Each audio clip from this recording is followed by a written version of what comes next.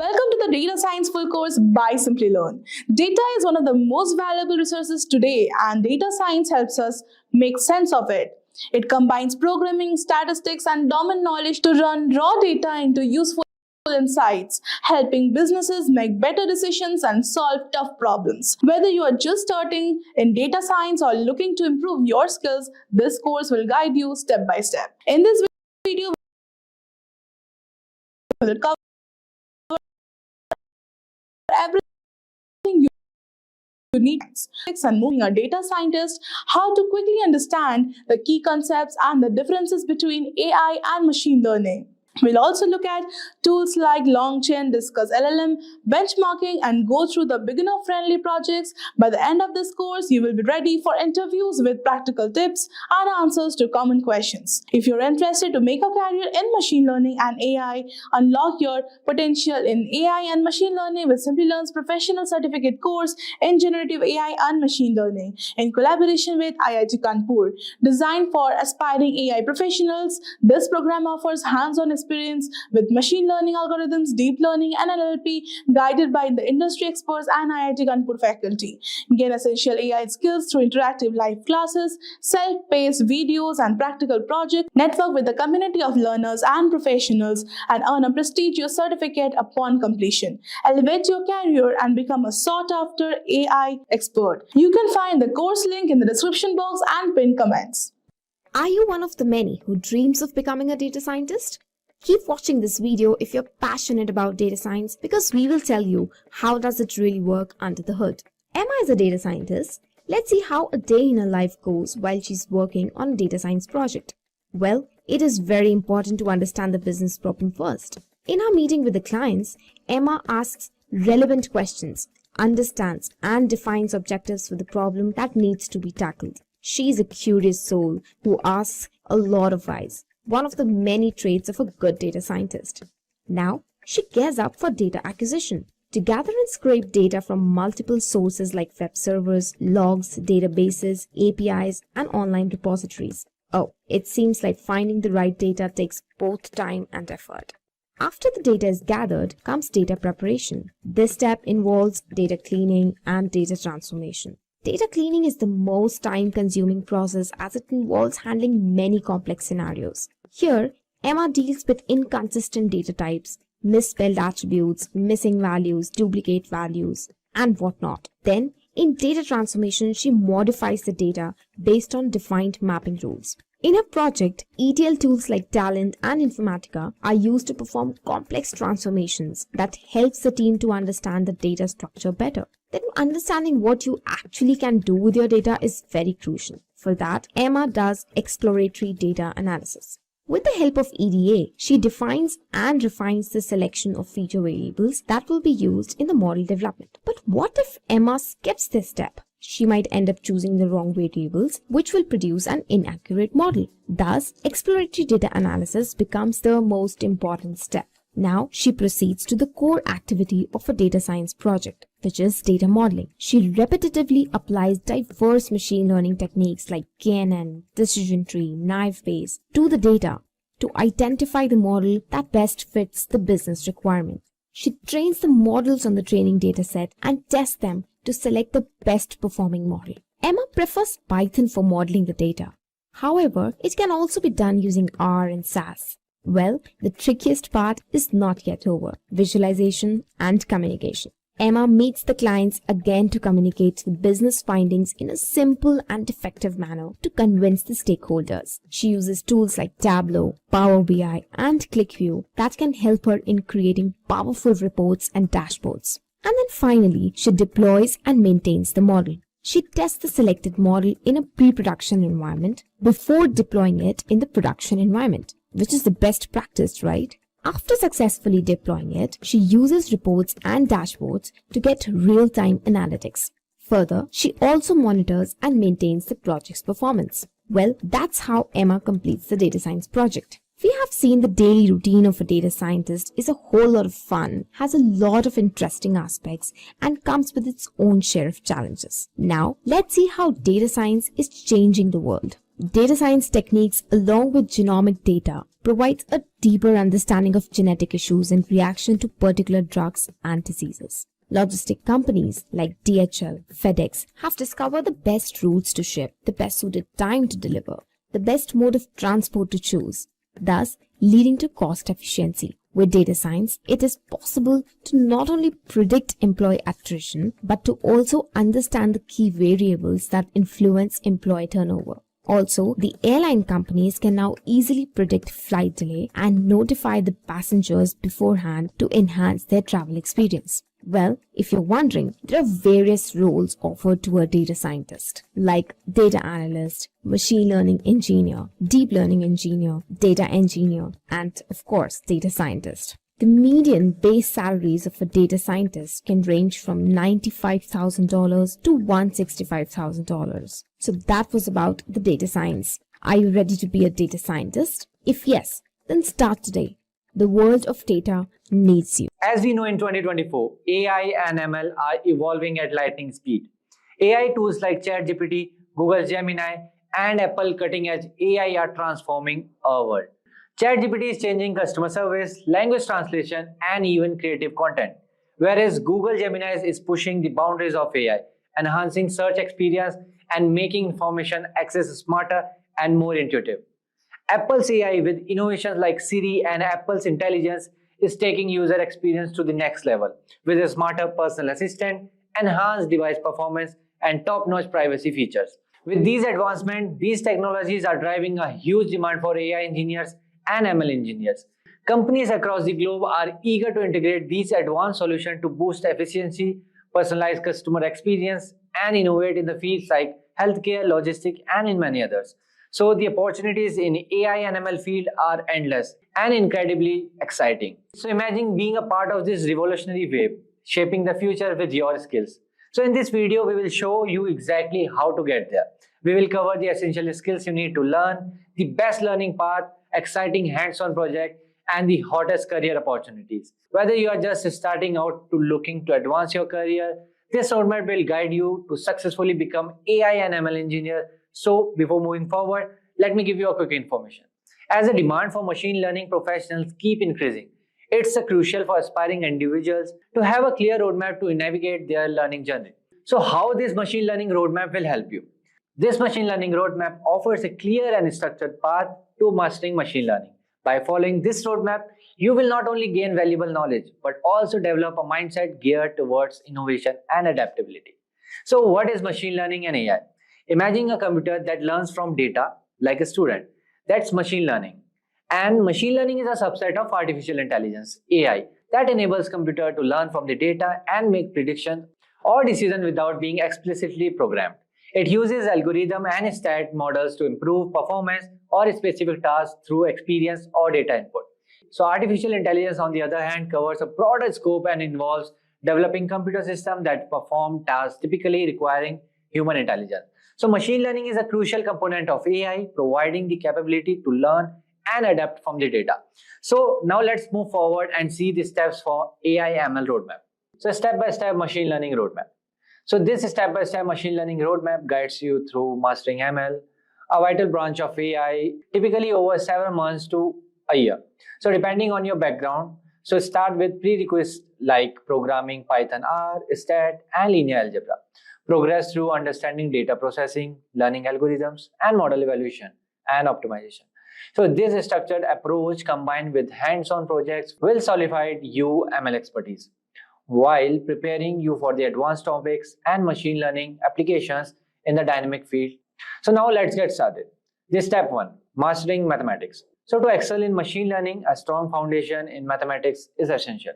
So focus on the following areas. The first one is linear algebra and calculus. So linear algebra is the backbone of many machine learning algorithms. It helps you understand how each algorithm works. Whereas calculus is crucial for optimizing algorithms used in machine learning. Key concepts include like vectors, matrix, linear equations, eigenvalues, differentiation, integration, and gradient descent. The second one is probability and statistics. So probability and stats are fundamentals for analyzing data and making predictions. So here are some important topics like probability distribution, descriptive stat, hypothesis testing, regression analysis, and Bayesian stat. So moving forward, step 2, developing programming skills. Proficiency in programming is essential. Focus on Python and R, the top language for machine learning. The first one, Python. Python is popular due to its simplicity and extensive library like NumPy, Pandas, Scikit-learn. So it's great for both beginners and experts. The second one is R programming. R is excellent for statistical analysis and data visualization. Platforms like Simplilearn offer specialized courses in the R programming. The third, important Python libraries. Learn libraries like NumPy for numerical operations, Pandas for data manipulation, Matplotlib and Seaborn for data visualization, and Scikit-learn for machine learning. The third one, exploring core machine learning ML algorithms. So once you have got a good handle on math and programming, it's time to learn core machine learning algorithms. So understanding these will help you solve real-world problems. So here are some key algorithms to explore. The first one is unsupervised learning algorithm. Explore clustering, that is K-means clustering, and dimensional reduction, that is PCA, for understanding patterns in unlabeled data. The second one is supervised learning algorithms. Learn regression for continuous outcomes and classification for discrete labels, covering methods like linear regression, logistic regression, k-nearest neighbor, and support vector machine, SVMs. And the third one is model evaluation and validation. Understand evaluation metrics like accuracy, precision, recall, and F1 score. Learn cross-validation and performance metrics to assess model performance. And you can also learn other important machine learning algorithms like reinforcement learning, gradient descent, and algorithm for slope understanding. Step 4. Learn advanced topic in machine learning. So as you advance in machine learning, the journey, it's important to delve into more advanced topics. So these areas will deepen your understanding and help you tackle complex problems. So here are some key topics to focus on. The first one is deep learning and neural networks. The second is ensemble learning technique. Third one is generative models and adversarial learning. The fourth one is recommendation system and collaborative filtering. The last one is time series analysis and forecasting. So for step 5, there is learn deployment. So you have to learn how to deploy models using Flask, Django, cloud services like AWS, Azure, GCP, then Docker, and Kubernetes. So deployment skills are crucial for making your model accessible and usable in real-world applications. So moving forward, let's see some machine learning projects.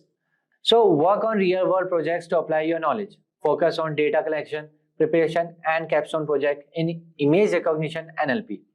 And there is one more, predictive modeling and anomaly detection. So practical experience is the key to solidifying your skills. Step 7, continuous learning and exploration.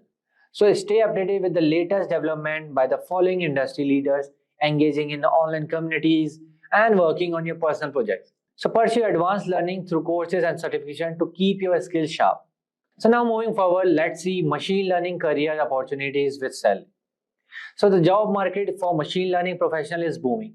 The average annual salary for machine learning engineers can vary based on location, experience, and company. So here are some roles like machine learning engineer, data scientist, NLP engineer, computer vision engineer, and AI ML researcher.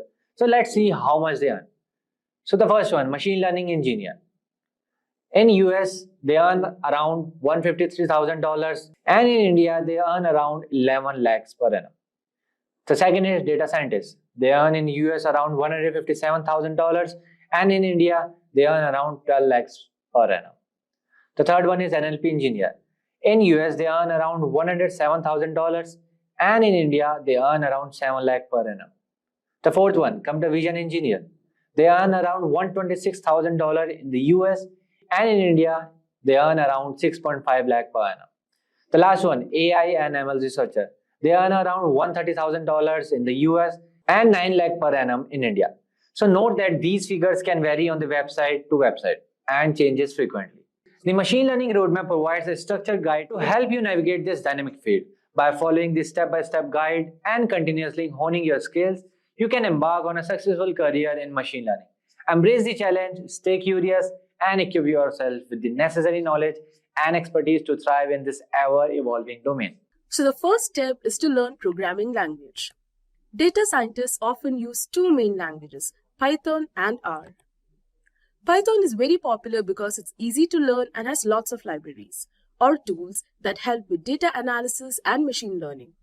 R is also great, especially for statistics and creating graphs.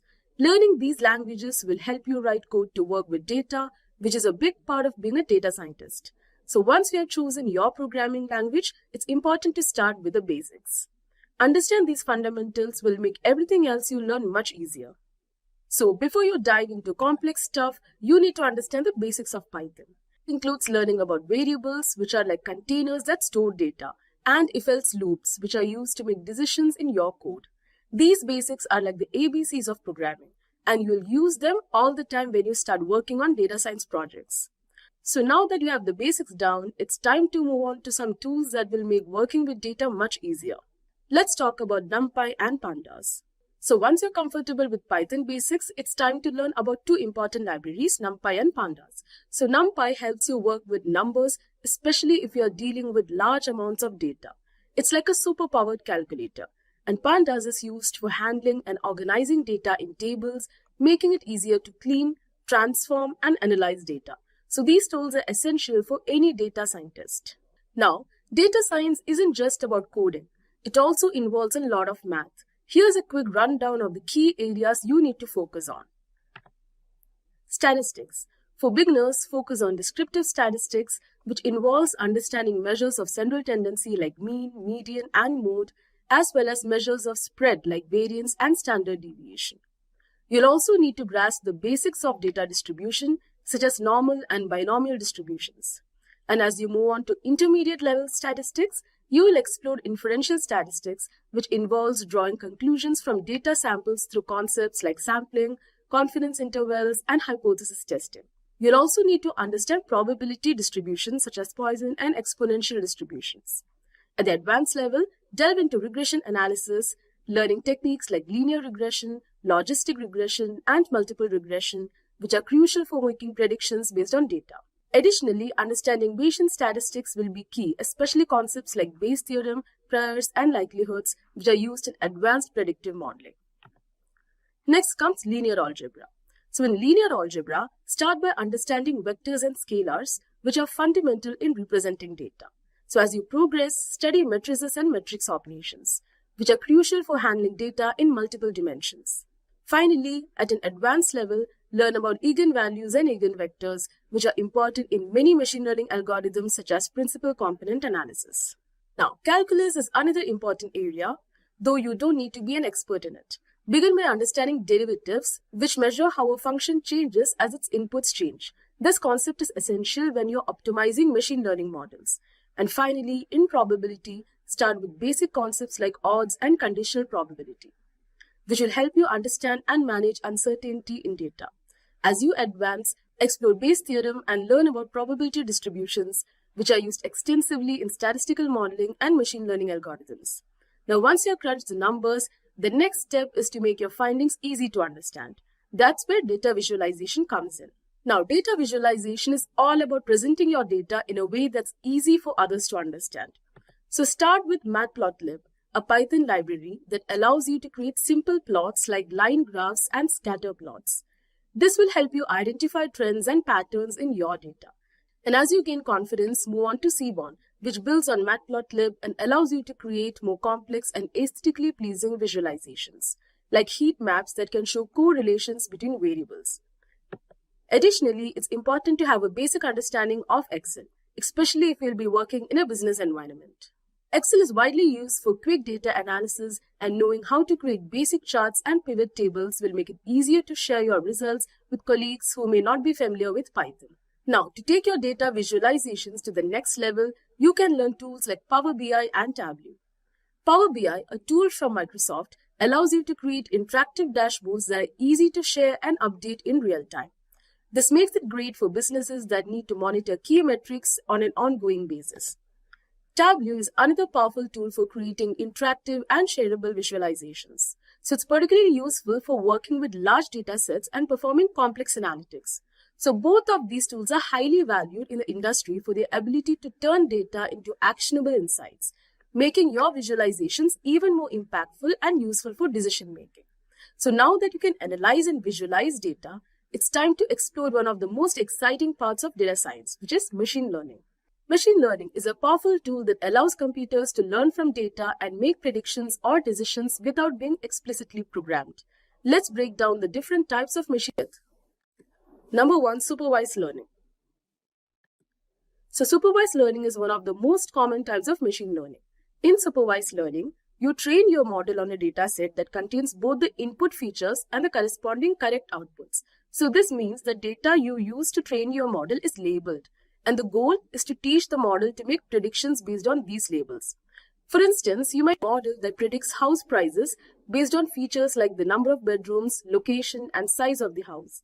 So popular algorithms in supervised learning include linear regression for predicting continuous values and classification algorithms like logistic regression, decision trees, and support vector machines for categorizing data into classes. Next up is unsupervised learning. Now, unlike supervised learning, with data that doesn't have labels. So the goal here is to find the patterns or structures within the data. So for example, you might use unsupervised learning to group customers into different segments based on their purchasing behavior without knowing beforehand what those segments should be. So clustering algorithms like k-means and hierarchical clustering are commonly used in unsupervised learning to identify these groupings. Additionally, you will use techniques like principal component analysis to reduce the dimensionality of your data while preserving its important features. Next comes semi-supervised learning. So semi-supervised learning combines elements of both supervised and unsupervised learning. So in semi-supervised learning, you work with a data set that is partially labeled. This approach is useful when labeling data is expensive or time-consuming. The model learns from the labeled portion of the data and makes predictions on the unlabeled portion. So this technique can be very effective in scenarios where you have a small amount of labeled data and a large amount of unlabeled data, such as in text classification or image recognition tasks. Now finally, let's talk about reinforcement learning. In this type of learning, an agent, which can be a computer program or robot, learns by trying things out and getting feedback. So the agent makes decisions, and based on whether those decisions are good or bad, it gets rewards or penalties. So the goal is to figure out which actions lead to the best outcomes over time. Now with a good grasp of programming, math, and machine learning under your belt, there's one more essential skill you need to master: working with databases. So let's talk about SQL. So SQL, which stands for Structured Query Language, is a standard language for managing and querying relational databases. It's crucial for extracting and manipulating data from large databases.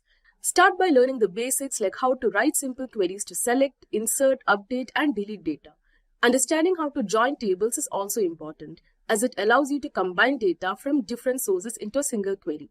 As you advance, explore more complex SQL features like subqueries, transactions, and indexing, which helps improve the efficiency and performance of your database queries. Now, mastering SQL will enable you to handle data extractions and manipulation tasks more effectively, making you a more versatile data scientist. So now that you have got a solid foundation, it's time to put your skills into practice.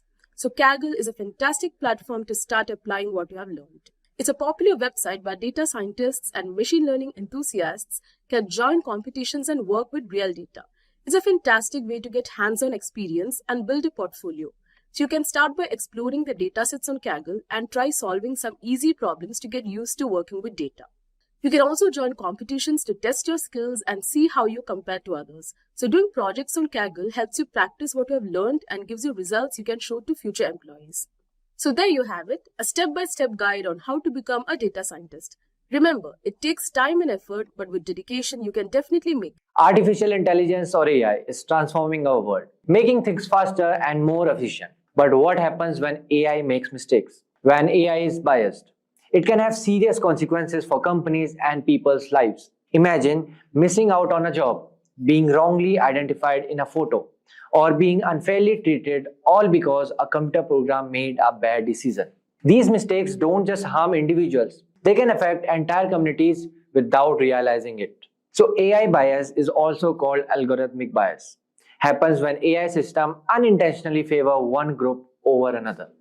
Take healthcare. For example, if the data used to train an AI system doesn't include enough women or people from minority groups, the system might not work as well for them. This can lead to incorrect medical prediction, like giving black patients less accurate results than white patients. In job hiring, AI can unintentionally promote certain stereotypes, like when job ads use terms like ninja, which may attract more men than women, even though the term isn't a requirement for the job. Even in creative areas like image generation, AI can reinforce biases. When asked to create picture of CEOs, AI systems often show mostly white men, leaving out women and people of color. In law enforcement, AI tools sometimes rely on biased data, which can unfairly target minority communities. So in this video, we will explore some well-known examples of AI bias and how these mistakes are impacting people and society, from healthcare to hiring and even criminal justice. AI bias is something we need to understand and fix. So let's dive in and learn how these biases happen and what can be done to stop them. So without any further ado, let's get started. So what is AI bias?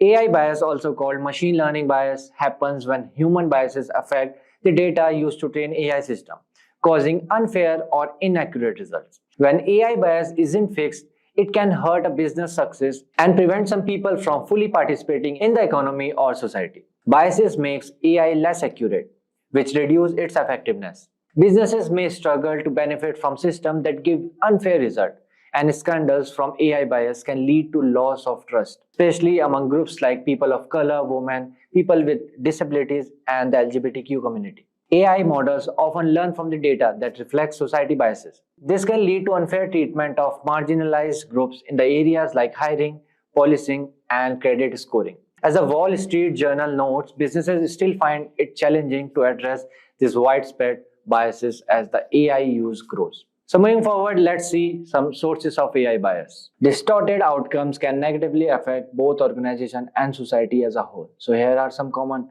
forms of AI bias. The first one is algorithm bias. If the problem or question is not well defined or the feedback provided to the machine learning algorithm is inadequate, the result may be inaccurate or misleading. The second one is cognitive bias. Since AI systems rely on a human input, they can be affected by unconscious human biases, which may influence either the dataset or the model's behavior. The third one, confirmation bias. This occurs when the AI overly depends on existing beliefs or trends in the data, reinforcing prior biases and failing to detect new patterns or trends. The fourth one, execution bias. When important data is omitted from the dataset, often due to the developer overlooking new or crucial factors, this type of bias arises. The fifth one, measurement biases. So this bias stems from incomplete data, such as when a dataset fails to represent the entire population. For instance, if a college analyzes only graduates to determine success factors, it would overlook reasons why others drop out. So moving forward, let's see how to avoid bias. So here are checklists of 6 process steps that can keep AI programs free of bias. The first one is choose the right model. Ensure diverse stakeholders select training data in supervised model and integrate bias detection tools in unsupervised models. The second one, use accurate data. Train AI with complete balanced data that reflects the true demographics. The third one, build a diverse team. A varied team helps spot bias, including innovators, creators, implementers, and end users. The next one, watch data processing. Bias can appear during any phase of processing, so stay vigilant throughout. The fifth one, monitor regularly. So continuously test models and have independent assessment to detect and fix biases. And the last one, check infrastructure. Ensure technological tools and sensors are functioning properly to avoid hidden biases.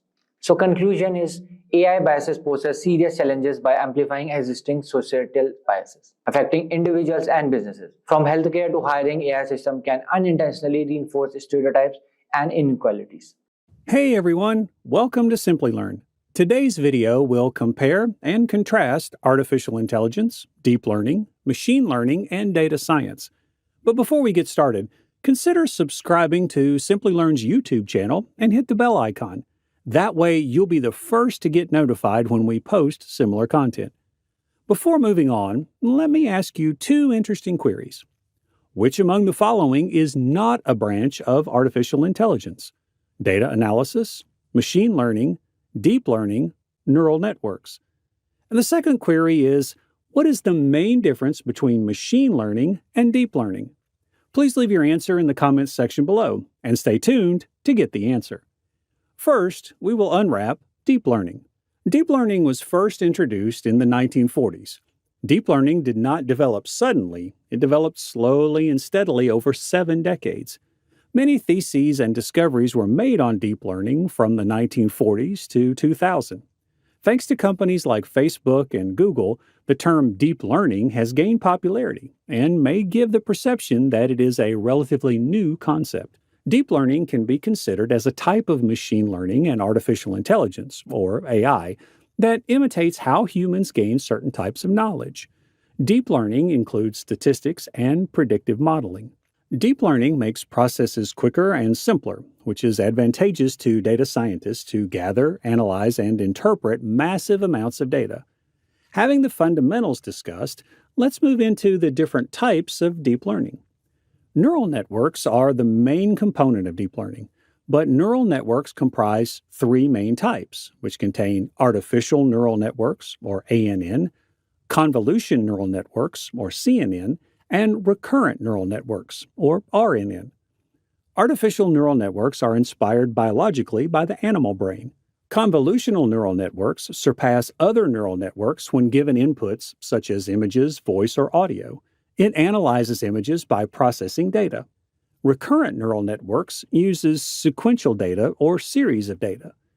Convolutional neural networks and recurrent neural networks are used in natural language processes, speech recognition, image recognition, and many more. Machine learning. The evolution of ML started with the mathematical modeling of neural networks that served as the basis for the invention of machine learning. In 1943, neuroscientist Warren McCulloch and logician Walter Pitts attempted to quantitatively map out how humans make decisions and carry out thinking processes. Therefore, the term machine learning is not new. Machine learning is a branch of artificial intelligence and computer science that uses data and algorithms to imitate how humans learn, gradually increasing the system's accuracy. There are 3 types of machine learning, which include supervised learning. What is supervised learning? Well, here, machines are trained using labeled data. Machines predict output based on this data. Now, coming to unsupervised learning, models are not supervised using a training dataset. It is comparable to the learning process that occurs in the human brain while learning something new. And the third type of machine learning is reinforcement learning. Here, the agent learns from feedback. It learns to behave in a given environment based on actions and the result of the action. This feature can be observed in robotics. Now, coming to the evolution of AI. The potential of artificial intelligence wasn't explored until the 1950s, although the idea has been known for centuries. The term artificial intelligence has been around for a decade. Still, it wasn't until British polymath Alan Turing posed the question of why machines couldn't use knowledge like humans do to solve problems and make decisions. We can define artificial intelligence as a technique of turning a computer-based robot to work and act like humans. Now let's have a glance at the types of artificial intelligence. Weak AI performs only specific tasks, like Apple's Siri, Google Assistant, and Amazon's Alexa. You might have used all of these technologies, but the types I am mentioning after this are under experiment.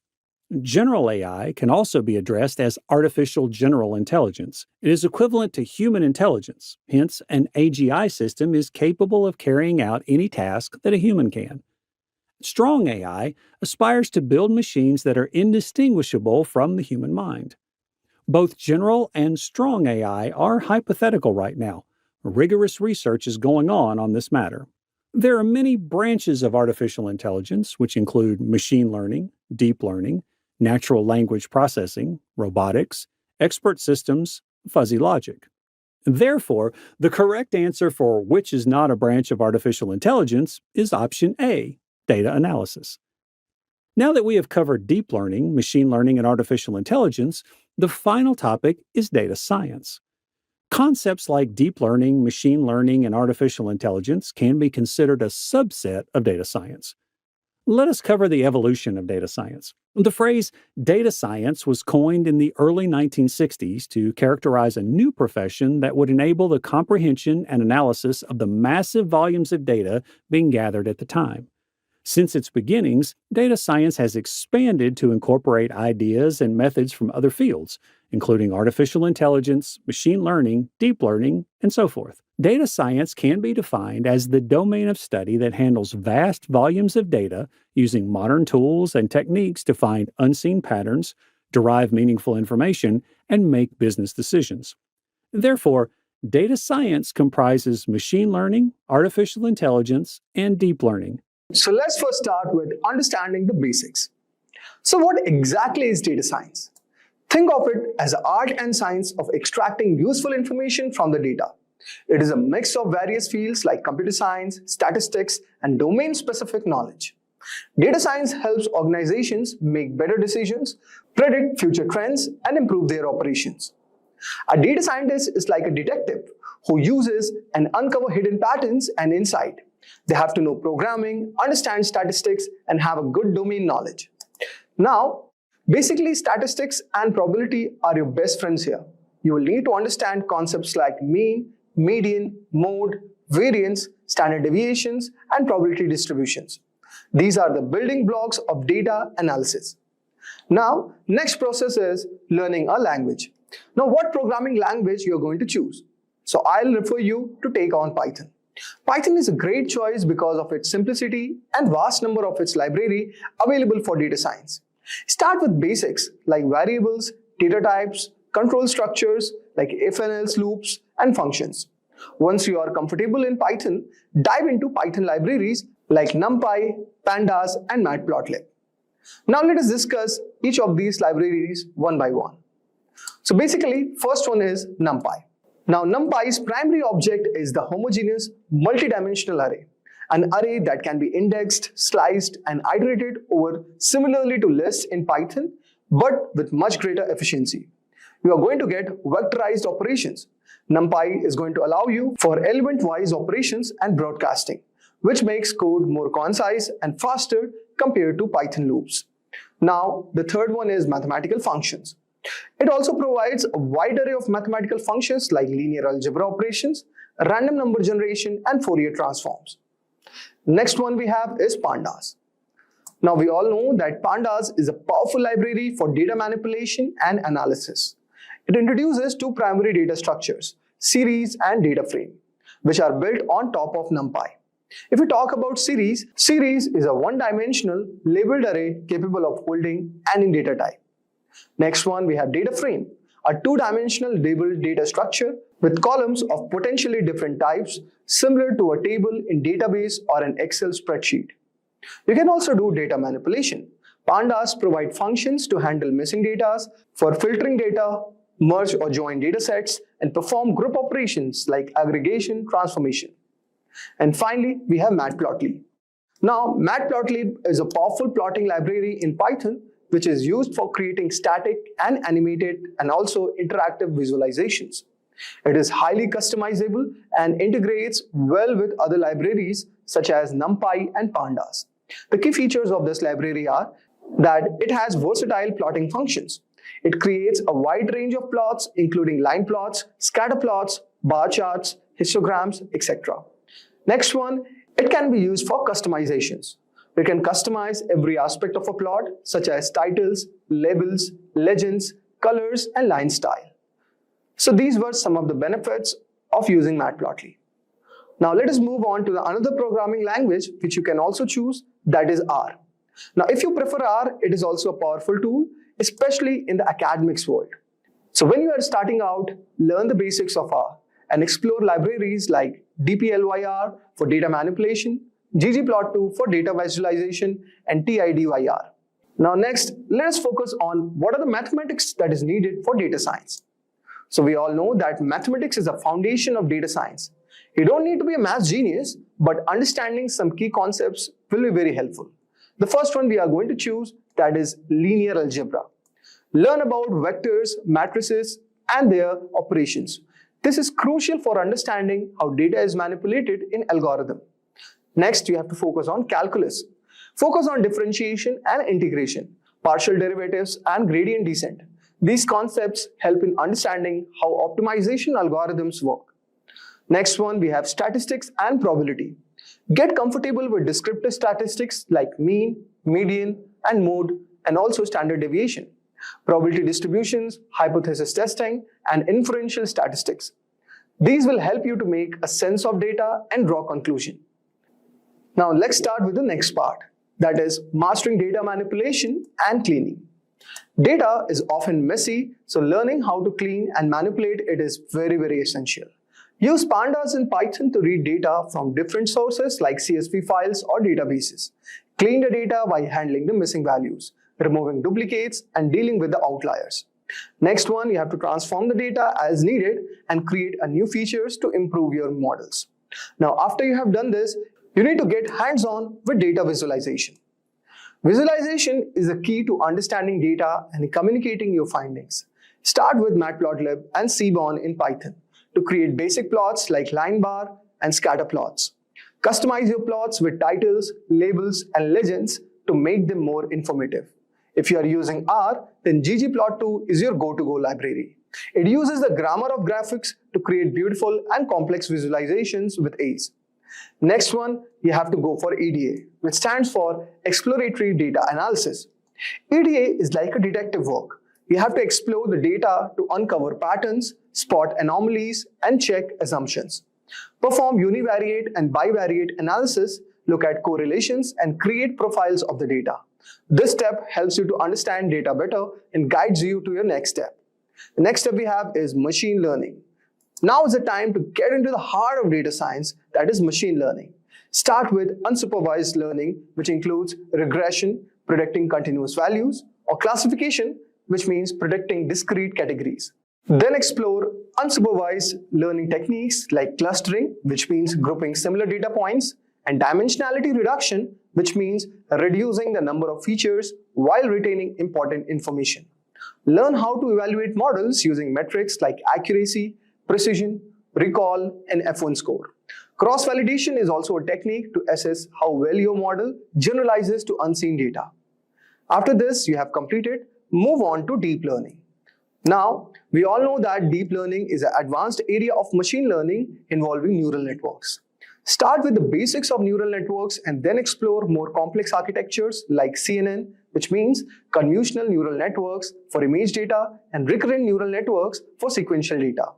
Popular frameworks like TensorFlow and PyTorch are great for implementing deep learning models. After you have completed this, move on to NLP. Now, NLP is all about teaching machines to understand and generate human language. Start with text pre-processing techniques like tokenization, stemming, and lemmaization. Then explore sentiment analysis, topic modeling, and word embeddings like Word2Vec and Glove to represent text data in numerical form. After this you have done, go on to exploring big data technologies. Now, sometimes data is so large that traditional tools also cannot handle it. And that's where the big data technologies come in. Learn about Hadoop ecosystem and Apache Spark for big data processing. These tools help you work with massive data sets efficiently. And after that, learn about data science project lifecycle. A typical data science project follows a lifecycle like this. The first phase is problem definition. Understand the problem you are trying to solve. The next step, you have to move to data collection, gather the relevant data. Third step involves data cleaning, preparing the data for analysis. At the fourth stage, you have to build the model. You have to choose and implement the right models. Fifth is the model evaluation. Assess the model performance. Sixth one is deployment. Put the model into production. So these are some of the steps which are involved in data science project lifecycle. Now, after you have done all this, now it's the time to apply what you have learned. So you have to do real-world projects and case studies. Participate in competitions on platforms like Kaggle, where you can tackle challenging problems and see how you stack up against others. Study successful data science case studies to understand how different techniques are applied in various industries. Now, I would also recommend you some of the additional resources that you can add on while you are on your journey to become a data scientist. So certain of the books like Python for Data Analysis by Wes McKinney is also recommended. Then Hands-on Machine Learning with Scikit-learn, Keras, and TensorFlow by Aurélien Guérin. And finally, Deep Learning by Ian Goodflow and Yoshua Beningo are a very, very good choice for learning. Now you can also go for online certification courses and also watch YouTube exhaustively to understand certain underlying concepts.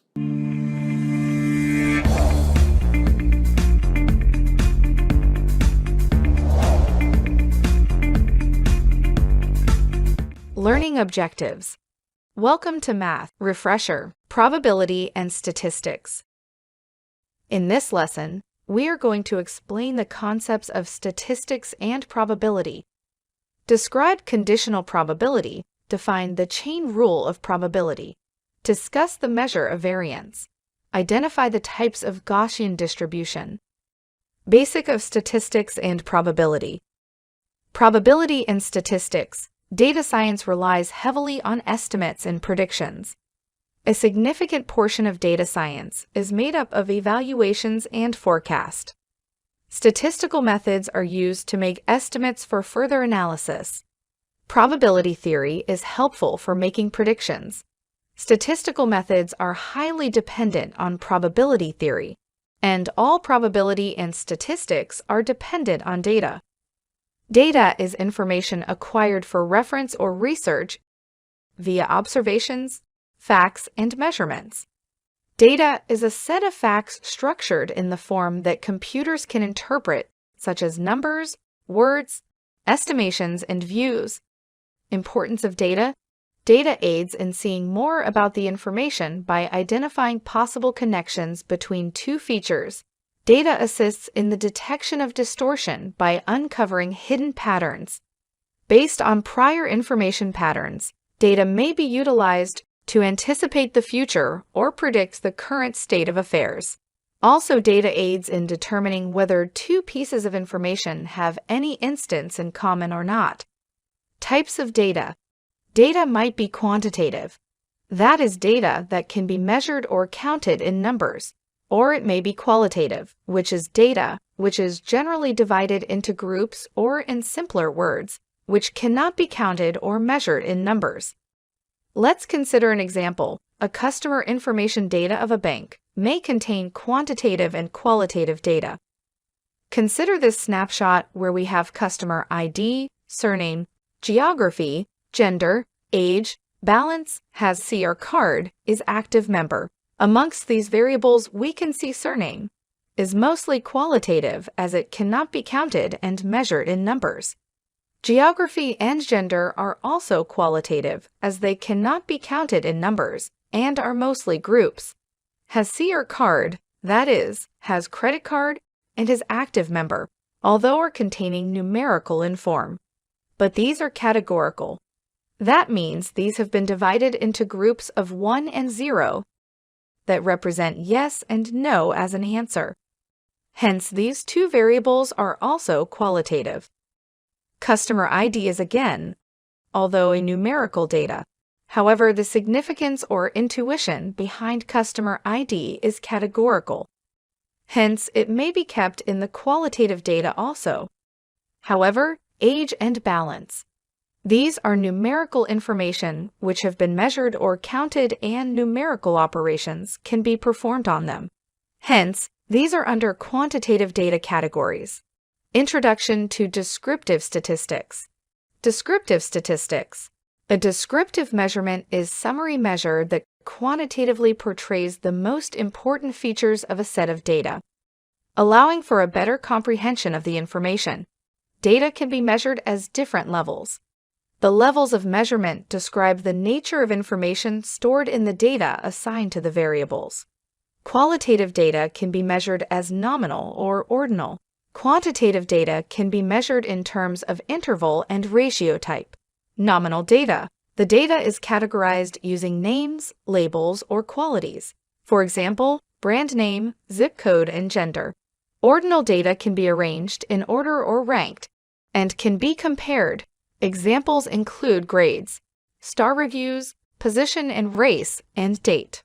Interval data is the data that is ordered and has meaningful differences between the data points, example, temperature in Celsius, and year of birth. Ratio data is similar to the interval level with the added property of inherent zero. Mathematical calculations can be performed on both interval as well as ratio data. For example, height, age, and weight. Population versus sample. Before analyzing the data, it's important to figure out if it's from a population or a sample. Population is a collection of all available items as well as each unit in our study. Sample is a subset of the population that contains only a few units of the population. Population data is used for study when the data pool is very small and can give all the required information.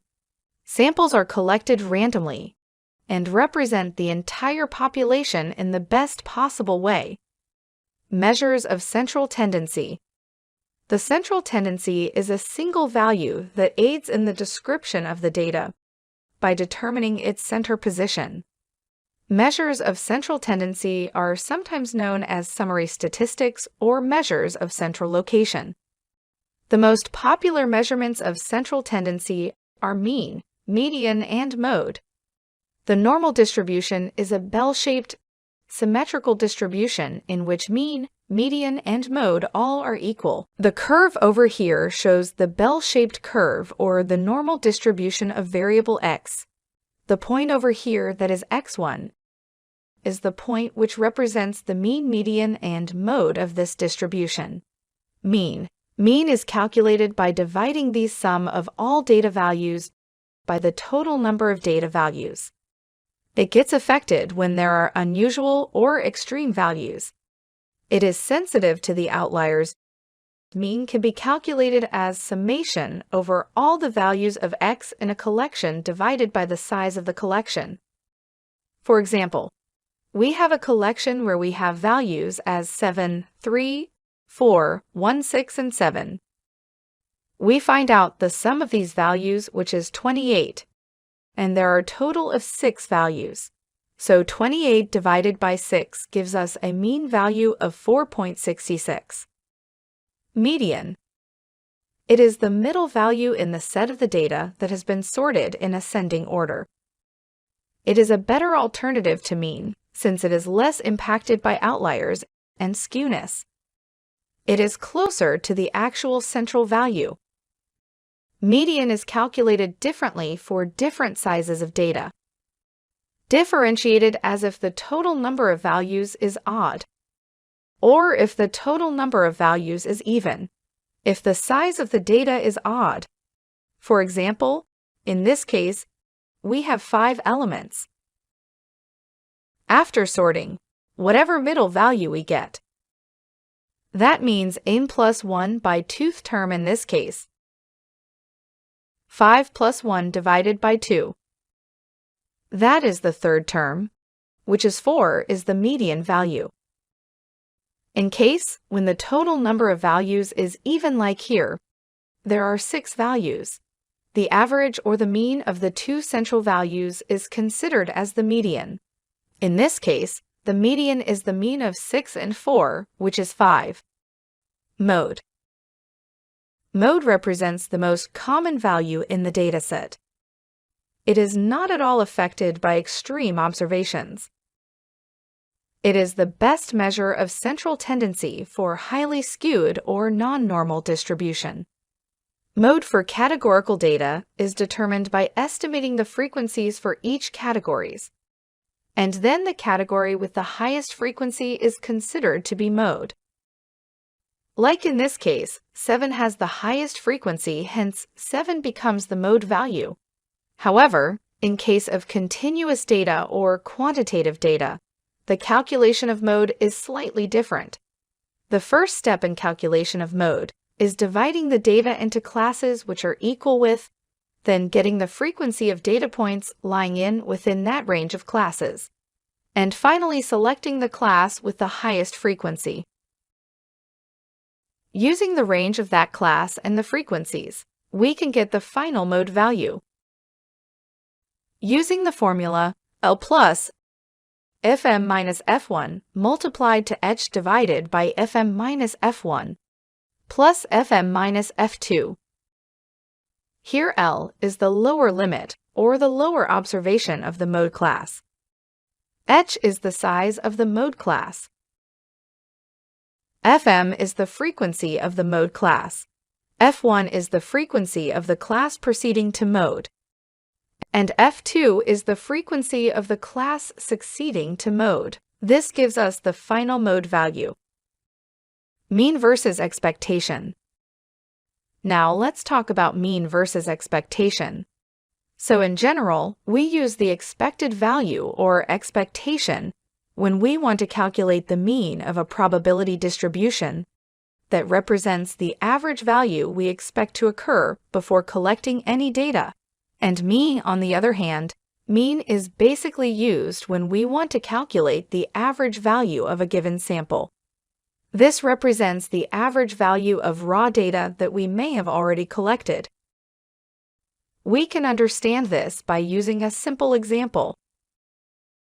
Now, to calculate the expected value of this probability distribution, we can use a specific formula from the previous discussion. This is going to be the expected value, where x is going to be the data value, and this px is the probability of value. For example, we could calculate the expected value for this probability distribution to be as shown. So here, it will be 1.45 goals. So this represents the expected number of goals that the team will score in any given game. And then if you talk about calculating mean, so we typically calculate the mean after we have actually collected raw data. For example, suppose we record the number of goals that a soccer team will score in 15 different games. Now to calculate the mean number of goals scored per game, we can use the following formula, where sum of x is basically the sum of all the goals divided by n and the number of records, or we can say the sample size. It is as shown on the screen.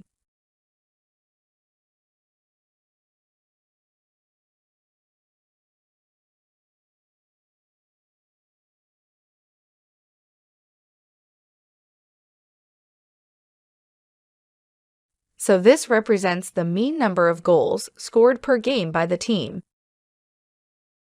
Measures of asymmetry. The difference between the three distinct curves can be studied in this image. The central curve is the normal or no skewness curve. Here mean, median, and mode all lie on the same point. This normal curve is symmetrical about its mean, median, and mode. That means the left-hand side of the curve is a mirror image of the right-hand side of the curve. However, in case of negatively skewed data, the tail is elongated on the left-hand side, and the mean is smaller than the mode and the median values, or is on the left-hand side of the mode, hence indicating that the outliers are in the negative direction. On the other hand, in case of positively skewed, the data is concentrated on the left-hand side of the curve, while the tail is elongated or longer on the right-hand side of the curve. The mean is greater than the mode and median, or is on the right-hand side of the mode and median, indicating that the outliers are in the positive direction.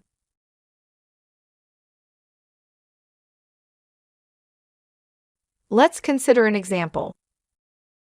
The graph here shows the global income distribution for the year 2003-2013 and a projection for 2035. If we see the global income distribution statistics for 2003, it is highly right-skewed. We can observe in the previous graph that in 2003, the mean of $3,451 was higher than the median of $1,090. The global income is definitely not evenly distributed. The majority of people make less than $2,000 each year, while only a small percentage of the population earns more than $14,000. Measures of variability. Measures of variability. Dispersion. The measure of central tendencies provide a single value that addresses the full worth. However, the central tendency cannot depict the viewpoint entirely.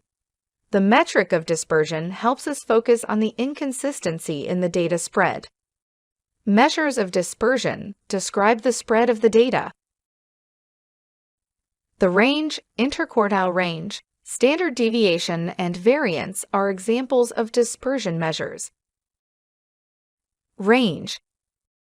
The range of distribution is the difference between the largest and the smallest amount of data. The range, for example, does not include all of a series' positive aspects. It concentrates on the most shocking aspects and ignores that aren't considered critical. For example, for a set 13, 33, 45, 67, 70, the range is 57. That is, the maximum of this, which is 70 minus the minimum over here, which is 13. Variance. Variance is the average of all squared deviations. It is defined as the sum of squared distance between each point and the mean or the dispersion around the mean. The standard deviation is used as variance suffers from a unit difference. Variance can be computed as sigma square summation over x minus mu square, divided by n, where mu is the mean of the data, x is the individual data point, and n is the size of the data. This representation is for a population data. For a sample data variance can be computed as x minus x bar whole square summation over it divided by n minus 1. Here x bar is the mean of these sample data, and n is the sample size. The units of values and variance are not equal, so another variability measure is used.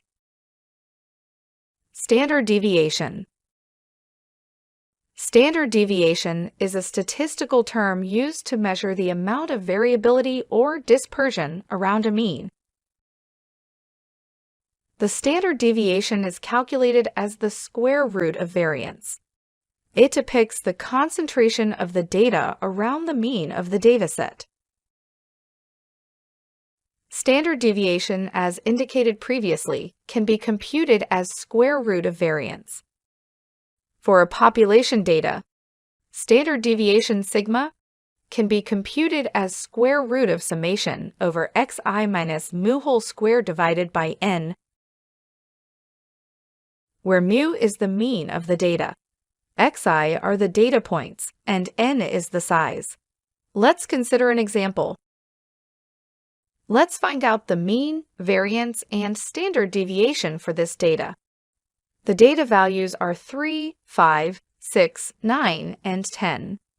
To find out the mean, we first find the sum of all these data values. That is 33, and divide it by the count, which is 5. We get the mean of 6.6. To compute the variance, we start by computing the deviation. That is x minus the mean of x.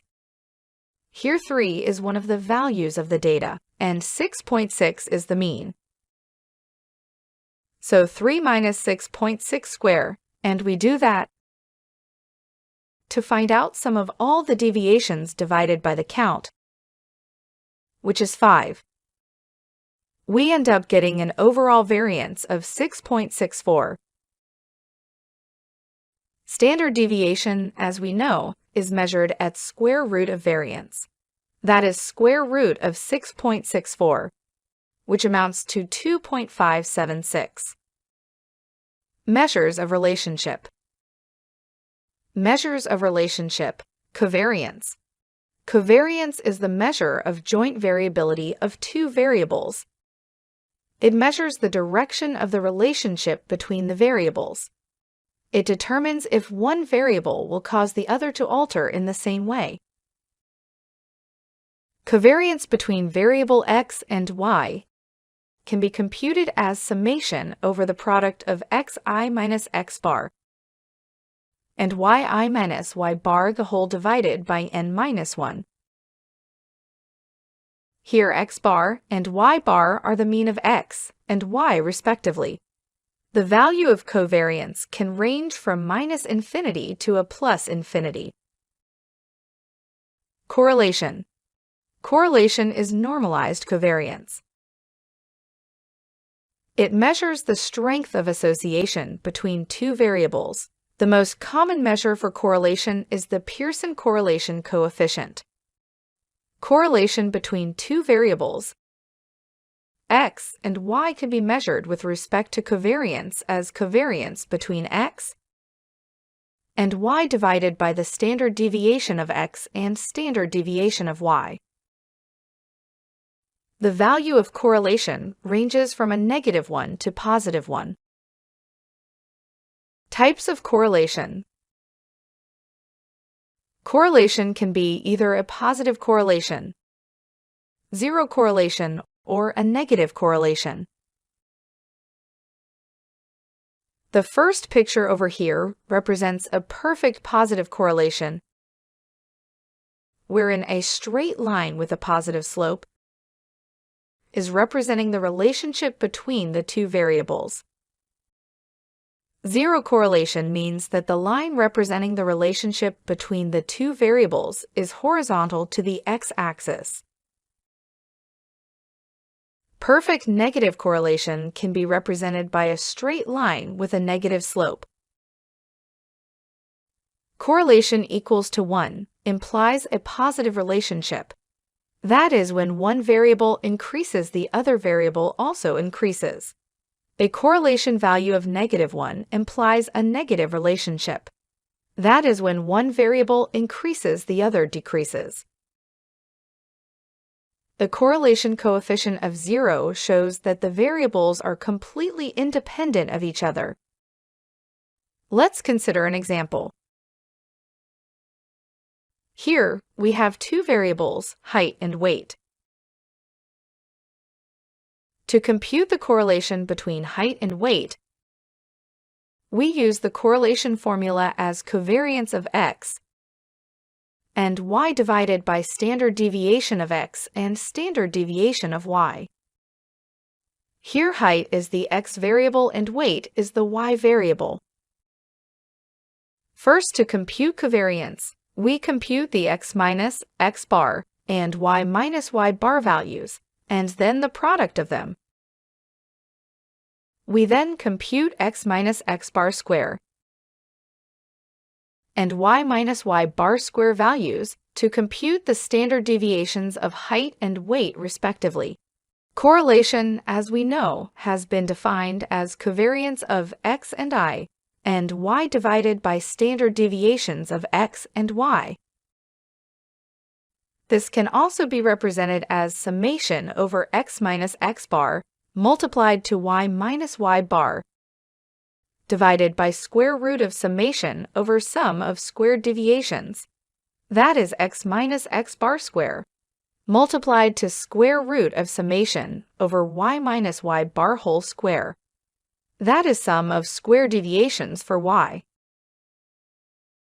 Now, let's find out values to put into this formula. First, we find out the overall sum of height to get the mean of height, which is 5.14. Similarly, we get the sum of weight to get the mean of weight as 50. We now get the summation over x minus x bar multiplied to y minus y bar to get the numerator for the formula. Then we compute x minus x bar square summation and y minus y bar square. That is sum of squared deviation of x and y respectively. Now we put in the values in this final correlation formula to get a correlation value of 0.889. This indicates that height and weight have a positive relationship. It is evident that as height grows, weight also increases. In this module, we will be talking about expectation and variance. So the expected value, or we can say mean of a given variable, that we can denote by x is a discrete random variable where it is a weighted average of the possible values that x can take, and each value is going to be according to the probability of that specific event occurring. So usually the expected value of x is denoted by a simple formula where we can define the expectation based on the x parameter, which is going to be the sum of each possible outcome multiplied by the probability of the outcome occurring. So in more concrete terms, the expectation is what we would expect the outcome of an experiment to be on average. We can take an example for the coin. If a coin is being tossed 10 times, then one is most likely to get 5 heads and 5 tails. Same logic can be discussed if we talk about another example of rolling a die. So there are 6 possible outcomes when you roll a die. 1, 2, 3, 4, 5, 6. And each of these has a probability of 1 by 6 of occurring. So we can say that the expectation is going to be 1 multiplied by the probability of that happening, which is going to be 1 by 6, plus 2 by 6, plus 3 by 6, plus 4 by 6, plus 5 by 6, plus 6 by 6, and that is going to give us 3.5 as an output. The expected value is 3.5. So if you think about it, 3.5 is halfway between the possible values that I can take. And this is what we should have expected. Next, we talk about the concept of variance. So variance of a random variable allows us to know something about the spread of the possible values of the variable. So for a discrete random variable x, the variances of x is going to be denoted by using a simple formula that is going to be var x equals ex minus m, the whole square where m is basically the expected value of the expectation of x. So this is more like a standard deviation of x, which can also be represented by using this formula.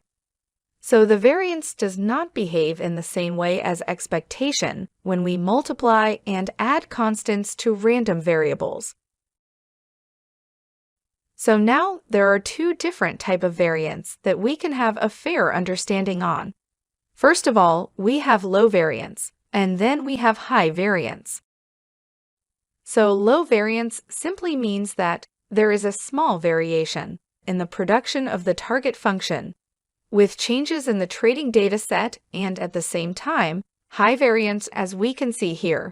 High variance shows a large variation in prediction of the target function, with changes in the training data set. So a model that shows high variance learns a lot and performs well with the training data set. And it does not generalize well with the unseen data set. And that's why, as a result, such a model gives good results with training data set, but shows high error rates on the test data set. And since the high variance a model learns too much from the data set, it leads to an overfitting of the model. So model with high variance will be having a couple of issues, like it may lead to overfitting, or it may also lead to increase in model complexities. Next, we have skewness. So skewness in simple terms is basically a measure of asymmetry of a distribution. So distribution is asymmetrical when its left and right sides are not the mirror images. Right now, this is a mirrored image, and a distribution can have right positive, or we can say negative, or it can have zero skewness. So right skewed in this scenario is basically the distribution is longer on the right side of its peak. And a left skew distribution is going to be, we can say, where it is longer on the left side. So we can see we have this one as a part of right side. It is more elongated towards the right side, and this one is more elongated towards the left side. So we can think of skewness in terms of tails. A tail is long tampering and the end of a distribution. So it simply indicates that they are observations at one end of the distribution, but that they are relatively infrequent. So a right skew distribution has a long tail on the right side, as you can see here, so the number supports observed. Let's say we have a data on a per year basis. So again, we can have a more skewness towards the right side, where data is being dropping as we continue to increase the number of years. For example, we may have a high sales towards the beginning of year, suppose in 2022. But again, as we proceed to 2023, second half we are seeing the dip in performance. So that is rightly skewed. And same way, let's suppose if we started with the sales figure, it was really less in suppose 2002. But again, as we proceeded to 2023 now, our sales have been gradually increasing. So it's more like skew towards the left section as a part of negative skew. Next, we have kurtosis. So kurtosis is basically a measure of the tailedness of a distribution. So tailedness is how often the outliers occur, and acts as kurtosis is the tailedness of the distribution related to a normal distribution. So a distribution with medium kurtosis is called as mesokurtic. A distribution with low kurtosis like this one. This is called as the platykurtic, and then distribution with high kurtosis like this one. This is called as the leptokurtic. So tails here, they are tapering ends on either side of a distribution like this.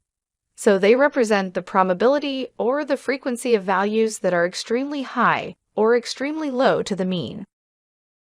In other words, tails here represents how often the outliers occur. So there are three types of kurtosis. We have platykurtic, which is negative, leptokurtic, which is a positive towards the upper end, and then we have mesokurtic, which is a normal distribution. So mesokurtic is the medium tail. So normal distributions, they have a kurtosis of 3. So any distribution with a kurtosis of a procced value of 3 is going to be mesokurtic, and kurtosis is described in terms of excess kurtosis, which is kurtosis minus 3. And since normal distribution, they have a kurtosis of 3-axis kurtosis, makes comparing a distribution kurtosis to a normal distribution even easier. Introduction to probability. Probability theory. Probability is a measure of the likelihood that an event will occur. Let's consider an example of coin toss, where the chances of getting heads on a coin are 1 by 2 or 50%. The probability of each given event is between 0 and 1, both inclusive. Sum of an event's cumulative probability cannot be greater than 1. Hence, the probability of an event X lies between 0 and 1. This means that the integral of probability of distribution over X equals to 1. Conditional probability. Conditional probability of any event A is defined as the probability of occurrence of A, given that event B has previously occurred. Condition probability of event A given B can be estimated as probability of A intersection B, that is, probability of both A and B happening together, divided by the probability of B. It is also written as that probability of A intersection B equals to probability of A given B multiplied to probability of B. Let's consider an example. In a coin, we are doing a 2-coin flip. Coin 1 gets heads, and tails in subsequent flips, while coin 2 gets tails, heads, and tails in the subsequent flips. Now the probability that coin 1 will get a head is 2 out of 4, while the probability that coin 2 will get heads is again 2 out of 4. The probability that both coin 1 and coin 2 will have a heads is just 1 out of the 4 flips. Hence, the probability that coin 1 will get heads, given that coin 2 is already heads, can be computed as probability of coin 1 edge intersection coin 2 edge. That is 1 by 4 divided by probability of coin 2 edge. That's a given that is 2 by 4, which is going to be 0.5 or 50% based. Bayes' theorem. Bayes' theorem calculates the conditional probability of an event based on its prior probabilities. Basically, Bayes' theorem incorporates the prior probability distribution to predict the posterior probabilities. Bayes' theorem for conditional probability can be expressed as probability of A given B equals probability of B given A divided by probability of B multiplied to probability of A. Bayes' theorem allows updating the probability values by using new information or evidence. Here, probability of A is known as prior probability.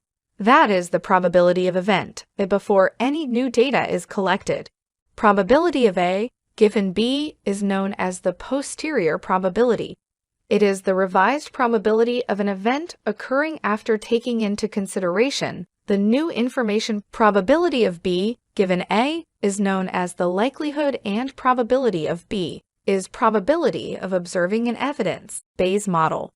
An example. Consider an example for calculating the likelihood of having diabetes based on frequency of fast food consumption. Here is the observed data. Let's say the fast food audience is 20%. Diabetes prevalence is 10%, and 5% is fast food and diabetes. The chances of diabetes given fast food, that is the conditional probability of D given B, can be calculated as probability of diabetes and fast food together divided by probability of fast food. That means 5% divided by 20%. That equals 25%. Define an analysis can state eating fast food increases the chance of having diabetes by 25%. The multiplication rule of probability. If events A and B are statistically independent and probability of A intersection B can be given as probability of A given B multiplied to probability of B. However, probability of A intersection B is also given as probability of A multiplied to probability of B. Here, probability of A given B equals to probability of A when we assume that probability of B is non-zero. Similarly, probability of B equals probability of B given A, assuming probability of A is non-zero. Chain rule of probability. Joint probability distributions over many random variables can be reduced into conditional distributions over a single variable. It can be expressed as probability of x1, x2, so on until xn equals probability of x1 intersection probability of xi, given probability of x1 till xi minus 1. For example, the joint probability of A, B, and C can be given as probability of A given B. C multiplied to probability of B, given C multiplied to probability of C. Logistic sigmoid. The logistics function is a type of sigmoid function that aims to predict the class to which a particular sample belongs. Its outcome is discrete binary value, a probability between 0 and 1. The logistics sigmoid is a useful function that follows the yes curve. It saturates when the input is very large or very small. Logistic sigmoid is expressed as sigma of x equals 1 upon 1 plus e to the power minus x.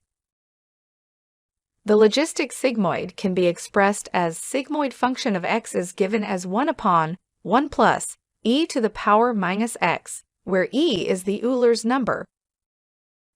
Gaussian distribution. The Gaussian distribution is a type of distribution in which data tends to cluster around a central value with little or no bias to the left or right. It is often referred to as normal distribution. In absence of prior information, the normal distribution is frequently a fair assumption in machine learning. Equation.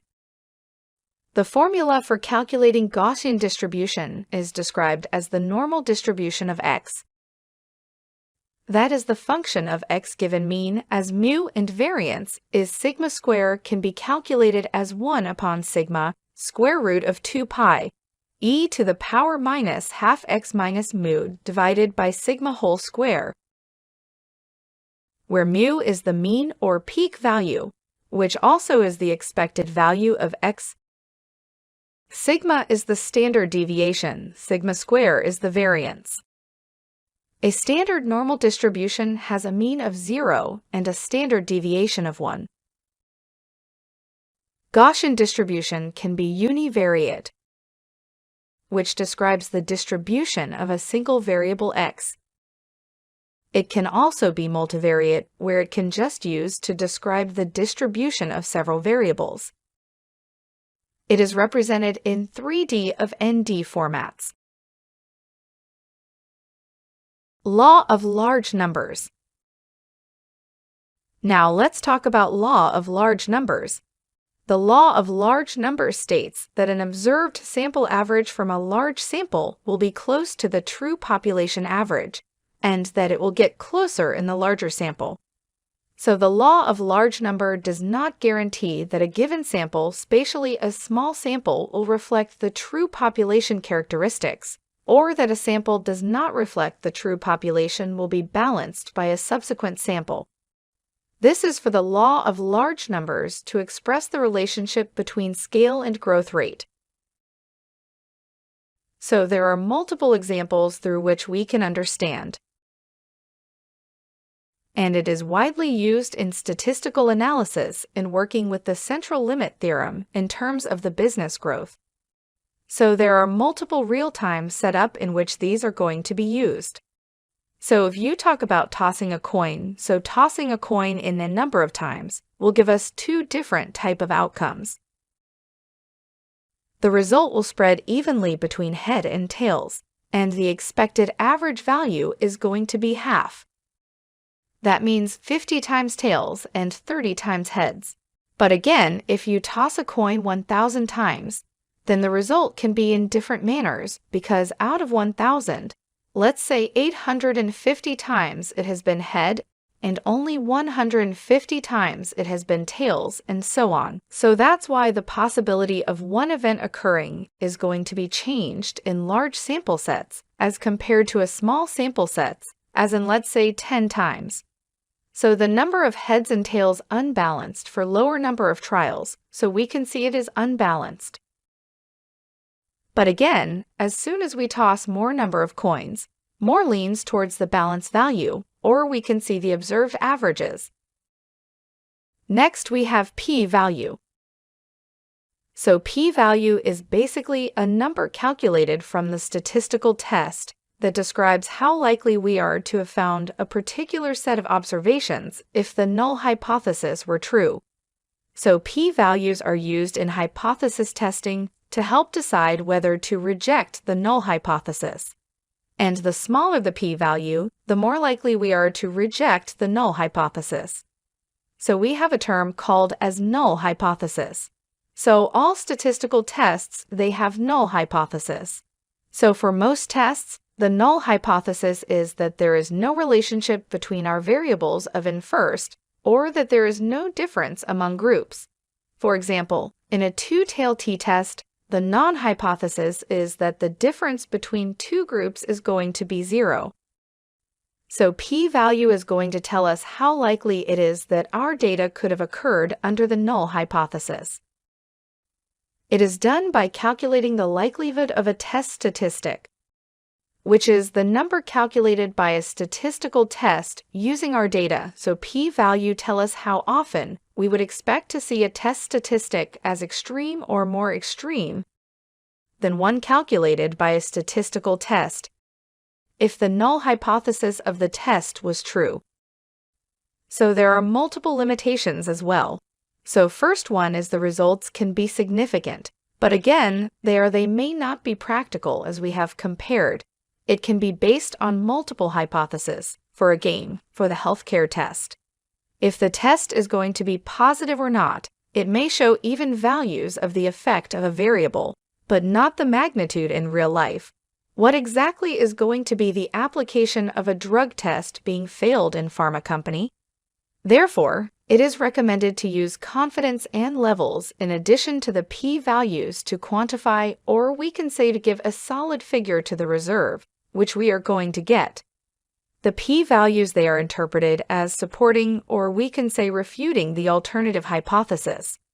So p-value can only tell you whether or not the null hypothesis is supported. It cannot tell us whether our alternative hypothesis is true or why. So the risk of rejecting the null hypothesis is often higher than the p-value. So especially when we are looking at a single study or when using small sample sizes.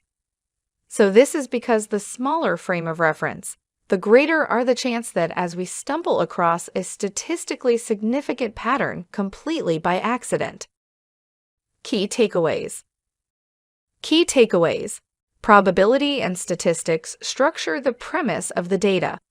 The data helps in anticipating the future or gauging in view of the past patterns of information. The central tendency is a single value that helps to describe the data by identifying these central positions. The mean, median, and mode are the measures of central tendencies.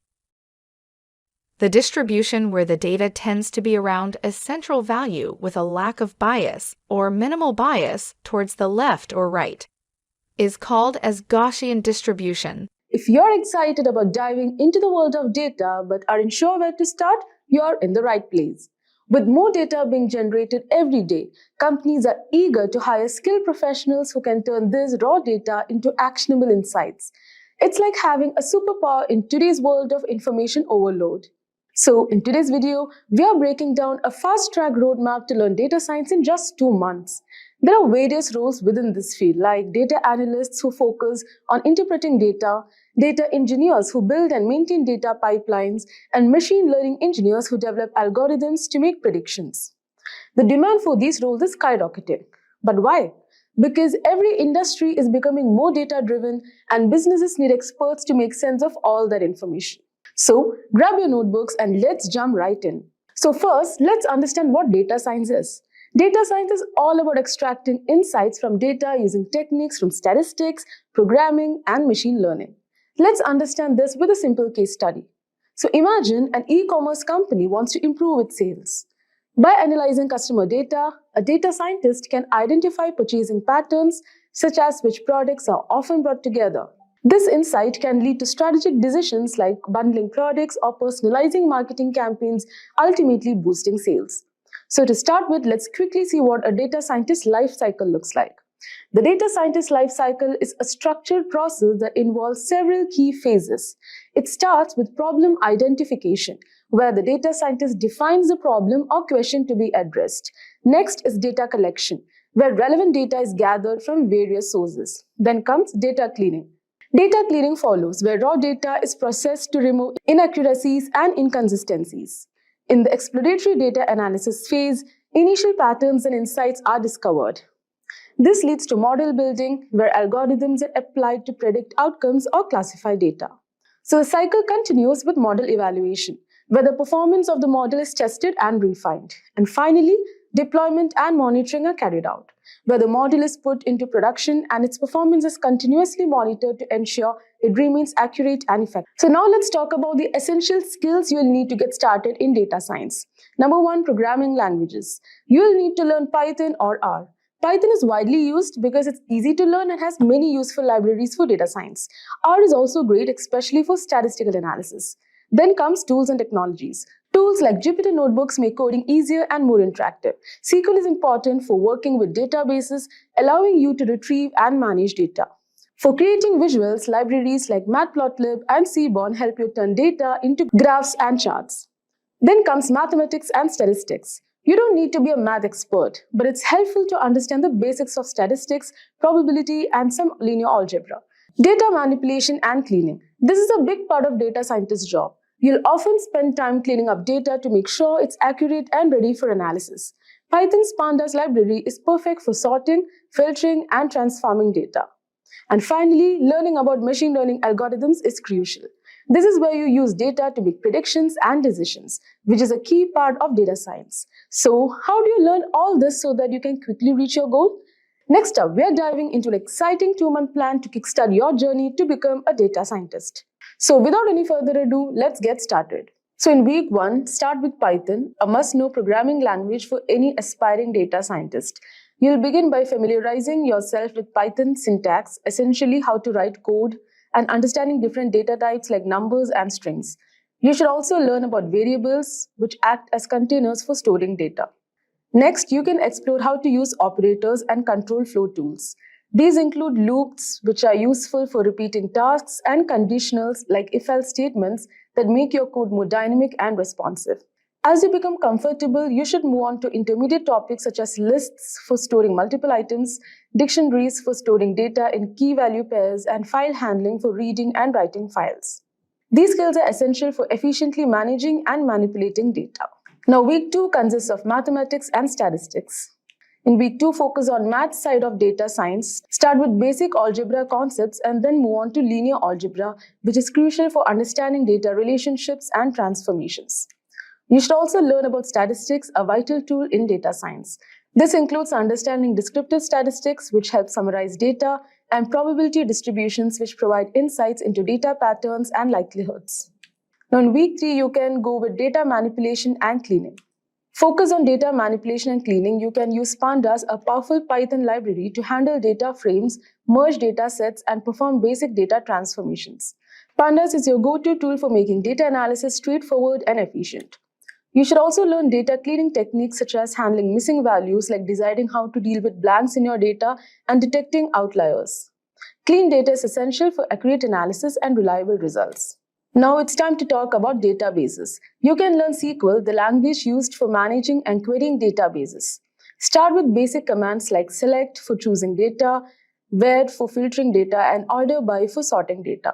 So Simplilearn's tutorials can be a great resource to guide you through these foundational steps. And as you progress, you should delve into more advanced topics like joins for combining data from different tables and aggregations for summarizing data. So these skills are crucial for handling complex queries and gaining deeper insights from your data. Now moving on to month 2, begin the second month by mastering data visualization. You can learn to create simple charts like bar graphs, line charts, and scatter plots using Matplotlib, a widely used visualization library. These visuals are essential for communicating your data findings clearly and effectively. So once you're comfortable with the basics, you should explore Plotly for creating interactive and more complex visualizations. This skill will enable you to present data in an engaging and dynamic way, making your analysis more impactful. So you can start by understanding the basics of machine learning, including supervised learning, where the computer learns from labeled data, and unsupervised learning, where the computer finds patterns in data on its own. These are foundational concepts that will open up many possibilities in data science. You should get familiar with key algorithms like linear regression used for predicting values and k-means clustering used for grouping similar data points. These algorithms are the building blocks of machine learning and are widely used in various applications. Now in this week, take your machine learning skills to the next level. You can learn about more advanced algorithms like decision trees, great for both classification and regression tasks. Then comes random forests, which improve accuracy through assembled learning, and support vector machines used for classification tasks. These tools will help you build more sophisticated and accurate models. And as you approach the end of your learning journey, it's time to put your skills to the test. You should work on real-world datasets, practice building and deploying machine learning models, and create data visualization dashboards.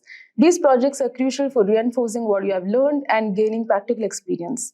Finally, complete a capstone project to showcase your ability to handle end-to-end data science tasks.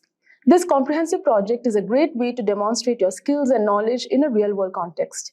Simplilearn offers project-based resources to support you in this final step. Now, to boost your data science learning, try these additional tools and resources.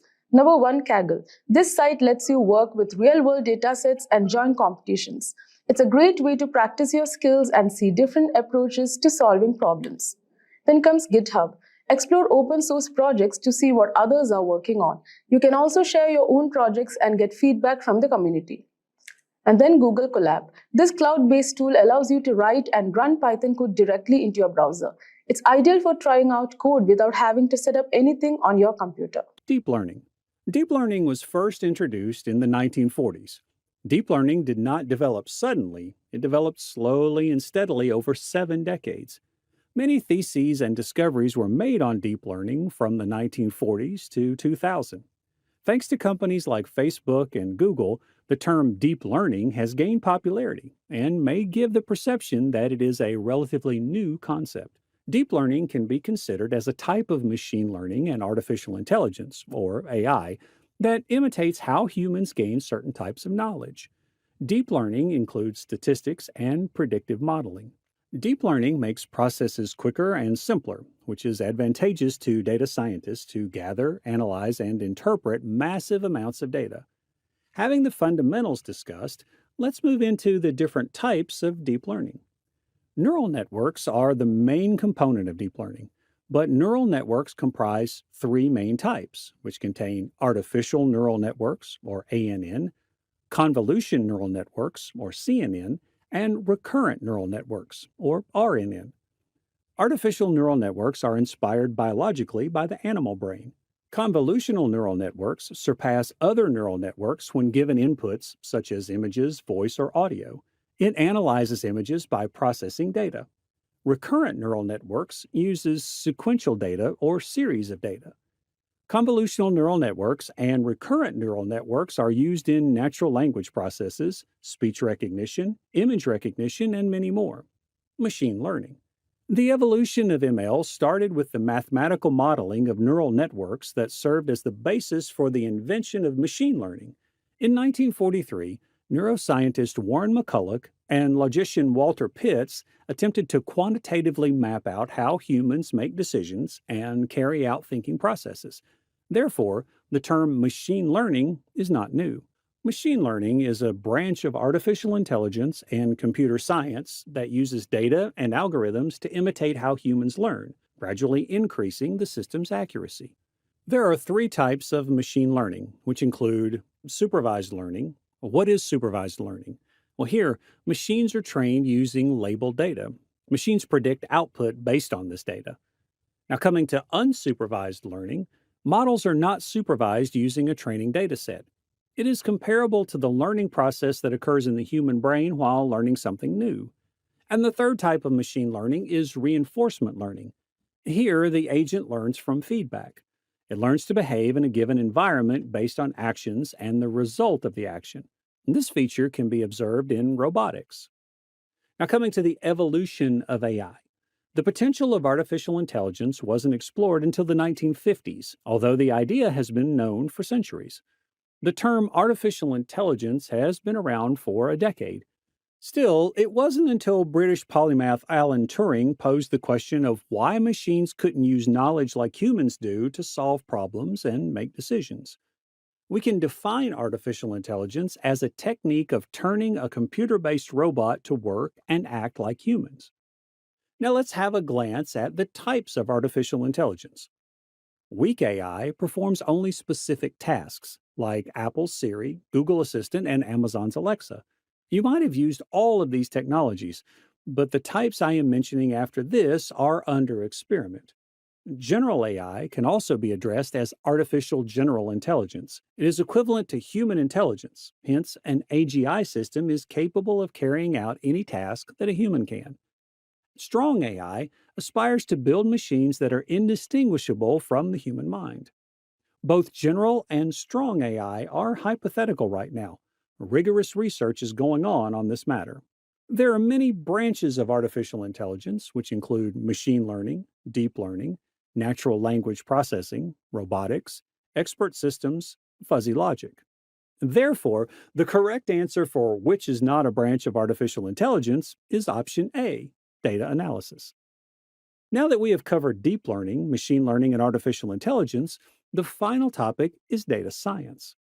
Concepts like deep learning, machine learning, and artificial intelligence can be considered a subset of data science. Let us cover the evolution of data science. The phrase data science was coined in the early 1960s to characterize a new profession that would enable the comprehension and analysis of the massive volumes of data being gathered at the time.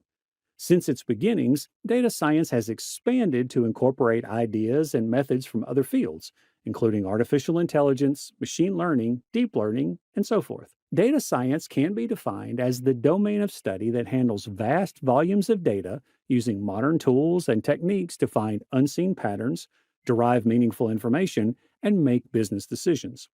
Therefore, data science comprises machine learning, artificial intelligence, and deep learning.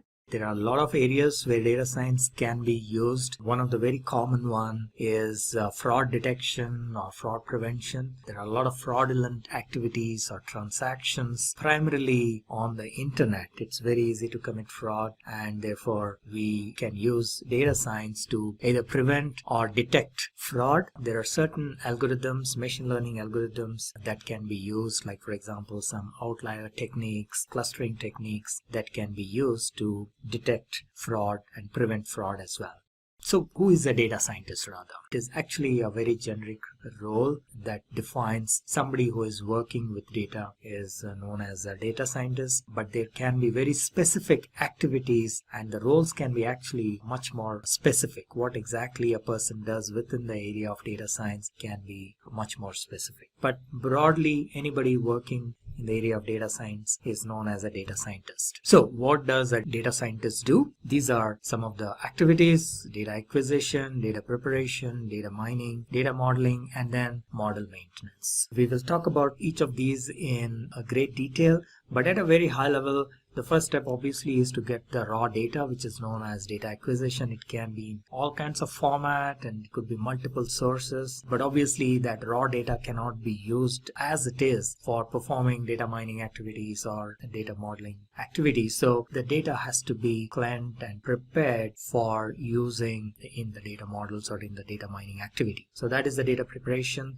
Then we actually do the data mining, which can also include some exploratory activities. And then if we have to do stuff like machine learning, then you need to build a machine learning model and test the model, get insights out of it. And then if the model is fine, you deploy it, and then you need to maintain the model, because over a period of time it is possible that you need to tweak the model because of change in the process or change in the data and so on. So that all comes under the model maintenance. So let's take a deeper look at each of these activities. Let's start with data acquisition. So in the stage of data acquisition, basically the data scientist will collect raw data from all possible sources. So this could be typically an RDBMS, which is a relational database, or it can also be a non-RDBMS, or it could be flat files or unstructured data and so on. So we need to bring all that data from different sources. If required, we need to do some kind of homogeneous formatting so that it all fits into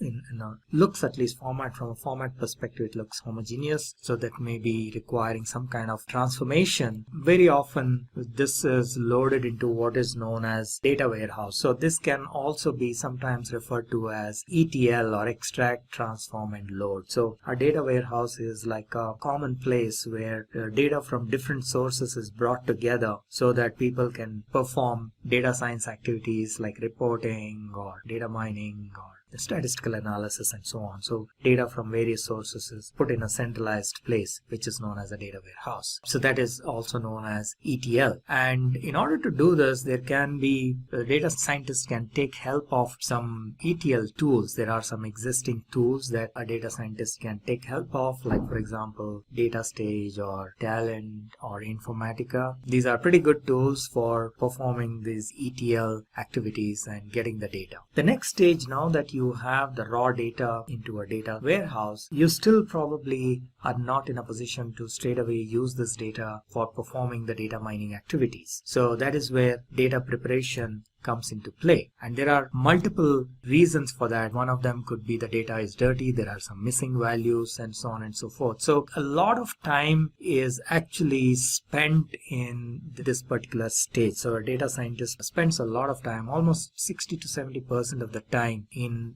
this part of the project or the process, which is data preparation. So there are, again, within this there can be multiple sub activities, starting from, let's say, data cleaning. You will probably have missing values. The data, there is some columns, the values are missing, or the values are incorrect, there are null values, and so on and so forth. So that is basically the data cleaning part of it. Then you need to perform certain transformations, like for example normalizing the data and so on, right? So, or you could probably have to modify categorical values into numerical values and so on and so forth. So these are transformational activities. Then we may have to handle outliers. So the data could be such that there are a few values which are way beyond the normal behavior of the data. For whatever reason, either people have keyed in wrong values, or for some reason some of the values are completely out of range. So those are known as outliers. So there are certain ways of handling these outliers and detecting and handling these outliers. So this is a part of what is known as exploratory analysis. So you quickly explore the data to find out and you can use visual tools like plots and identify what are the outliers and see how we can get rid of the outliers and so on. Then the next part could be data integrity. Data integrity is to validate, for example, if there are some primary keys, that all the primary keys are populated. There are some foreign keys, then at least most of the foreign keys should be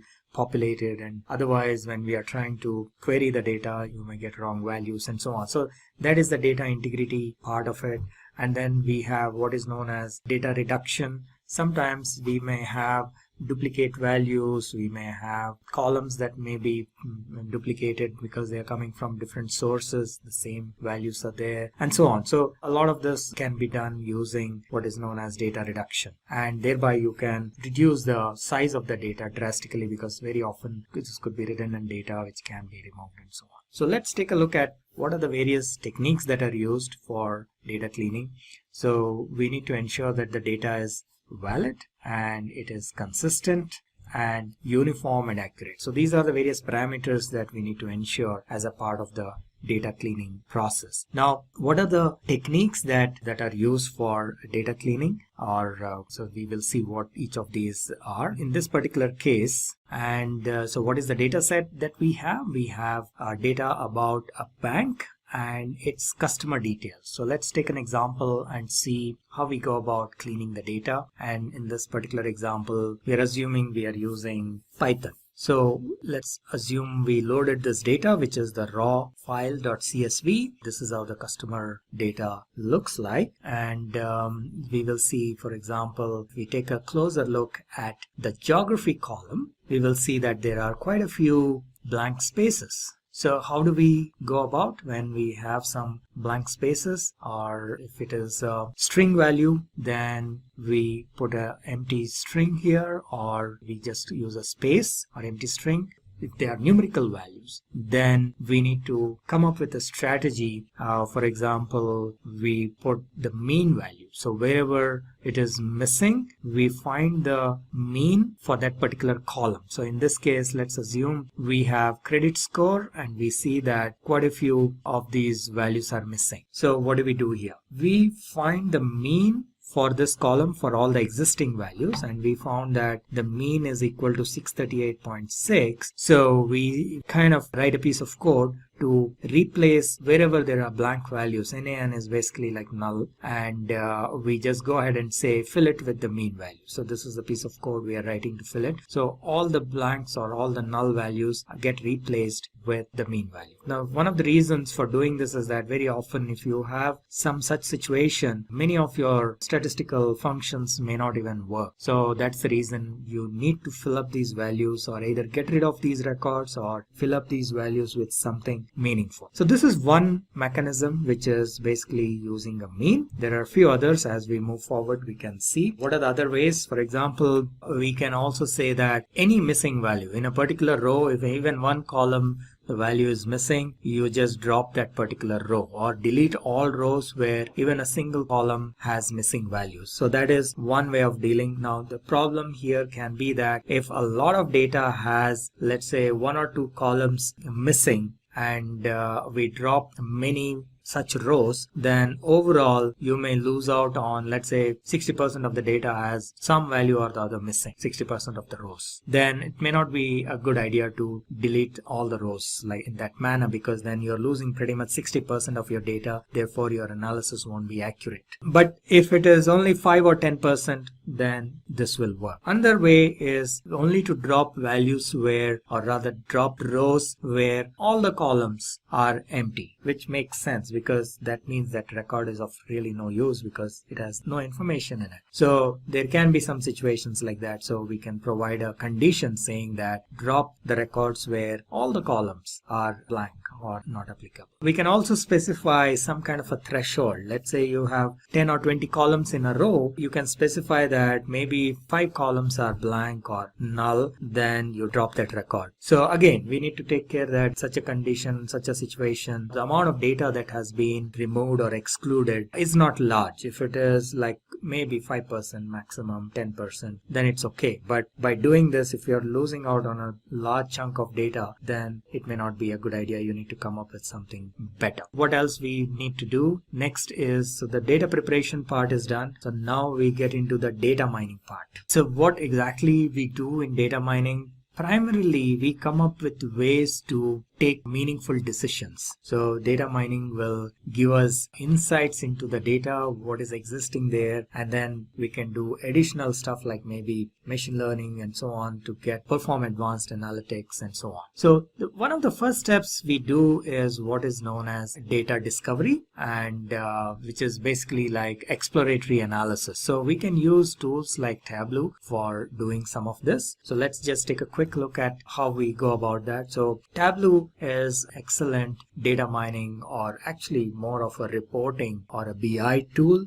And you can download a trial version of Tableau at tableau.com, or there is also Tableau Public, which is free and you can actually use and play around. However, if you want to use it for enterprise purpose, then it is a commercial software, so you need to purchase license. And you can then run some of the data mining activities. Say your data source, your data is in some Excel sheet, so you can select the source as Microsoft Excel or any other format, and the data will be brought into the Tableau environment, and then it will show you what is known as dimensions and measures. So dimensions are all the descriptive columns. So, and Tableau is intelligent enough to actually identify these dimensions and measures. So measures are the numerical values. So as you can see here, customer ID, gender, geography, these are all dimensions, non-numerical values, whereas age, balance, credit score, and so on are numeric values, so they come under measures. So you got your data into Tableau, and then you want to, let's say, build a small model, and you want to,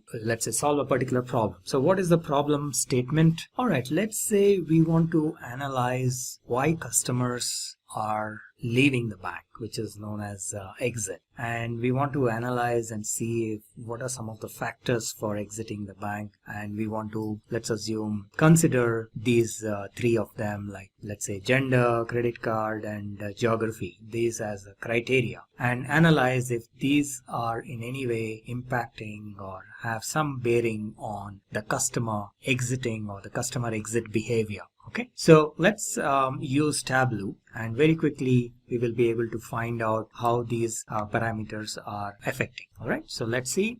So this is our customer data. So from our Excel sheet, we have data set about, let's say 10,000 rows, and we want to find out what is the criteria. Let's start with gender. Let's say we want to first use gender as a criteria. So Tableau really offers an easy drag and drop kind of a mechanism. So that makes it really, really easy to perform this kind of analysis. So what we need to do is exited says whether the customer has exited or not. So it has a value of 0 and 1. And then of course you have gender and so on. So we will take these two and simply drag and drop. Okay, so exited, and then we will put gender. And if we drag and drop into the analysis side of Tableau. All right, so here what we are doing is we are showing male, female as 2 different columns here, and 0 for people who did not exit and 1 for people who exited, and that is color coded. So the blue color means people who did not exit, and this yellow color means people who did exit. All right, so now if we pull the data here, create like bar graphs, this is how it would look. So what is yellow? Let's go back. So yellow is who exited, and for the male only 16.45% have exited, And we can also draw a reference line that will help us, or even provide aliases. So these are a lot of fancy stuff that is provided by Tableau. You can create aliases and so that it looks good rather than basic labels. And you can also add a reference line. So if you add a reference line, something like this, from here we can make out that on an average, female customers exit more than the male customers, right? So that is what we are seeing here on an average. So we have analyzed based on gender. We do see that there is some difference in the male and female behavior. Now let's take the next criteria, which is the credit card. So let's see if having a credit card has any impact on the customer exit behavior. So just like before, we drag and drop the credit card has credit card column. If we drag and drop here, and then we will see that there is pretty much no difference between people having credit card and not having credit card. 20.81% of people who have no credit card have exited, and similarly 20.18% of people who have credit card have also exited. So the credit card is not having much of an impact. That's what this piece of analysis shows. Last, we will basically go and check how the geography is impacting. So once again, we can drag and drop geography column onto this side. And if we see here, there are geographies like, I think there are about 3 geographies like France, Germany, and Spain. And we see that there is some kind of impact with the geography as well. Okay. So what we derive from this is that the credit card is really, we can ignore the credit card variable or feature from our analysis because that doesn't have any impact, but gender and geography we can keep and do further analysis. Okay. All right. So what are some of the advantages of data mining? Bit more detailed analysis can help us in predicting the future trends, and it also helps in identifying customer behavior patterns. Okay, so you can take informed decisions because the data is telling you or providing you with some insights, and then you take a decision based on that. If there is any fraudulent activity, data mining will help in quickly identifying such a fraud as well. And of course, it will also help us in identifying the right algorithm for performing more advanced data mining activities like machine learning and so on. All right, so the next activity, now that we have the data, we have prepared the data and performed some data mining activity, the next step is model building. Let's take a look at model building. So what is a model building? If we want to perform a more detailed data mining activity, like maybe perform some machine learning, then you need to build a model. And how do you build a model? First thing is you need to select which algorithm you want to use to solve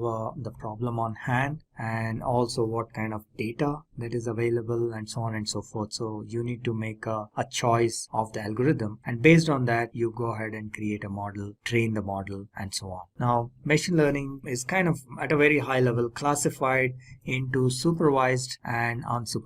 So if we want to predict a continuous value, could be a price or a temperature or a height or a length or things like that. So those are continuous values, and if you want to find some of those, then you use techniques like regression, linear regression, simple linear regression, multiple linear regression, and so on. So these are the algorithms. On the other hand, there will be situations, or there may be situations where you need to perform unsupervised learning. In case of unsupervised learning, you don't have any historical labeled data so to learn from. So that is when you use unsupervised learning. And some of the algorithms in unsupervised learning are clustering. K-means clustering is the most common algorithm used in unsupervised learning. And similarly, in supervised learning, if you want to perform some activity on categorical values, like for example, it is not measured but it is counted, like you want to classify whether this image is a cat or a dog, whether you want to classify whether this customer will buy the product or not, or you want to classify whether this email is spam or not spam. So these are examples of categorical values, and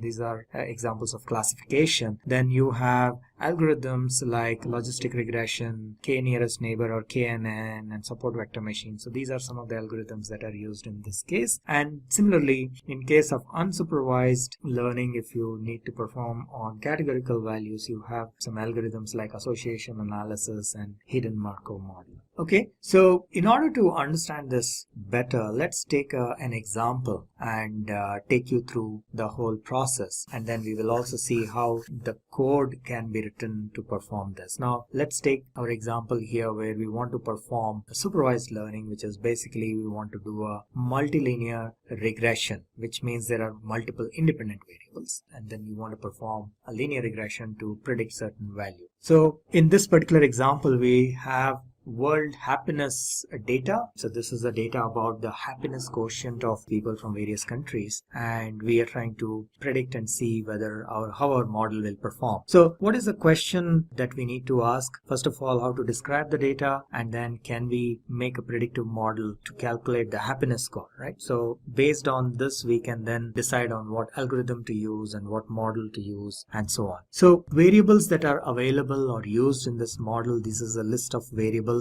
that are available. There is a happiness rank. I'll load the data or I'll show you the data in a little bit so it becomes clear what are these. So there is what is known as a happiness rank, happiness score, which is happiness score is more like an absolute value, whereas rank is what is the ranking, and then which country we are talking about, and within that country which region, and what kind of economy, and whether the family, which family, and health details, and freedom, trust, generosity, and so on and so forth. So there are multiple variables that are available to us, and the specific details probably are not required, and there can be in another example the variables can be completely different, so we don't have to go into the details of what exactly these variables are, but it's just enough to understand that we have a bunch of these variables, and now we need to use either all or some of these variables, and then which we also sometimes refer to as features, and then we need to build our model and train our model.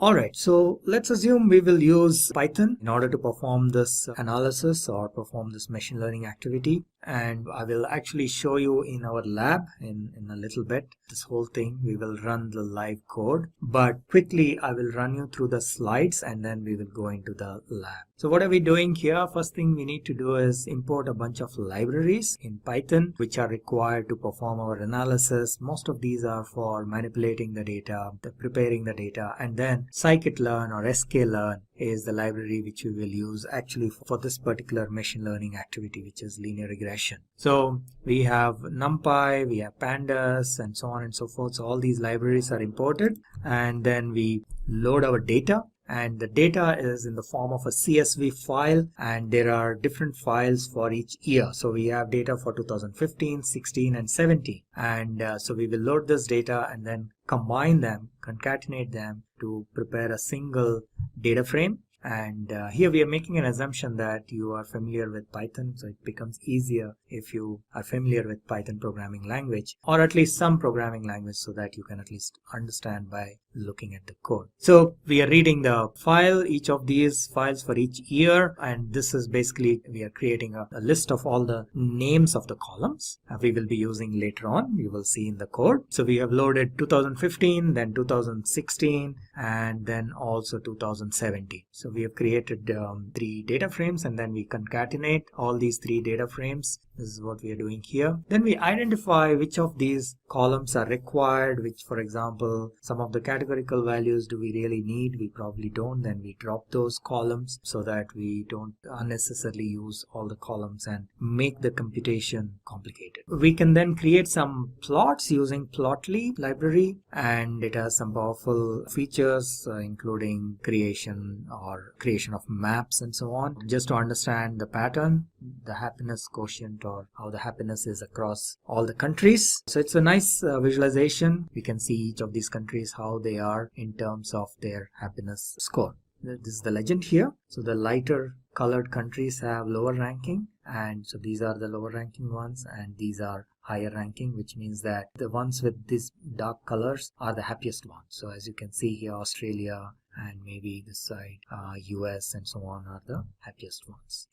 Okay, the other thing that we need to do is the correlation between the happiness score and happiness rank.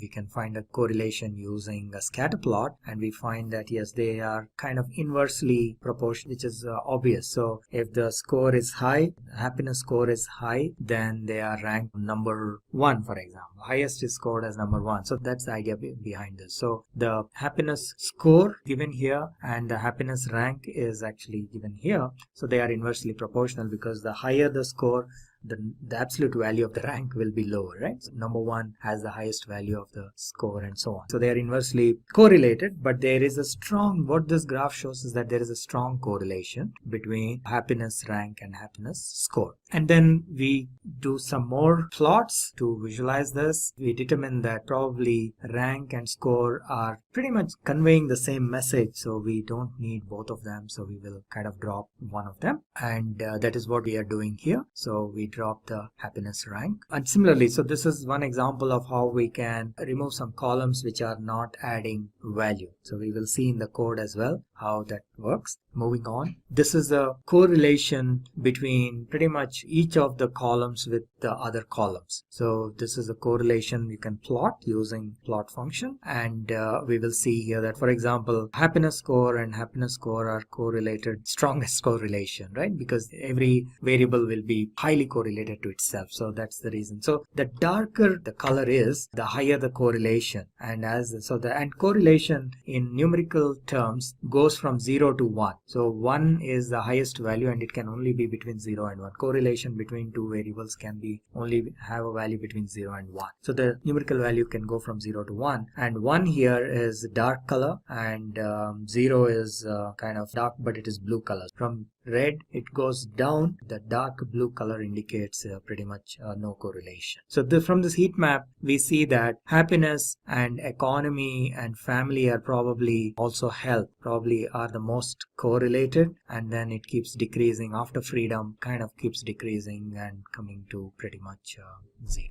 All right, so that is a correlation graph, and then we can probably use this to find out which are the columns that need to be dropped, which do not have very high correlation, and we take only those columns that we will need. So this is the code for dropping some of the columns. Once we have prepared the data, when we have the required columns, then we use scikit-learn to actually split the data. First of all, this is a normal machine learning process. You need to split the data into training and test data set. In this case, we are splitting into 80-20. So 80 is the training data set and 20 is the test data set. So that's what we are doing here. So we use train test split method or function. So you have all your training data in x_train, the labels in y_train. Similarly, x_test has the test data, the inputs, whereas the labels are in y_test. So that's how, and this value, whether it is 80-20 or 50-50, that is all individual preference. So in our case, we are using 80-20.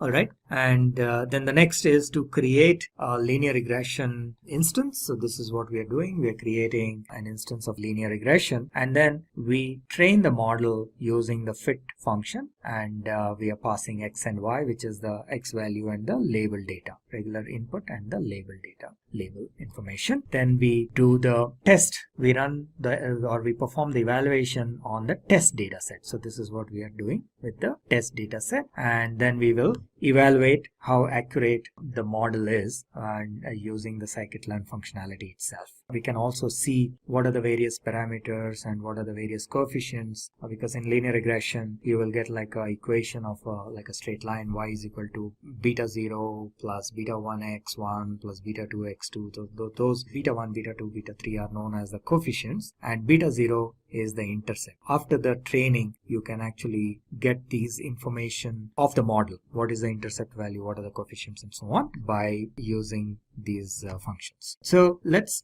quickly go into the lab and take a look at our code. Okay, so this is my lab.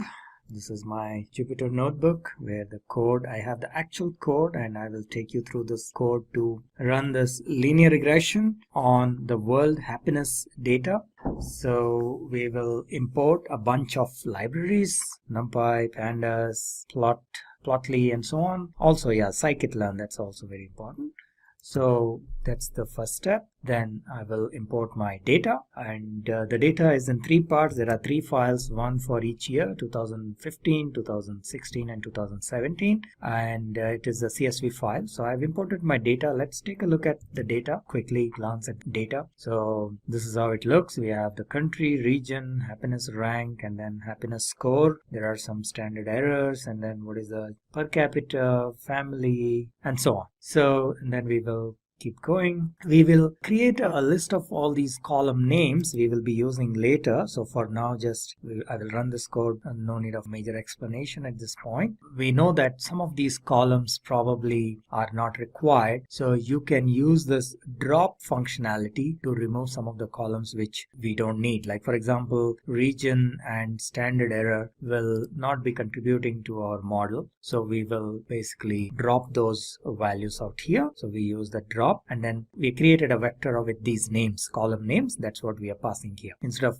giving the names of the columns here, we can pass a vector. So that's what we are doing. So this will drop from our data frame. It will remove region and standard error, these 2 columns. Then the next step, we will read the data for 2016 and also 2017, and then we will concatenate this data. So let's do that. So we have now data frame called happiness, which is a concatenation of all the 3 files. Let's take a quick look at the data now. So most of the unwanted columns have been removed, and you have all the data in one place for all the 3 years, and this is how the data looks. And if you want to take a look at the summary of the columns, you can say describe, and you will get this information. For example, for each of the columns, what is the count, what is the mean value, standard deviation, especially the numeric values, okay, not the categorical values. So this is a quick way to see how the data is, and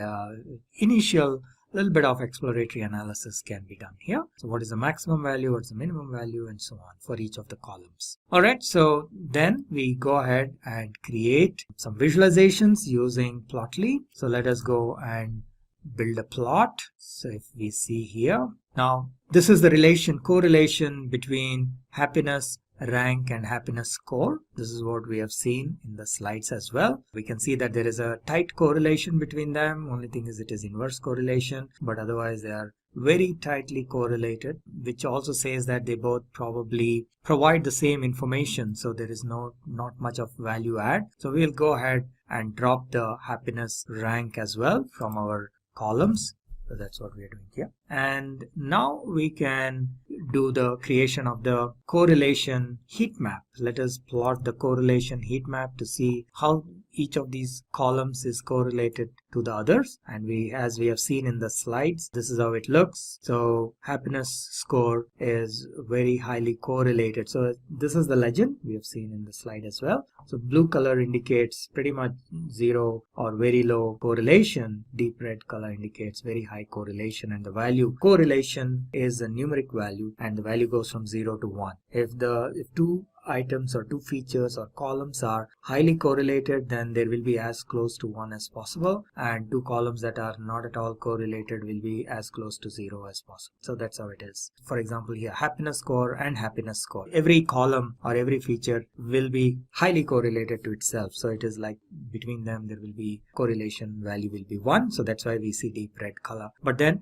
others are, for example, with higher values are economy, and then health, and then maybe family and freedom. So these are generosity and trust are not very highly correlated to happiness score. So that is one quick exploratory analysis we can do, and therefore we can drop the country and the happiness rank, because they also again don't have any major impact on the analysis, on our analysis. So now we have prepared our data. There was no need to clean the data because the data was clean, but if there were some missing values and so on, as we have discussed in the slides, we would have had to perform some of the data cleaning activities as well. But in this case, the data was clean. All we needed to do was just the preparation part. So we removed some unwanted columns and we did some exploratory data analysis. Now we are ready to perform the machine learning activity. So we use scikit-learn for doing the machine learning. Scikit-learn is a Python library that is available for performing our machine learning. Once again, we will import some of these libraries like pandas and numpy, and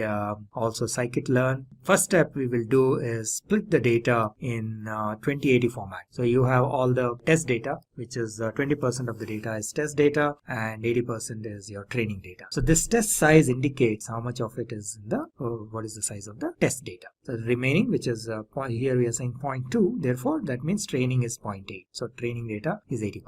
All right, so we have executed that, split the data, and now we create an instance of the linear regression model. So LM is our linear regression model, and we pass X and Y, the training data set, and call the function fit so that the model gets trained. So now once that is done, training is completed, and now what we have to do is we need to predict the values for the test data. So the next step is using, so you see here fit will basically run the training method, predict will actually predict the values. So we are passing the input values, which is the independent variables, and we are asking for the values of the dependent variable, which we are capturing in y_pred, and we use the predict method here, lm.predict. So this will give us all the predicted y values, and remember we already have y_test has the actual values, which are the labels, so that we can use these two to compare and find out how much of it is error. So that's what we are doing here. We are trying to find the difference between the predicted value and the actual value. Y_test is the actual value for the test data, and y_predict is the predicted value. We just found out the predicted value. So we will run that and we can do a quick check as to how the data looks, how is the difference. So in some cases it is positive,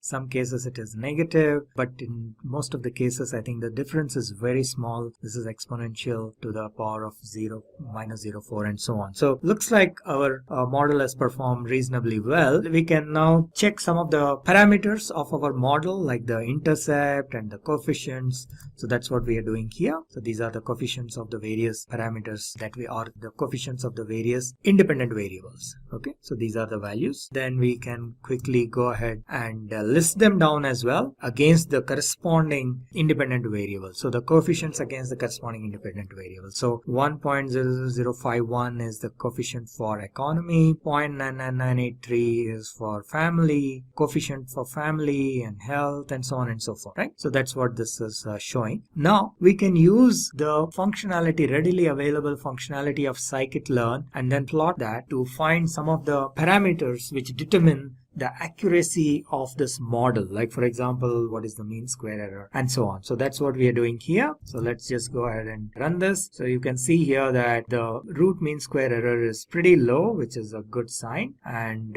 which is one of the measures of how well our model is performing. We can do one more quick plot to just see how the actual values and the predicted values are looking. And once again you can see that, as we have seen from the root mean square error is very, very low. That means that the actual values and the predicted values are pretty much matching up, almost matching up, and this plot also shows the same. So this line is going through the predicted values and the actual values, and the difference is very, very low. So again, this is actual data. This is one example where the accuracy is high and the predicted values are pretty much matching with the actual values, but in real life you may find that these values are slightly more scattered, and you may get the error value can be relatively on the higher side, the root mean square error. Okay, so this was a good and quick example of the code to perform data science activity or a machine learning or data mining activity. In this case, we did what is known as linear regression. So let's go back to our slides and see what else is there. So we saw this. These are the coefficients of each of the features in our code, and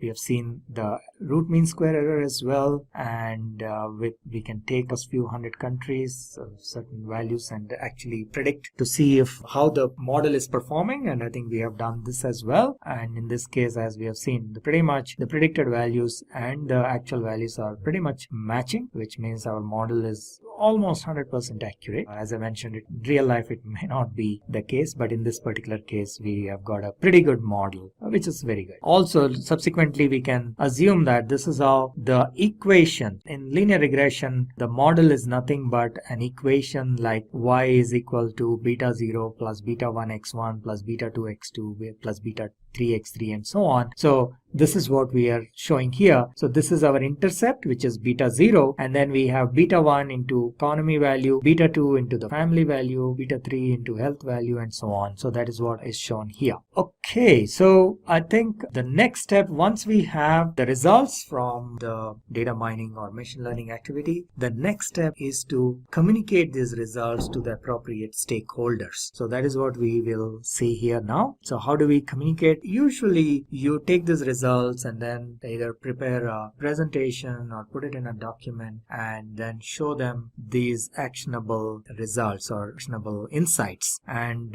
you need to find out who are your target audience and put all the results in context. And maybe if there was a problem statement, you need to put the results in the context of the problem statement. What was our initial goal that we wanted to achieve? So that we need to communicate here based on, you remember we started off with what is the question and what is the data and so on, and then what is the answer. So we need to put the results and then what is the methodology that we have used. All that has to be put and clearly communicated in business terms so that the people understand very well from a business perspective. So once the model building is done, once the results are published and communicated, the last part is maintenance of this model. Now, very often what can happen is the model may have to be subsequently updated or modified because of multiple reasons. Either the data has changed, the way the data comes has changed, or the process has changed, or for whatever reason the accuracy may keep changing. Once you have trained the model, for example, we got a very high accuracy, but then over a period of time there can be various factors which can cause that. So from time to time we need to check whether the model is performing well or not. The accuracy needs to be tested once in a while, and if required you may have to rebuild or retrain the model. So you do the assessment, you see if it needs any tweaks or changes, and then if it is required you need to probably retrain the model with the latest data that you have, and then you deploy it. You build the model, train it, and then you deploy it. So that is like the maintenance cycle that you may have to take the model. Data analyst versus data engineer versus data scientist. Which one to choose? This is one of the most popular questions asked by learners looking for a career in data and analytics. I'm sure you too would have come across these job roles in the ever-growing data science landscape. Though they all deal with data, these jobs are not the same. There are significant differences between what a data analyst, data engineer, and a data scientist does. We will look at these job roles and the differences in detail. First, let's look at some data analytics and data science trends. The analytics and data science market is thriving. Data analytics, data engineering, and data science are the key trends in today's accelerating market. As per Statista.com, the global big data analytics market revenue will grow at a CAGR of 30%, with revenue reaching over $68 billion by 2025. According to TechNavio, the enterprise data management market is expected to increase by $64.08 billion by 2025. As per marketsandmarkets.com, the big data market size is projected to grow from $162.6 billion in 2021 to $273.4 billion in 2026. Now, another report from Research Drive says that the data science platform market is estimated to reach $224.3 billion by 2026. So with so much data available and companies making huge investments to drive business insights, the job opportunities for data analysts, data engineers, and data scientists are going to increase in 2022 and over the coming years. Now, let's learn the major differences between data analyst versus data engineer versus data scientist. So, who are they? A data analyst analyzes and interprets vast volumes of data in order to extract meaningful information out of it. They find solutions to a business problem and make critical business decisions. The insights provided by data analysts are important to companies that want to understand the needs of their end customers. Now, talking about who a data engineer is, a data engineer, on the other hand, builds infrastructure and scalable pipelines to manage the flow of data and prepare it for analysis. So basically, they optimize the systems that enable data analysts and data scientists to perform their job efficiently. Data scientists are professionals who analyze and visualize existing data and use algorithms to build predictive models for making future decisions. They also engage with business leaders to understand their needs and present complex findings. With that, let's look at the primary roles and responsibilities of these three job roles. Data analysts are responsible to collect, clean, store, and process data. They discover hidden patterns from data by performing exploratory data analysis and visualize data by creating charts and graphs. Acquiring data from primary and secondary sources is one of their key tasks. They build reports and dashboards and also maintain databases. Now, talking about the roles and responsibilities of a data engineer. A data engineer performs data acquisition. They design, build and test data as well to develop and maintain data architecture. Data engineers are tasked with testing, integrating, managing and optimizing data from a variety of sources. So they integrate data into existing data pipelines, prepare data for modeling and perform various ETL operations. Now, talking about the roles and responsibilities of a data scientist. So data scientists develop machine learning models to identify trends in data for making decisions. They develop hypotheses and use their knowledge of statistics, data visualization and machine learning to forecast the future for the business. Data scientists visualize data and use storytelling techniques and also write programs to automate data collection and processing. Now move on to the skills possessed by data analysts, data engineers and data scientists. To become a data analyst, you need to have good hands-on experience with writing SQL queries. You should have excellent Microsoft Excel skills for analyzing data. Data analysts are also good at programming and they need to know how to visualize data, solve business problems, and possess domain knowledge. Data engineers should have a solid understanding of SQL, MongoDB, and programming. They need to have a good command of data architecture, scripting, data warehousing, and ETL. Data engineers are also good at Hadoop-based analytics. Now, talking about the skills for a data scientist. So a data scientist should have experience with programming in Python and R. They should have a very good understanding of mathematics and statistics as well. Data scientists need to possess analytical thinking and data visualization skills as well. Machine learning, deep learning, and decision making are other critical skills every data scientist should have. Now, we'll look at the salaries of a data scientist, a data analyst, as well as a data engineer.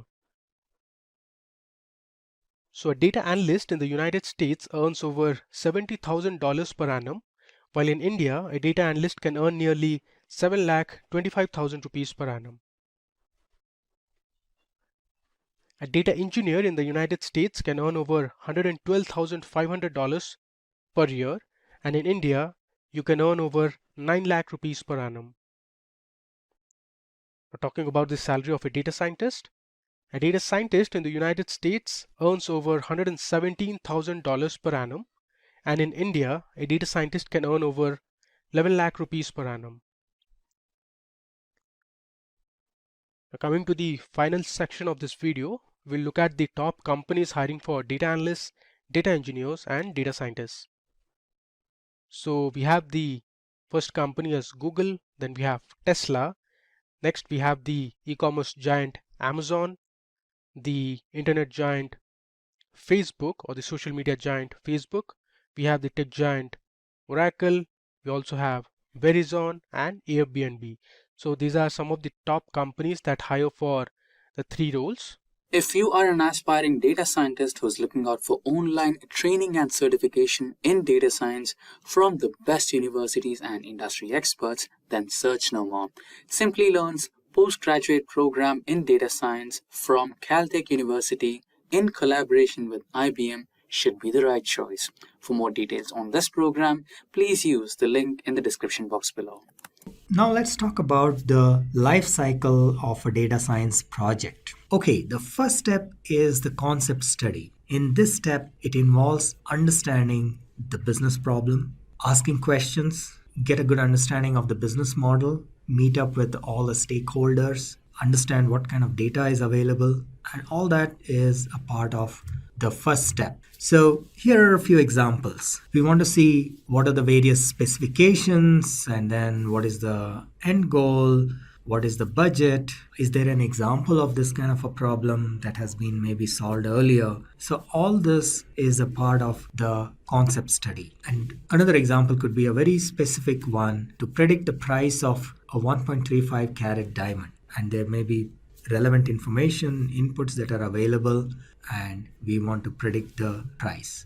The next step in this process is data preparation, data gathering and data preparation, also known as data munging, or sometimes it is also known as data manipulation. So what happens here is the raw data that is available may not be usable in its current format for various reasons. So that is why in this step, a data scientist would explore the data. He will take a look at some sample data, maybe pick, if there are millions of records, pick a few thousand records and see how the data is looking. Are there any gaps? Is the structure appropriate to be fed into the system? Are there some columns which are probably not adding value, may not be required for the analysis? Very often these are like names of the customers. They will probably not add any value or much value from an analysis perspective. The structure of the data, maybe the data is coming from multiple data sources and the structures may not be matching. What are the other problems? There may be gaps in the data. So the data,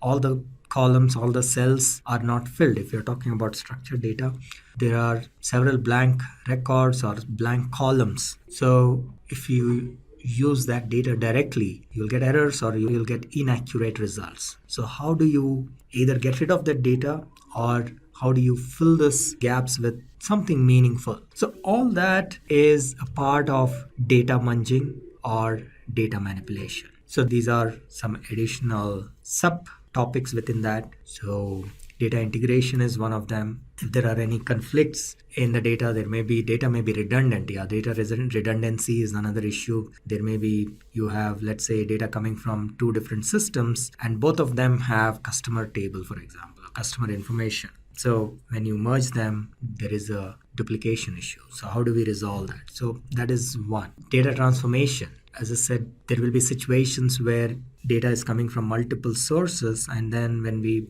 merge them together, they may not be matching. So we need to do some transformations to make sure everything is similar.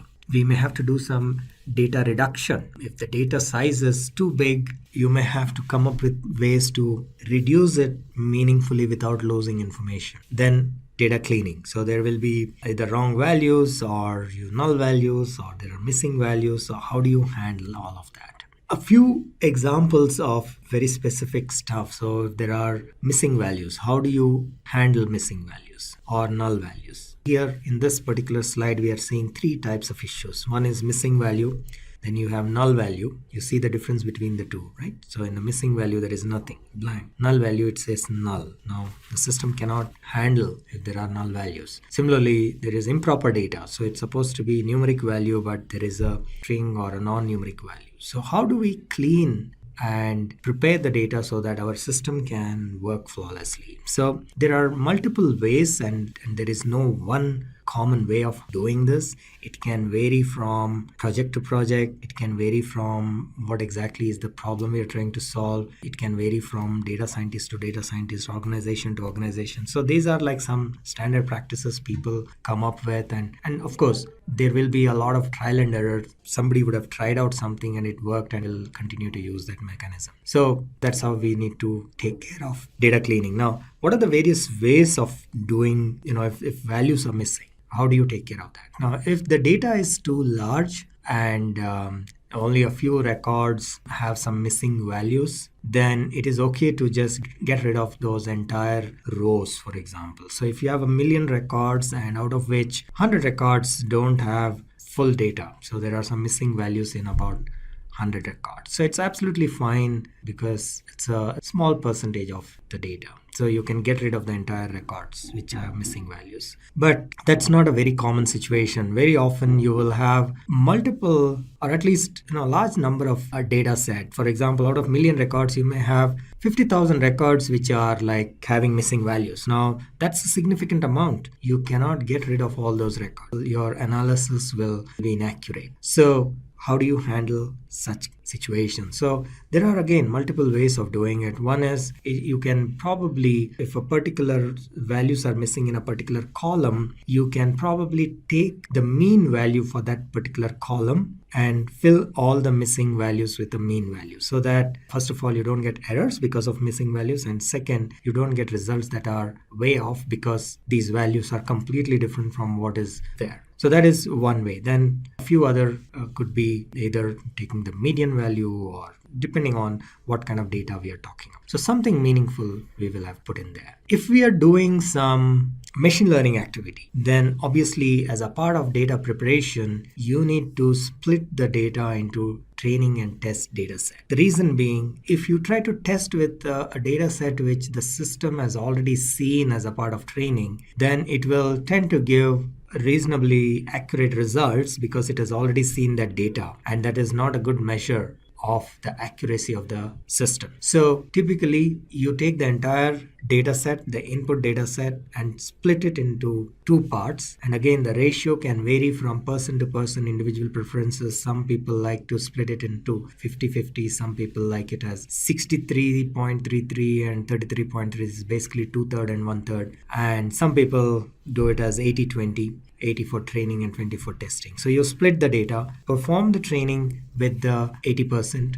and then use the remaining 20% for testing. All right. So that is one more data preparation activity that needs to be done before you start analyzing or applying the data or putting the data through the model. Then the next step is model planning. Now these models can be statistical models, this could be machine learning models. So you need to decide what kind of models you're going to use. Again, it depends on what is the problem you're trying to solve. If it is a regression problem, you need to think of a regression algorithm and come up with a regression model. So it could be linear regression. Or if you're talking about classification, then you need to pick up an appropriate classification algorithm like logistic regression or decision tree or SVM, and then you need to train that particular model. So that is the model building or model planning process, and the cleaned up data has to be fed into the model. And apart from cleaning, you may also have to, in order to determine what kind of model you will use,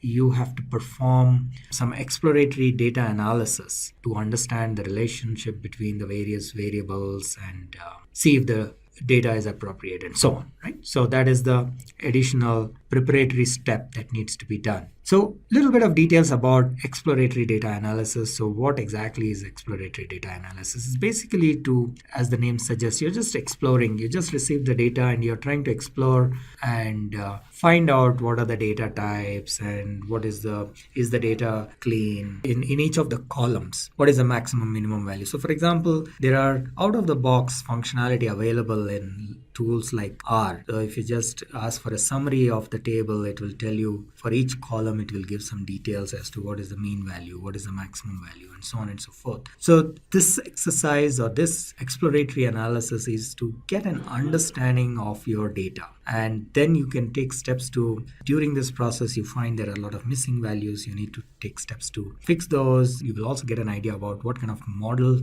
to be used and so on and so forth. What are the various techniques used for exploratory data analysis? Typically, these would be visualization techniques, like you use histograms, you can use box plots, you can use scatter plots. So these are very quick ways of identifying the patterns or a few of the trends of the data and so on.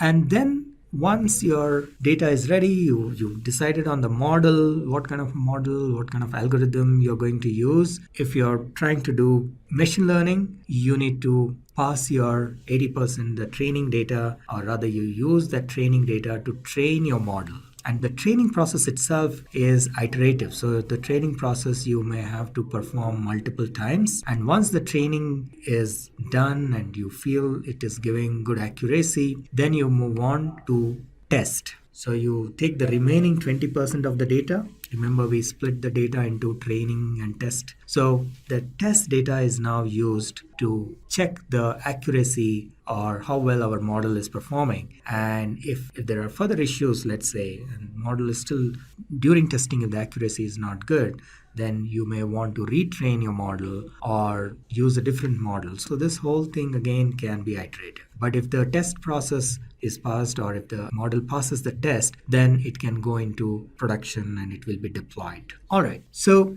what are the various tools that we use for model planning? R is an excellent tool in a lot of ways, whether you're doing regular statistical analysis or machine learning or any of these activities. R, along with R Studio, provides a very powerful environment to do data analysis, including visualization. It has a very good integrated visualization or plot mechanism which can be used for doing exploratory data analysis, and then later on to do analysis, detailed analysis and machine learning and so on and so forth. Then of course you can write Python programs. Python offers a rich library for performing data analysis and machine learning and so on. MATLAB is a very popular tool as well, especially during education. So this is a very easy to learn tool. So MATLAB is another tool that can be used. And then last but not least, SAS. SAS is again very powerful.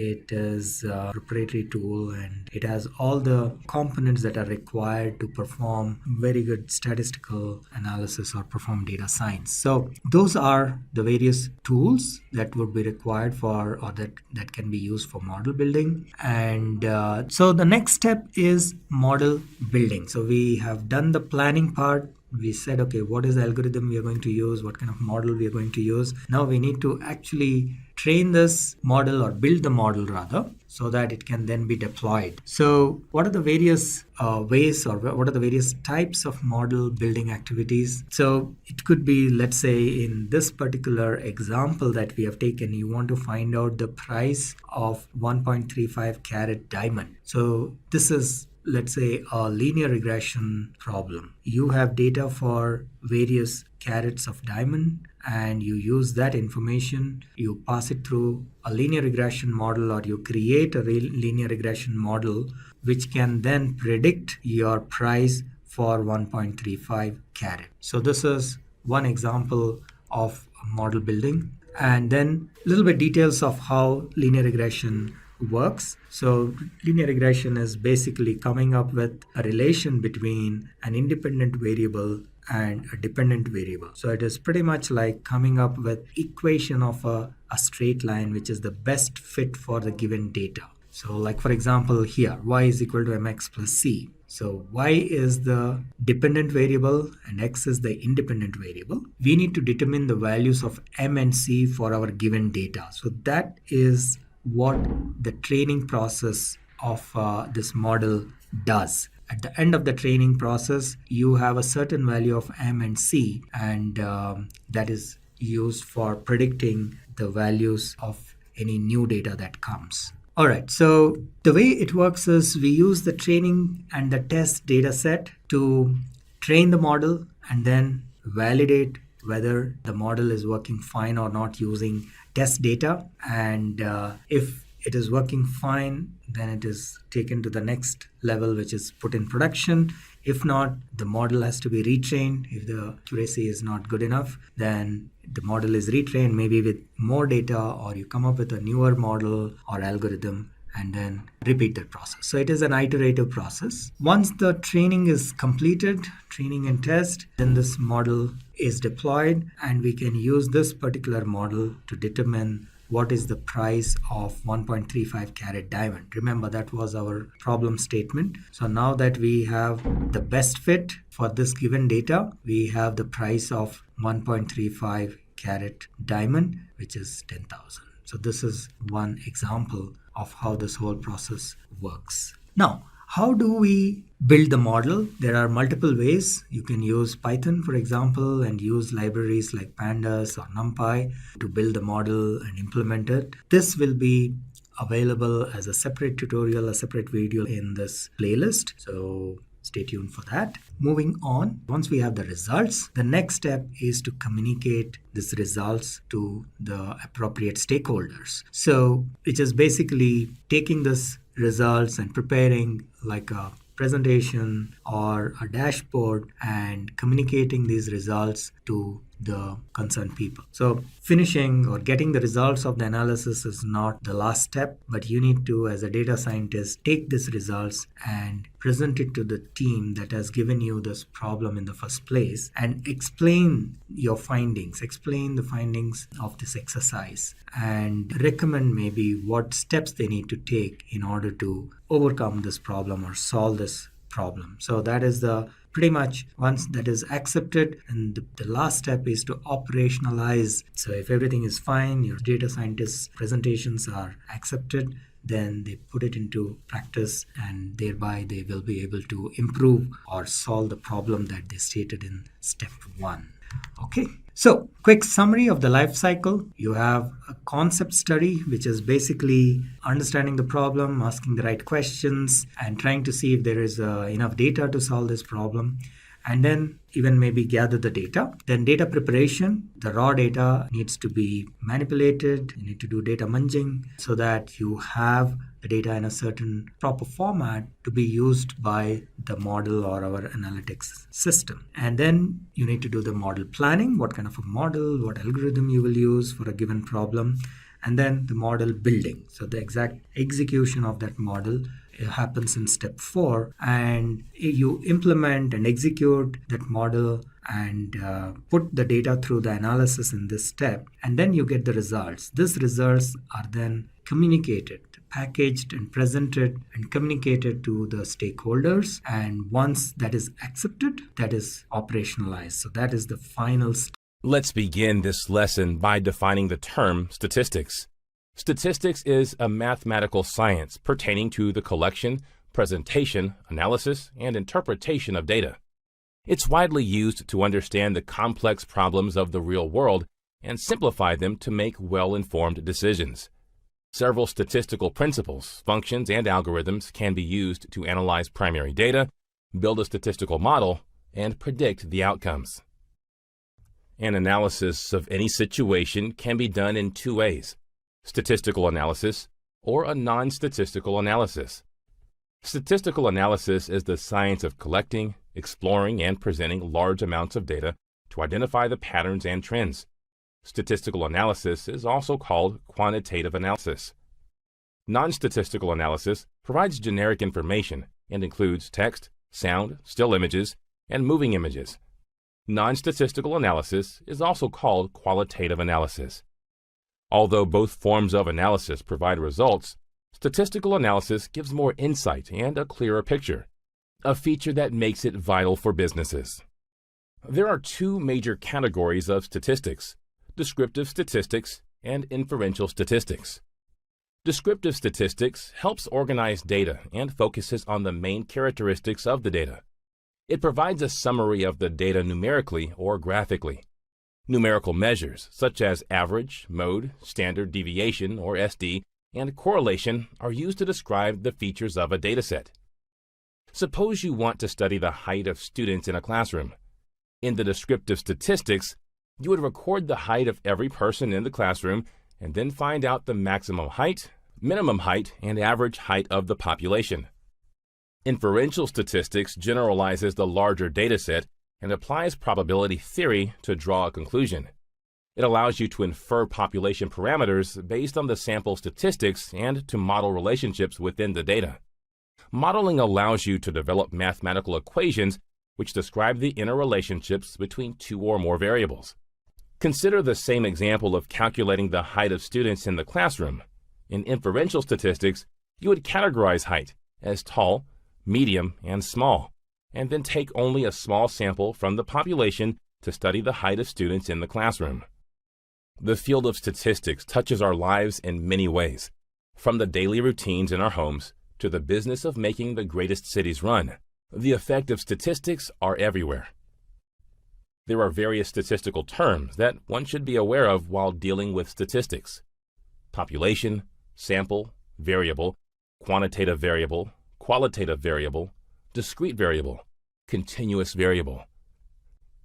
A population is the group from which data is to be collected. A sample is a subset of a population. A variable is a feature that is characteristic of any member of the population differing in quality or quantity from another member. A variable differing in quantity is called a quantitative variable. For example, the weight of a person, number of people in a car. A variable differing in quality is called a qualitative variable or attribute. For example, color, the degree of damage of a car in an accident. A discrete variable is one which no value can be assumed between the two given values. For example, the number of children in a family. A continuous variable is one in which any value can be assumed between the two given values. For example, the time taken for a 100-meter run. Typically, there are 4 types of statistical measures used to describe the data. They are measures of frequency, measures of central tendency, measures of spread, measures of position. Let's learn each in detail. Frequency of the data indicates the number of times a particular data value occurs in the given dataset. The measures of frequency are number and percentage. Central tendency indicates whether the data values tend to accumulate in the middle of the distribution or toward the end. The measures of central tendency are mean, median, and mode. Spread describes how similar or varied the set of observed values are for a particular variable. The measures of spread are standard deviation, variance, and quartiles.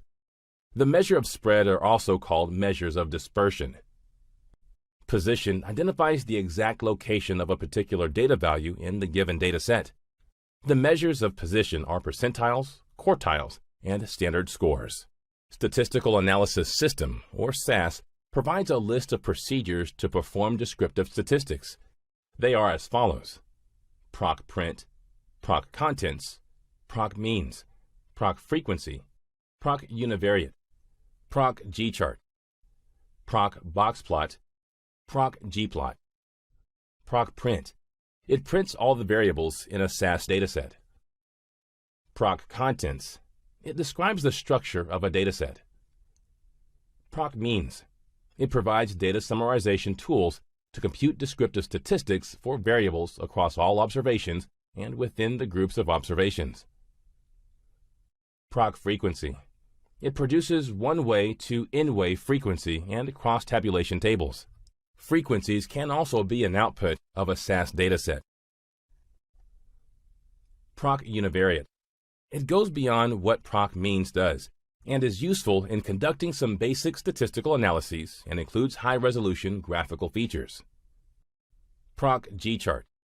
The gchart procedure produces 6 types of charts: block charts, horizontal, vertical bar charts, pie, donut charts, and star charts.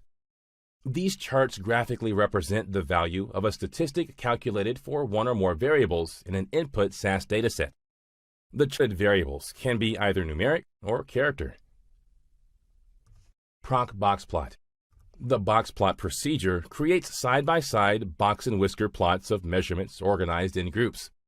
A box and whisker plot displays the mean, quartiles, and minimum and maximum observations for a group.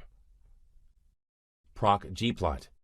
Gplot procedure creates 2-dimensional graphs, including simple scatter plots, overlay plots in which multiple sets of data points are displayed on one set of axes, plots against a second vertical axis, bubble plots, and logarithmic plots. In this demo, you'll learn how to use descriptive statistics to analyze the mean from the electronic dataset. Let's import the electronic dataset into the SAS console. In the left plane, right-click the electronic.xlsx dataset and click Import Data. The code to import the data generates automatically. Copy the code and paste it in the new window.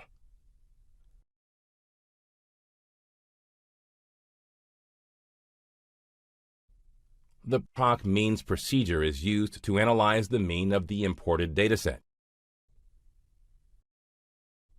The keyword data identifies the input dataset. In this demo, the input dataset is electronic. The output obtained is shown on the screen. Note that the number of observations, mean, standard deviation, and maximum and minimum values of the electronic dataset are obtained. This concludes the demo on how to use descriptive statistics to analyze the mean from the electronic dataset. So far, you have learned about descriptive statistics. Let's now learn about inferential statistics. Hypothesis testing is an inferential statistical technique to determine whether there is enough evidence in a data sample to infer that a certain condition holds true for the entire population. To understand the characteristics of the general population, we take a random sample and analyze the properties of the sample. We then test whether or not the identified conclusions correctly represent the population as a whole. The population of hypothesis testing is to choose between two competing hypotheses about the value of a population parameter. For example, one hypothesis might claim that the wages of men and women are equal, while the other might claim that women make more than men. Hypothesis testing is formulated in terms of two hypotheses: null hypothesis, which is referred to as H-null; alternative hypothesis, which is referred to as H1. The null hypothesis is assumed to be true unless there is strong evidence to the contrary. The alternative hypothesis is assumed to be true when the null hypothesis is proven false. Let's understand the null hypothesis and alternative hypothesis using a general example. Null hypothesis attempts to show that no variation exists between variables, and alternative hypothesis is any hypothesis other than the null. For example, say a pharmaceutical company has introduced a medicine in the market for a particular disease, and people have been using it for a considerable period of time, and it's generally considered safe. If the medicine is proved to be safe, then it is referred to as null hypothesis. To reject null hypothesis, we should prove that the medicine is unsafe. If the null hypothesis is rejected, then the alternative hypothesis is used. Before you perform any statistical tests with variables, it's significant to recognize the nature of the variables involved. Based on the nature of the variables, it's classified into four types.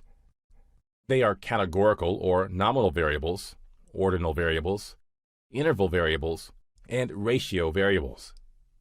Nominal variables are ones which have two or more categories, and it's impossible to order the values. Examples of nominal variables include gender and blood group. Ordinal variables have values ordered logically. However, the relative distance between two data values is not clear. Examples of ordinal variables include considering the size of a coffee cup, large, medium, and small, and considering the ratings of a product, bad, good, and best. Interval variables are similar to ordinal variables, except that the values are measured in a way where their differences are meaningful. With an interval scale, equal differences between scale values do have equal quantitative meaning. For this reason, an interval scale provides more quantitative information than the ordinal scale. The interval scale does not have a true zero point. A true zero point means that a value of 0 on the scale represents zero quantity of the construct being assessed. Examples of interval variables include the Fahrenheit scale used to measure temperature and distance between two compartments in a train. Ratio scales are similar to interval scales in that equal differences between scale values have equal quantitative meaning. However, ratio scales also have a true zero point, which give them an additional property. For example, the system of inches used with a common ruler is an example of a ratio scale. There is a true zero point because 0 inches does in fact indicate a complete absence of length. In this demo, you'll learn how to perform the hypothesis testing using SAS. In this example, let's check against the length of certain observations from a random sample. The keyword data identifies the input dataset. The input statement is used to declare the aging variable and cards to read data into SAS.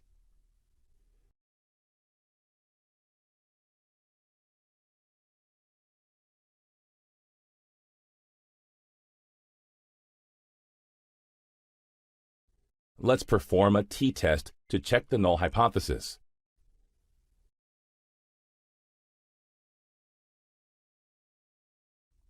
Let's assume that the null hypothesis to be that the mean days to deliver a product is 6 days. So null hypothesis equals 6. Alpha value is the probability of making an error, which is 5% standard, and hence alpha equals 0.05. The variable statement names the variable to be used in the analysis.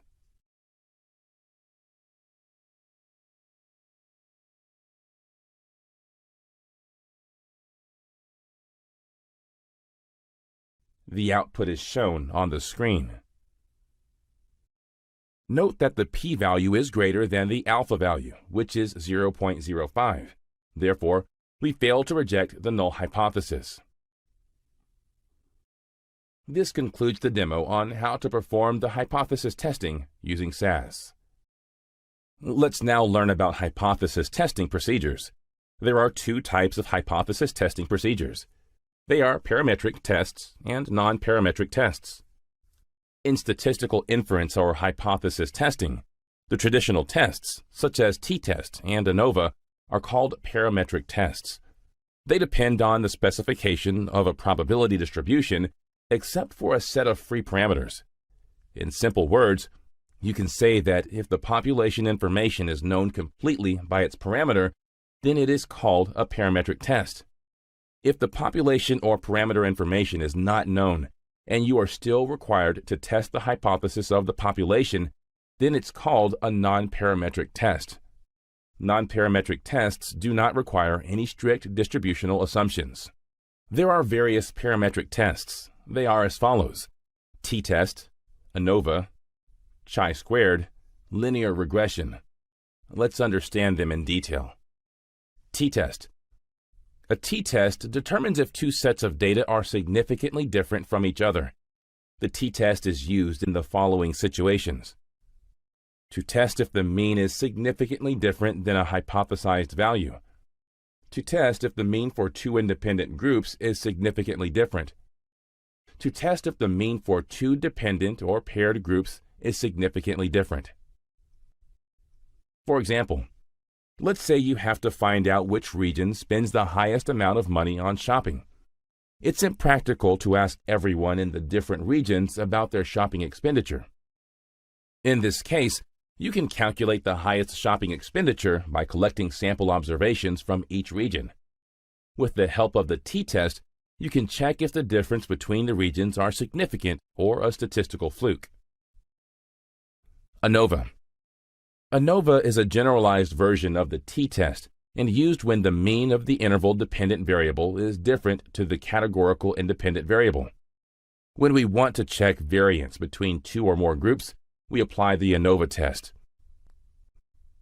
For example, let's look at the same example of the t-test example. Now you want to check how much people in various regions spend every month on shopping.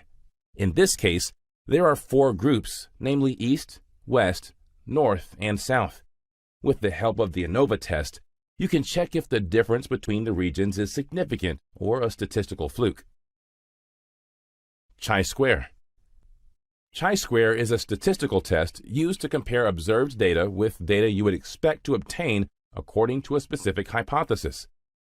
Let's understand the chi-square test through an example. You have a data set of male shoppers and female shoppers. Let's say you need to assess whether the probability of females purchasing items of $500 or more is significantly different from the probability of males purchasing items of $500 or more. Linear regression. There are two types of linear regression: simple linear regression and multiple linear regression. Simple linear regression is used when one wants to test how well a variable predicts another variable. Multiple linear regression allows one to test how well multiple variables, or independent variables, predict a variable of interest. When using multiple linear regression, we additionally assume the predictor variables are independent. For example, finding a relationship between any two variables, say sales and profit, is called simple linear regression. Finding a relationship between any three variables, say sales, cost, telemarketing, is called multiple linear regression. Some of the non-parametric tests are Wilcoxon rank sum test and Kruskal-Wallis H-test. Wilcoxon rank sum test. The Wilcoxon signed rank test is a non-parametric statistical hypothesis test used to compare two related samples or matched samples to assess whether or not their population mean ranks differ. In Wilcoxon rank sum test, you can test the null hypothesis on the basis of the ranks of the observations. Kruskal-Wallis H-test. Kruskal-Wallis H-test is a rank-based non-parametric test used to compare independent samples of equal or different sample sizes. In this test, you can test the null hypothesis on the basis of the ranks of the independent samples. The advantages of parametric tests are as follows. Provide information about the population in terms of parameters and confidence intervals. Easier to use in modeling, analyzing, and for describing data with central tendencies and data transformations. Express the relationship between two or more variables. Don't need to convert data into rank order to test. The disadvantages of parametric tests are as follows. Only support normally distributed data. Only applicable on variables, not attributes. Let's now list the advantages and disadvantages of non-parametric tests. The advantages of non-parametric tests are as follows. Simple and easy to understand. Do not involve population parameters and sampling theory. Make fewer assumptions. Provide results similar to parametric procedures. The disadvantages of non-parametric tests are as follows. Not as efficient as parametric tests. Difficult to perform operations on large samples manually. We'll discuss the types of distribution in statistics. But before we move ahead, let's have a brief introduction on what is probability distribution. A probability distribution is a list of all of the possible outcomes of a random variable along with their corresponding probability values. And it is used in many fields, but we rarely do explain what they are. So, in this video, we'll discuss the three main types of probability distribution, that is normal, binomial, and Poisson distribution. So, let's move ahead. So what is normal distribution? Normal distribution is a continuous probability density that has a probability density function which gives us a symmetrical bell curve. Now data can be distributed or spread out in different ways, but there are many cases where the data tends to be around a central value with no bias to the left or right, which means that it doesn't show any particular spikes towards the left or the right, and it gets close to a normal distribution. Half of the data will fall on the left of the mean and the other half will fall on the right. Now let's take a look at a graph which shows the height distribution in a class. As you can see, the average height is in the middle and the data to the left of the average height represents the short people and the data to the right of it represents the taller people.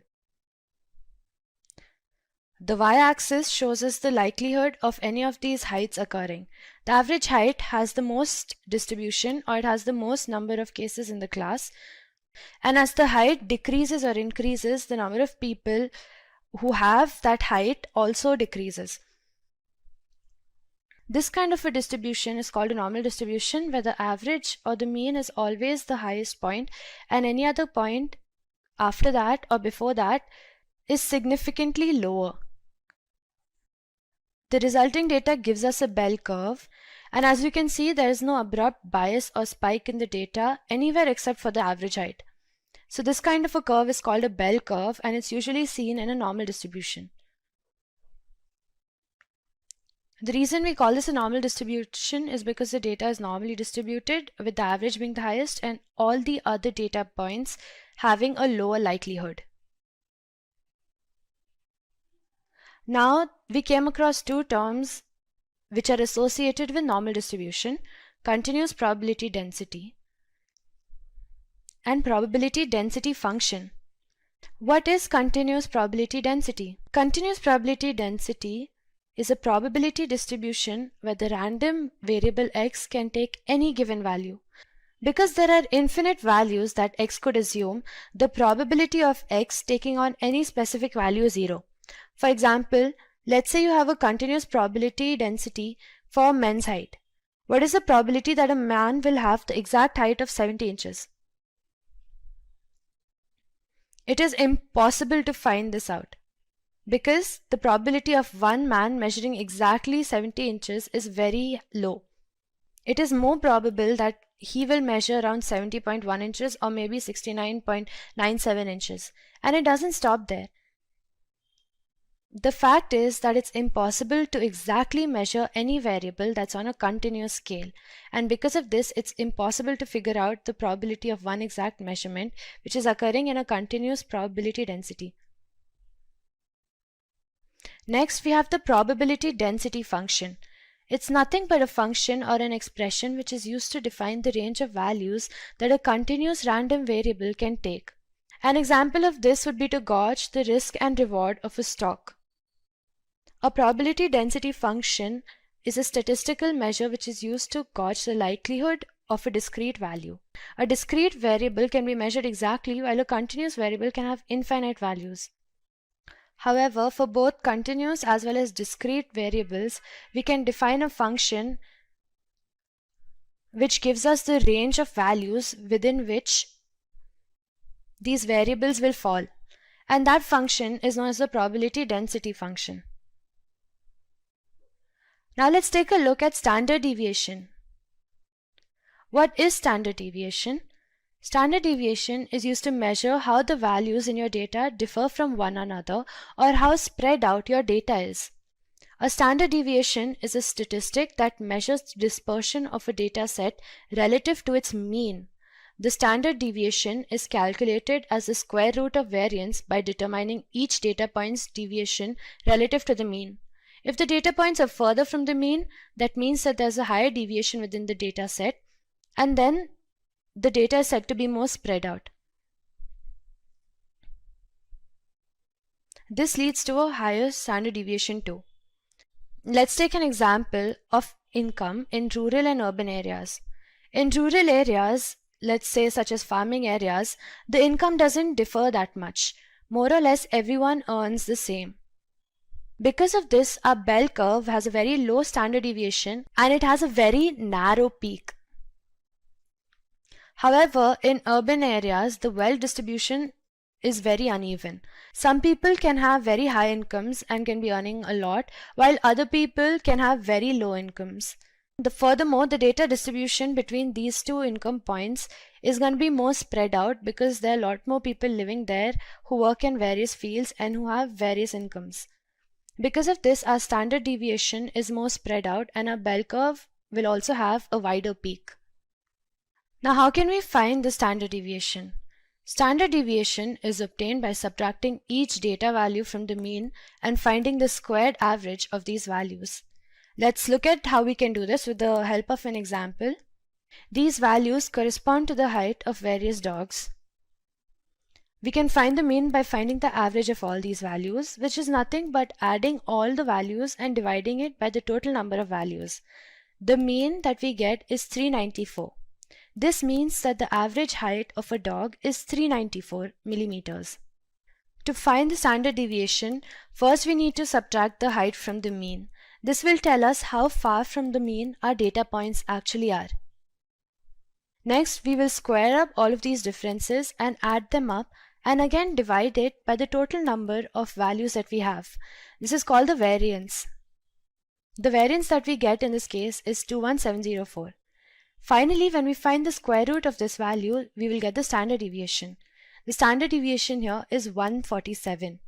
The standard deviation will tell us how our data points differ from the average, and it gives us a basic value suggesting how spread out our data is from the very middle or from the mean. So when we plot these values, this value 147 will mean that a curve will have a width of 147 points around the mean.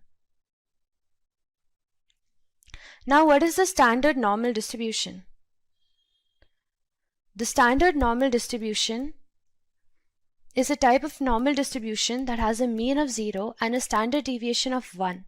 This means that the normal distribution has its center at 0 and it has intervals which increase by 1. All normal distributions, like the standard normal distribution, are unimodal and symmetrically distributed with a bell-shaped curve. However, a normal distribution can take on any value as its mean and standard deviation. In the standard normal distribution, however, the mean and standard deviation are always fixed. When you standardize a normal distribution, the mean becomes 0 and the standard deviation becomes 1. This allows you to easily calculate the probability of certain values occurring in your distribution, or to compare data sets with different mean and standard deviations. The curve shows a standard normal distribution. As you can see, again, the data is centered at 0.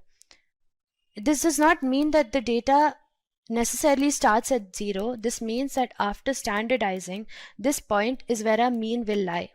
In a standard normal distribution, the standard deviation is 1. So all the data points will increase or decrease in steps of 1. Let's better understand a standard normal distribution with the help of an example. Again, as you can see, the data is centered around 0, which is nothing but the mean. Let's again consider the weights of students in class 8th. The average weight here is around 50 kgs and the data increases and decreases in steps of 5. The data over here in this curve is evenly distributed along these steps. This is what a standard normal distribution will look like. We already know that the mean of our data is 50, and because the data is increasing and decreasing in equal steps, we can just standardize it and take it to mean that the data is increasing and decreasing in steps of 1. This is what a standard normal distribution looks like, and when you have a data which looks like this, you can always standardize it and convert it into a standard normal distribution. Now, standard normal distribution has a couple of properties which makes calculation comparatively easy. The first one is that 68% of the values fall within the first standard deviation, which means that 68% of all data values on this curve will fall between the range of -1 to 1, or the first interval ranging from -1 to 1. The second property is that 95% of the rest of the values are within the second standard deviation, or from the second negative point to the second positive point. And finally, 99.7% of the values fall within the third standard deviation, or from the third negative point to the third positive point. This makes calculations on standard normal distribution fairly easy. You can compare scores on different distributions with different means and standard deviations. You can normalize scores for statistical decision making using standard normal distribution. You can find the probability of observations in a distribution which fall above or below a given value. And finally, you can find the probability that a mean significantly differs from a population mean. Now let's take a look at z-score. So what is a z-score? A z-score is used to tell us how far from the mean our data point actually is. It is calculated using the mean and standard deviation, so it can be said that the z-score is how many standard deviations below the mean our data is. Basically, by using the z-score, we can get an approximate location of where our data point lies on the graph with regards to the mean.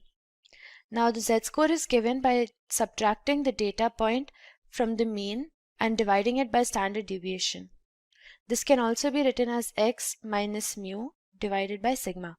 Now any normal distribution can be standardized by converting its values into z-scores.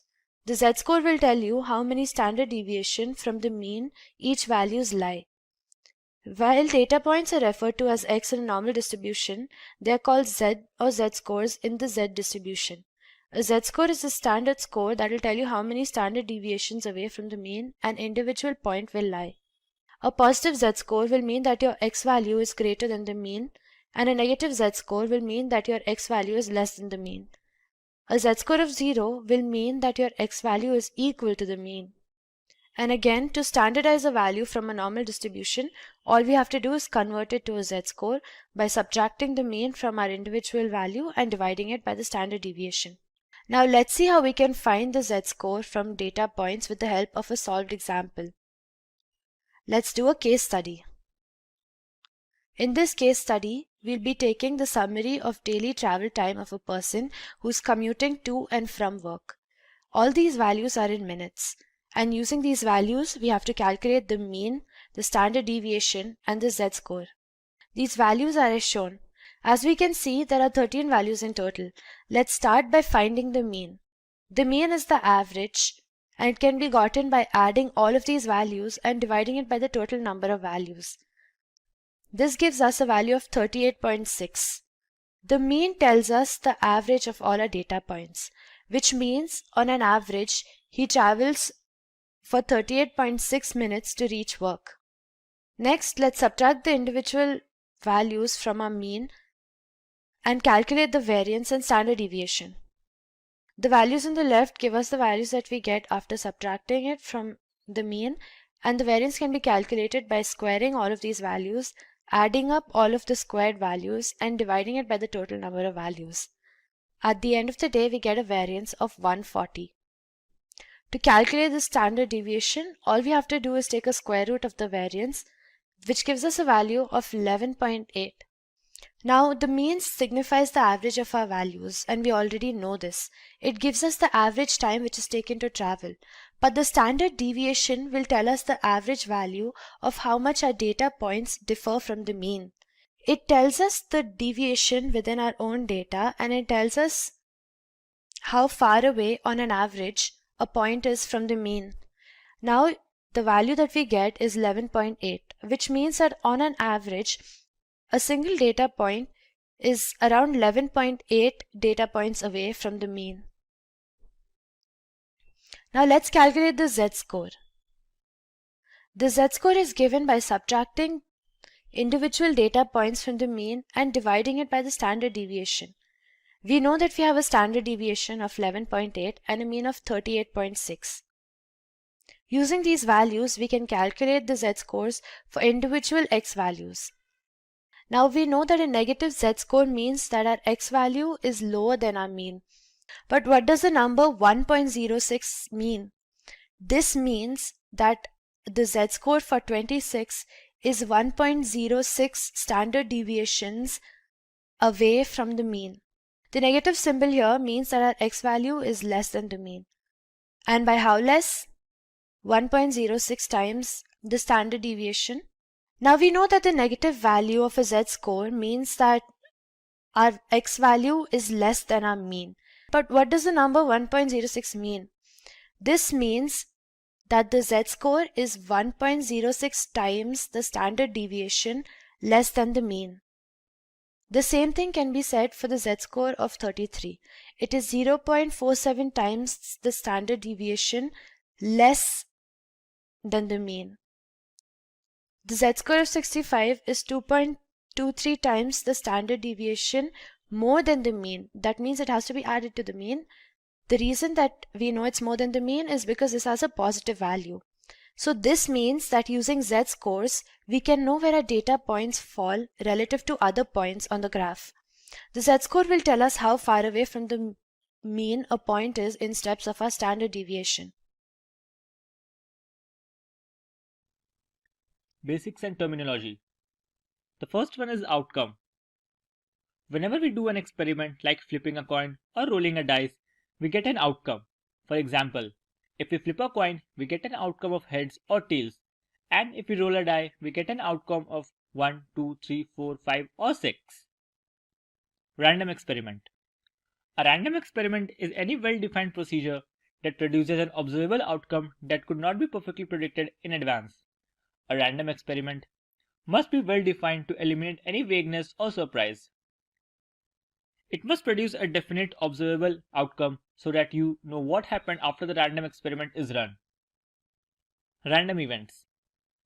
Consider a simple example. Let us say that we toss a coin up in the air. What can happen when it gets back? It either gives a head or a tail. These two are known as outcome, and the occurrence of an outcome is an event. Thus, the event is the outcome of some phenomenon. The last one is sample space. A sample space is a collection or a set of possible outcomes of a random experiment. The sample space is represented using the symbol S. The subset of all possible outcomes of an experiment is called events, and a sample space may contain a number of outcomes that depends on the experiment. If it contains a finite number of outcomes, then it is known as a discrete or finite sample spaces. Now let's discuss what is random variable. A random variable is a numerical description of the outcome of a statistical experiment. A random variable that may assume only a finite number of values is said to be discrete. One that may assume any value in some interval on the real number line is said to be continuous. Let's see an example. Let x be a random variable defined as the sum of numbers when two dice are rolled. X can assume the values 2, 3, 4, 5, 6, 7, 8, 9, 10, 11 and 12. Notice there is no 1 here because the sum on the two dice can never be 1. Now that we know the basics, let's move on to binomial distribution.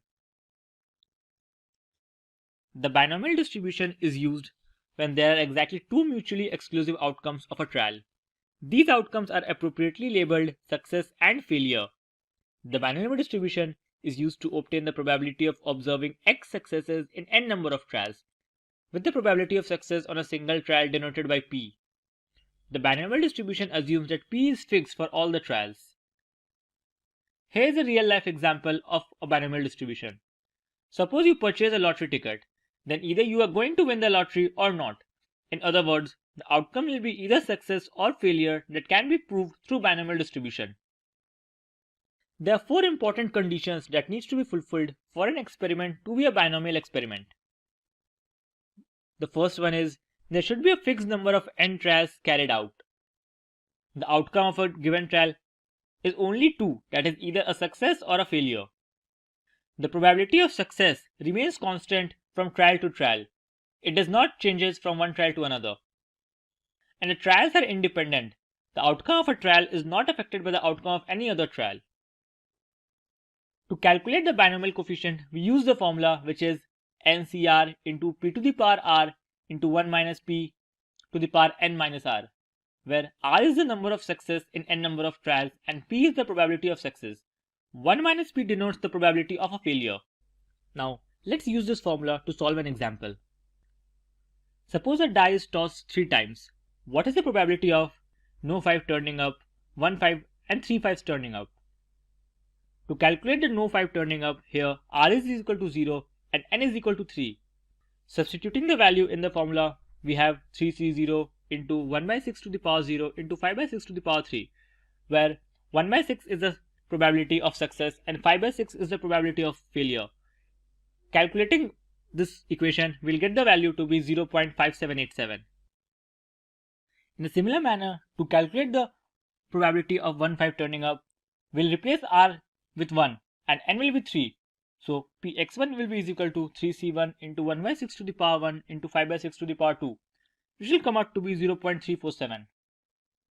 And for 3 5 turning up, we'll substitute r equal to 3 and the formula will remain the same and we'll get the value to be 0.0046.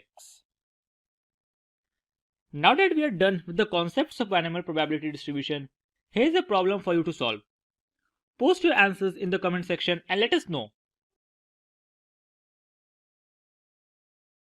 A Poisson distribution is a probability distribution used in statistics to show how many times an event is likely to happen over a given period of time. To put it another way, it's a count distribution. Poisson distributions are frequently used to comprehend independent event at a constant rate over a given interval of time. The Poisson distribution was developed by French mathematician Simon Denis Poisson in 1837.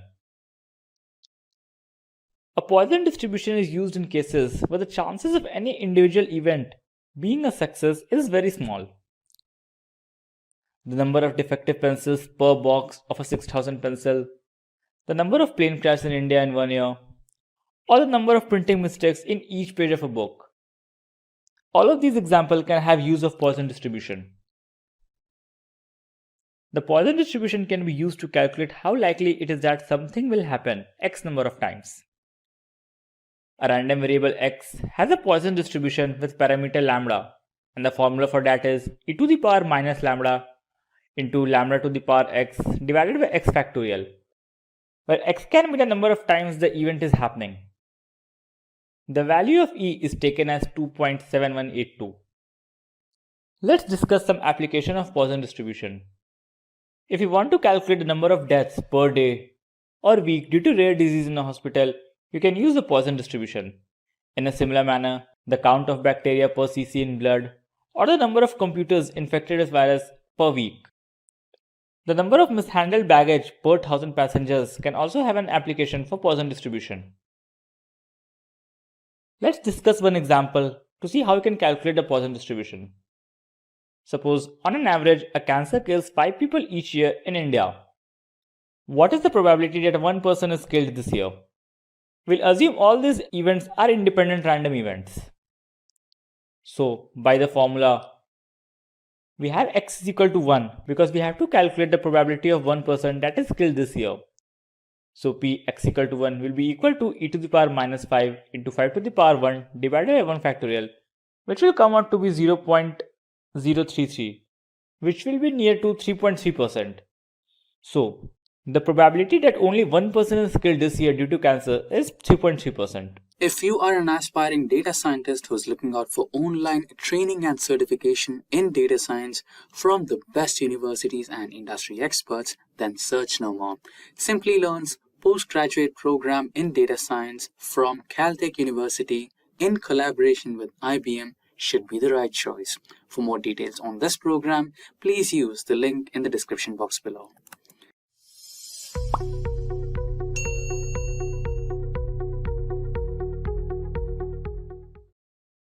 Hello everyone, welcome to another session by Simplilearn. Today, we are going to discuss the Bayes theorem, an important subtopic that comes under probability theory. We'll start this video by talking about probability and conditional probability. After that, we'll move on to the Bayes theorem and understand its formula and a real-life example where the Bayes theorem can be used. So, let's get started. What is probability? Probability is a branch of mathematics concerning numerical descriptions of how likely an event is to occur, or how likely it is that a proposition is true. The probability of an event is a number between 0 and 1, where roughly speaking, 0 indicates the impossibility of the event and 1 indicates certainty. The higher the probability of an event, the more likely is that the event will occur. Let's look at an example. A simple example is the tossing of a fair unbiased coin. Since the coin is fair, the outcome, that is heads and the tails, are both equally probable. The probability of heads equals the probability of the tails, and since no other outcomes are possible, the probability of either heads or tails can be said to be 1 by 2, which is also 50%. The probability of an event can be calculated by number of ways it can happen divided by the total number of outcomes. Now that we know about the probability, let's see if you can answer this question. What is the probability of drawing a jack and a queen consecutively from a deck of 52 cards without replacement? Here are your options. Post your answers in the comment section and let us know. Now let's move on to conditional probability. Let A and B be the two events associated with a random experiment. Then the probability of A's occurrence under the condition that B has already occurred and probability of B is not equal to 0 is called the conditional probability. It is denoted by PA/B. Thus, we can say that PA/B is equal to PA intersection B divided by P of B, where PA/B is the probability of occurrence of A given that B has already occurred, and PB is the probability of occurrence of B. To know more about conditional probability, you can check our previous video which is specifically on conditional probability. Now let's move on to Bayes theorem. The Bayes theorem is a mathematical formula for calculating conditional probability in probability and statistics. In other words, it is used to figure out how likely an event is associated on its proximity to another. Bayes' law or Bayes' rule are the other names of this theorem. The formula for the Bayes theorem can be written in a variety of ways. The most common version is PA/B is equal to P of B/A into P of A divided by P of B, where PA/B is the conditional probability of event A occurring given that B is true, and PA and P of B are the probabilities of A and B occurring independently of one another. Let's solve a problem using the Bayes theorem to understand it better. There is a cricket match tomorrow. and in recent years it has rained only 5 days each year. Unfortunately, the meteorologist has predicted the rain for tomorrow. Now, when it rains, the meteorologist correctly forecasts rain 90% of the time, and when it doesn't rain, he incorrectly forecasts rain 10% of the time. Let's calculate what is the probability that it will rain on the match day. So, the two sample spaces here are the events that it rains and it does not rain. Additionally, a third event is also there that meteorologist predicts the rain. So the notation for these events appear below. Event A1 is equal to it rains on the match day, event A2 that it does not rain on the match day, and event B is the meteorologist predicting the rain. Now in terms of probability, we know the following. Probability of A1 is 5 by 365 that it rains 5 days in a year, which will come out to be 0.0136. PA2 is 360 by 365, that is no days for 360 days in a year, which will come out to be 0.986. PB/A1 is 0.9. This signifies when it rains, the meteorologist predicts the rain 90% of the time. In a similar manner, PB by A2 is 0.1, that it does not rain, the meteorologist predicts the rain 10% of the time. Combining all this, we can calculate PA1/B, that is the probability it will rain on the given match day, given a forecast of rain by meteorologist. The answer can be determined using the Bayes theorem as shown below. So here's the formula of the Bayes theorem, and putting all the values that we have calculated in the previous slide, the probability that it will rain on the match day given a forecast of the rain by meteorologist will come out to be 0.111, which will be equal to 11.11%. So there's an 11% chance that it will rain on the match day given that the meteorologist has predicted the rain. I hope this example is clear to you. It's a weekend, and John decided to watch the latest movie recommended by Netflix at his friend's place. Before heading out, he asked Siri about the weather and realized it would rain. So he decided to take his Tesla for the long journey and switch to autopilot on the highway. After coming home from the eventful day, he started wondering how technology has made his life easy. He did some research on the internet and found out that Netflix, Siri, and Tesla are all using AI. So, what is AI? AI, or artificial intelligence, is nothing but making computers-based machines think and act like humans. Artificial intelligence is not a new term. John McCarthy, a computer scientist, coined the term artificial intelligence back in 1956. But it took time to evolve as it demanded heavy computing power. Artificial intelligence is not confined to just movie recommendations and virtual assistants. Broadly classifying, there are three types of AI. Artificial narrow intelligence, also called weak AI, is the stage where machines can perform a specific task. Netflix, Siri, chatbots, facial recommendation systems are all examples of artificial narrow intelligence. Next up, we have artificial general intelligence, referred to as an intelligent agent's capacity to comprehend or pick up any intellectual skill that a human can. We are halfway into successfully implementing this phase. IBM's Watson supercomputer and GPT-3 fall under this category. And lastly, artificial superintelligence. It is the stage where machines surpass human intelligence. You might have seen this in movies and imagined how the world would be if machines occupied it. Fascinated by this, John did more research and found out that machine learning, deep learning, and natural language processing are all connected with artificial intelligence. Machine learning, a subset of AI, is the process of automating and enhancing how computers learn from their experiences without human help. Machine learning can be used in email spam detection, medical diagnosis, etc. Deep learning can be considered a subset of machine learning. It is a field that is based on learning and improving on its own by examining computer algorithms. While machine learning uses simpler concepts, deep learning works with artificial neural networks, which are designed to imitate the human brain. This technology can be applied in face recognition, speech recognition, and many more applications. Natural language processing, popularly known as NLP, can be defined as the ability of machines to learn human language and translate it. Chatbots fall under this category. Artificial intelligence is advancing in every crucial field like healthcare, education, robotics, banking, e-commerce, and the list goes on. Like in healthcare, AI is used to identify diseases.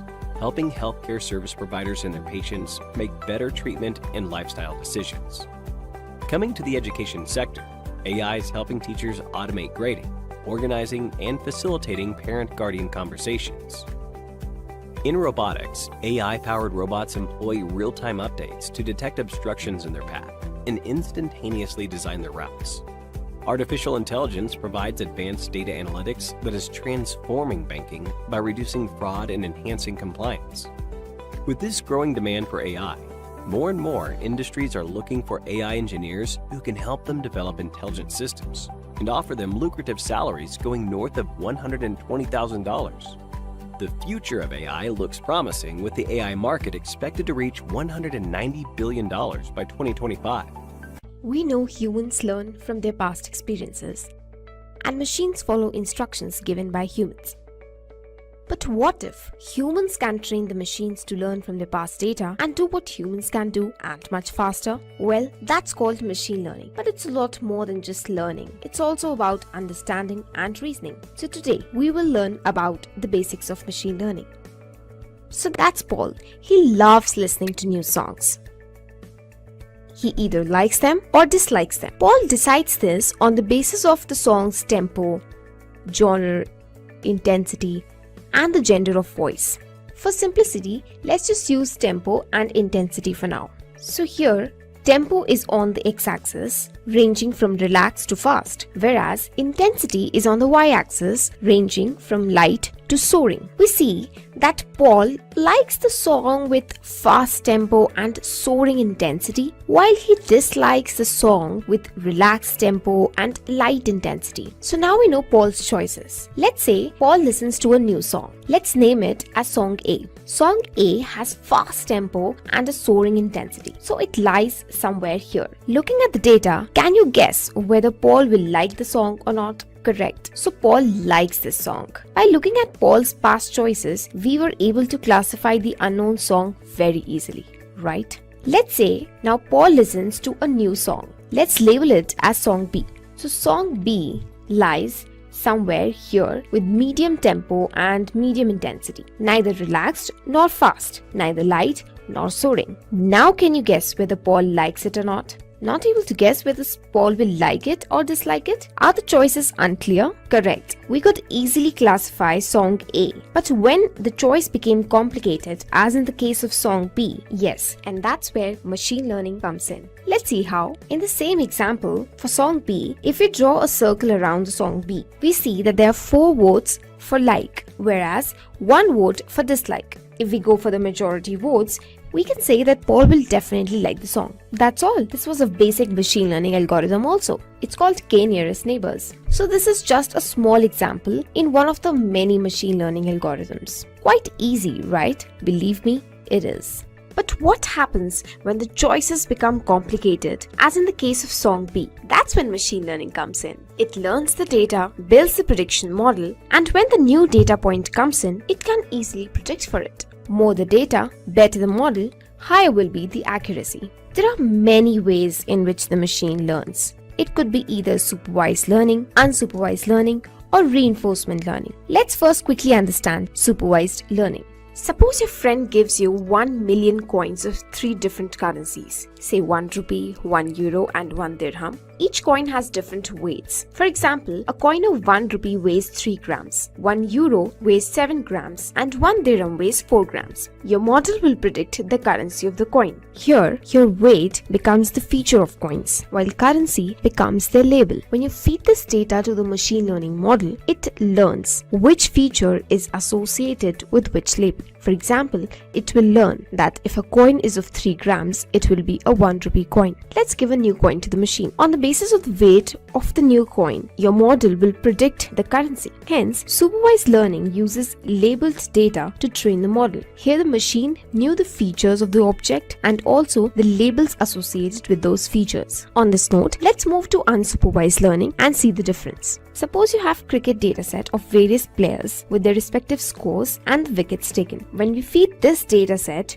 to the machine identifies the pattern of player performance. So it plots this data with the respective wickets on the x-axis while runs on the y-axis. While looking at the data, you will clearly see that there are two clusters. The one cluster are the players who scored high runs and took less wickets, while the other cluster is of the players who scored less runs but took many wickets. So here we interpret these two clusters as batsmen and bowlers. The important point to note here is that there were no labels of batsmen and bowlers. Hence, the learning with unlabeled data is unsupervised learning. So we saw supervised learning where the data was labeled and the unsupervised learning where the data was unlabeled.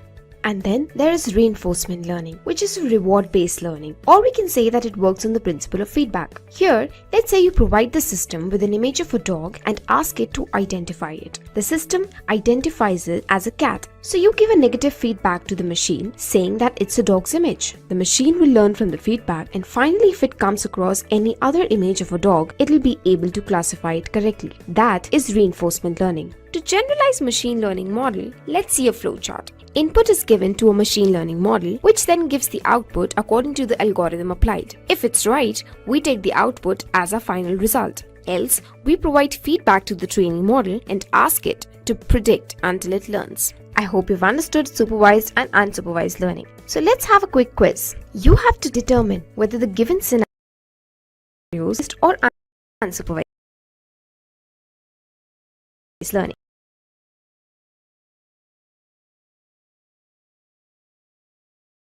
Simple, right? Scenario 1. Scenario 2.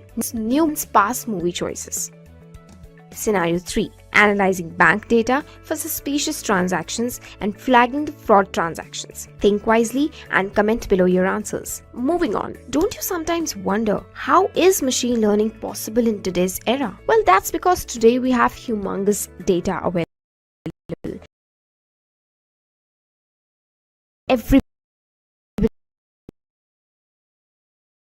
Online data analysis. Also, the memory handling capabilities of computers have largely increased, which helps them to process such a huge amount of data at hand without any delay. And yes, computers now have great computational powers. So there are a lot of applications of machine learning out there. To name a few, machine learning is used in healthcare, where diagnostics are predicted for doctors' review. The sentiment analysis that the tech giants are doing on social media is another interesting application of machine learning. Fraud detection in the finance sector, and also to predict customer churn in the e-commerce sector. While booking a cab, you must have encountered surge pricing often, where it says the fare of your trip has been updated. Continue booking? Yes, please, I'm getting late for office.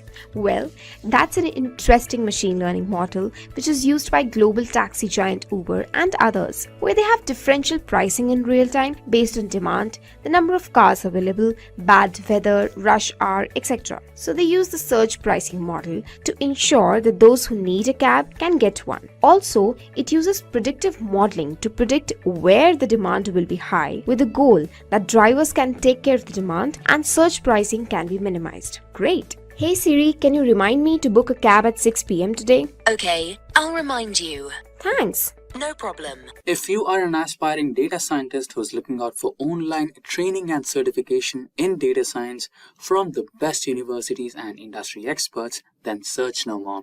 Simplilearn's postgraduate program in data science from Caltech University in collaboration with IBM should be the right choice. For more details on this program, please use the link in the description box below. Let's dive in a little deeper and see how machine learning works. Let's say you provide a system with the input data that carries the photos of various kinds of fruits. Now you want the system to figure out what are the different fruits and group them accordingly. So what the system does, it analyzes the input data. Then it tries to find patterns like shapes, size, and color. Based on these patterns, the system will try to predict the different types of fruit and segregate them. Finally, it keeps track of all such decisions it took in the process to make sure it's learning. The next time you ask the same system to predict and segregate the different types of fruits, it won't have to go through the entire process again. That's how machine learning works. Now let's look into the types of machine learning. Machine learning is primarily of three types. First one is supervised machine learning. As the name suggests, you have to supervise your machine learning while you train it to work on its own. It requires labeled training data. Next up is unsupervised learning, wherein there will be training data but it won't be labeled. Finally, there is reinforcement learning, wherein the system learns on its own. Let's talk about all these types in detail. Let's try to understand how supervised learning works. Look at the pictures very carefully. The monitor depicts the model or the system that we are going to train. This is how the training is done. We provide a data set that contains pictures of a kind of a fruit, say an apple. Then, we provide another data set which lets the model know that these pictures were that of a fruit called apple. This ends the training phase. Now, what we will do is we provide a new set of data which only contains pictures of apple. Now here comes the fun part. The system can actually tell you what fruit it is. And it will remember this and apply this knowledge in future as well. That's how supervised learning works. You are training the model to do a certain kind of an operation on its own. This kind of a model is generally used into filtering spam mails from your email accounts as well. Yes, surprised, aren't you? So let's move on to unsupervised learning now. Let's say we have a data set which is cluttered. In this case, we have a collection of pictures of different fruits. We feed this data to the model and the model analyzes the data to figure out patterns in it. In the end, it categorizes the photos into three types, as you can see in the image, based on their similarities. So, you provide the data to the system and let the system do the rest of the work. Simple, isn't it? This kind of a model is used by Flipkart to figure out the products that are well suited for you. Honestly speaking, this is my favorite type of machine learning out of all the three. And this type has been widely shown in most of the sci-fi movies lately. Let's find out how it works. Imagine a newborn baby. You put a burning candle in front of the baby.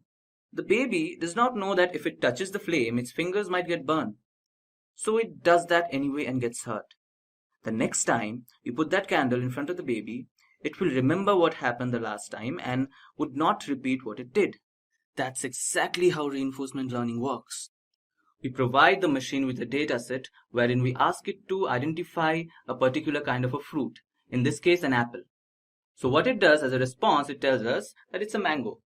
But as we all know, it's a completely wrong answer. So as a feedback, we tell the system that it's wrong, it's not a mango, it's an apple. What it does, it learns from the feedback and keeps that in mind.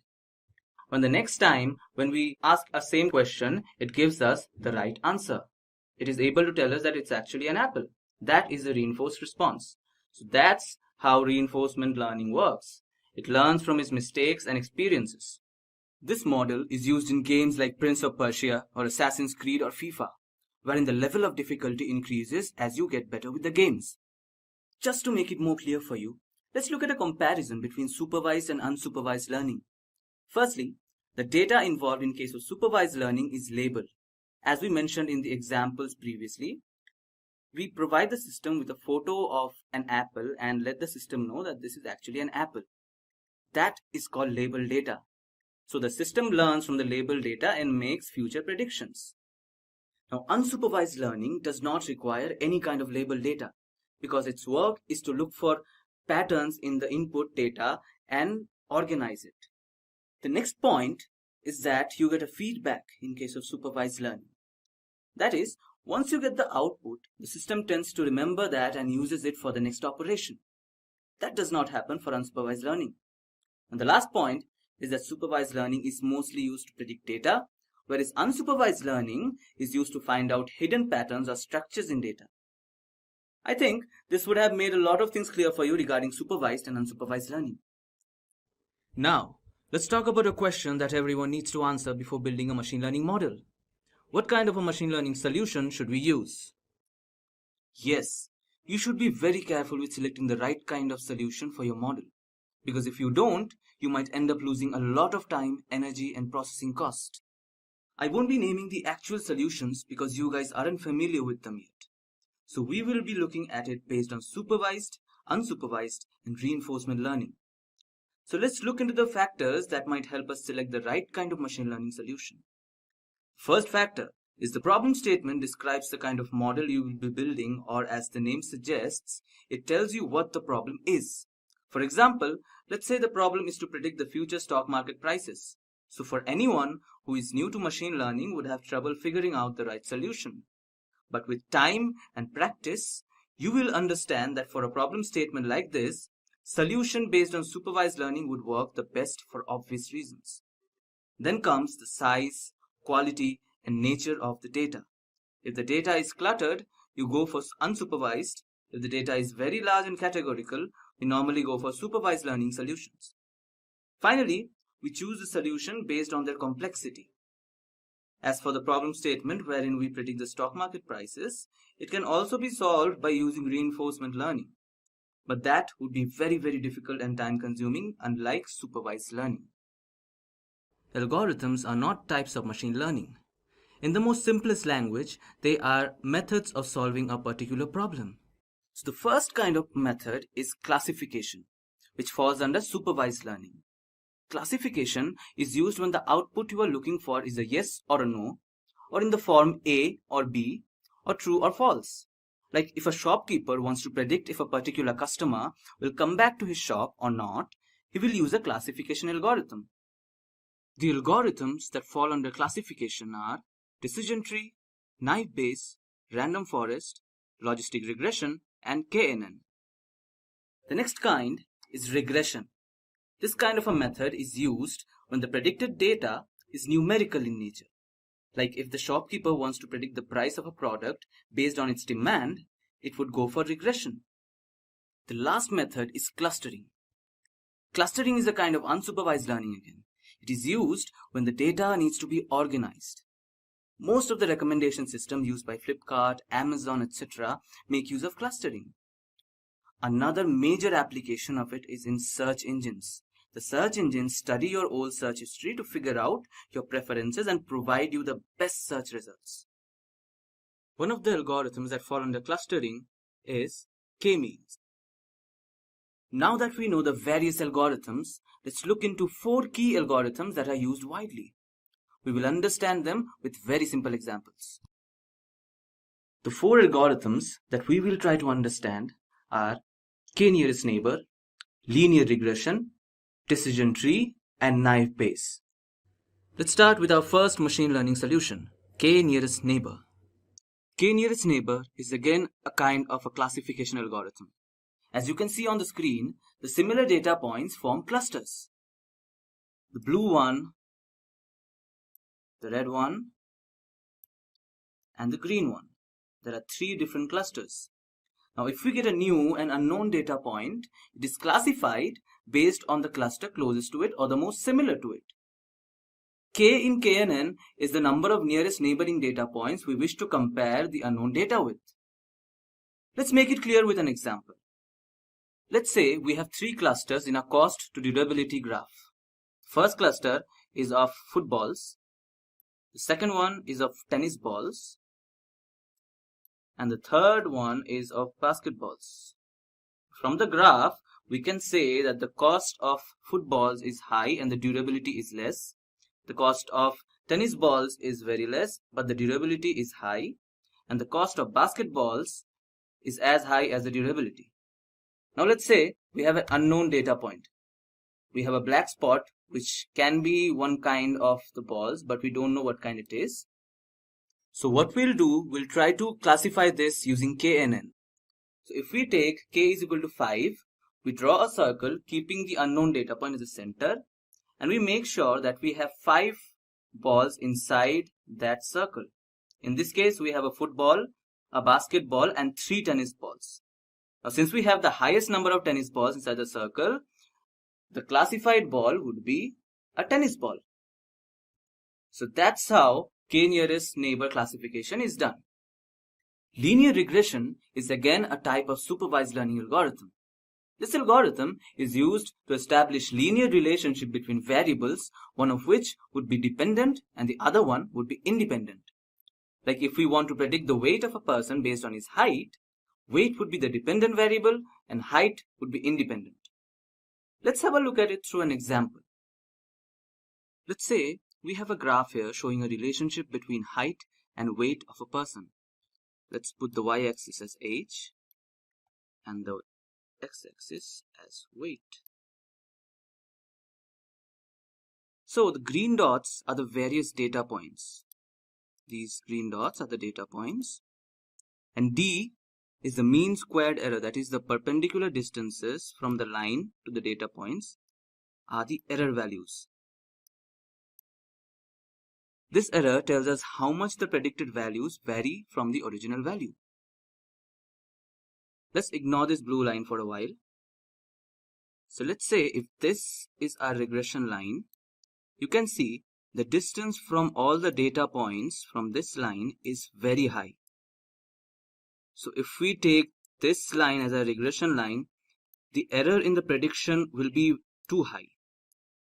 So in this case, the model will not be able to give us a good prediction. Let's say we draw another regression line here like this. Even in this case, you can see that the perpendicular distance of the data points from the line is very high. So the error value will still come as high as the last one. So this model will also not be able to give us a good prediction. So what to do? So finally, we draw a line which is this blue line. So here we can see that the distance of the data points from the line is very less relative to the other two lines we drew. So the value of D for this line will be very less. So in this case, if we take any value on the x-axis, the corresponding value on the y-axis will be our prediction. And given the fact that the D is very low, our prediction should be good also. This is how regression works. We draw a line, a regression line that is, in such a way that the value of D is the least, eventually giving us good predictions. This algorithm, that is decision tree, is a kind of an algorithm you can very strongly relate to.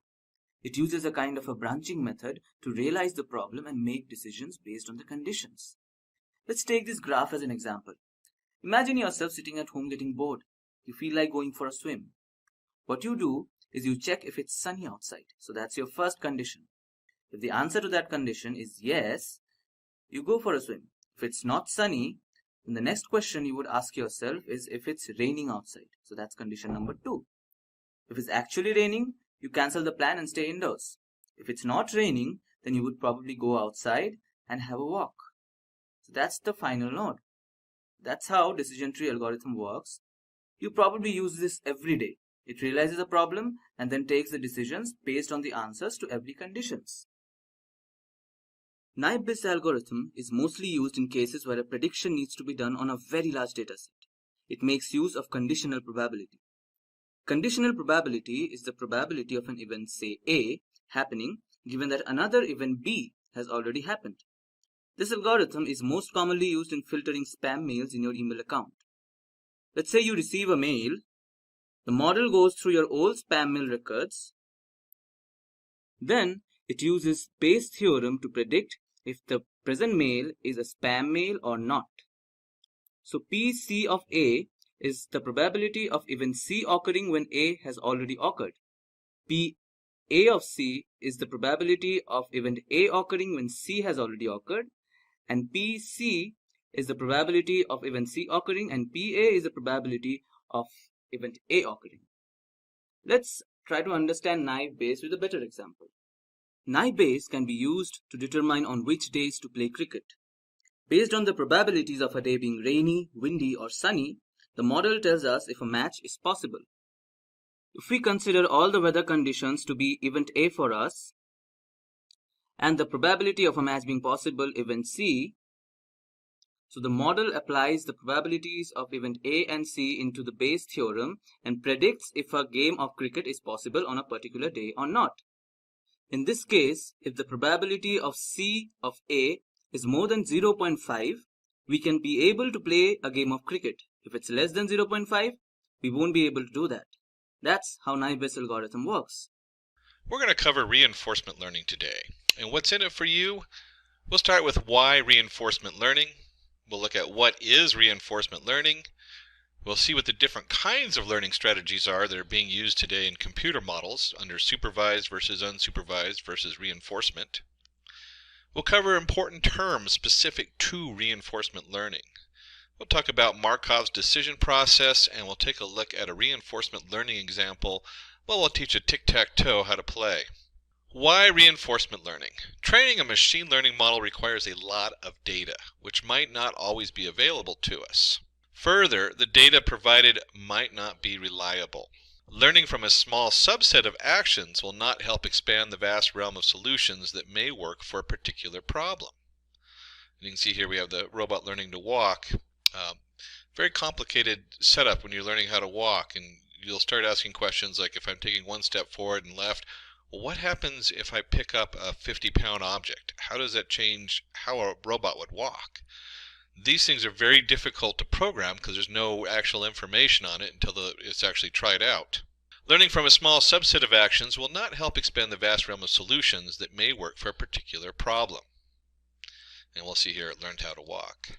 This is going to slow the growth that technology is capable of. Machines need to learn to perform actions by themselves and not just learn off humans.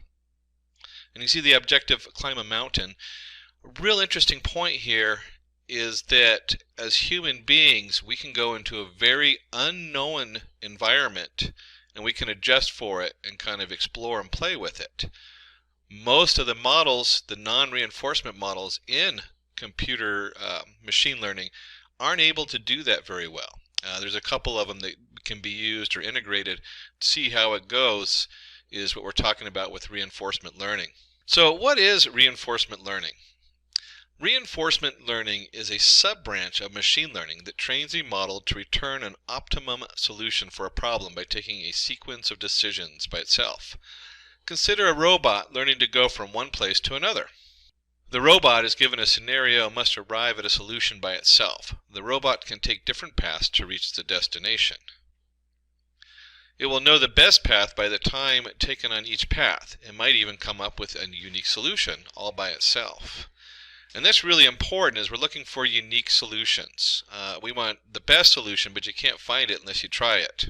So when we're looking at our different systems, our different model, we have supervised versus unsupervised versus reinforcement learning. And with the supervised learning, that is probably the most controlled environment. We have a lot of different supervised learning models, whether it's linear regression, neural networks, there's all kinds of things in between, decision trees. The data provided is labeled data with output values specified. And this is important because when we talk about supervised learning, you already know the answer for all this information. You already know the picture has a motorcycle in it. So you're supervised learning. You already know that the outcome for tomorrow, for going back a week, you're looking at stock, you can already have like the graph of what the next day looks like. So you have an answer for it. And you have labeled data which is used. You have an external supervision and solves problems by mapping labeled input to known output. So very controlled. Unsupervised learning, and unsupervised learning is really interesting because it's now taking part in many other models. They start with you can actually insert an unsupervised learning model in almost either supervised or reinforcement learning as part of the system, which is really cool. Data provided is unlabeled data. The outputs are not specified. Machine makes its own predictions. Used to solve association with clustering problems. Unlabeled data is used. No supervision. Solves problems by understanding patterns and discovering output. So you can look at this and you can think some of these things go with each other. They belong together. So it's looking for what connects in different ways. And there's a lot of different algorithms that look at this. When you start getting into those, there's some really cool images that come up of what unsupervised learning is. How it can pick out, say, the area of a donut. One model will see the area of the donut, and the other one will divide it into 3 sections based on its location versus what's next to it. So there's a lot of stuff that goes in with unsupervised learning. And then we're looking at reinforcement learning. Probably the biggest industry in today's market in machine learning, or growing market. It's very infant stage as far as how it works and what it's going to be capable of. The machine learns from its environment using rewards and errors. Used to solve reward-based problems. No predefined data is used. No supervision. Follows trial and error problem solving approach. So again, we have a random, at first you start with a random, I try this, it works, and this is my reward. Doesn't work very well maybe, or maybe it doesn't even get you where you're trying to get it to do, and you get your reward back, and then it looks at that and says, well, let's try something else, and it starts to play with these different things, finding the best route. So let's take a look at important terms in today's reinforcement model. And this has become pretty standardized over the last few years, so these are really good to know. We have the agent. Agent is the model that is being trained via reinforcement learning. So this is your actual entity that has, however you're doing it, whether you're using a neural network or a Q table or whatever, combination thereof. This is the actual agent that you're using. This is the model. And you have your environment. The training situation that the model must optimize to is called its environment. And you can see here, I guess we have a robot who's trying to get a chest full of gems or whatever, and that's the output. And then you have your action. This is all possible steps that can be taken by the model, and it picks one action. And you can see here that it's picked 3 different routes to get to the chest of diamonds and gems. We have a state, the current position condition returned by the model. And you could look at this if you're playing like a video game. This is the screen you're looking at. So when you go back here, the environment is a whole game board. So if you're playing one of those Mobius games, you might have the whole game board going on, but then you have your current position. Where are you on that game board? What's around that? What's around you? If you were talking about a robot, the environment might be moving around the yard, where it is in the yard and what it can see, what input it has in that location. That would be the current position condition returned by the model. And then the reward. To help the model move in the right direction, it is rewarded. Points are given to it to appraise some kind of action. So, yeah, you did good, or if didn't do as good, trying to maximize the reward and have the best reward possible. And then policy. Policy determines how an agent will behave at any time. It acts as a mapping between action and present state. This is part of the model. What is your action that you're going to take? What's the policy you're using to have an output from your agent? One of the reasons they separate policy as its own entity is that you usually have a prediction of different options, and then the policy, well, how am I going to pick the best? Based on those predictions, I'm going to guess at different options. And we'll actually weigh those options in and find the best option we think will work. So it's a little tricky, but the policy thing is actually pretty cool how it works. Let's go ahead and take a look at a reinforcement learning example. And just in looking at this, we're going to take a look, consider what a dog that we want to train. So the dog would be like the agent. So you have your puppy or whatever. And then your environment is going to be the whole house or whatever it is where you're training them. And then you have an action. We want to teach the dog to fetch. So action equals fetching, and then we have a little biscuit, so we can get the dog to perform various actions by offering incentives such as a dog biscuit as a reward. The dog will follow a policy to maximize this reward, and hence will follow every command and might even learn new actions like begging by itself. So you have, so we start off with fetching. It goes, oh, I get a biscuit for that. It tries something else, and you get a handshake or begging or something like that, and it goes, oh, this is also reward based, and so it kind of explores things to find out what will bring it as biscuit. And that's very much like how a reinforced model goes. Is it looks for different rewards. How do I find? Can I try different things and find a reward that works? The dog also will want to run around and play and explore its environment. This quality of model is called exploration. So there's a little randomness going on in exploration. And it explores new parts of the house. Climbing on the sofa doesn't get a reward. In fact, it usually gets kicked off the sofa. So let's talk a little bit about Markov's decision process. Markov's decision process is a reinforcement learning policy used to map a current state to an action where the agent continuously interacts with the environment to produce new solutions and receive rewards. And you'll see here's all of our different vocabulary we just went over. We have a reward, our state, our agent, our environment, and our action. And so even though the environment kind of contains everything, that you really, when you're actually writing the program, your environment's going to put out a reward and state that goes into the agent. The agent then looks at this state, or it looks at the reward usually first, and it says, okay, I got rewarded for whatever I just did, or I didn't get rewarded. And then it looks at the state, and then it comes back, and if you remember from policy, the policy comes in, and then we have a reward. The policy is that part that's connected at the bottom. And so it looks at that policy and it says, hey, what's a good action that will probably be similar to what I did, or sometimes they're completely random, but what's a good action that's going to bring me a different reward? So taking the time to just understand these different pieces as they go is pretty important in most of the models today. And so a lot of them actually have templates based on this that you can pull in and start using. Pretty straightforward as far as once you start seeing how it works, you can see your environment says, hey, this is the agent did this. If you're a character in a game, this happened, and it shoots out a reward in a state. The agent looks at the reward, looks at the new state, and then takes a little guess and says, I'm going to try this action. And then that action goes back into the environment. It affects the environment. The environment then changes depending on what the action was. And then it has a new state and a new reward that goes back to the agent. So in the diagram shown, we need to find the shortest path between node A and D. Each path has a reward associated with it, and the path with the maximum reward is what we want to choose. The nodes A, B, C, D denote the nodes to travel from node A to B is an action. Reward is the cost of each path, and policy is each path taken. And you can see here A can go to B, or A can go to C right off the bat, or it can go right to D.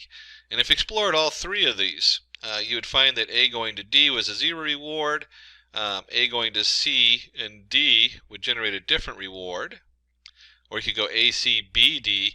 There's a lot of options here. And so when we start looking at this diagram, you start to realize that even though today's reinforced learning models do really good at finding an answer, they end up trying almost all the different directions you see. And so they take up a lot of work or a lot of processing time for reinforcement learning. They're right now in their infant stage, and they're really good at solving simple problems. And we'll take a look at one of those in just a minute in a tic-tac-toe game. But you can see here, once it's gone through these and it's explored, it's going to find the ACD is the best reward. It gets a full 30 points for it. So let's go ahead and take a look at a reinforcement learning demo. In this demo, we're going to use reinforcement learning to make a tic-tac-toe game. You will be playing this game against the machine learning model. And we'll go ahead, we're doing it in Python. So let's go ahead and go through not always, I actually have a lot of Python tools. Let's go through Anaconda, which will open up a Jupyter notebook. Seems like a lot of steps, but it's worth it to keep all my stuff separate, and it also has a nice display when you're in the Jupyter notebook for doing Python. So here's our Anaconda navigator. I open up the notebook, which is going to take me to a web page, and I've gone in here and created a new Python folder. In this case, I've already done it and enabled it to change the name to tic-tac-toe.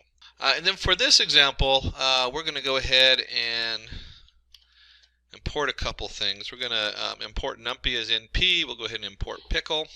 Numpy, of course, is our number array, and then pickle is just a nice way sometimes for storing different information, different states that we're going to go through on here. And so we're going to create a class called state. We're going to start with that. And there's a lot of lines of code to this class that we're going to put in here. Don't let that scare you too much. There's not as much here. It looks like there's going to be a lot here, but there really is just a lot of setup going on in our class state. And so we have up here, we're going to initialize it. We have our board. It's a tic-tac-toe board, so we're only dealing with 9 spots on the board. We have player 1, player 2 is end. We're going to create a board hash. We'll look at that in just a minute. We're just going to store some information in there. Symbol of player equals 1. So there's a few things going on as far as the initialization. Then something simple, we're just going to get the hash of the board. We're going to get the information from the board on there, which is columns and rows. We want to know when a winner occurs. So if you get 3 in a row, that's what this whole section here is for. Let me go ahead and scroll up a little bit. And you can get a copy of this code if you send a note over to Simplilearn. We'll send you over this particular file, and you can play with it yourself and see how it's put together. I don't want to spend a huge amount of time on this because this is just some real general Python coding. But you can see here we're just going through all the rows, and you add them together, and if it equals 3 in a row. Same thing with columns. Diagonal, so you got to check the diagonal. That's what all this stuff does here, so it just goes through the different areas. Actually, let me go ahead and put, there we go. And then it comes down here and we do our sum, and it says true, -3 just says did somebody win, or is it a tie? So you got to add up all the numbers on there anyway, just in case they're all filled up. And next we also need to know available positions. These are ones that no one's ever used before. This way when you try something, or the computer tries something, it's not going to give it an illegal move. That's what the available positions is doing. Then we want to update our state.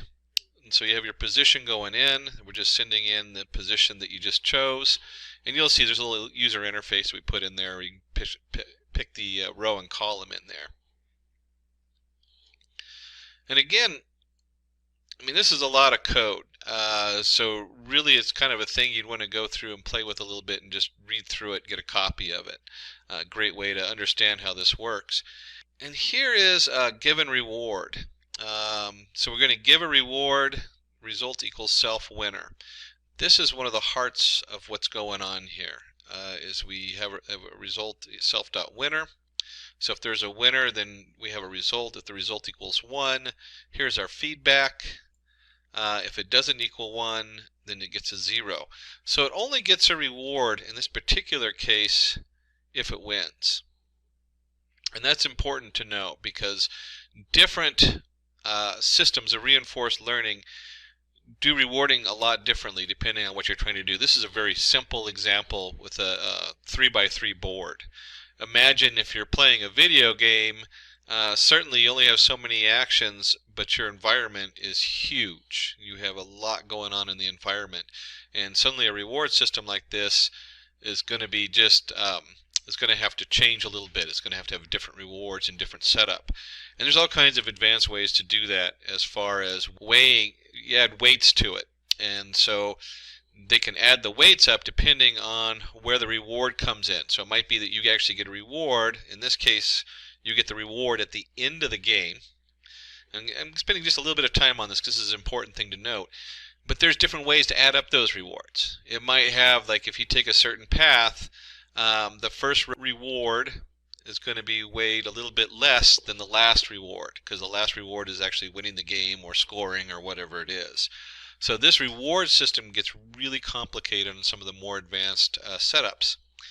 In this case, though, you can see right here that they give a 0.1 and a 0.5 reward just for picking the right value and something that's actually valid instead of picking an invalid value. So rewards, again, that's like key. It's huge. How do you feed the rewards back in? Then we have a board reset. That's pretty straightforward. It just goes back and resets the board to the beginning because it's going to try out all these different things while it's learning. It's going to do it by trial and error, so you have to keep resetting it. And then, of course, there's the play. We want to go ahead and play rounds equals 100. Depends on what you want to do on here. You can set this different. You can obviously set that to higher level. But this is just going to go through, and you'll see in here that we have player 1 and player 2.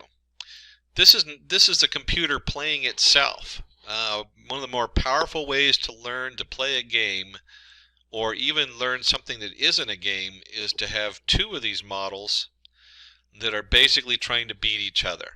And so they keep explore new things. This one works for this one, so this one tries new things. It beats this. We've seen this in chess, I think was a big one, where they had the two players in chess with reinforcement learning. It was one of the ways they trained one of the top computer chess playing algorithms. So this is just what this is. It's going to choose an action, it's going to try something, and the more it tries stuff, the more we're going to record the hash. We actually have a board hash where you self-get the hash set up on here where it stores all the information. And then once you get to a win, one of them wins, it gets the reward. Then we go back and reset and try again. And then kind of the fun part we actually get down here is we're going to play with a human. So we'll get a chance to come in here and see what that looks like when you put your own information in. And then it just comes in here and does the same thing it did above. It gives it a reward for its things, or sees if it wins or ties, looks at available positions, all that kind of fun stuff. And then finally we want to show the board. So it's going to print the board out each time. Really, as an integration, is not that exciting. What's exciting in here is, one, looking at this reward system. Whoops, play one more up. The reward system is really the heart of this. How do you reward the different setup? And the other one is when it's playing, it's got to take an action.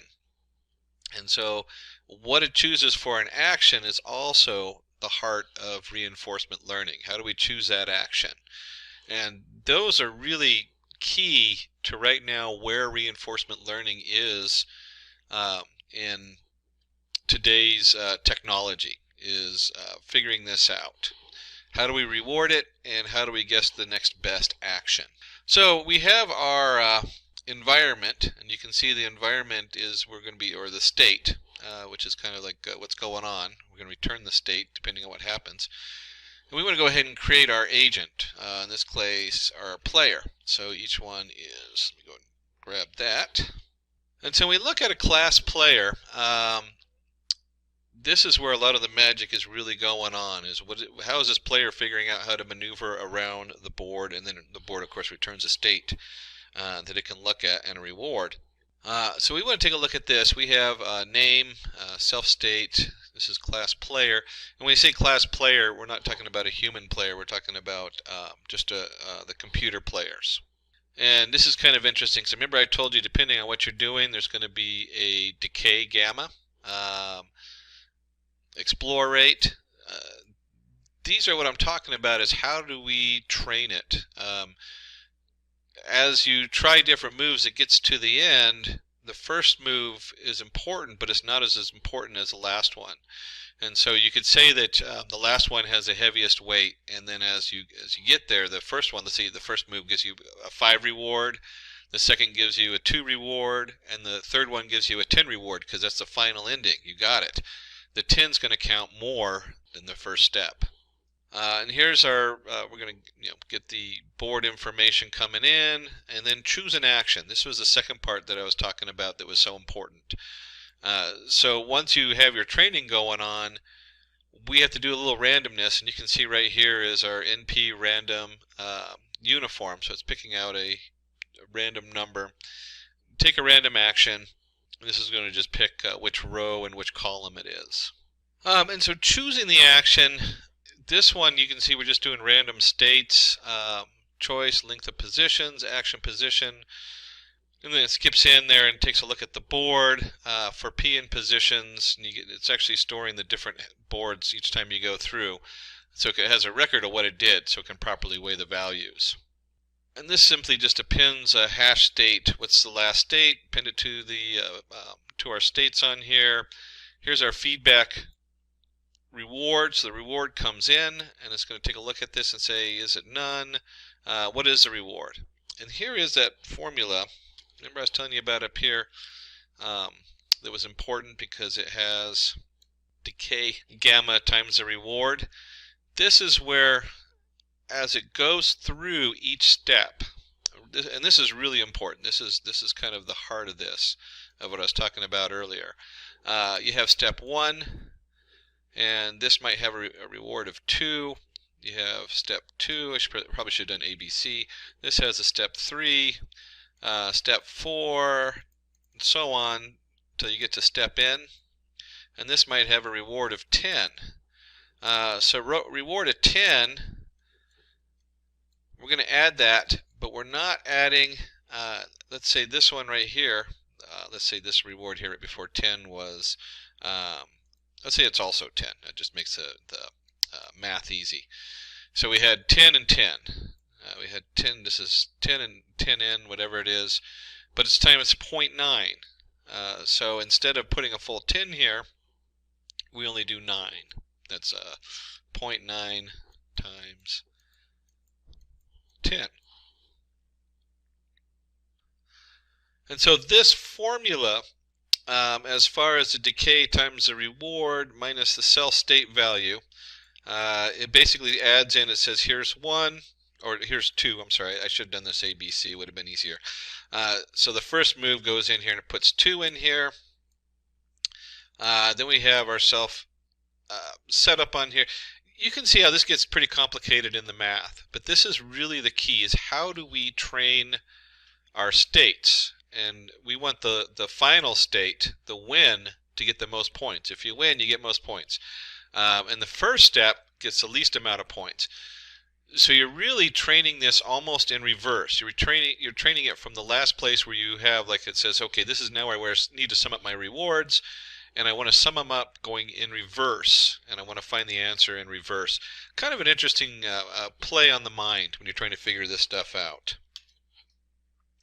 And of course we want to go ahead and reset the board down here and save the policy, load policy.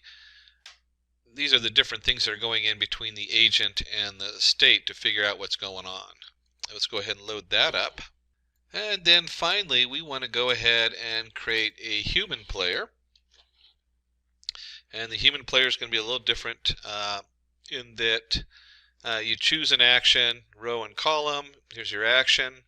If action in positions, meaning positions that are available, you return the action. If not, it just keeps asking you until you get the action that actually works. And then we're going to go ahead and append to the hash state, which we don't need to worry about because it returns the action up here. And feed forward. Again, this is because it's a human. At the end of the game, backpropagate and update state values. This part isn't being done because it's not programming the model. The model is getting its own rewards. So we've gone ahead and loaded this in here. So here's all our pieces, and the first thing we want to do is set up P1 player 1, P2 player 2, and then we're going to send our players to our state. So now it has P1, P2, and it's going to play, 50,000 rounds. Now we can probably do a lot less than this, and it's not going to get the full results. In fact, you know what? Let's go ahead and just do 5, just to play with it, because I want to show you something here. Oops, somewhere in there I forgot to load something. There we go. I must have forgot to run this. Run. Oops, forgot a reference there for the board, rows and columns, 3 by 3. There is actually in the state, it references that. We can just tack it on the end. It was supposed to be at the beginning. So now I've only set this up with, let's see, where are we going here? I've only set this up to train 5 times. And the reason I did that is we're going to come in and actually play it, and then I'm going to change that, and we can see how it differs on there. There we go. And it didn't even make it through a run, and we're going to go ahead and save the policy. So now we have our player 1 and our player 2 policy. The way we set it up, it has 2 separate policies loaded up in there.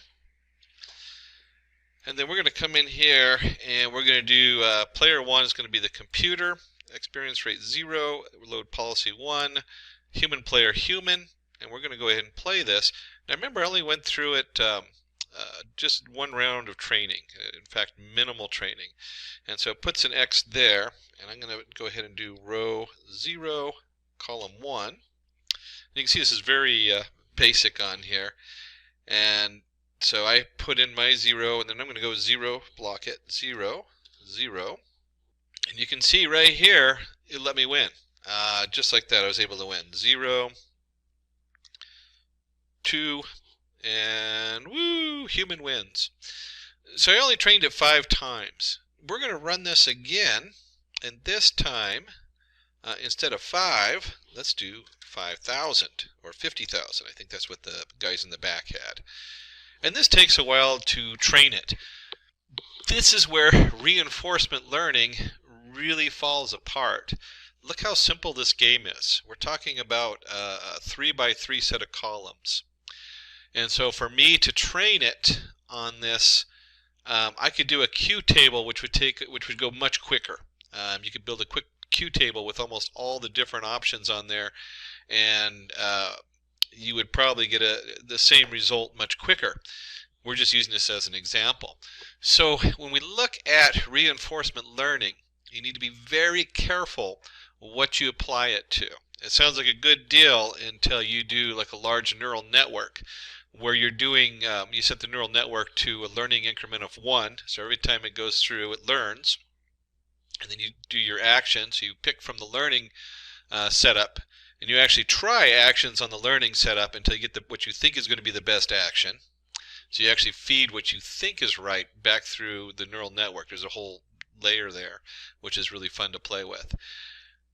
And then it has an output. Well, think of all those processes. I mean, that is just a huge amount of work it's going to do. Let's go ahead and skip ahead here. Give it a moment. It's going to take a minute or two to go ahead and run. Now, to train it, we went ahead and let it run, and it took a while. This took, I got a pretty powerful processor, and it took about 5 minutes plus to run it. And we'll go ahead and run our player setup on here. Oops, it brought in the last, whoops, it brought in the last round. So give me just a moment to redo the policy save. There we go. I forgot to save the policy back in there. And then go ahead and run our player again. So we've saved the policy, and then we want to go ahead and load the policy for P1 as a computer. And we can see the computer's gone in the bottom right corner. I'm going to go ahead and go 1, 1, which is the center. And it's gone right up the top, and if you have ever played tic-tac-toe, you know the computer has me. But we'll go ahead and play it out. Row 0, column 2. There it is, and then it's gone here, and so I'm going to go ahead and go row 0, 1, 2, no, 0, 1, there we go, and column 0. That's where I wanted. Oh, and it says, okay, your action, there we go, boom. So you can see here, we've got didn't catch the win on this, it said tie. Kind of funny that it didn't catch the win on there. But if we play this a bunch of times, you'll find that it's going to win more and more. The more we train it, the more the reinforcement happens. This lengthy training process is really the stopper on reinforcement learning. As this changes, reinforcement learning will be one of the more powerful packages evolving over the next decade or two. In fact, I would even go as far as to say it is the most important machine learning tool and artificial intelligence tool out there, as it learns not only a simple tic-tac-toe board, but we start learning environments. And the environment would be like in language. If you're translating a language or something from one language to the other, so much of it is lost if you don't know the context it's in, what's the environments it's in. And so being able to attach environment and context and all those things together is going to require reinforcement learning to do. So again, if you want to get a copy of the tic-tac-toe board, it's kind of fun to play with. Run it, you can test it out, you can do test it for different values. You can switch from P1 computer where we loaded the policy 1 to load the policy 2 and just see how it varies. There's all kinds of things you can do on there. Supervised learning uses labeled data to train machine learning models. Labeled data means that the output is already known to you. The model just needs to map the inputs to the outputs. An example of supervised learning can be to train a machine that identifies the image of an animal.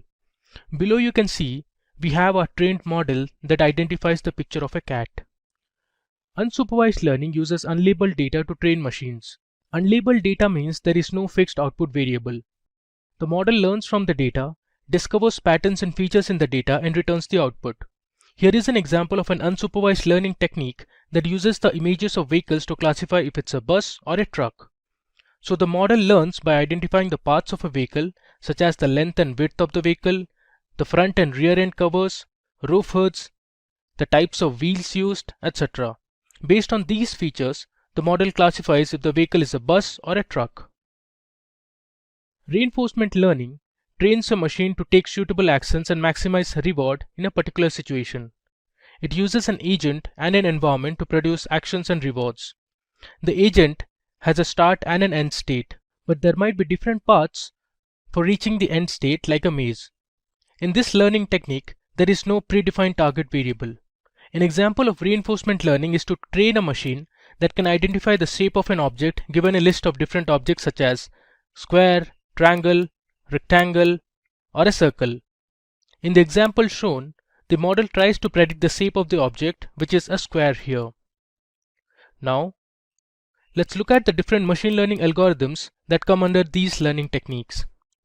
Some of the commonly used supervised learning algorithms are linear regression, logistic regression, support vector machines, k-nearest neighbors, decision tree, random forest, and naive Bayes. Examples of unsupervised learning algorithms are k-means clustering, hierarchical clustering, db-scan, principal component analysis, and others. Choosing the right algorithm depends on the type of problem you are trying to solve. Some of the important reinforcement learning algorithms are Q-learning, Monte Carlo, SARSA, and Deep Q network. Now let's look at the approach in which these machine learning techniques work. So supervised learning takes labeled inputs and maps it to known outputs, which means you already know the target variable. Unsupervised learning finds patterns and understands the trends in the data to discover the output. So the model tries to label the data based on the features of the input data. While reinforcement learning follows trial and error method to get the desired solution. After accomplishing a task, the agent receives an award. An example could be to train a dog to catch the ball. If the dog learns to catch a ball, you give it a reward such as a biscuit. Now, let's discuss the training process for each of these learning methods. So supervised learning methods need external supervision to train machine learning models, and hence the name supervised. They need guidance and additional information to return the result. Unsupervised learning techniques do not need any supervision to train models. They learn on their own and predict the output.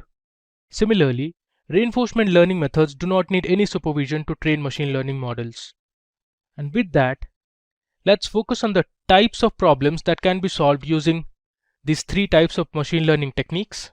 So supervised learning is generally used for classification and regression problems. We'll see the examples in the next slide. And unsupervised learning is used for clustering and association problems, while reinforcement learning is reward based. So for every task or for every step completed, there will be a reward received by the agent. And if the task is not achieved correctly, there will be some penalty used.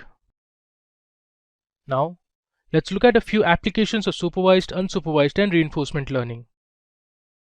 As we saw earlier, supervised learning are used to solve classification and regression problems. For example, you can predict the weather for a particular day based on humidity, precipitation, wind speed, and pressure values.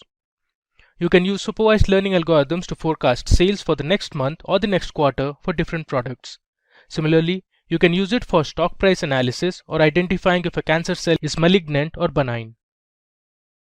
Now, talking about the applications of unsupervised learning, we have customer segmentation. So based on customer behavior, likes, dislikes, and interests, you can segment and cluster similar customers into a group.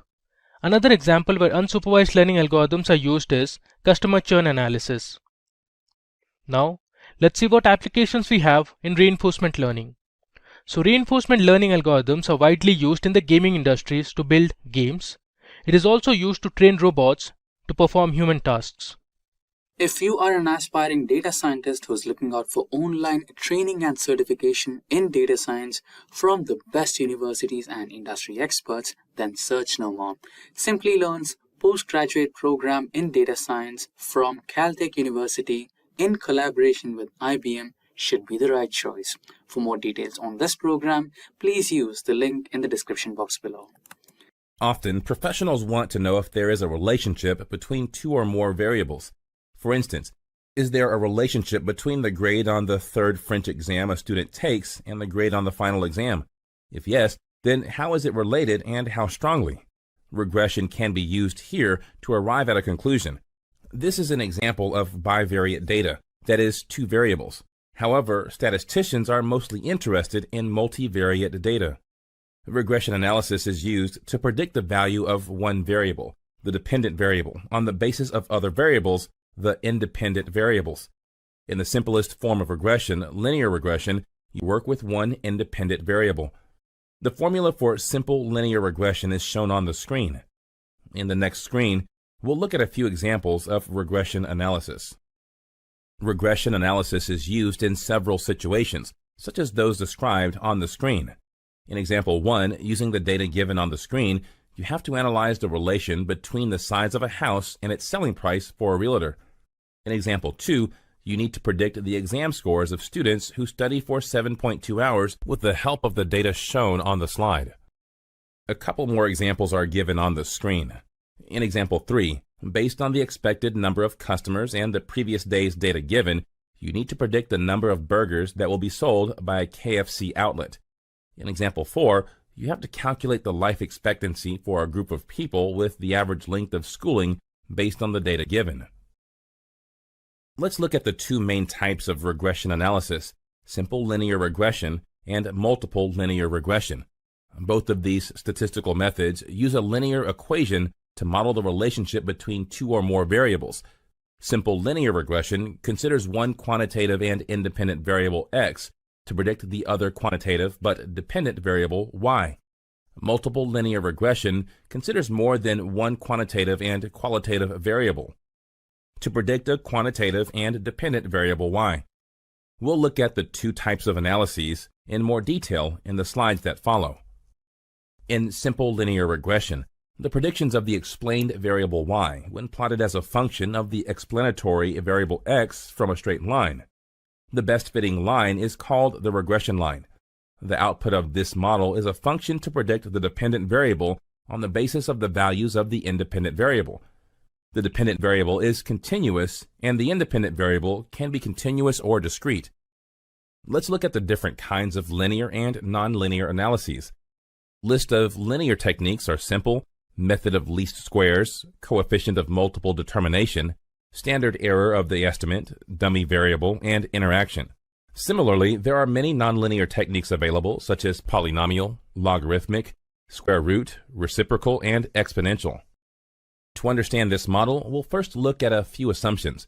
The simple linear regression model depicts the relationship between one dependent and two or more independent variables. The assumptions which justify the use of this model are as follows. Linear and additive relationship between the dependent and independent variables. Multivariate normality. Little or no collinearity in the data. Little or no autocorrelation in the data. Homoscedasticity, that is, variance of errors same across all values of x. The equation for this model is shown on the screen. A more descriptive graphical representation of simple linear regression is given on the screen. Beta naught represents the slope. A slope with two variables implies that 1 unit changes in x result in a 2-unit change in y. Beta 1 represents the estimated change in the average value of y as a result of 1 unit change in x. Epsilon represents the estimated average value of y when the value of x is 0. This demo will show the steps to do simple linear regression in R. In this demo, you'll learn how to do simple linear regression. Let's use x and y vectors that we have created in the previous demo.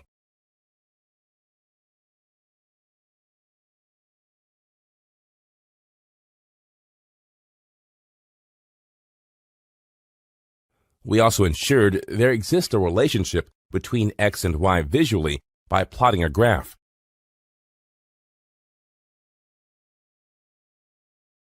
To build a simple linear regression model, let's use the LM function.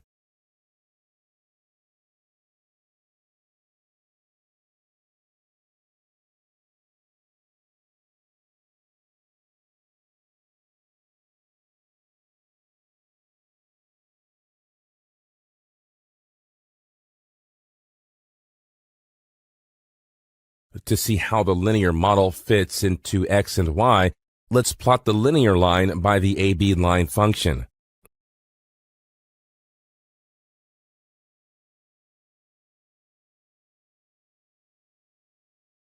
Let's use the predict function to test or predict the linear model. We can pass a known variable to predict the unknown variables.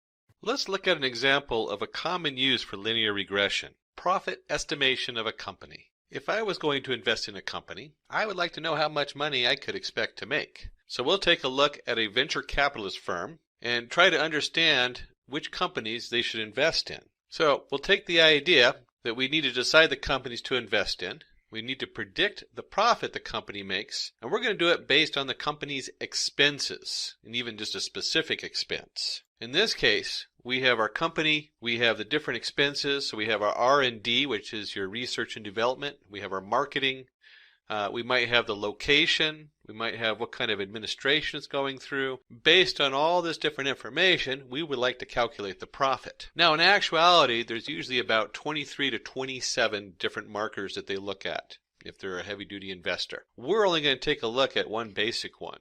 We're going to come in, and for simplicity, let's consider a single variable R&D and find out which companies to invest in based on that. So when we take our R&D and we're plotting the profit based on the R&D expenditure, how much money they put into the research and development, and then we look at the profit that goes with that. We can predict a line to estimate the profit. So we can draw a line right through the data. And when you look at that, you can see how much they invest in the R&D is a good marker as to how much profit they're going to have. We can also note that companies spending more on R&D make good profit. So let's invest in the ones that spend a higher rate in their R&D. What's in it for you? First, we'll have an introduction to machine learning, followed by machine learning algorithms. These will be specific to linear regression and where it fits into the larger model. Then we'll take a look at applications of linear regression, understanding linear regression, and multiple linear regression. Finally, we'll roll up our sleeves and do a little programming in use case profit estimation of companies. Let's go ahead and jump in.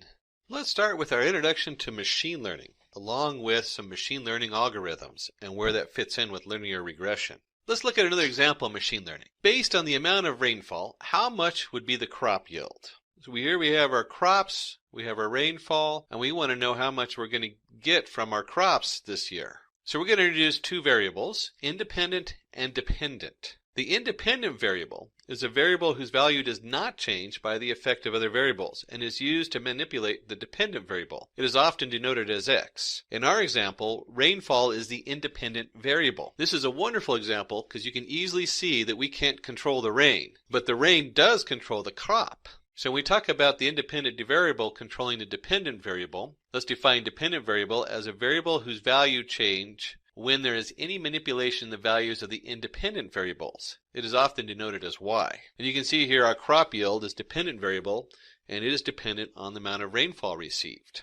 Now that we've taken a look at a real-life example, let's go a little bit into the theory and some definitions on machine learning and see how that fits together with linear regression. Numerical and categorical values. Let's take our data coming in, and this is kind of random data from any kind of project. We want to divide it up into numerical and categorical. So numerical is numbers, age, salary, height, where categorical would be a description, the color, a dog's breed, gender. Categorical is limited to very specific items, where numerical is a range of information. Now that you've seen the difference between numerical and categorical data, let's take a look at some different machine learning definitions. When we look at our different machine learning algorithms, We can divide them into three areas: supervised, unsupervised, reinforcement. We're only going to look at supervised today. Unsupervised means we don't have the answers and we're just grouping things. Reinforcement is where we give positive and negative feedback to our algorithm to program it, and it doesn't have the information until after the fact. But today we're just looking at supervised because that's where linear regression fits in. In supervised data, we have our data already there and our answers for a group, and then we use that to program our model and come up with an answer. The two most common uses for that is through the regression and classification. Now we're doing linear regression, so we're just going to focus on the regression side. And in the regression, we have simple linear regression, we have multiple linear regression, and we have polynomial linear regression. Now on these three, simple linear regression is the examples we've looked at so far where we have a lot of data and we draw a straight line through it. Multiple linear regression means we have multiple variables. Remember where we had the rainfall and the crops? We might add additional variables in there like how much food do we give our crops? When do we harvest them? Those would be additional information add into our model. And that's why it'd be multiple linear regression. And finally we have polynomial linear regression. That is, instead of drawing a line, we can draw a curved line through it. Now that you see where a regression model fits into the machine learning algorithms, and we're specifically looking at linear regression, let's go ahead and take a look at applications for linear regression. Let's look at a few applications of linear regression.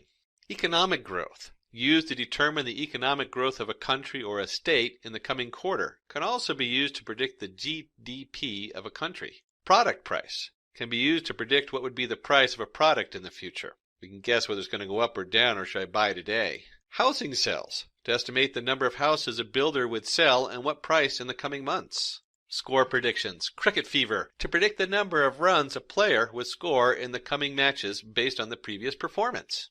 I'm sure you can figure out other applications you could use linear regression for. So let's jump in and let's understand linear regression and dig into the theory.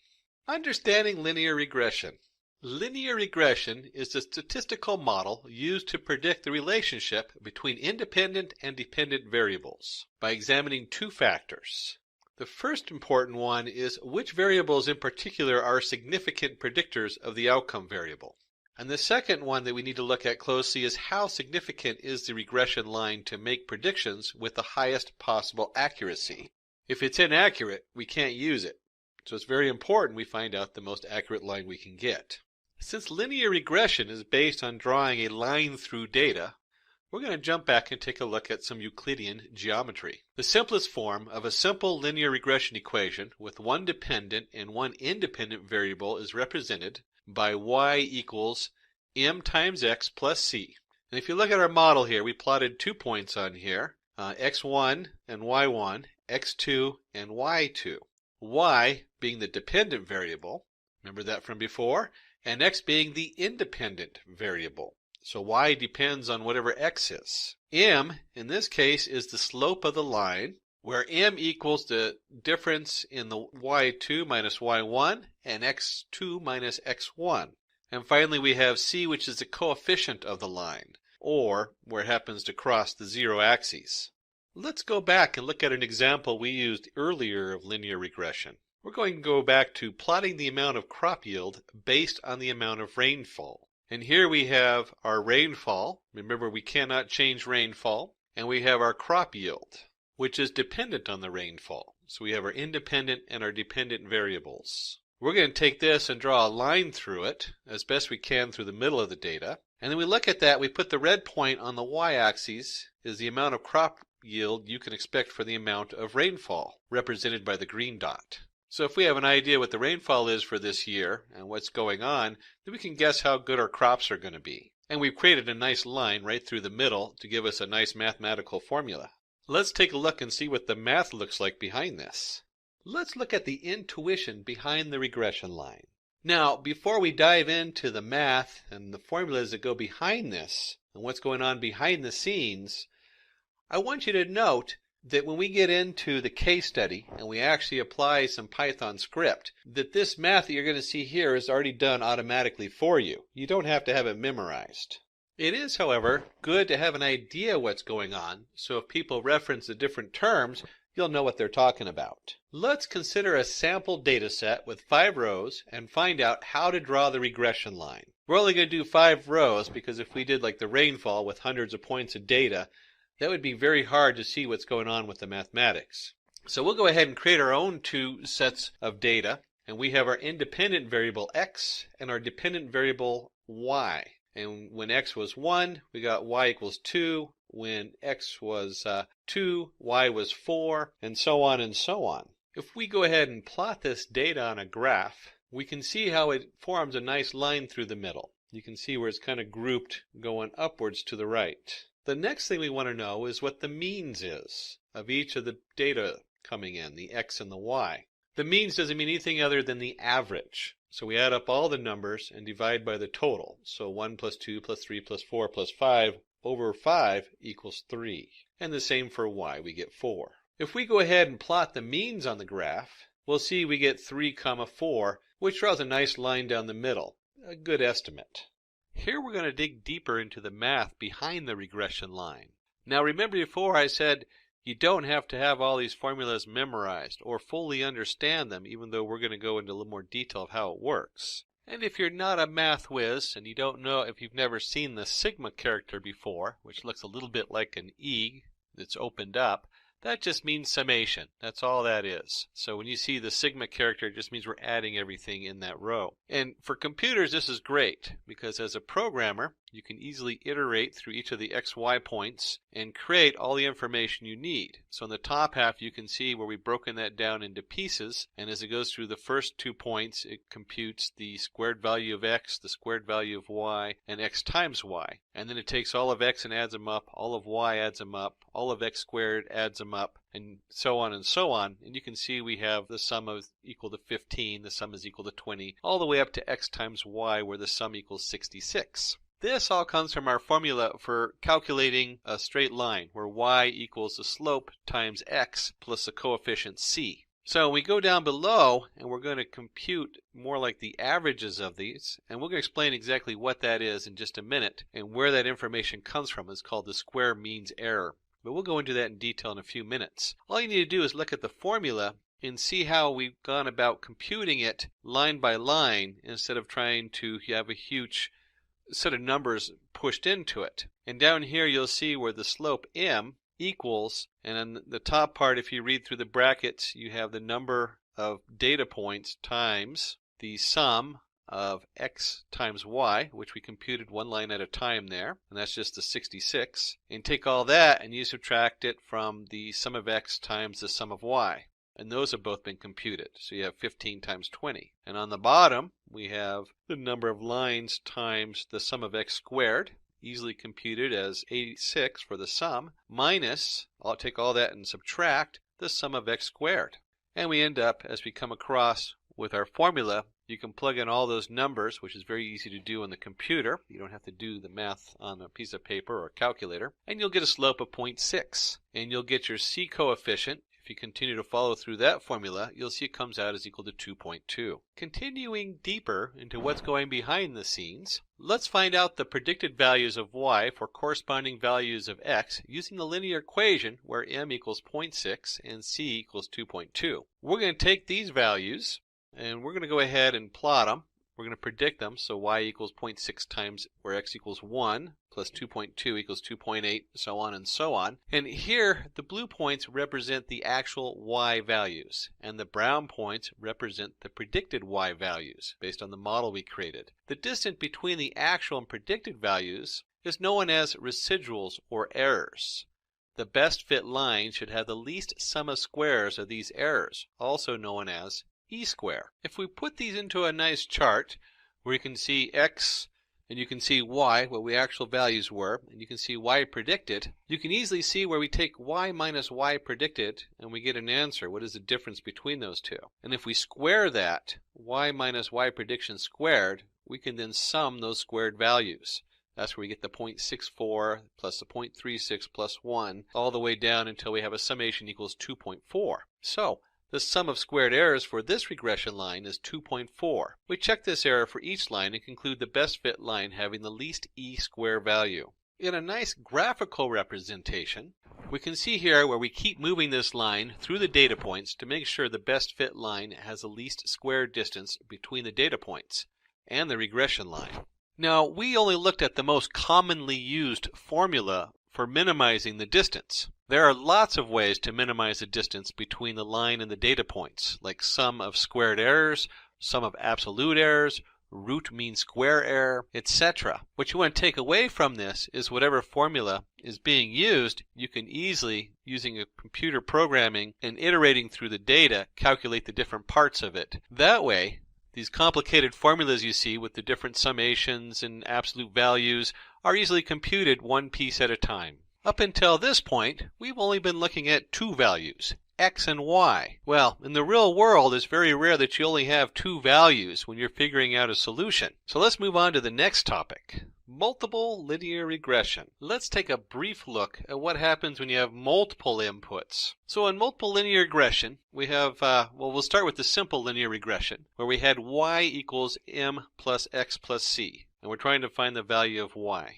Now with multiple linear regression, we have multiple variables coming in. So instead of having just x, we have x1, x2, x3. And instead of having just one slope, each variable has its own slope attached to it. As you can see here, we have m1, m2, m3, and we still just have the single coefficient. So when you're dealing with multiple linear regression, you basically take your single linear regression and you spread it out.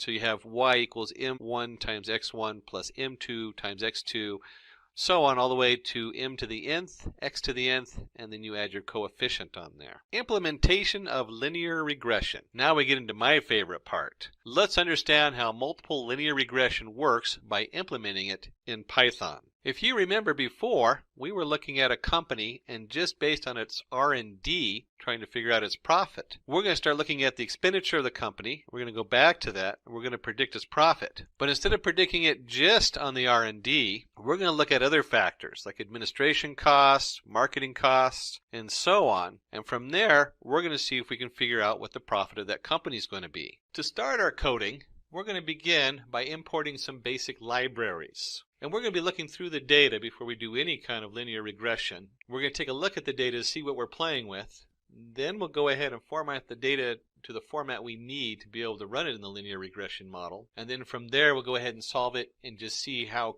valid our solution is. So let's start with importing the basic libraries. Now, I'm going to be doing this in Anaconda Jupyter Notebook, a very popular IDE. I enjoy it because it's such a visual to look at and it's so easy to use. Just any IDE for Python will work just fine for this. So break out your favorite Python IDE. So here we are in our Jupyter Notebook. Let me go ahead and paste our first piece of code in there. And let's walk through what libraries we're importing. First, we're going to import NumPy as NP. And then I want you to skip one line and look at import pandas as PD. These are very common tools that you need with most of your linear regression. The NumPy, which stands for NumPython, is usually denoted as NP, and you have to almost have that for your sklearn toolbox. So you always import that right off the beginning. Pandas, although you don't have to have it for your sklearn libraries, it does such a wonderful job of importing data, setting it up into a data frame so we can manipulate it rather easily, and it has a lot of tools also in addition to that. So we usually like to use the pandas when we can, and I'll show you what that looks like. The other three lines are for us to get a visual of this data and take a look at it.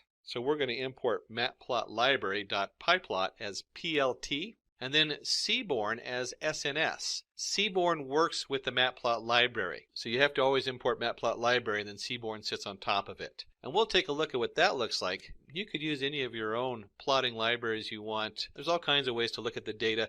These are just very common ones, and the Seaborn is so easy to use that it just looks beautiful. It's a nice representation that you can actually take and show somebody. And the final line is the ampersand matplotlibary inline. That is only because I'm doing an inline IDE. My interface in the Anaconda Jupyter Notebook requires I put that in there, or you're not going to see the graph when it comes up. Let's go ahead and run this. It's not going to be that interesting because we're just setting up variables. In fact, it's not going to do anything that we can see, but it is importing these different libraries and setup. The next step is load the data set and extract independent and dependent variables. Now, Here in the slide, you'll see companies equals pd.read CSV, and it has a long line there with the file at the end, 1000companies.csv. You're going to have to change this to fit whatever setup you have.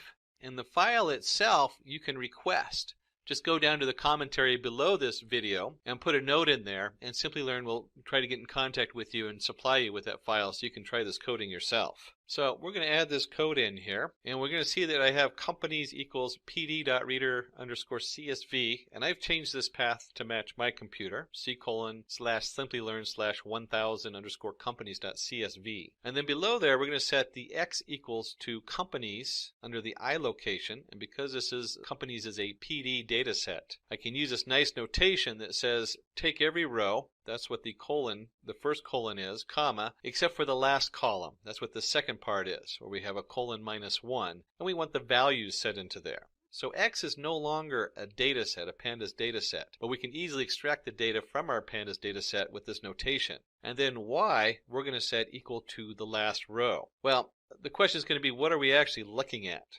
So let's go ahead and take a look at that. And we're going to look at the companies.head, which lists the first 5 rows of data. And I'll open up the file in just a second so you can see where that's coming from. But let's look at the data in here as far as the way the pandas sees it. When I hit run, you'll see it breaks it out into a nice setup. This is what pandas, one of the things pandas is really good about, is it looks just like an Excel spreadsheet. You have your rows, and remember, when we're programming, we always start with 0. We don't start with 1. So it shows the first 5 rows. 0, 1, 2, 3, 4, and then it shows your different columns: R&D spend, administration, marketing spend, state, profit. It even notes that the top are column names. It was never told that, but Pandas is able to recognize a lot of things, that they're not the same as the data rows. Why don't we go ahead and open this file up in a CSV so you can actually see the raw data. So here I've opened it up as a text editor, and you can see at the top we have R&D spend, comma, administration, comma, marketing spend, comma, state, comma, profit, carriage return. I don't know about you, but I'd go crazy trying to read files like this. That's why we use the pandas. You could also open this up in an Excel and it would separate it, since it is a comma separated variable file. But we don't want to look at this one. We want to look at something we can read rather easily. So let's flip back and take a look at that top part, the first 5 rows. Now, as nice as this format is, where I can see the data, to me it doesn't mean a whole lot. Maybe you're an expert in business and investments and you understand what $165,349.20 compared to the administration cost of $136,897.80, so on, helps to create the profit of $192,261.83. That makes no sense to me whatsoever. No pun intended. So let's flip back here and take a look at our next set of code where we're going to graph it so we can get a better understanding of our data and what it means. So at this point, we're going to use a single line of code to get a lot of information so we can see where we're going with this. Let's go ahead and paste that into our notebook and see what we got going. And so we have the visualization, and again we're using SNS, which is pandas. As you can see, we imported the matplot library, .pyplot as PLT, which then the Seaborn uses. And we imported the Seaborn as SNS. And then that final line of code helps us show this in our inline coding. Without this, it wouldn't display, and you could display it to a file and other means. And that's the matplot library inline with the ampersand at the beginning. So here we come down to the single line of code. Seaborn is great because it actually recognizes the Panda data frame. So I can just take the companies.core for coordinates, and I can put that right into the Seaborn. And when we run this, we get this beautiful plot. And let's just take a look at what this plot means. If you look at this plot, on mine the colors are probably a little bit more purplish and blue than the original one. We have the columns and the rows. We have R&D spending, we have administration, we have marketing spending, and profit. And if you cross-index any 2 of these, since we're interested in profit, if you cross-index profit with profit, it's going to show up, if you look at the scale on the right, way up in the dark. Why? Because those are the same data. They have an exact correspondence. So R&D spending is going to be the same as R&D spending, and the same thing with administration costs. So right down the middle, you get this dark row, or dark diagonal row, that shows that this is the highest corresponding data. That's exactly the same. And as it becomes lighter, there's less connections between the data. So we can see with profit, obviously profit is the same as profit. And next, it has a very high correlation with R&D spending, which we looked at earlier. And it has a slightly less connection to marketing spending, and even less to how much money we put into the administration. So now that we have a nice look at the data, let's go ahead and dig in and create some actual useful linear regression models so that we can predict values and have a better profit. Now that we've taken a look at the visualization of this data, we're going to move on to the next step. Instead of just having a pretty picture, we need to generate some hard data, some hard values. So let's see what that looks like. We're going to set up our linear regression model in 2 steps. The first one is we need to prepare some of our data so it fits correctly. And let's go ahead and paste this code into our Jupyter notebook. And what we're bringing in is we're going to bring in the sklearn pre-processing, where we're going to import the label encoder and the one hot encoder. To use the label encoder, we're going to create a variable called label encoder and set it equal to capital L label capital E encoder. This creates a class that we can reuse for transferring the labels back and forth. Now about now you should ask, what labels are we talking about? Let's go take a look at the data we processed before and see what I'm talking about here. If you remember when we did the companies.head and we printed the top 5 rows of data, we have our columns going across. We have column 0, which is R&D spending, column 1, which is administration, column 2, which is marketing spending, and column 3 is state. And you'll see under state we have New York, California, Florida. Now, to do a linear regression model, it doesn't know how to process New York. It knows how to process a number. So the first thing we're going to do is we're going to change that New York, California, and Florida, and we're going to change those to numbers. That's what this line of code does here. X equals, and then it has the colon comma 3 in brackets. The first part, the colon comma, means that we're going to look at all the different rows. So we're going to keep them all together. But the only row we're going to edit is the 3rd row. And in there we're going to take the label coder and we're going to fit and transform the X, also the 3rd row. So we're going to take that 3rd row, we're going to set it equal to a transformation. And that transformation basically tells it that instead of having a New York, it has a 0 or a 1 or a 2. And then finally we need to do a one hot encoder, which equals one hot encoder categorical features equals 3. And then we take the X and we go ahead and do that equal to one hot encoder fit transform X to array. This final transformation preps our data for us so it's completely set the way we need it as just a row of numbers. Even though it's not in here, let's go ahead and print X and just take a look at what this data is doing. You'll see you have an array of arrays, and then each array is a row of numbers. And if I go ahead and just do row 0, you'll see I have a nice organized row of numbers that the computer now understands. We'll go ahead and take this out there because it doesn't mean a whole lot to us. It's just a row of numbers. Next, on setting up our data, we have avoiding dummy variable trap. This is very important. Why? Because the computer has automatically transformed our header into the setup, and it's automatically transformed all these different variables. So when we did the encoder created 2 columns. And what we need to do is just have the 1, because it has both the variable and the name. That's what this piece of code does here. Let's go ahead and paste this in here, and we have X equals X colon comma 1 colon. All this is doing is removing that 1 extra column we put in there when we did our one hot encoder and our label encoding. Let's go ahead and run that.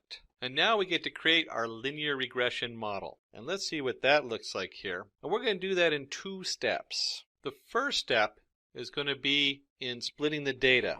Now, whenever we create a predictive model of data, we always want to split it up so we have a training set and we have a testing set. That's very important. Otherwise, we'd be very unethical without testing it to see how good our fit is. And then we'll go ahead and create our multiple linear regression model and train it and set it up. Let's go ahead and paste this next piece of code in here. And I'll go ahead and shrink it down a size or 2 so it all fits on one line. So from the sklearn module selection, we're going to import train, test, split. And you'll see that we've created 4 completely different variables. We have capital X train, capital X test, smaller case y train, smaller case y test. That is the standard way that they usually reference these when we're doing different models. You usually see that a capital X, and you see the train and the test and the lowercase y. What this is X is our data going in. That's our R&D spend, our administration, our marketing. And then Y, which we're training, is the answer. That's the profit. Because we want to know the profit of an unknown entity. So that's what we're going to shoot for in this tutorial. The next part, train, test, split, we take X and we take y. We've already created those. X has the columns with the data in it, and y has a column with profit in it. And then we're going to set the test size equals 0.2. That basically means 20%. So 20% of the rows are going to be tested. We're going to just put them off to the side. So since we're using 1,000 lines of data, that means that 200 of those lines we're going to hold off to the side to test for later. And then the random state equals 0. We're going to randomize which ones it picks to hold off to the side. We'll go ahead and run this. It's not overly exciting because it's setting up our variables. But the next step we actually create our linear regression model. Now that we got to the linear regression model, we get that next piece of the puzzle. Let's go ahead and put that code in there and walk through it. So here we go. We're going to paste it in there. And let's go ahead and, since this is a shorter line of code, let's zoom up there so we can get a good look. And we have from the sklearn.linear_model, we're going to import linear regression. Now, I don't know if you recall from earlier when we were doing all the math. Let's go ahead and flip back there and take a look at that. Do you remember this, where we had this long formula on the bottom and we were doing all this summization? And then we also looked at setting it up with the different lines, and then we also looked all the way down to multiple linear regression, where we're adding all those formulas together. All of that is wrapped up in this one section. So what's going on here is I'm going to create a variable called regressor. And the regressor equals the linear regression. That's a linear regression model that has all that math built in. So we don't have to have it all memorized or have to compute it individually. And then we do the regressor.fit. In this case, we do xtrain and ytrain because we're using the training data, x being the data in and y being profit, what we're looking at. And this does all that math for us. So within one click and one line, we've created the whole linear regression model. And we fit the data to the linear regression model. And you can see that when I run the regressor, it gives an output, linear regression. It says copy x equals true, fit intercept equals true, in jobs equal 1, normalize equals false. It's just giving you some general information on what's going on with that regressor model. Now that we've created our linear regression model, let's go ahead and use it. And if you remember, we kept a bunch of data aside. So we're going to do a yPredict variable, and we're going to put in the xTest. And let's see what that looks like. Scroll up a little bit, paste that in here. Predicting the test set results. So here we have yPredict equals regressor.predict xTest going in, and this gives us yPredict. Now because I'm in Jupyter inline, I can just put the variable up there, and when I hit the run button, it'll print that array out. I could have just as easily done print yPredict. So if you're in a different IDE that's not an inline setup like the Jupyter Notebook, you can do it this way, print yPredict. And you'll see that for the 200 different test variables we kept off to the side, it's going to produce 200 answers. This is what it says the profit are for those 200 predictions. But let's don't stop there. Let's keep going and take a couple look. We're going to take just a short detail here and calculating the coefficients and the intercepts. This gives us a quick flash at what's going on behind the line. We're going to take a short detour here, and we're going to be calculating the coefficient and intercepts. So you can see what those look like. What's really nice about our regressor we created is it already has the coefficients for us. And we can simply just print regressor.coefficient underscore. When I run this, you'll see our coefficients here. And if we can do the regressor coefficient, we can also do the regressor intercept. And let's run that and take a look at that. This all came from the multiple regression model, and we'll flip over so you can remember where this is going into and where it's coming from. You can see the formula down here where y equals m1 times x1 plus m2 times x2 and so on plus c, the coefficient. So these variables fit right into this formula. Y equals slope 1 times column 1 variable plus slope 2 times column 2 variable all the way to the m into the n and x to the n plus c, the coefficient. Or in this case, you have minus 8.89 to the power of 2, etc., times the first column and the second column and the third column. And then our intercept is the minus 103009 point. Boy, it gets kind of complicated when you look at it. This is why we don't do this by hand anymore. This is why we have the computer to make these calculations easy to understand and calculate. Now, I told you that was a short detour, and we're coming towards the end of our script. As you remember from the beginning, I said if we're going to divide this information information, we have to make sure it's a valid model, that this model works, and understand how good it works. So, calculating the R-squared value. That's what we're going to use to predict how good our prediction is. And let's take a look at what that looks like in code. And so we're going to use this from sklearn.metrics. We're going to import R2 score. That's the R-squared value. And we're looking at the error. So, in the R2 score, we take our y-test versus our y-predict.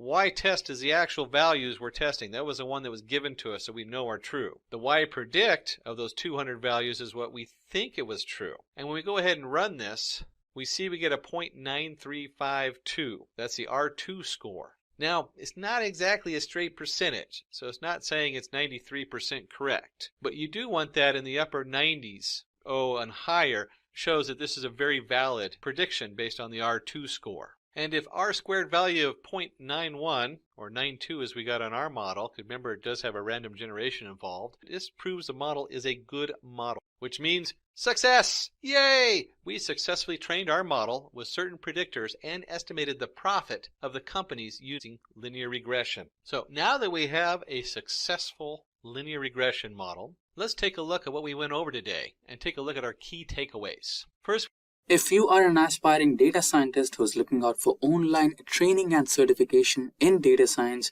from the best universities and industry experts, then search no more.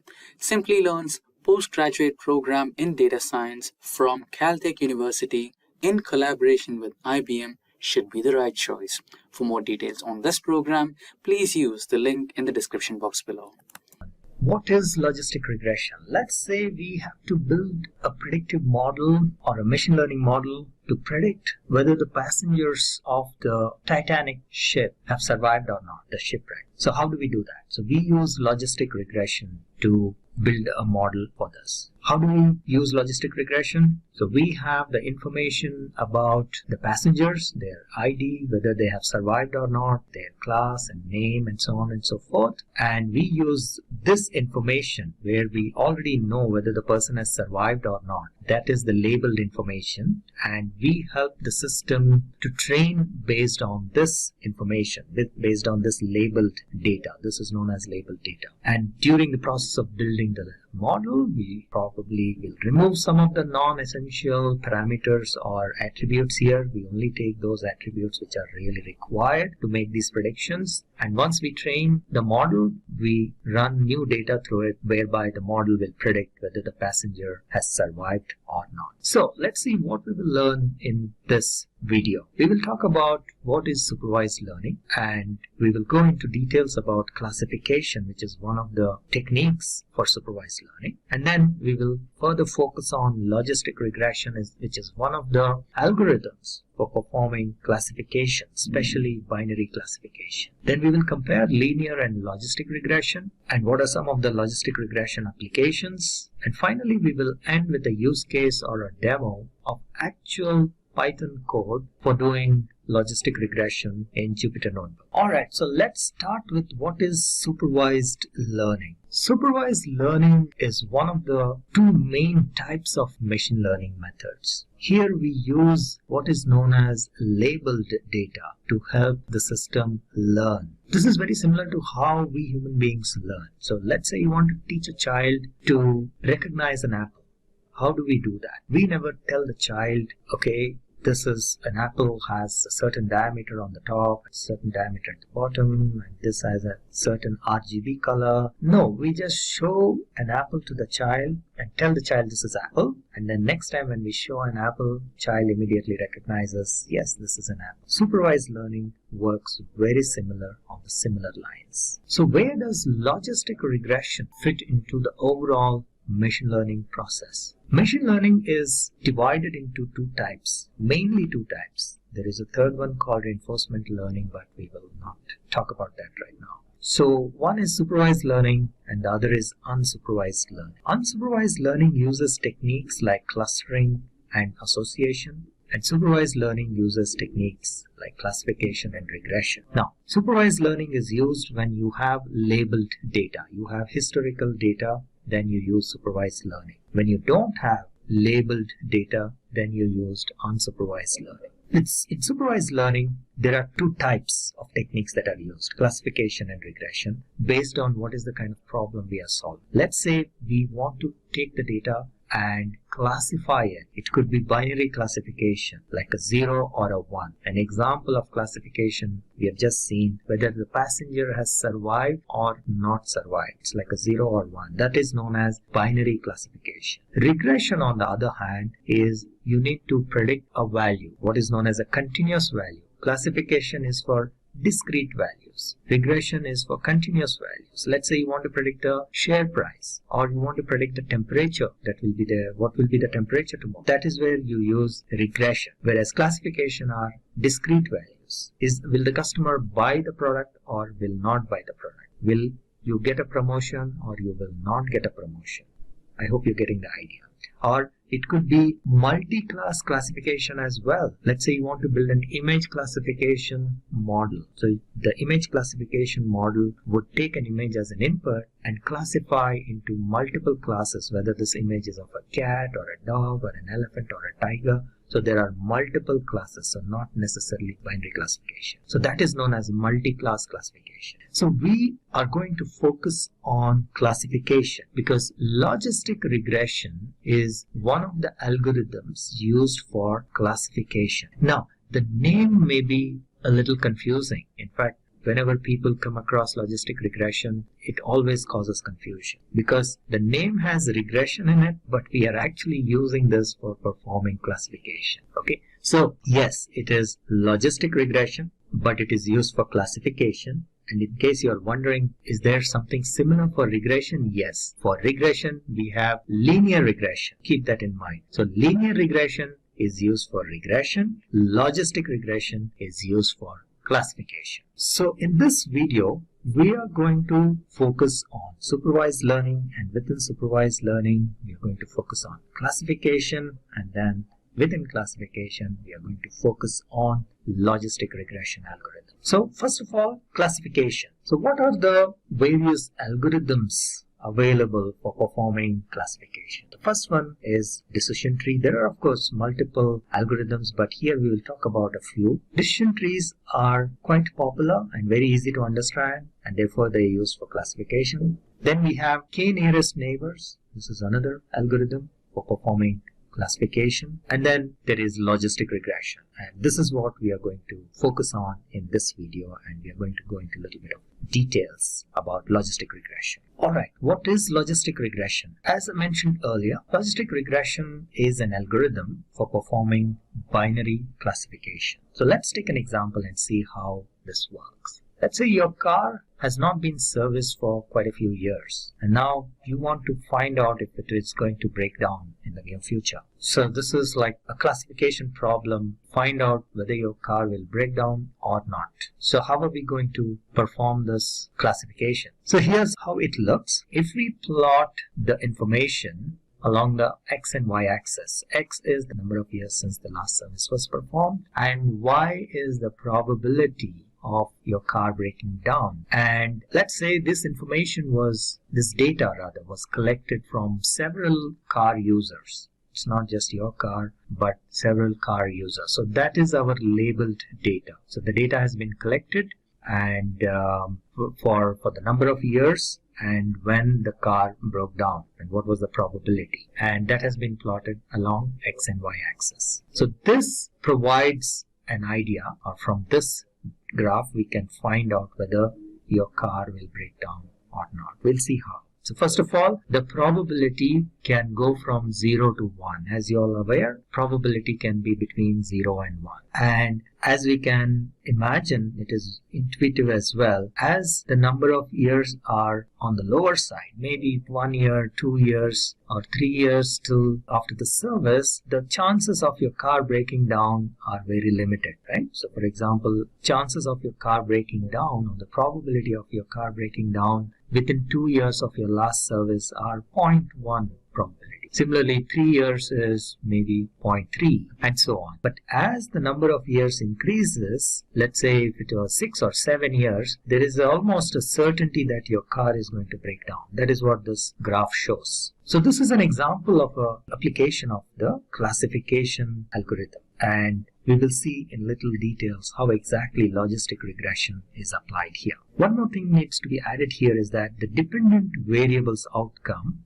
is discrete. So if we are talking about whether the car is going to break down or not, so that is a discrete value, the y that we are talking about, the dependent variable that we are talking about. What we are looking at is whether the car is going to break down or not, yes or no. That is what we are talking about. So here the outcome is discrete and not a continuous value. So this is how the logistic regression curve looks. Let me explain a little bit how exactly we are going to determine the class, the outcome rather.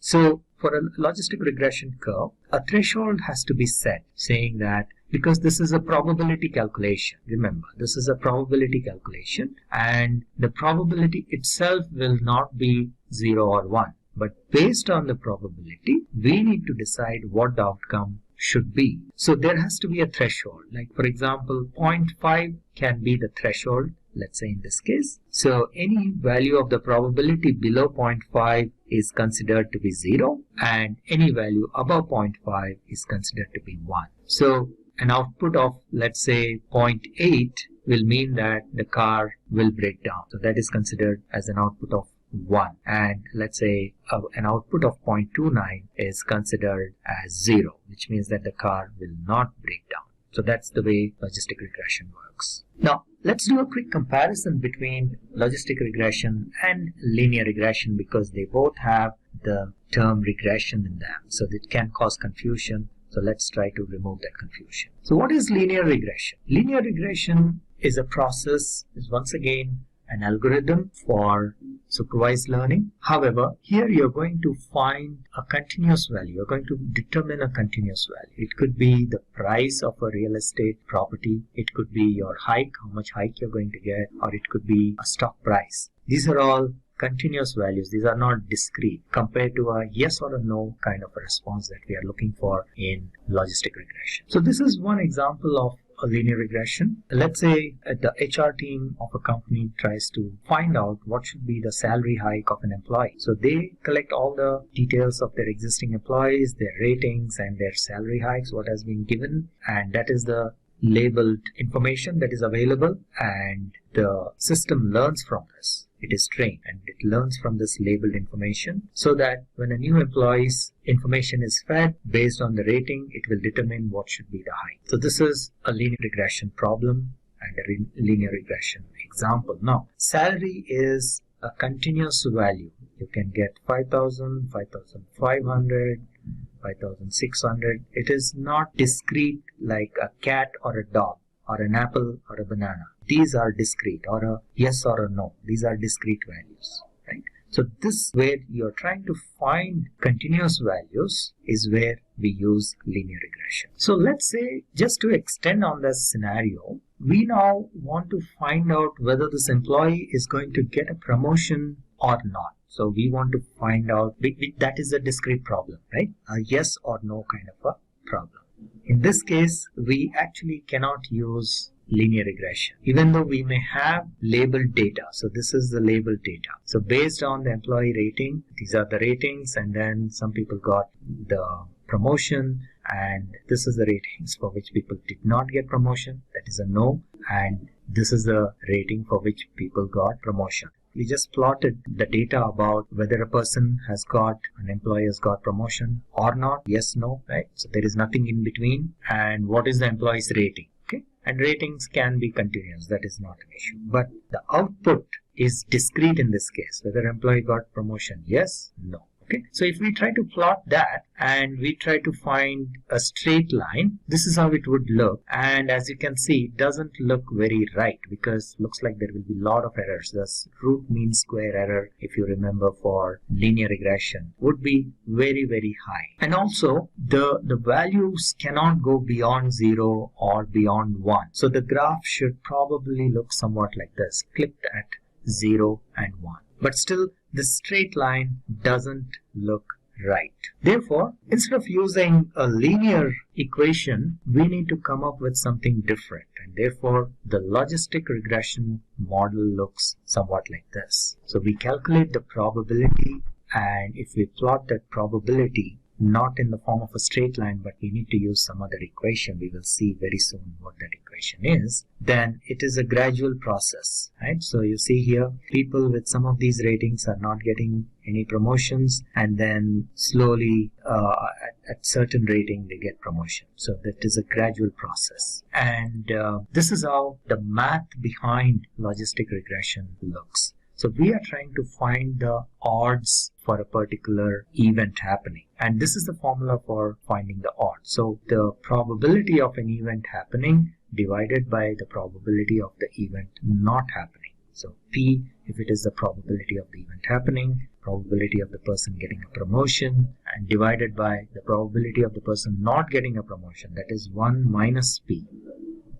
So this is how you measure the odds. Now, the values of the odds range from 0 to infinity. So when this probability is 0, then the value of the odds is equal to 0. And when the probability becomes 1, then the value of the odds is 1 by 0, that will be infinity. But the probability itself remains between 0 and 1. Now, this is how an equation of a straight line looks. So y is equal to beta 0 plus beta 1x, where beta 0 is the y-intercept and beta 1 is the slope of the line. If we take the odds equation and take a log of both sides, then this would look somewhat like this. And the term logistic is actually derived from the fact that we are doing this. We take a log of px by 1 minus px. This is an extension of the calculation of odds that we have seen, right? And that is equal to beta 0 plus beta 1x, which is the equation of the straight line. And now from here, if you want to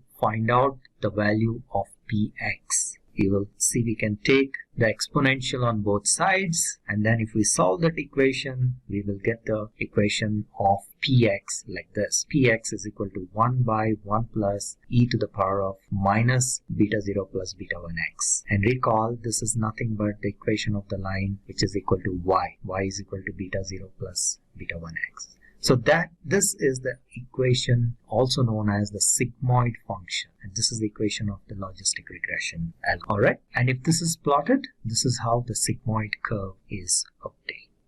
So let's compare linear and logistic regression, how they are different from each other. Let's go back. So linear regression is solved or used to solve regression problems, and logistic regression is used to solve classification problems. So both are called regression, but linear regression is used for solving regression problems where we predict continuous values, whereas logistic regression is used for solving classification problems where we have to predict discrete values. The response variables in case of linear regression are continuous in nature, whereas here they are categorical or discrete in nature. And linear regression helps to estimate the dependent variable when there is a change in the independent variable, whereas here in case of logistic regression, it helps to calculate the probability or the possibility of a particular event happening. And linear regression, as the name suggests, is a straight line. That's why it's called linear regression, whereas logistic regression is a sigmoid function, and the shape of the curve is S. It's an S-shaped curve. This is another example of application of logistic regression in weather prediction, whether it's going to rain or not rain. Now keep in mind, both are used in weather prediction. If we want to find the discrete values, like whether it's going to rain or not rain, that is a classification problem. We use logistic regression. But if we want to determine what is going to be the temperature tomorrow, then we use linear regression. So just keep in mind that in weather prediction we actually use both. But these are some examples of logistic regression. So we want to find out whether it's going to be rain or not, whether it's going to be sunny or not, whether it's going to snow or not. These are all logistic regression examples. A few more examples. Classification of objects. This is again another example of logistic regression. Now here, of course, one distinction is that these are multi-class classification. So logistic regression is not used in its original form, but it is used in a slightly different form. So we say whether it is a dog or not a dog. I hope you understand. So instead of saying is it a dog or a cat or an elephant, we convert this into saying, so because we need to keep it to binary classification. So we say, is it a dog or not a dog? Is it a cat or not a cat? So that's the way logistic regression can be used for classifying objects. Otherwise, there are other techniques which can be used for performing multi-class classification. In healthcare, logistic regression is used to find the survival rate of a patient. So they take multiple parameters like trauma score and age and so on and so forth, and they try to predict the rate of survival.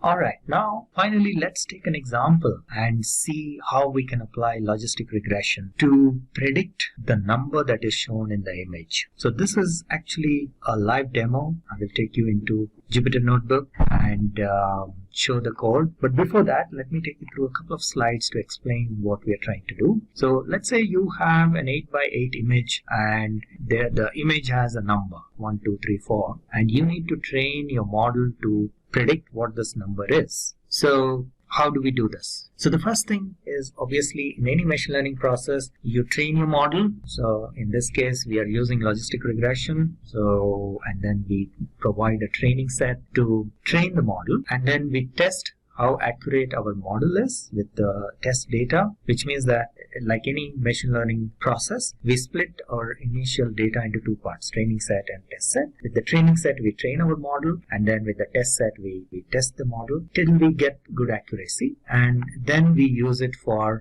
inference, right? So that is typical methodology of training, testing, and then deploying of machine learning models. So let's take a look at the code and see what we are doing. So I'll not go line by line, but just take you through some of the blocks. So first thing we do is import all the libraries, and then we basically take a look at the images and see what is the total number of images. We can display using matplotlib some of the images or a sample of these images, and then we split the data into training and test, as I mentioned earlier, and we can do some exploratory analysis, and then we build our model. We train our model with the training set, and then we test it with our test set and find out how accurate our model is using the confusion matrix, the heat map, and use heat map for visualizing this. And I will show you in the code what exactly is the confusion matrix and how it can be used for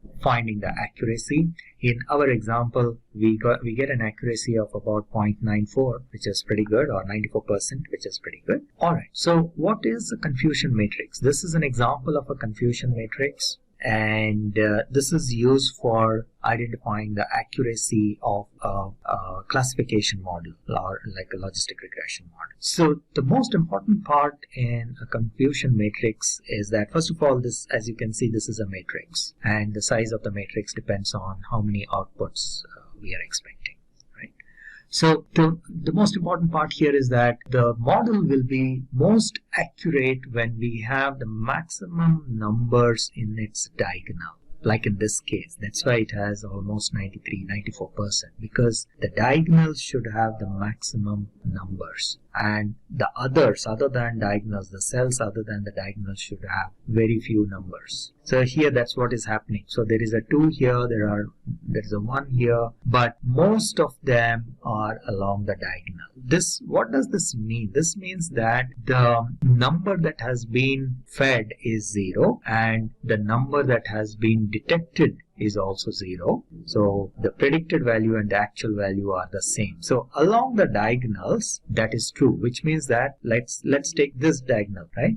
If the maximum number is here, that means that like here in this case it is 34, which means that 34 of the images that have been fed, or rather actually there are 2 misclassifications in there. So 36 images have been fed which have number 4, and out of which 34 have been predicted correctly as number 4, and one has been predicted as number 8, and another one has been predicted as saying that the maximum number should be in the diagonal. So if you have all of them, so for an ideal model which has, let's say, 100% accuracy, everything will be only in the diagonal. There will be no numbers other than 0 in all other cells. So that is like a 100% accurate model. Okay, so that's the gist of how to use this matrix, how to use this confusion matrix. I know the name is a little funny sounding, confusion matrix, but actually it is not very confusing. It's very straightforward. So you're just plotting what has been predicted and what is the labeled information or what is the actual data. That's also known as the ground truth sometimes. Okay, these are some fancy terms that are used. So predicted label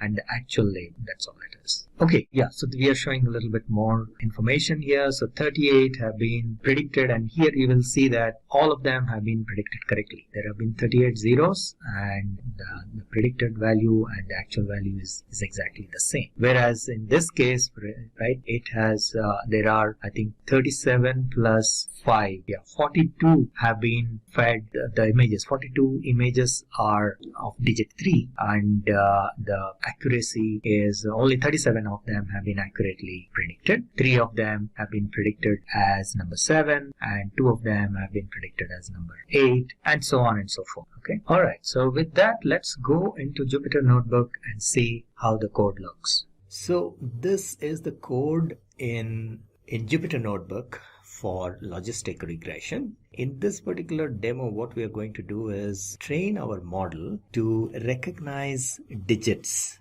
which are the images which have digits from let's say 0 to 5 or 0 to 9, and then we will see how well it is trained and whether it is able to predict these numbers correctly or not. So let's get started. So the first part is, as usual, we are importing some libraries that are required, and then the last line in this block is to load the digits. So let's go ahead and run this code. Then here we will visualize the shape of these digits. So we can see here, if we take a look, this is how the shape is, 1797 by 64. These are like 8 by 8 images. So that's what is reflected in this shape. Now from here onwards, we are basically once again importing some of the libraries that are required, like NumPy and Matplot, and we will take a look at some of the sample images that we have loaded. So this one, for example, creates a figure, and then we go ahead and take a few sample images to see how they look. So let me run this code, and so that it becomes easy to understand. So these are about 5 images, sample images that we are looking at. 0, 1, 2, 3, 4. So this is how the images, this is how the data is. Okay, and based on this, we will actually train our logistic regression model, and then we will test it and see how well it is able to recognize. So the way it works is the pixel information of this activation and non-activation of the various pixels, this will be identified as a 0, for example, right? Similarly, as you can see, so overall each of these numbers actually has a different pattern of the pixel activation, and that's pretty much that our model needs to learn.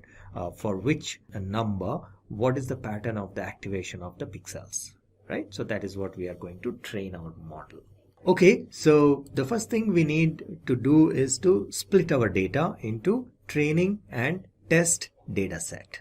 Right? So whenever we perform any training, we split the data into training and test, so that the training data set is used to train the system. So we pass this probably multiple times, and then we test it with the test data set, and the split is usually in the form of and there are various ways in which you can split this data. It is up to the individual preferences. In our case here, we are splitting in the form of 23 and 77. So when we say test size as 0.23, that means 23% of that entire data is used for testing, and the remaining 77% is used for training. So there is a readily available function which is called train test split. So we don't have to write any special code for the splitting. It will automatically split the data based on the proportion that we give here, which is test size. So we just give the test size, automatically training size will be determined, and we pass the data that we want to split, and the results will be stored in x_train and y_train for the training data set. And what is x_train? These are the features, right, which is like the independent variable. and y underscore train is the label, right? So in this case, what happens is we have the input value, which is, or the features value, which is in x underscore train. And since this is labeled data, for each of them, each of the observations, we already have the label information saying whether this digit is a 0 or a 1 or a 2. So this is what will be used for comparison to find out whether the system is able to recognize it correctly or there is an error. For each observation, it will compare with this, right? So this is the label. So the same way, x underscore train, y underscore train is for the training data set, x underscore test, y underscore test is for the test data set. Okay, so let me go ahead and execute this code as well, and then we can go and check quickly what is how many entries are there and in each of these. So x underscore train, the shape is 1383 by 64, and y underscore train has 1383 because there is nothing like the second part is not required here. And then x underscore test shape we see is 414. So actually there are 414 observations in test and 1383 observations in train. So that's basically what these 4 lines of code are saying. Okay, then we import the logistic regression library, and which is a part of scikit-learn. So we don't have to implement the logistic regression process itself. We just call these the function, and let me go ahead and execute that. So that we have the logistic regression library imported. Now we create an instance of logistic regression, right? So logistic regr is an instance of logistic regression, and then we use that for training our model. So let me first execute this code. So these 2 lines. So the first line basically creates an instance of logistic regression model, and then the second line is where we are passing our data, the training data set. Right? This is our the predictors, and this is our target. We are passing this data set to train our model. All right. So once we do this, in this case the data is not large, but by and large the training is what takes usually a lot of time. So we spend in machine learning activities, in machine learning projects, we spend a lot of time for the training part of it. Okay, so here the data set is relatively small, so it was pretty quick. So all right, so now our model has been trained using the training data set, and we want to see how accurate this is. So what we'll do is we will test it out in probably phases. So let me first try out how well this is working for one image. Okay, I will just try it out with one image, the first entry in my test data set, and see whether it is correctly predicting or not. So and in order to test it, so for training purpose we use the fit method. There is a method called fit which is for training the model. And once the training is done, if you want to test for a particular value, new input, you use the predict method. Okay, so let's run the predict method, and we pass this particular image, and we see that the shape is or the prediction is 4. So let's try a few more. Let me see for the next 10. Seems to be fine. So let me just go ahead and test the entire data set. Okay, that's basically what we will do. So now we want to find out how accurately this has performed. So we use the score method to find what is the percentage of accuracy, and we see here that it has performed up to 94% accurate. Okay, so that's on this part. Now what we can also do is we can also see this accuracy using what is known as a confusion matrix. So let us go ahead and try that as well, so that we can also visualize how well this model has done. So let me execute this piece of code, which will basically import some of the libraries that are required, and we basically create a confusion matrix, an instance of confusion matrix, by running confusion matrix and passing these values. So this confusion underscore matrix method takes 2 parameters. One is the y underscore test, and the other is the prediction. So what is the y underscore test? These are the labeled values which we already know for the test data set, and predictions are what the system has predicted for the test data set.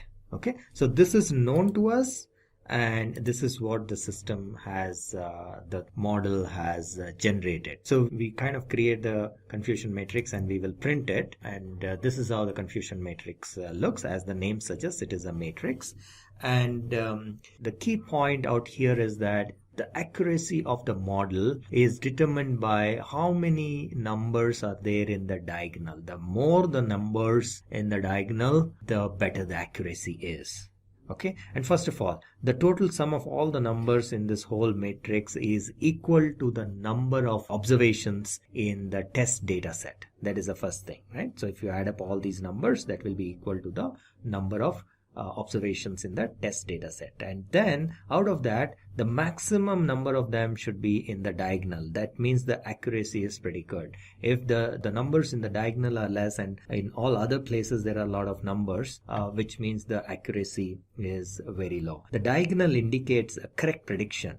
This means that the actual value is same as the predicted value. Here again, actual value is same as the predicted value, and so on, right? So the moment you see a number here, that means the actual value is something and the predicted value is something else, right? Similarly here, the actual value is something and the predicted value is something else. So that is basically how we read the confusion matrix. Now, how do we find the accuracy? You can actually add up the total values in the diagonal. So it's like 38 plus 44 plus 43 and so on, and divide that by the total number of test observations. That will give you the percentage accuracy using a confusion matrix. Now let us visualize this confusion matrix in a slightly more sophisticated way using a heat map. So we will create a heat map with we'll add some colors as well. It's like a more visually more appealing. So that's the whole idea. So if let me run this piece of code, and this is how the heat map looks, and as you can see here, the diagonals again are all the values are here, most of the values, so which means this seems to be reasonably accurate. And yeah, basically the accuracy score is 94%. This is calculated, as I mentioned, by adding all these numbers divided by the total test values, or the total number of observations in test data set. Okay, so this is the confusion matrix for logistic regression. Alright, so now that we have seen the confusion matrix, let's take a quick sample and see how well the system has classified, and we will take a few examples of the data. So if we see here, we picked up randomly a few of them. So this is number 4, which is the actual value and also the predicted value. Both are 4. This is an image of 0, so the predicted value is also 0. Actual value is of course 0. Then this is the image of 9. So this has also been predicted correctly, 9, and actual value is 9. And this is the image of 1, and again this has been predicted correctly as like the actual value. Okay, so this was a quick demo of logistic regression, how to use logistic regression to identify images. So we put them side by side. We have our linear regression, which is a predictive number used to predict a dependent output variable based on independent input variable. Accuracy is measured using least squares estimation. So that's where you take, you could also use absolute value. The least squares is more popular. There's reasons for that mathematically and also for computer runtime. But it does give you an accuracy based on the least square estimation. The best fit line is a straight line, and clearly that's not always used in all the regression models. There's a lot of variations on that. The output is a predicted integer value. Again, this is what we're talking about when we talk about linear regression. And we're talking about regression, it means the numbers coming out. Linear usually means we're looking for that line versus a different model. And it's used in business domain, forecasting stocks. It's used as a basis of most predictions with numbers. So if you're looking at a lot of numbers, you're probably looking at a linear regression model. For instance, if you do just the high lows of the stock exchange, and you're going to take a lot more of that if you want to make money off the stock, you'll find that the linear regression model fits probably better than almost any of the other models, even high-end neural networks and all these other different machine learning and AI models, because they're numbers. They're just a straight set of numbers. You have a high value, a low value, volume, that kind of thing. So when you're looking at something that's straight numbers and are connected in that way, usually you're talking about a linear regression model, and that's where you want to start. A logistic regression model used to classify dependent output variable based on independent input variable. So just like the linear regression model and like all of our machine learning tools, you have your features coming in. And so in this case you might have label, an image or something like that is probably the very popular thing right now, labeling broccoli and vegetables or whatever. Accuracy is measured using maximum likelihood estimation. The best fit is given by a curve. And we saw that when we're talking about linear regression, you definitely are talking about a straight line, although there is other regression models that don't use straight lines. And usually when you're looking at a logistic regression, the math, as you saw, was still kind of a Euclidean line, but it's now got that sigmoid activation, which turns it into a heavily weighted curve. And the output is a binary value between 0 and 1. And it's used for classification. Image processing, as I mentioned, is what people usually think of, although they use it for classification of like a window of things. So you could take a window of stock history and you could generate classifications based on that and separate the data that way. If it's going to be that this particular pattern occurs, it's going to be upward trending or downward trending. In fact, a number of stock traders use that not to tell them how much to bid or what to bid, but they use it as to whether it's worth looking at the stock or not, whether the stock's going to go down or go up. And it's just a 0 or 1. Do I care? Do I even want to look at it? So let's do a demo so you can get a picture of what this looks like in Python code. Let's predict the price at which insurance should be sold to a particular customer based on their medical history. We will also classify on a mushroom dataset to find the poisonous and non-poisonous mushrooms. And when you look at these two data, the first one, we're looking at the price. So the price is a number. So let's predict the price which the insurance should be sold to. And the second one is we're looking at either it's poisonous or it's not poisonous. So first off, before we begin the demo, I'm in the Anaconda Navigator. In this one, I've loaded the Python 3.6 and using the Jupyter Notebook. And you can use Jupyter Notebook by itself. You can use the Jupyter Lab, which allows multiple tabs. It's basically the notebook with tabs on it.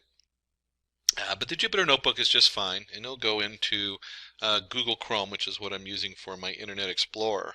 And from here, we open up New, and you'll see Python 3. And again, this is loaded with Python 3.6. And we're doing the linear versus logic regression, or logit. You'll see Logit is one of the names that kind of pops up when you do a search on here. But it is a logic. We're looking at the logistic regression models. And we'll start with the linear regression because it's easy to understand. You draw a line through stuff. And so in programming, we got a lot of stuff to unfold here in our startup as we preload all of our different parts. And let's go ahead and break this up. We have at the beginning import pandas. So this is our data frame. It's just a way of storing the data. Think of when you talk about a data frame, think of a spreadsheet. You have rows and columns. It's a nice way of viewing the data. And then we have, we're going to be bringing in our pre-processing label encoder. I'll show you what that is. When we get down to it, it's easier to see in the data, but there's some data in here like sex. It's male or female, so it's not like an actual number. It's either you're one or the other. That kind of stuff ends up being encoded. That's what this label encoder is right here. We have our test split model. If you're going to build a model, you do not want to use all the data. You want to use some of the data and then test it to see how good it is. And if it can't have seen the data you're testing on until you're ready to test it on there and see how good it is.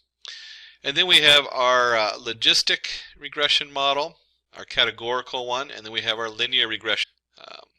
clear all that. There we go. These two right here are what this is all about. Logistic versus linear. Is it categorical? Are we looking for a true false? Or are we looking for a specific number? And then finally, usually at the very end, we have to take and just ask how accurate is our model? Did it work? If you're trying to predict something, in this case we're going to be doing insurance costs. How close to the insurance cost does it measure that we expect it to be? You know, if you're an insurance company, you don't want to promise to pay everybody's medical bill and not be able to.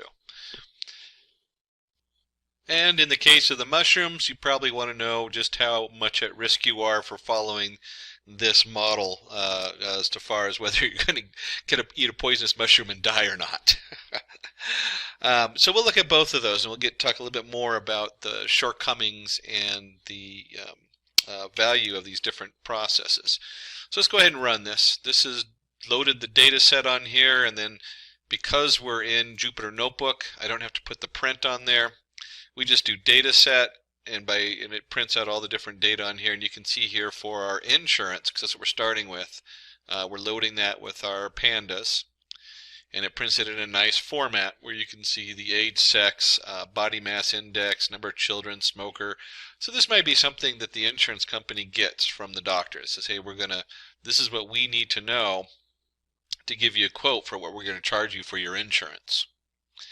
And you can see that it has 1,338 rows and 7 columns. You can count the columns, 1, 2, 3, 4, 5, 6, 7. So there's 7 columns on here. And the column we're really interested in is charges. I want to know what the charges are going to be. What can I expect?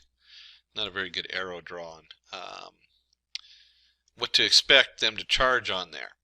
So is this going to be, is this person going to cost me $16,884, or is this person only going to cost me $3,866? How do we guess that so that we can guess what the minimal charge is for their insurance? And then there's one other thing you really need to notice on this data. And I mentioned it before, but I'm going to mention it again because pre-processing data is so much of the work in data science. Sex. Well, how do you deal with female versus male?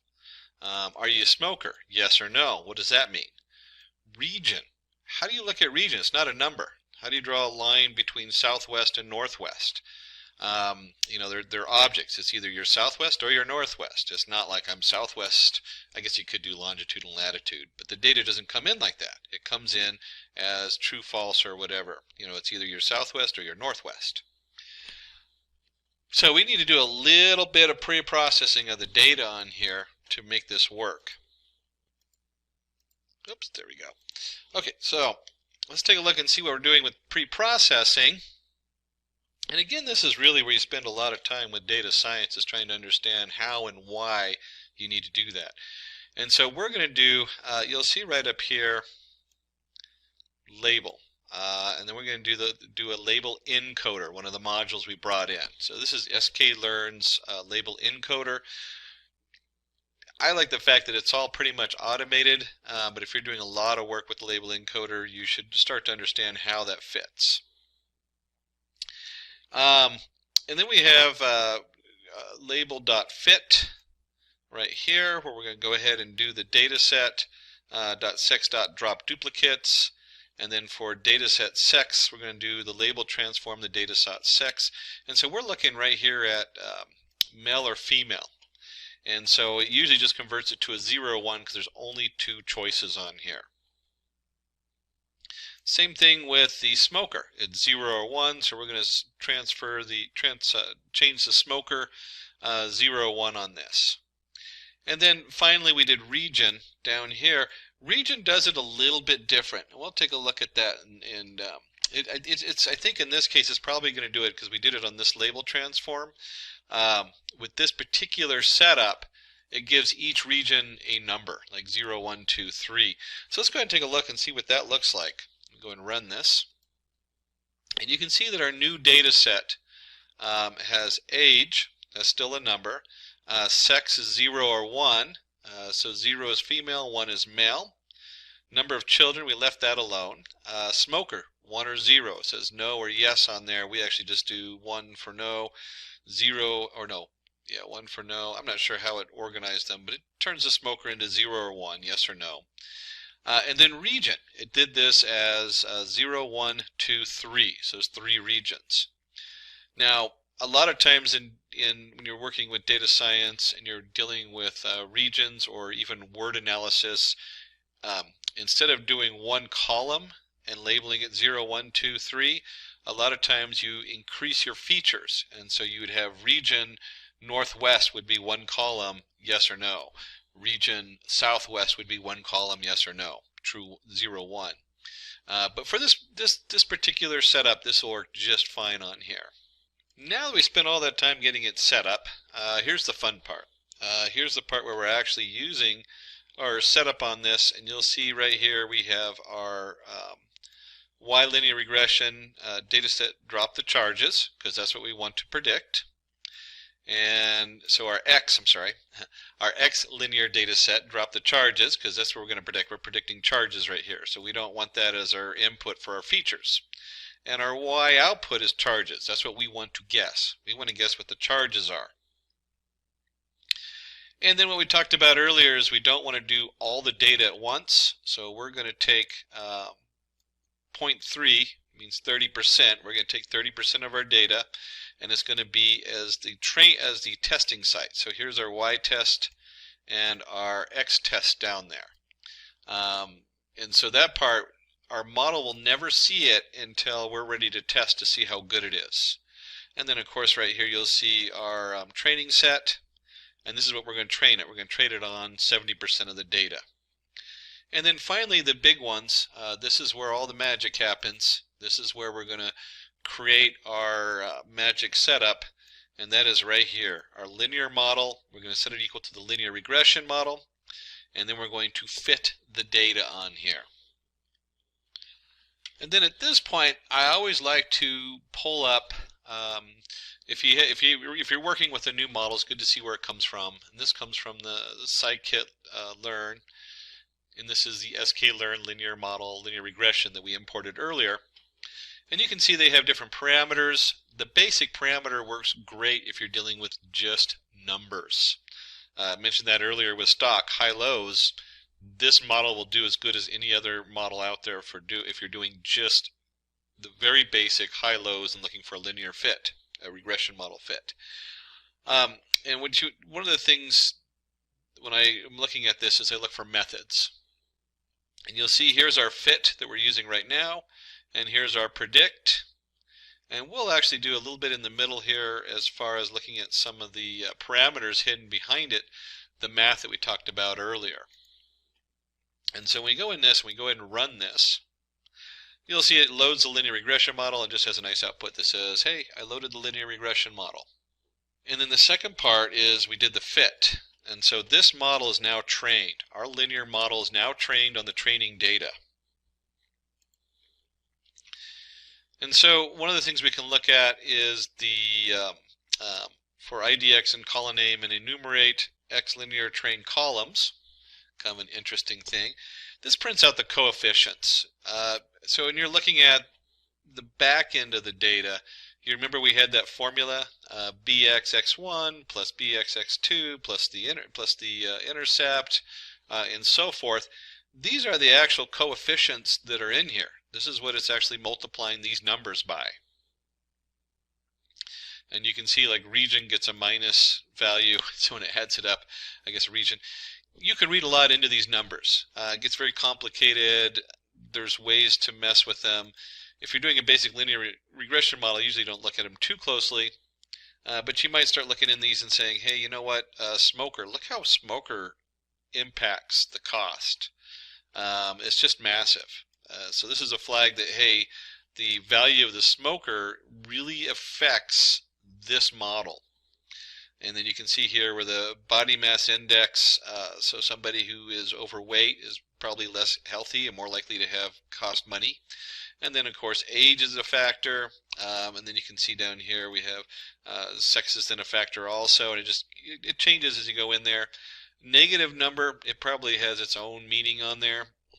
Again, it gets really complicated when you dig into the workings and how the linear model works on that. And so we can also look at the intercept. This is just kind of fun. So it starts at this negative number and then adds all these numbers to it. That's all that means. That's our intercept on there. And that fits the data we have on that. And so you can see right here, we can go back and, oops, give me just a second. There we go. We can go ahead and predict the unknown data, and we can print that out. And if you're going to create a model to predict something, we'll go ahead and predict it. Here's our Y prediction value, linear model predict. And then we'll go ahead and create a new data frame. In this case, from our X linear test group, we'll go ahead and put the cost back into this data frame. And then the predicted cost, we're going to make that equal to our Y prediction. And so when we pull this up, you can see here that we have the actual cost and what we predicted the cost is going to be. There's a lot of ways to measure the accuracy on there, but we're going to go ahead and jump into our mushroom data. And so in this, you can see here we've run our basic model. We've built our coefficients. You can see the intercept, the back end. You can see how we're generating a number here. Now with mushrooms, we want a yes or no. We want to know whether we can eat them or not. And so here's our mushroom file. We're going to go ahead and run this, take a look at the data. And again, you can ask for a copy of this file. Send a note over to simplilearn.com. And you can see here that we have a class, the cap shape, cap surface, and so forth. So there's a lot of feature. In fact, there's 23 different columns in here going across. And when you look at this, I'm not even sure what these particular, like PEE, PE, I don't even know what the class is on this. I'm going to guess by the notes that the class is poisonous or edible. So if you remember before, we had to do a little pre-coding on our data. Same thing with here. We have our cap shape, which is B or X or K. We have cap color. These really aren't numbers, so it's really hard to do anything with just a single number. So we need to go ahead and turn those into a label encoder, which again, there's a lot of different encoders. With this particular label encoder, it's just switching it to 0, 1, 2, 3 and giving it an integer value. In fact, if you look at all the columns, all of our columns are labels. And so we're just going to go ahead and loop through all the columns in the data, and we're going to transform it into a label encoder. And so when we run this, you can see how this gets shifted from XBXXK to 0, 1, 2, 3, 4, 5, or whatever it is. Class is 0, 1, 1 being poisonous, 0 looks like it's editable, and so forth on here. So we're just encoding it.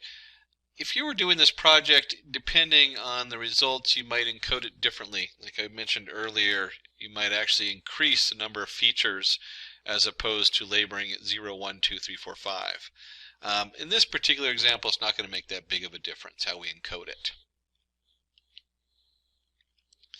And then, of course, we're looking for the class, whether it's poisonous or edible. So we're going to drop the class in our X logistics model, and we're going to create our Y logistics model is based on that class. So here's our XY. And just like we did before, we're going to go ahead and split it using 30% for test, 70% to program the model on here.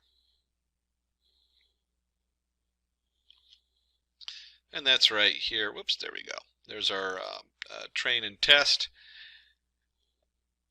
And then you'll see here on this next setup, this is where we create our model. All the magic happens right here. We go ahead and create a logistics model. I've upped the max iterations. If you don't change this for this particular problem, you'll get a warning that says this has not converged. Because that's what it does, is it goes through the math and it goes, hey, can we minimize the error? And it keeps finding a lower and lower error. and it still is changing that number. So that means it hasn't conversed yet. It hasn't found the lowest amount of error it can. And the default is 100. There's a lot of settings in here. So when we go in here to, let me pull that up from the sklearn. So we pull that up from the sklearn model. You can see here we have our logistic. It has our different settings on here that you can mess with. Most of these work pretty solid on this particular setup, so you don't usually mess a lot. Usually I find myself adjusting the iteration, and I'll get that warning and then increase the iteration on there. And just like the other model, you can go, just like you did with the other model, we can scroll down here and look for our methods. And you can see there's a lot of methods available on here, and certainly there's a lot of different things you can do with it. But the most basic thing we do is we fit our model, make sure it's set right, and then we actually predict something with it. So those are the two main things we're going to be looking at on this model, is fitting and predicting. There's a lot of cool things you can do that are more advanced, but for the most part, these are the two which I use when I'm going into one of these models and setting them up. So let's go ahead and close out of our sklearn setup on there, and we'll go ahead and run this. And you can see here it's now loaded this up there. We now have a logistic model, and we've gone ahead and done a predict here also, just like I was showing you earlier. So here's where we're actually predicting the data. So we've done our first two lines of code as we create the model. We fit the model to our training data, and then we go ahead and predict for our test data. Now, in the previous model, we didn't dive into the test score. I think I just showed you a graph, and we can go in there, and there's a lot of tools to do this. We're going to look at the model score on this one. And let me just go ahead and run the model score. And it says that it's pretty accurate. We're getting a roughly 95% accuracy. Wow, that's good. 95% accuracy. 95% accuracy might be good for a lot of things. But when you look at something as far as whether you're going to pick a mushroom on the side of the trail and eat it, we might want to look at the confusion matrix. And for that, we're going to put in our logistic test, the actual values of edible and unedible, and we're going to put in our prediction value. And if you remember on here, let's see, I believe it's poisonous was 1, 0 is edible. So let's go ahead and run that, 0, 1. 0 is good. So here is a confusion matrix, and this is, if you're not familiar with these, we have true, true, true, false, false, false. So it says out of the edible mushrooms, we correctly labeled 1,201 mushrooms edible that were edible. And we correctly measured 1,113 poisonous mushrooms as poisonous. But here's the kicker. I labeled 56 edible mushrooms as being poisonous. Well, that's not too big of a deal. We just don't eat them. But I measured 68 mushrooms as being edible that were poisonous. So probably not the best choice to use this model to predict whether you're going to eat a mushroom or not. And you'd want to dig a little deeper before you start picking mushrooms off the side of the trail. So a little warning there, when you're looking at any of these data models, looking at the error and how that error fits in with what domain you're in, domain in this case being edible mushrooms, be a little careful. Make sure that you're looking at them correctly. So we've looked at edible or not edible. We've looked at regression model as far as the end values, what's going to be the cost and what our predicted cost is, so we can start figuring out how much to charge these people for their insurance. And so these really are the fundamentals of data science. When you pull them together, when I say data science, I'm talking about your machine learning code. Classification is probably one of the most widely used tools in machine learning in today's world. It is also one of the simpler versions to start understanding how a lot of machine learning works. We're going to start by taking a look at what exactly is classification, the important terminologies around classification. We'll look at some real-world applications, my favorite, popular classification algorithms, and there are a lot out there, so we're only going to touch briefly on a variety of them so you can see how the different flavors work. And we'll have some hands-on demos in Python embedded throughout the tutorial. Classification. Classification is a task that requires the use of machine learning algorithms to learn how to assign a class label to a given data. You can see in this diagram we have our unclassified data. It goes through a classification algorithms, and then you have classified data. It's hard to just see it as data, and that really is where you kind of start and where you end when you start running these machine learning algorithms and classification. And the classification algorithms is a little black box in a lot of respects. And we'll look into that. You can see what I'm talking about when we start swapping in and out different models. Let's say we are given the task of classifying a given bunch of fruits and vegetables on the basis of their category, i.e. fruits are to be grouped together and vegetables are to be grouped together. And so we have a data set, we'll call it the bunch, is divided into clusters, one of which consists of the fruits, while the other has the vegetables. You can actually look at this as any kind of data. When we talk about breast cancer, can we sort out in images to see what is malignant, what is benign? Very popular one. Can you classify flowers, the iris data set? Certainly in wildlife, can you classify different animals and track where they're going? Classification is really the bottom starting point or the baseline for a lot of machine learning and setting it up and trying to figure out how we're going to break the data up so we can use it in a way that is beneficial. So here the fruits and the vegetables are grouped into clusters, and each cluster has a specific characteristic, i.e. whether they are a fruit or a vegetable. And you can see we have a pile of fruits and vegetables. We feed it into the algorithm, and the algorithm separates them out, and you have fruits and vegetables. So some important terminologies before we dig into how it sorts them out and what that all means. When we look at the terminologies, you have a classifier. That's the algorithm that is used to map the input data to a specific category. The classification model, the model that predicts or draws a class to the input data given for training. Feature, it is an individual measurable property of the phenomena being observed. And labels, the characteristics on which the data points of a data set are categorized. The classifier and the classification model go together. A lot of times the classifier is part of the classification model. And then you choose which classifier you use after you choose which model you're using. Where features are what goes in, labels are what comes out. So your classifier model is right in the middle of that.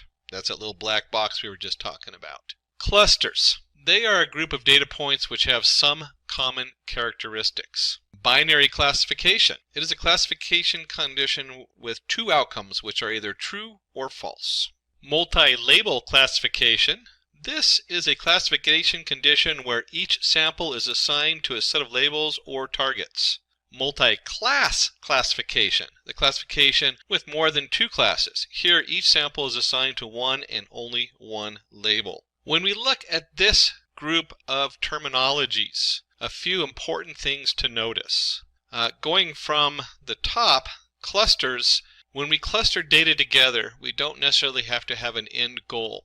We just want to know what features cluster together. These features then are mapped to the outcome we want. In many cases, the first step might not even care about the outcome, only about what data connects with other data. And there's a lot of clustering algorithms out there that do just the clustering part. Binary classification. It is a classification condition with two outcomes which are either true or false. We're talking usually it's either a cat or it's not a cat. It's either a dog or it's not a dog. That's the kind of thing we talk about binary classification. And then that goes into multi-label classification. Think of label as you can have an object that is brown, you can have an object that is labeled as a dog, so it has a number of different labels. That's very different than a multi-class classification where each one's a binary. You can either be a cat or a dog. You can't be both a cat and a dog. Real-world applications. So to make sense of this, of course, the challenge is always in the details, is to understand how we apply this in the real world. So in real-world applications, we use this all the time. We have email spam classifier. So you have your email inbox coming in. It goes through the email filter that we usually don't see in the background, and it goes, this is either valid email or it's a spam, and it puts it in the spam filter if that's what it thinks it is. Alexa's voice classifier, Google Voice, any of the voice classifiers, they're looking for points, so they try to group words together, and then they try to find those groups of words trigger a classifier. So it might be that the classifier is to open your tasks program, or open your text program so that you can start sending a text. Sentiment analysis is really big. When we're tracking products, we're tracking marketing, trying to understand whether something is liked or disliked is huge. That's like one of the biggest driving forces in sales nowadays, and you almost have to have these different filters going on if you're running a large business of any kind. Fraud detection. You can think of banks. They find different things on your bank statement and they detect that there's something going on there. They have algorithms for tracking the logs on computers. They start finding weird logs on computers. They might find a hacker. I mentioned cat and dog. So here's our image classification. We have a neighbor who runs an outdoor webcam, and we like to have it come up with a classification when the wild animals in our area are out, like foxes. We actually have a mountain lion that lives in the area, so it's nice to know when he's here. Handwriting prediction, classifying A, B, C, D, and then classifying words to go with that. So let's go ahead and roll our sleeves up and take a look at some popular classification algorithms. Before we look at the algorithms, let's go back and take a look at our definitions. We have a classifier and a classification model. So we're looking at the classifier, an algorithm that is used to map the input data to a specific category. One of those algorithms is a logistic regression. The logistic regression is a classification algorithm used to model the probability of a certain class or event existing, such as pass, fail, or win, lose, etc. It provides its output using the logistic function or sigmoid function to return the probability value that can then be mapped to two or more discrete classes. A sigmoid function is an activation function that fits the variable and limit the output to a range between 0 and 1. A standard sigmoid function or logistic function is represented by the formula fx equals 1 over 1 plus e to the minus x, where x is the equation of the line and e is the exponential.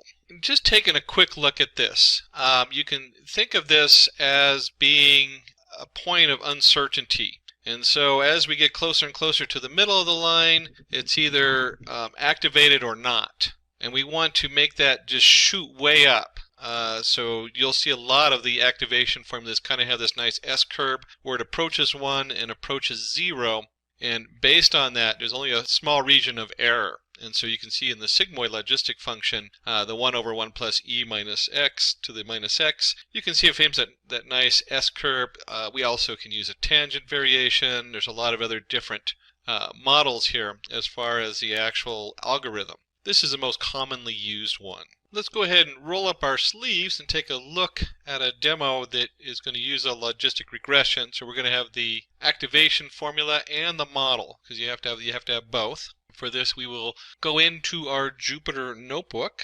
Now, I personally use the Anaconda Navigator to open up the Jupyter notebook to set up my IDE as a web-based. It's got some advantages that it's very easy to display in, but it also has some disadvantages in that if you're trying to do multi-threads and multi-processing, you start running into single get issues with Python, and then I jump to PyCharm. Really depends on whatever IDE you want. Just make sure you've installed NumPy and the sklearn modules into your Python in whatever environment you're working in so that you'll have access to that for this demo. Now, the team in the back has prepared my code for me, which I'll start bringing in one section at a time so we can go through it. Before we do that, it's always nice to actually see where this information is coming from and what we're working with. So the first part is we're going to import our packages, which you need to install into your Python, and that's going to be your NumPy. We usually use NumPy as NP, and then from sklearn, the learn model, we're going to use a logistic regression. And from sklearn metrics, we're going to import the classification report confusion matrix. And if we go ahead and open up the scikit-learn.org and go under their API, you can see all the different features and models they have. And we're looking at the linear model logistic regression, one of the more common classifiers out there. And if we go ahead and go into that and dig a little deeper, you'll see here where they have the different settings. And it even says right here, note, the regularization is applied by default. So by default, that is the activation formula being used. Now, we're not going to we might come back to this, look at some of the other models, because it's always good to see what you're working with. But let's go ahead and jump back in here, and we have our imports. We're going to go ahead and run those. So these are now available to us as we go through our Jupyter Notebook script, and they put together a little piece of data for us. This is simply going through 0 to 1. Actually, let's go ahead and print this out over here. We'll go ahead and print X just so you can see what we're actually looking for.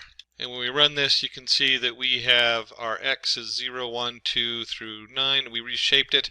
The reason for this is just looking for a row of data. Usually we have multiple features. We just have the one feature which happens to be 0 through 9.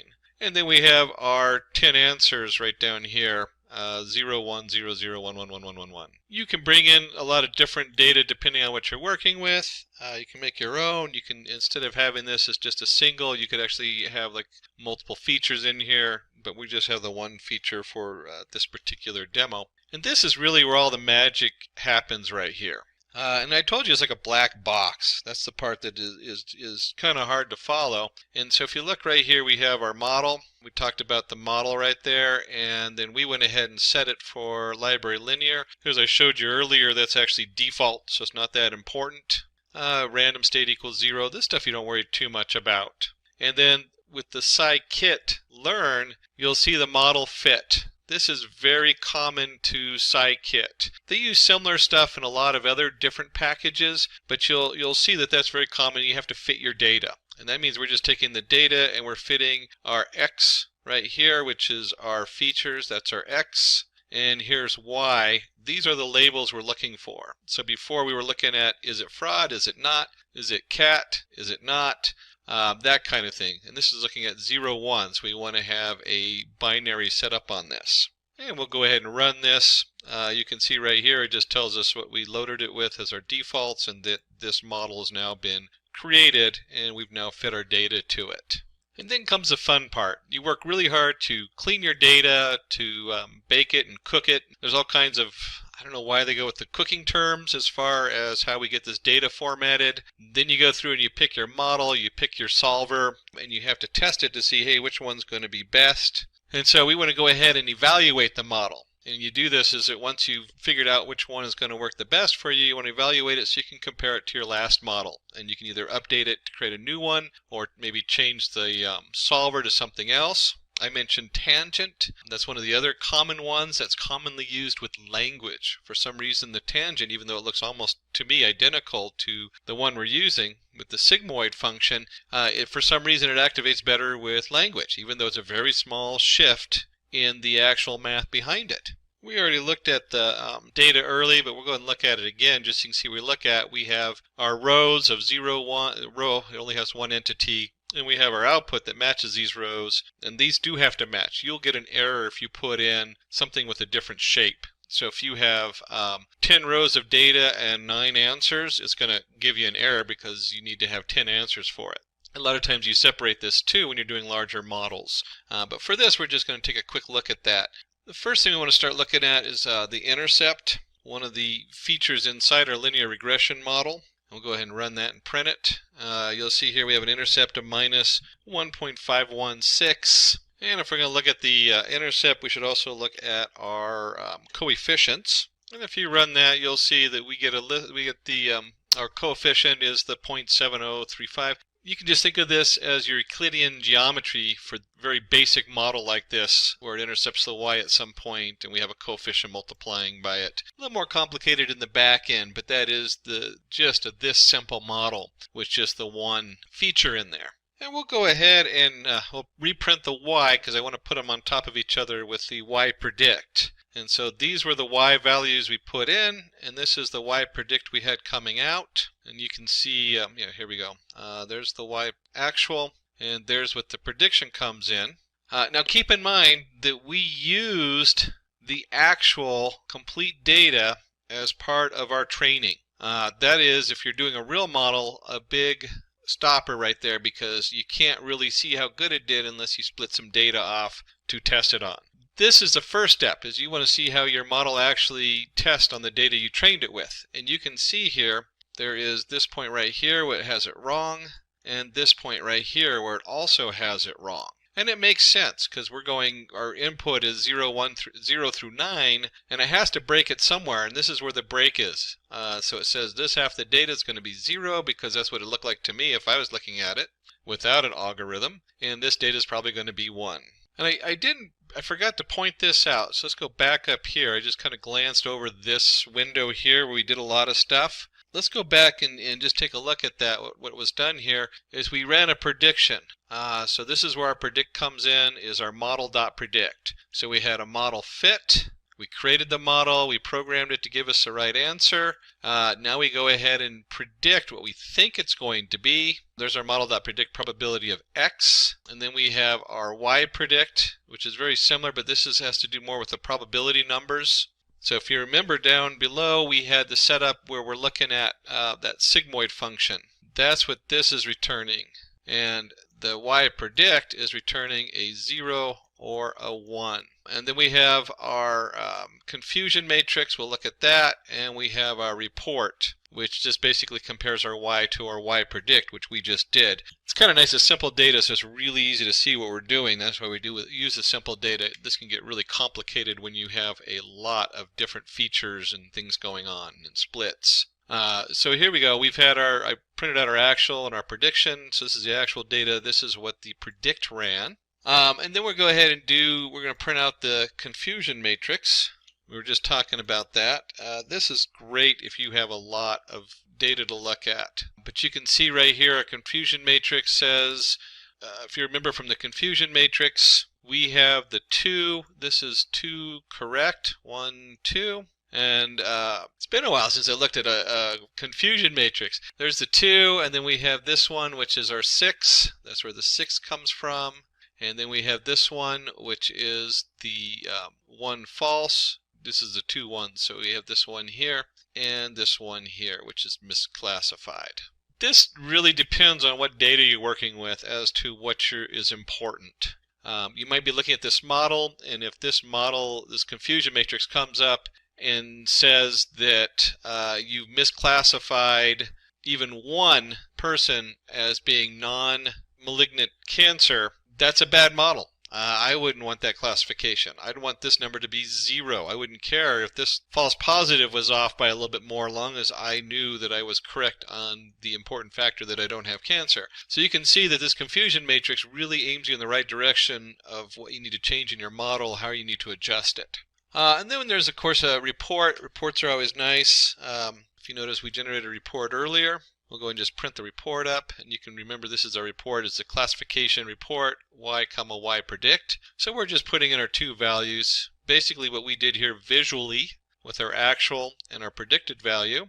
And we'll go ahead and run the report, and you can see it has the precision, the recall, your F1 score, your support, translated into accuracy, macro average, and weighted average. So it has all the numbers. A lot of times when working with clients or with the shareholders in the company, this is really where you start because it has a lot of data and they can just kind of stare at it and try to figure it out. And then you start bringing in like the confusion matrix. I almost do this in reverse as to what they show. I would never show your shareholders the intercept of the coefficient. That's for your internal team only working on machine language. But the confusion matrix and the report are very important. Those are the 2 things you really want to be able to show on these. And you can see here we did a decent job of classifying the data, managed to get a significant portion of it correct. We had our accuracy here is a 0.80 F1 score, that kind of thing. So, it's a pretty accurate model. Of course, this is pretty goofy because it's a very simple model, and it's just splitting the model between 1s and 0s. So that was our demo of the on logistic regression on there. Let's go and take a look at k-nearest neighbors.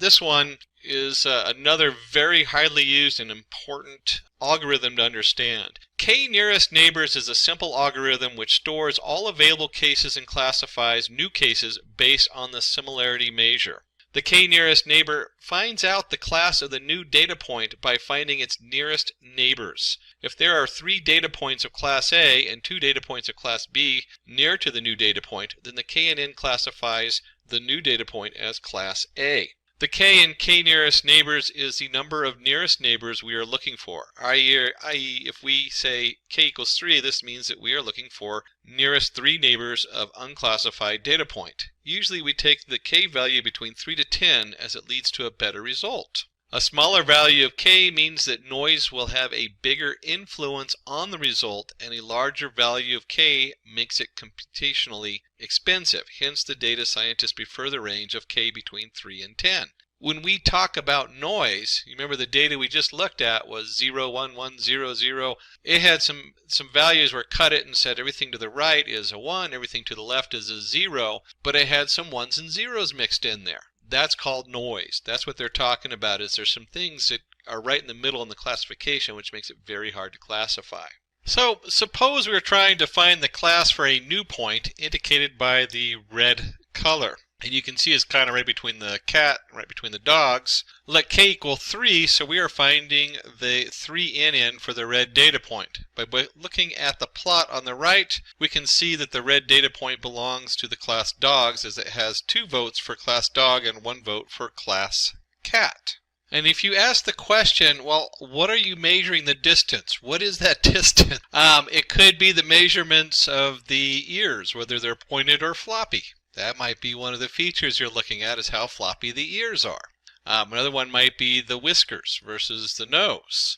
And then you take those measurements, and using one of the most common things in k-means measurement is the Euclidean geometry, you can figure out the distance between those points. There's a lot of different algorithms for that. But you can think about it that you do have to have some kind of solid data to measure. And so we can conclude that the new data point belongs to the class dog.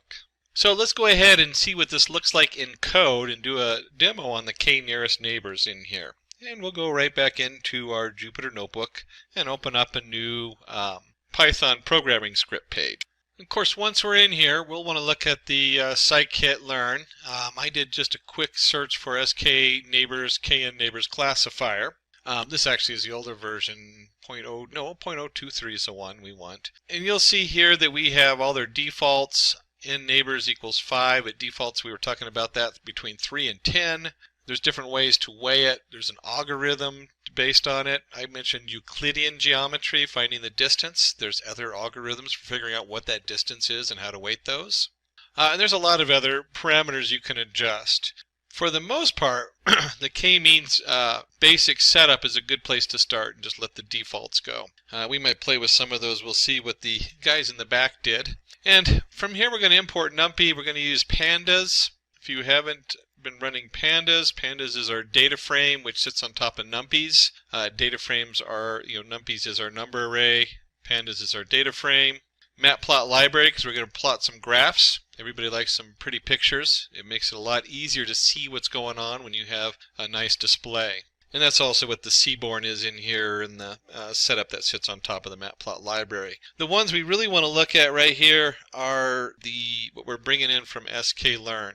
These ones right here. So from sklearn, we're going to load, I mentioned the breast cancer. That's a very popular one because it has, I believe it's 36 measurements, so there's 36 features, and unless you're a expert, you're not going to know what any of those features really mean. You can sort of guess, but there's special measurements they take of when they take an image. And of course our confusion matrix, so that we can take a look and see what the data looks like and how good we did. And then we have our KN neighbors classifier on here. And then I mentioned that whenever you do training and testing, you want to split the data up. You don't want to train the data and then test it on the same data. That just tells you how good your training model is. It doesn't tell you whether it actually works on unknown data. And so this just splits it off so that we can train it, and then we can take a look at data we don't have in there and see how good it did. And we'll go ahead and load our data up. So here's our setup on that. Oops, there we go. So we're going to go ahead and load the data up. We have our X value, and that's going to come from our breastcancer.data and column breast cancer feature names. So there's our actual, all our different features. We'll print that out here in a second. And then we have our mean area, mean compactness. So I guess we're going to take the data and we're only going to use a couple of the columns. This just makes it easier to read. Of course, when you actually we're going to do this, you'd want to use all your columns. And then we have our Y, and this is simply whether it's either malignant or benign. And then we want to go ahead and drop the first line because that's how it came in on there. And we'll go ahead, let's just take a look at this a little closer here. Let's go and run this real quick. And just because I like to see my data before I run it, we can look at this and we can look at the original features. Remember, we're only going to use 2 features off of here just to make it a little easier to follow. And here's the actual data. And you can see that this is just this massive stream of data coming in here. It's going to just skip around because there's so much in there to set up. I think there's like 500 if I remember correctly, and you can see here's all the different measurements they take. But we don't really need to see that on here. We're just going to take a look at just the 2 columns and then also our solution. We'll go ahead and just do a quick print Y on here so you can see what the Y looks like. And it is simply just 0, 0, 0, B9, 0, 0, 0, 1. So 1 means it's benign, 0 means it's malignant. Is what we're looking at on that. Go ahead and cut that out of there. The next stage is to go ahead and split our data. I mentioned that earlier. We'll just go ahead and let them do the splitting for us. We have xtrain, xtest, ytrain, ytest, and so we go ahead and train, test, split, xy, random state equals 1. It makes it nice and easy for us. We'll go ahead and run that. And so now we have our training and our testing. Train means we're going to use that to train the model, and then we're going to use the test to see how good our model does. And then we'll go ahead and create our model. Here's our KNN model, the K-neighbors classifier. N neighbors equals 5. The metrics is Euclidean. Remember I talked about Euclidean? This is simply your C squared equals A squared plus B squared plus A squared equals B squared plus C squared plus C squared plus D squared, and then you take the square root of all that. That's what they're talking about here. It's just the length of the hypotenuse of a triangle, but you can actually do that in multiple dimensions, just like you do in 2 dimensions with a regular triangle. And here we have our fit. This should start to look familiar since we already did that in our last example. That's very standard for scikit and any other one, although sometimes the fit algorithms look a little bit more complicated because they're doing more things on there, especially when you get into neural networks. And then you have your k-neighbors. It just tells you we created a k-neighbors setup. They kind of wanted us to reformat the y, but it's not that big of a deal for this. And it comes out and shows you that we're using the Euclidean metric for our measurement. So now we've created a model. Here's our live model. We fitted the data to it. We say, hey, here's our training data. Let's go ahead and predict it. So we're going to take our y predict equals knn predict y test. So this is data we have not. This model has not seen this data, and so we're going to create a whole new set of data off of there. Now, before we look at our prediction, in fact, let's I'm going to bring this down and put it back in here later. Let's take a look at our x test data versus the y test. What does it look like? And so we have our mean area. We're going to compare it to our mean compactness. We're going to go ahead and run that. And we can see here the data, if you look at this, just eyeballing it, we put it in here, we have a lot of blue here, and we have a lot of orange here. And so these dots in the middle, especially like this one here and these here, these are the ones that are going to give us false negatives, and so we should expect this is your noise. This is where we're not sure what it is. And then B9 is, in this case, is done in blue, and malignant is done in 1. So if you look at it, there's 2 points based on these features, which makes it really hard to have 100% where the 100% is down here or up here. That's kind of the thing I'd be looking for when we're talking about cancer and stuff like that, where you really don't want any false negatives. You want everything, false positive, great. You're going to go in there and have another setup in there where you might get an autopsy or something like that done on it. Again, that's very data specific on here. So now let's go ahead and pull in and get our prediction in here, and we'll create our Y prediction.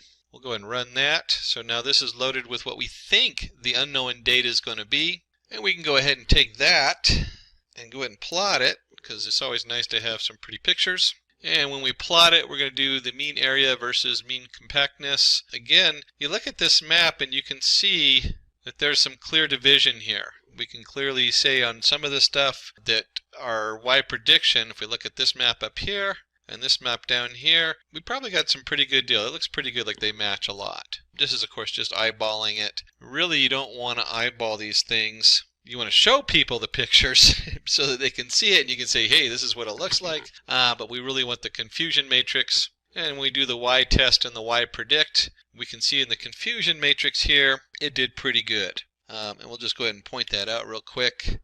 Here's our 42, which is positive, and our 79. And if I remember correctly, I'd have to look at the data, which one of these is a false negative. I believe it's the 9. That's scary. I would not want to be one of those 9 people told that I don't have cancer and then suddenly find out I do. So we would need to find a way to sort this out. And there is different ways to do that. A little bit past this, but you can start messing with the actual Euclidean geometry and the activation measurements and start changing those and how they interact. But that's very advanced. There's also other ways to classify them or to create a whole other class right here of we don't knows. Those are just a couple of the solutions you might use for that. But for a lot of things, this works out great. You can see here, maybe you're trying to sell something. Well, if this was not life dependent, and this was, if I display this ad, 42 of these people are going to buy it. And if I display this other ad, if I don't display it, 79 people are going to go a different direction or whatever it is. So maybe you're trying to display whether they're going to buy something if you add it on to the website. In which case, that's really a good numbers. You've just added a huge number of cells to your company. So that was our k nearest neighbors. Let's go ahead and take a look at support vector machines. So support vector machines is the main objective of a support vector machine algorithm is to find a hyperplane in an n-dimensional space, n is the number of features, that distinctly classifies the data points. And if you remember, we were just looking at those nice graphs we had earlier. In fact, let me go ahead and flip back on over there. If we were looking at this data here, we might want to try to find a nice line through the data. And that's what we're talking about with this next setup. So the main objective of support vector machine algorithm is to find a hyperplane in an n-dimensional space. N is the number of features that distinctly classifies the data points. To separate the two classes of data, there are many hyperplanes that can be chosen. Our objective is to find the plane that has the maximum margin, i.e. the maximum distance between data points of both classes. The dimensions of the hyperplane depends on the number of features. If there are 2 input features, then the hyperplane is just a line. If there are 3 features, then the hyperplane becomes a 2-dimensional plane. The line that separates the data into 2 classes is called as support vector classifier, or hard margin. And that's what I just showed you on the other data. You can see here where we look for a line that splits the data evenly. The problem with hard margin is that it doesn't allow outliers and doesn't work with non-linearly separable data. And we just were looking at that. Let me flip back on over here. And when we look at this setup in here, and we look at this data, here we go. Look how many outliers are in here. These are all these blue dots on the wrong side of the line would be considered an outlier, and the same with the red line. And so it becomes very difficult to divide this data unless there's a clear space. There we go. Therefore, we introduce soft margins, which accept the new data point and optimize the model for nonlinear data points. Soft margins pass through the data points at the border of the classes. The support vector machine can be used to separate the 2 classes of shapes.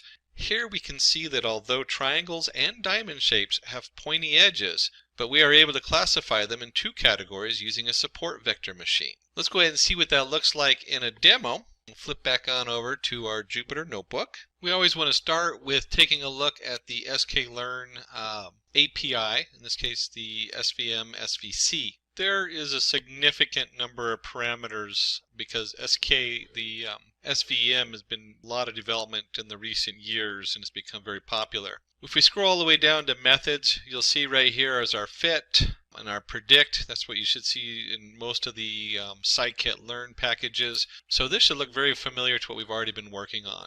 And we'll go ahead and bring in our import and run that. We should already have pandas, numpy, our matplot library, which we're going to be using to graph some of the things. A little bit different right here. You'll see that we're going to go ahead and bring in one of the fun things you can do with test data is make circles. Circles are really hard to classify. You have a ring on the inside and a ring on the outside, and you can see where that can cause some issues. And we'll take a look at that a little closer in a minute. Here's our SVM setup on there, and then of course our metrics, because we're going to use that to take a closer look at things. So we go ahead and run this. Whoops, already did.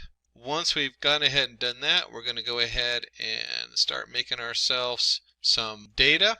And this part, probably a little bit more complicated than we need. I'm not going to go too much in detail on it. We're going to make a mesh grid, and we'll see what that looks like in a minute. We're defining the minimums. You can see in here, create a mesh grid of points. Here's our parameters of x, y, and h. It's going to return x, x, y, y. You can also send a note to us. Make sure you get a copy of this if you want to dig deeper into this particular code especially. And we have a ymin, ymax, ymin, ymax, plus 1. Here's our mesh grid we're actually going to make, x, x, and y, y. Plot the contours all the way through, and this is just a way of creating data. It's kind of a fun way to create some data. Here we go, plot contours AX, CLF, X, X, Y, Y, and return an out.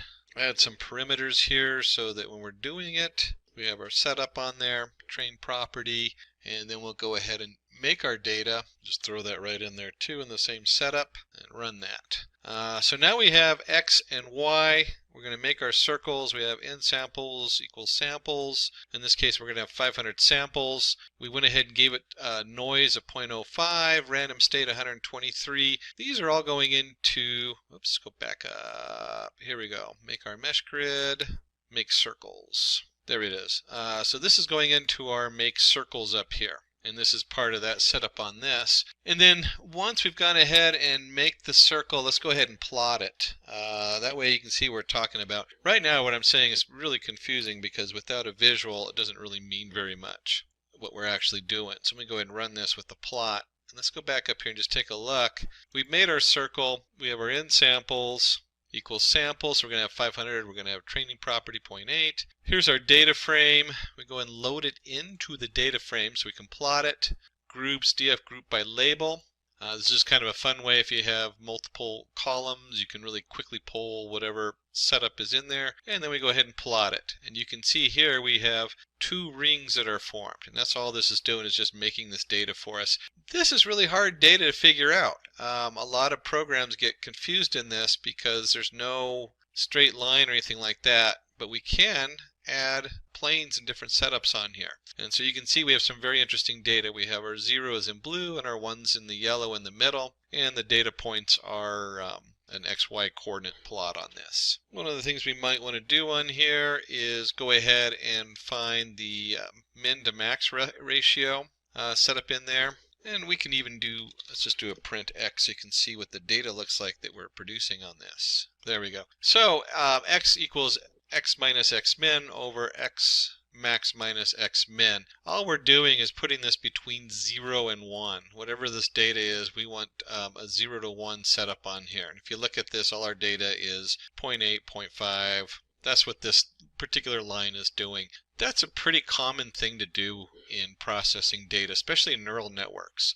Neural networks don't like big numbers. They create huge biases and cause all kinds of problems. And that's true in a lot of our models. Some of the models it doesn't really matter, but when you're doing enough of these, you just start doing them.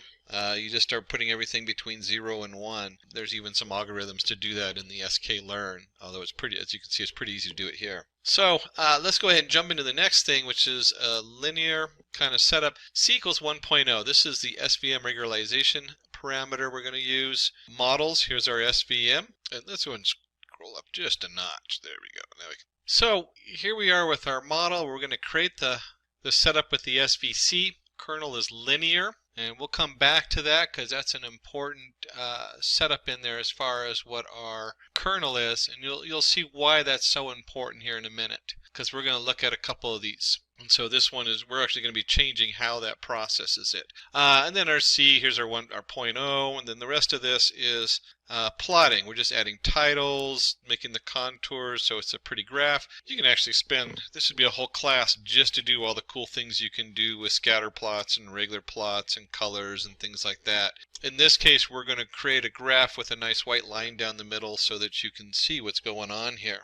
And when we do this, you can see that as it split the data, the linear did just that. It drew a line through the data, and it says this is supposed to be blue, and this is supposed to be red, and it doesn't really fit very well. And that's because we used a linear division of the data, and it's not very linear data on it. It's anything but linear.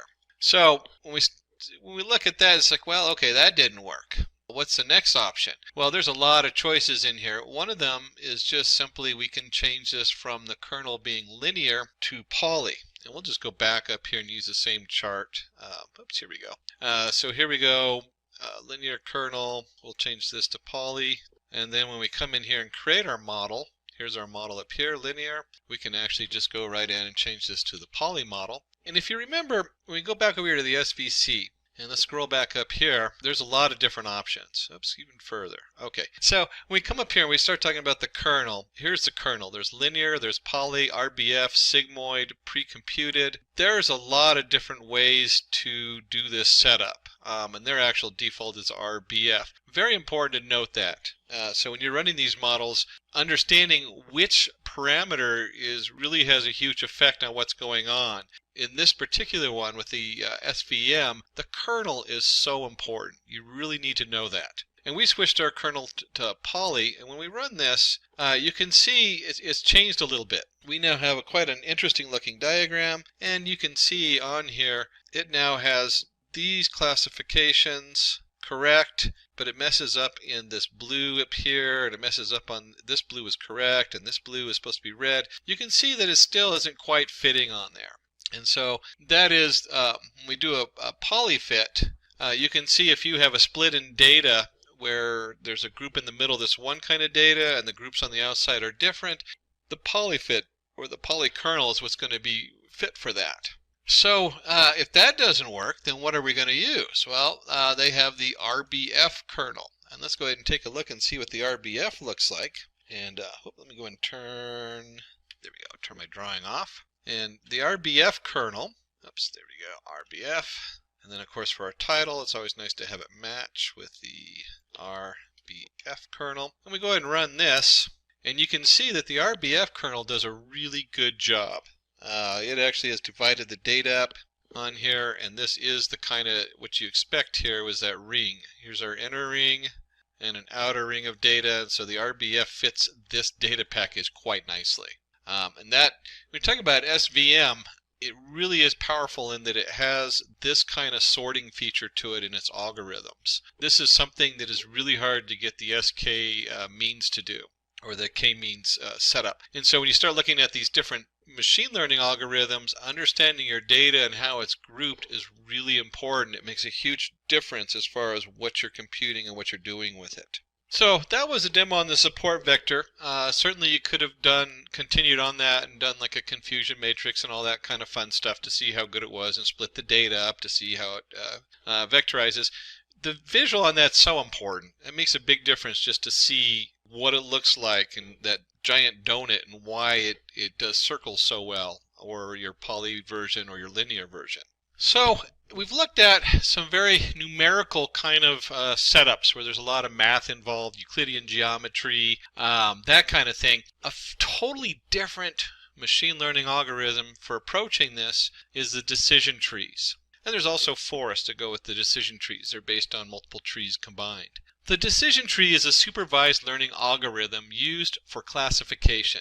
It creates a model that predicts the value of a target variable by learning simple decision rules inferred from the data features. A decision tree is a hierarchical tree structure where an internal node represents features or attribute. The branch represents a decision rule, and each leaf node represents the outcome. And you can see here where they have the first one, yes or no, and then you go either left or right, and so forth. One of the coolest things about decision trees is, and I'll see people actually run a decision tree even though their final model is different, because the decision tree allows you to see what's going on. You can actually look at it and say, why did you go right or left? What was the choice? Where's that break? And that is really nice if you're trying to share that information with somebody else as to why. When you start getting into the why this is happening, decision trees are very powerful. So the topmost node of a decision tree is known as the root node. It learns to partition on the basis of the attribute value. It partitions the tree in a recursive manner. So you have your decision node. If you get yes, you go down to the next node. That's a decision node. And either yes, you go to, if it ends on a leaf node, then you know your answer, which is yes or no. So there's your in classification set up on there. Here's an example of a decision tree that tells whether I'll sleep or not at a particular evening. Mine would be depending on whether I have the news on or not. Do I need to sleep? No. Okay, I'll work. Yes. Is it raining outside? Yes, I'll sleep. No, I'll work. So I guess if it's not raining outside, it's harder to fall asleep where you have that nice rain coming in. And again, this is really cool about a decision tree is I can actually look at it and go, oh, I like to sleep when it rains outside. So when you're looking at all the data, you can say, oh, this is where the switch comes in. When it rains outside, I'll sleep really good. If it's not raining or if I don't need sleep, then I'm not going to sleep. I'm going to go work. So let's go ahead and take a look at that looks like in the code. Just like we did before, we go ahead and open up the scikit setup just to say what the decision tree classifier has. You have your parameters, which we'll look a little bit more in depth at as we write the code. It has different ways of splitting it. The strategy used to choose a split at each node, criterion, max depth. Remember the tree, how far down do you want it? Do you want it to take up the space of your whole computer with and map every piece of data, or the smaller that number is, the smaller the level of the tree is and the less processing it takes, but it's also more general, so you're less likely to get as in-depth an answer. And then of course minimal samples you need for it to split, samples for the leaves. There's a lot of things in here as far as how big the tree is and how to define it and when do you define it and how to weight it. And they have their different attributes which you can dig deeper into. That can be very important if you want to know the why of things. And then we go down here to our methods, and you'll see just like everything else, we have our fit method, very important, and our predict, the two main things that we use. What we're going to predict our x to be equal to. And we'll go ahead and go up here and start putting together the code. We're going to import our numpy, our pandas, there's our confusion matrix, our train test split, decision tree classifier. That's the big one that we're actually working with. That's the line right here where we're going to be, decision tree, there it is. Decision tree classifier, that's the one I was looking for. And of course we want to know the accuracy and the classification report on here. And we're going to do a little different than we did in the other examples. And there's a reason for this. Let me go ahead and run this and load this up here. We're going to go ahead and build things on functions. And this is, when you start splitting up into a team, this is the kind of thing you start seeing a lot more, both in teams and for yourself, because you might want to swap one data to test it on a different data depending on what's going on. So we're going to have our import data here, the data set length, the balance, and so forth. This just returns balanced data. Let me just go ahead and print, because I'm curious as to what this looks like. Import data, and it's going to return the balanced data. So if I run that, if we go ahead and print this out here and run that, you can see that we have a whole bunch of data that comes in there, and some interesting setup on here has, let's see, BRR. I'm not sure exactly what that represents on here. 111, 112, and so forth. So we have a different set of data here. The shape is 5 columns, 1, 2, 3, 4, 5. It seems to have a number at the beginning, which I'm going to guess BRL, a letter I mean, and then a bunch of numbers in there. 1111. Let's see, down here we got 555 set up on this. And let's see, balanced data. And since it said balanced data, I'm going to guess that B means balanced, R means you need to move it right, and L means it needs to be moved left or skewed to the left. I'm not sure which one. Let's go and close that out. And we'll go ahead and create a function to split the data set. X balance data equals data values. Y balance equals data values of 0. There's that letter. Remember left, right, and balance. And then we're looking for the values of 1 through 5. And we go ahead and split it just like you would. X train, Y train set, random state 100. Test size is 0.3, so we're taking 30% of the data. And it's going to return your X, your Y train, your X train, your X test, your Y train, your Y test. Again, we do this because if you're running a lot of these, you might want to switch how you split the data and how you train it. I tend to use a bifold method. I'll take a third of the data and I'll train it on the other 2/3 and test it on that third. And then I'll switch it. I'll switch which third is the test data. And then I can actually take that information and correlate it, and it gives me a really robust package for figuring out what the complete accuracy is. But in this case, we're just going to go ahead. This is our function for splitting data. And this is where it kind of gets interesting, because remember we were talking a little bit about the different settings in our model. And so in here we're going to create a decision tree, but we're going to use the Genie setup. And where did that come from? What's the Genie on here? So if we go back to the top of their page, and we have what criterion are we going to use? We're going to use Genie. They have Genie and entropy. Those are the two main ones that they use for the decision tree. So this one's going to be Genie, and if we're going to have a function that creates the Genie model, and it even goes down here, and here's our fit train of the Genie model, we'll probably also want to create one for entropy. Sometimes I even just, I might even make this just one function with the different setups. And I know one of the things I worked on recently, I had to create one that tested across multiple models. And so I would send the parameters to the models, or I would send this part right here where it says decision tree classifier. That whole thing might be what I send to create the model, and I know it's going to fit. We're going to have our X train, and we're going to have our predict, and all that stuff is the same. So you can just send that model to your function for testing different models. Again, this just gives you one of the ways to do it. And you can see here we're going to train with the Genie, and we're also going to train with the entropy to see how that works. And if you're going to have your models going, two separate models you're sending there, we'll go ahead and create a prediction. This simply is our y predict equals our whatever object we sent, whatever model we sent here, the CLF object, and predict against our x test. And you can see here print y predict and return y predict set up on here. And we'll load that definition up. And then if you're going to have a function that runs a predict and prints some things out, we should also have our accuracy function. So here's our calculate the accuracy. What are we sending? We're sending our y test data.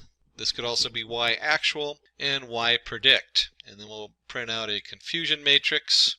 Then we'll print out the accuracy of the score on here and print a report, classification report. Bundle it all together there. So if we bring this all together, we have all the steps we've been working towards, which is importing our data.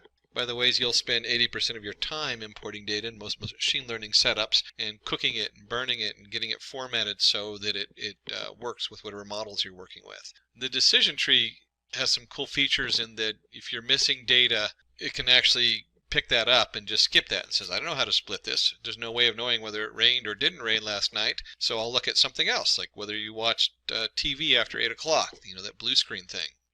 So we have our function importing our data set. We bring in the data. We split the data, so we have our x test and y train. And then we have our different models, our CLF Genie, so it's a decision tree classifier using the Genie setup, and then we can also create the model using entropy. And then once we have that, we have our function for making the prediction, and we have our function for calculating the accuracy. And then if we're going to have that, we should probably have our main code involved here. This probably looks more familiar if you're, depending on what you're working on. If you're working on like a PyCharm, then you would see this in throwing something up real quick in Jupyter Notebook. So here's our main data import, which we've already defined. We get our split data. We create our Genie. We create our entropy, so there's our two models going on here. There's our two models. So these are two separate data models. We've already sent them to be trained.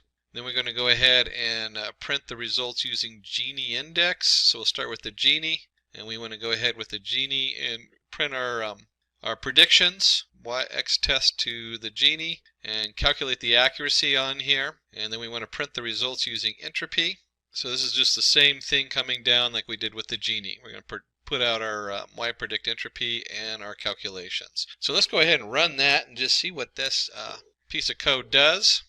We do have like one of our data is getting a warning on there. That's nothing major because it's just a simple warning. Probably an update of a new version's coming out. And so here we are. We have our data set. It's got 625. You can actually see an example of the data set. B meaning balanced, I guess. And here's our 5 data points. 1111 means it's balanced. It's skewed to the right with 1112 and so forth on here.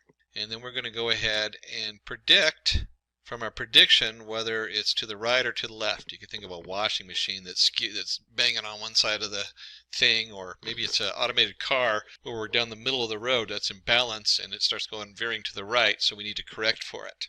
And when we print out the confusion matrix, we have three different variables, R, L, and B. So we should see the three different variables on here. And you have, as far as whether it predicts, in this case, the balance. There's not a lot of balanced loads on here. And didn't do a good job guessing whether it's balanced or not. That's what I took from this first one. The second one, I'm guessing, is the right.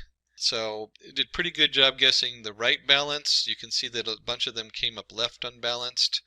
Probably not good for an automated car, as it tells you 18 out of the 18 missed things and tells you to go the wrong direction. And here we are going the other way, 19 to 71. And of course we can back that up with an accuracy report on here, and you can see the precision, how well the left and right balance is, 79% precision, and so forth. And then we went and used the entropy, and let me just see if we can get, so we can get them both next to each other. Here's our entropy of our the first setup, our first model, which is the Genie model. 67, 18, 1971, 63, 22, 2070, pretty close. The two models, you know, that's not a huge difference in numbers. This second one of entropy did slightly, it looks like slightly worse, because it did one better as far as the right balance and did, what is this, 4 worse on the left balance or whatever. So slightly worse. If I was guessing between these, I'd probably use the first one. They're so close though that it wouldn't be a clear choice as to which one worked better. And there's a lot of numbers you can play with here which might give better results depending on what the data is going in. Now, one of the takeaways you should have from the different category routines we ran is that they run very similar. You certainly change the parameters in them as to whether you're using, what model you're using and how you're using it and what data they get applied to. But when you're talking about the scikit-learn package, it does such an awesome job of making it easy. You split your data up, you train your data, and you run the prediction, and then you see what kind of accuracy, what kind of confusion matrix it generates. So when we talk about algorithm selection, logistic regression, k-nearest neighbors. Logistic regression is used when we have a binomial outcome. For example, to predict whether an email is spam or not, whether the tumor is malignant or not. The logistic regression works really good on that. You can do it in a k-nearest neighbors also. The question is, which one will it work better in? I find the logistic regression models work really good in a lot of raw numbers. So if you're working with, say, the stock market, is this a good investment or a bad investment? So that's one of the things that it handles the numbers better. K-nearest neighbors are used in scenarios where non-parametric, no fixed number of parameters, algorithms are required. It is used in pattern recognition, data mining, and intrusion detection. So K means really good in finding the patterns. I've seen that as a preprocessor to a lot of other processors where you use the k-nearest neighbors to figure out what data groups together. Very powerful package. Support vector machines. Support vector machines are used whenever the data has higher dimensions, the human genome microarray. SVMs are extensively used in the handwriting recognition models. And you can see that we were able to switch between the parabolic and the circular setup on there, where you can now have that donut kind of data and be able to filter that out with the support vector machine. And then decision trees are mostly used in operational researches, specifically in decision analysis to help identify a strategy most likely to reach any goal. They are preferred where the model is easy to understand. I like that last one. It's a good description. Is it easy to understand? So you have data coming in. When am I going to go to bed? You know, was it raining outside? You can go back and actually look at the pieces and see those different decision modes. It takes a little bit more to dig in there and figure out what they're doing, but you can do that, and you can actually help you figure out why. People love it for the why factor. So, strengths and limitations. Big one on all of these. The strengths and limitations, we talk about logistic regressions. The strengths are it is easy to implement and efficient to train. It is relatively easy to regularize the data points. Remember how we put everything between 0 and 1? When you look at logistic regression models, you don't have to worry about that as much. Limitations, it has a high reliance on proper representation of data. It can only predict a categorical outcome. With the k-nearest neighbors, it doesn't need a separate training period. New data can be added seamlessly without affecting the accuracy of the model. Kind of an interesting thing because you can do partial training. That can become huge if you're running across really large data sets or the data is coming in. You can continually do a partial fit on the data with the k nearest neighbors and continue to adjust that data. It doesn't work on high dimensional and large data sets. We were looking at the breast cancer, 36 different features. What happens when you have 127 features or a million features? And you say, well, what do you have a million features in? Well, if I was analyzing the legal documents, I might have a tokenizer that splits the words up to be analyzed, and that tokenizer might create 1 million different words available that might be in the document for doing weights. Sensitive to noisy data, outliers, and missing values. That's a huge one with k nearest neighbors. They really don't know what to do with a missing value. How do you compute the distance if you don't know what the value is? The SVM works more efficiently on high dimensional data. It is relatively memory efficient. So it's able to create those planes with only a few different variables in there as opposed to having to store a lot of data for different features and things like that. It's not suitable for large data sets. The SVM, you start running this over gigabytes of data, causes some huge issues. Underperforms if the data has noise or overlapping. That's a big one. We were looking at that where the SVM splits it and it creates a soft buffer, but what happens when you have a lot of stuff in the middle that's hard to sort out and doesn't know what to do with? That causes SVM to start crashing or not perform as well. Decision trees. Handles non-linear perimeters and missing values efficiently. The missing values is huge.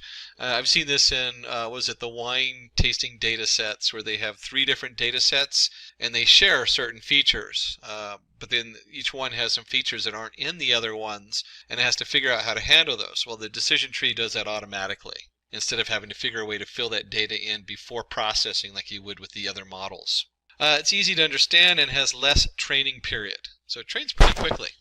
Comes up there and just keeps forking the tree down and moving the parts around. And so it doesn't have to go through the data multiple times, guessing and adjusting. It just creates the tree as it goes. Overfitting and high variance are the most annoying part of it.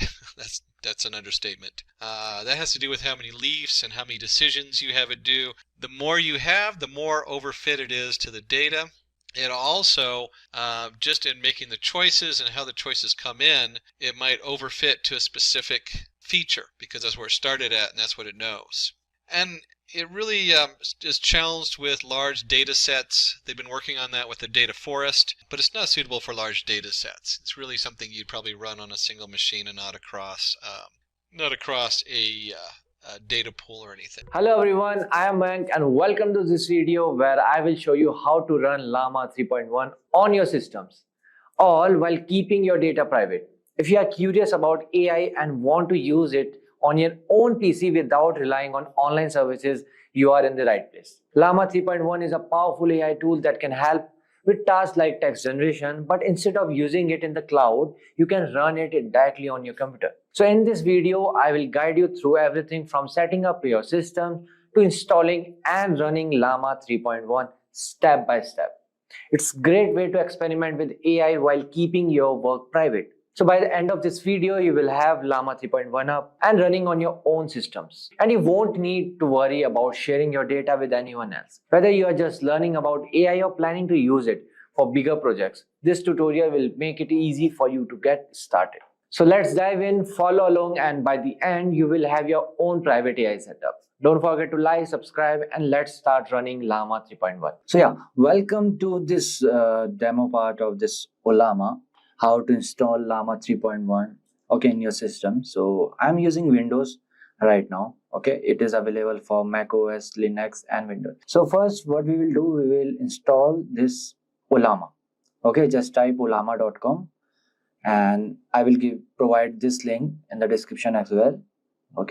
Then here you have to press the download.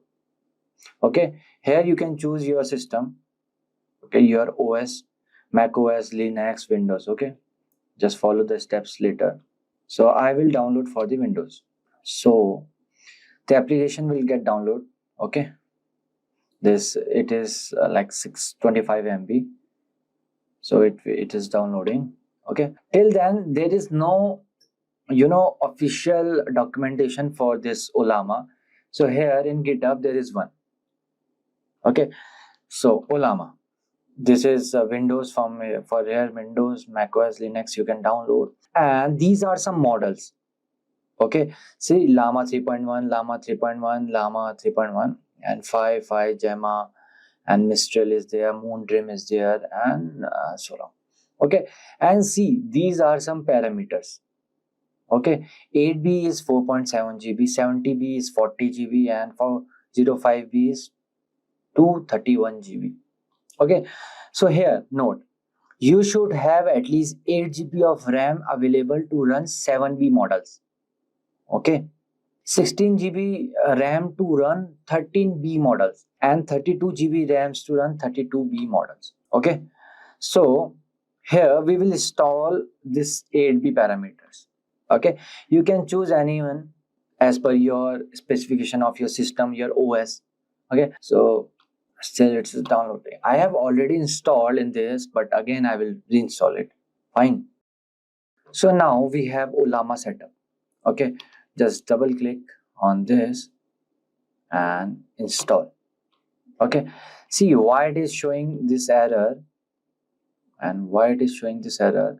Why? Because the following applications are using files that need to be updated by setup. It is recommended that you allow setups to automatically. Okay, it is automatically installed. See, so simple steps. There are 3-4 steps that you have to do. So yeah, the setup is done, and now what you can do, I am using PowerShell. You can use your command prompt as well. So here I will write Ollama.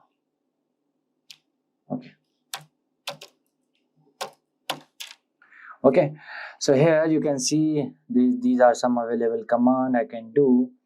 Okay, so to run a model you have to just write run and this.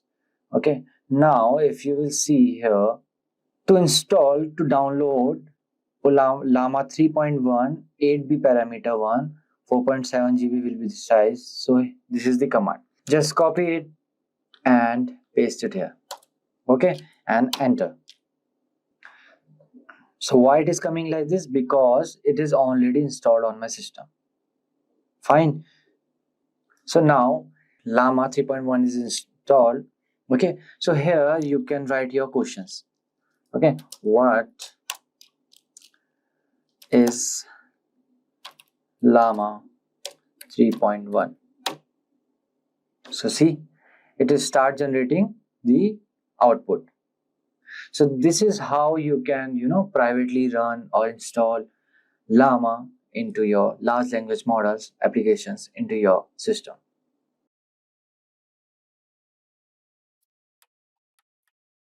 See, it is like ChatGPT.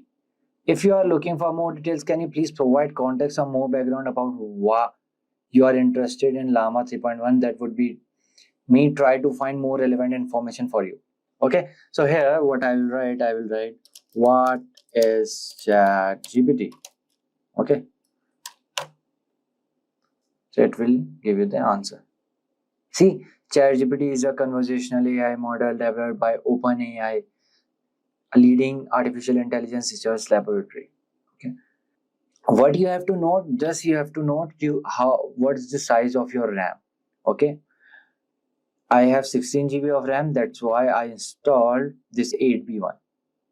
Okay, and if you have 8 GB RAM, there is no model of 7B. 7B we have Lava, and we have Code Llama, and we have Mistral.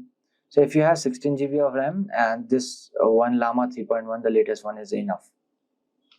Okay, so let's check. Yeah, see, ChatGPT stands for Conversational Generative Pre-trained Transformer. It is an AI chatbot designed to understand and respond to human-like language input.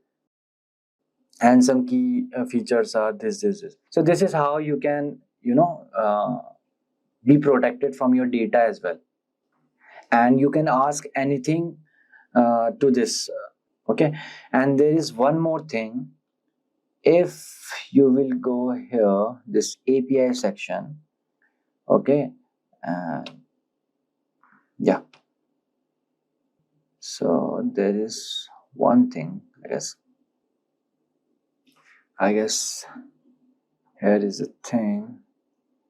So yeah, if you type this localhost 11434, so this is an API for the Olama. See here, you can see Olama is running. Fine. So this is how you can do this, perform or install your Llama 3.1 in your local system. See, it is now asking me, how is that? Did I cover what you wanted to know about ChatGPT? Okay, and you can give your prompt, and again you can do something. So okay, I will write what is hello world.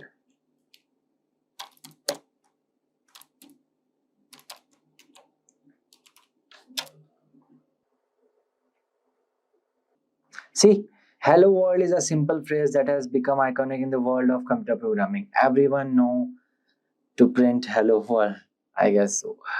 So this is how you can install Llama 3.1 in your local system. Okay, just you have to install Olama first, then search this Olama run 3.1, or if you want to explore more thing, you can write version, so the version, server, create, and all this thing. Okay, where we dive into the fascinating world of large language models, LLMs.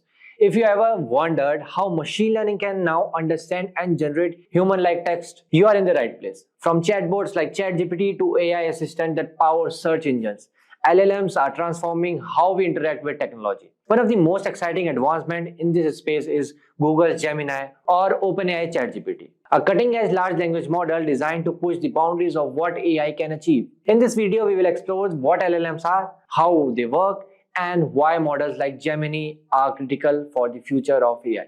Google Gemini is part of a new wave of AI models that are smarter, faster, and more efficient. It is designed to understand context better, offer more accurate responses, and integrate deeply into services like Google Search and Google Assistant, providing more human-like interactions. So we will break down the science behind LLMs, including their massive training datasets, transformer architecture, and how models like Gemini use deep learning innovation to change industries. Plus, we will compare Google Gemini to other popular LLMs such as OpenAI ChatGPT models, showing how each of these technologies is used to power chatbots, virtual assistants, and other AI-driven applications. By end of this video, you will have a clear understanding of how large language models like Gemini work, their key features, and what they mean for their future AI. Don't forget to like, subscribe, and hit the bell icon to never miss any update from Simplilearn. So what are the large language models? Large language models like ChatGPT 4, Generative Pre-trained Transformer 4, O, and Google Gemini are sophisticated AI systems designed to comprehend and generate human-like text. These models are built using deep learning techniques and are trained on vast datasets collected from the internet. They leverage self-attention mechanism to analyze relationship between words or tokens, allowing them to capture context and produce coherent, relevant responses. LLMs have significant applications, including powering virtual assistant, chatbots, content creation, language translation, and supporting research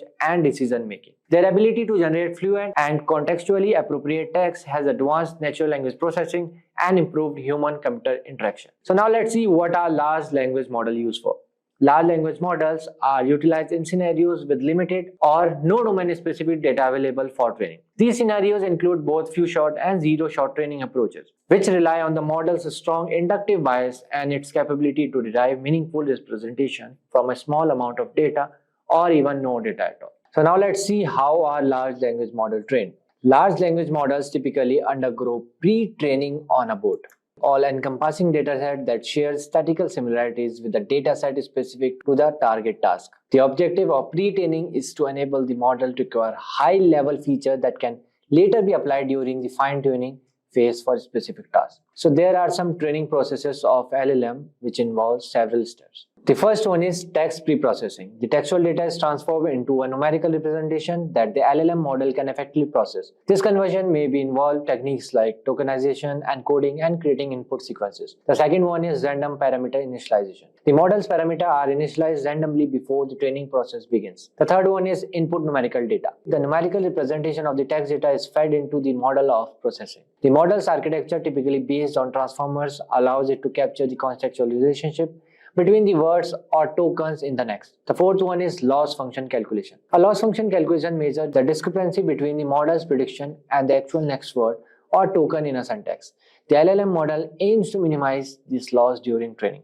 The fifth one is parameter optimization. The model's parameters are adjusted through optimization technique. This involves calculating gradient and updating the parameters accordingly, gradually improving the model's performance. The last one is iterative training. The training process is repeated over multiple iterations or epochs until the model's output achieve a satisfactory level of accuracy on that given task or dataset. By following this training process, large language models learn to capture linguistic patterns, understand context, and generate coherent responses, enabling them to excel at various language-related tasks. The next topic is how do large language models work? So large language models leverage deep neural network to generate output based on patterns learned from the training data. Typically, a large language model adopts a transformer architecture which enables the model to identify relationship between words in a sentence irrespective of their position in the sequence.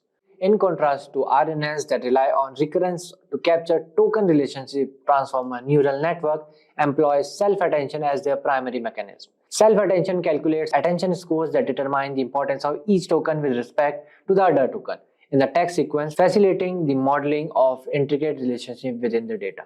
Next, let's see application of large language models. Large language models have a wide range of applications across various domains. So here are some notable applications. The first one is natural language processing, NLP. Large language models are used to improve natural language understanding tasks such as sentiment analysis, named entity recognition, text classification, and language modeling. The second one is chatbot and virtual assistant. Large language models power conversational agents, chatbots, and virtual assistant, providing more interactive and human-like user interaction. The third one is machine translation. Large language models have been used for automatic language translation, enabling text translation between different languages with improved accuracy. The fourth one is sentiment analysis. LLMs can analyze and classify the sentiment or emotion expressed in a piece of text, which is valuable for market research, brand monitoring, and social media analysis. The fifth one is content recommendation. These models can be employed to provide personalized content recommendations, enhancing user experience and engagement on platforms such as news websites or streaming services. So these applications highlight the potential impact of large language models in various domains for improving language understanding, automation, and interaction between humans and computers. Hello everyone, I am Mank and welcome to today's video where we will be talking about LLM benchmarks, tools used to test and measure how well large language models like GPT and Google Gemini performs. If you have ever wondered how AI models are evaluated, this video will explain it in simple terms. LLM benchmarks are used to check how good these models are at tasks like coding, answering questions, and translating languages or summarizing text. These tests use sample data and specific measurement to see how well the model performs. For example, the model might be tested with a few examples, like few short learning, or none at all, like zero short learning, to see how it handles new tasks. So now the question arises, why are these benchmarks important? They help developers understand where a model is strong and where it needs improvement. They also make it easier to compare different models, helping people choose the best one for their needs. However, LLM benchmarks do have some limits. They don't always predict how well a model will work in real-world situations, and sometimes model can overfit, meaning they perform well on test data but struggle in practical use.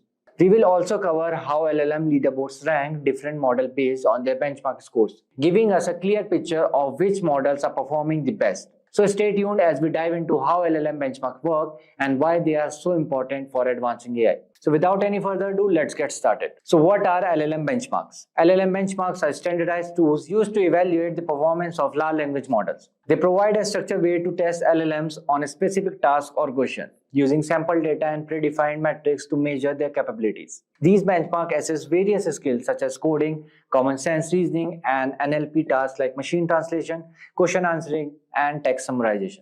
The importance of LLM benchmark lies in their role in advancing model development. They track the progress of an LLM, offering quantitative insights into where the model performs well and where improvement is needed. This feedback is crucial for guiding the fine-tuning process, allowing researchers to enhance modeling and objective comparison between different LLMs, helping developers and organizations choose the best model for their needs. So how LLM benchmarks work?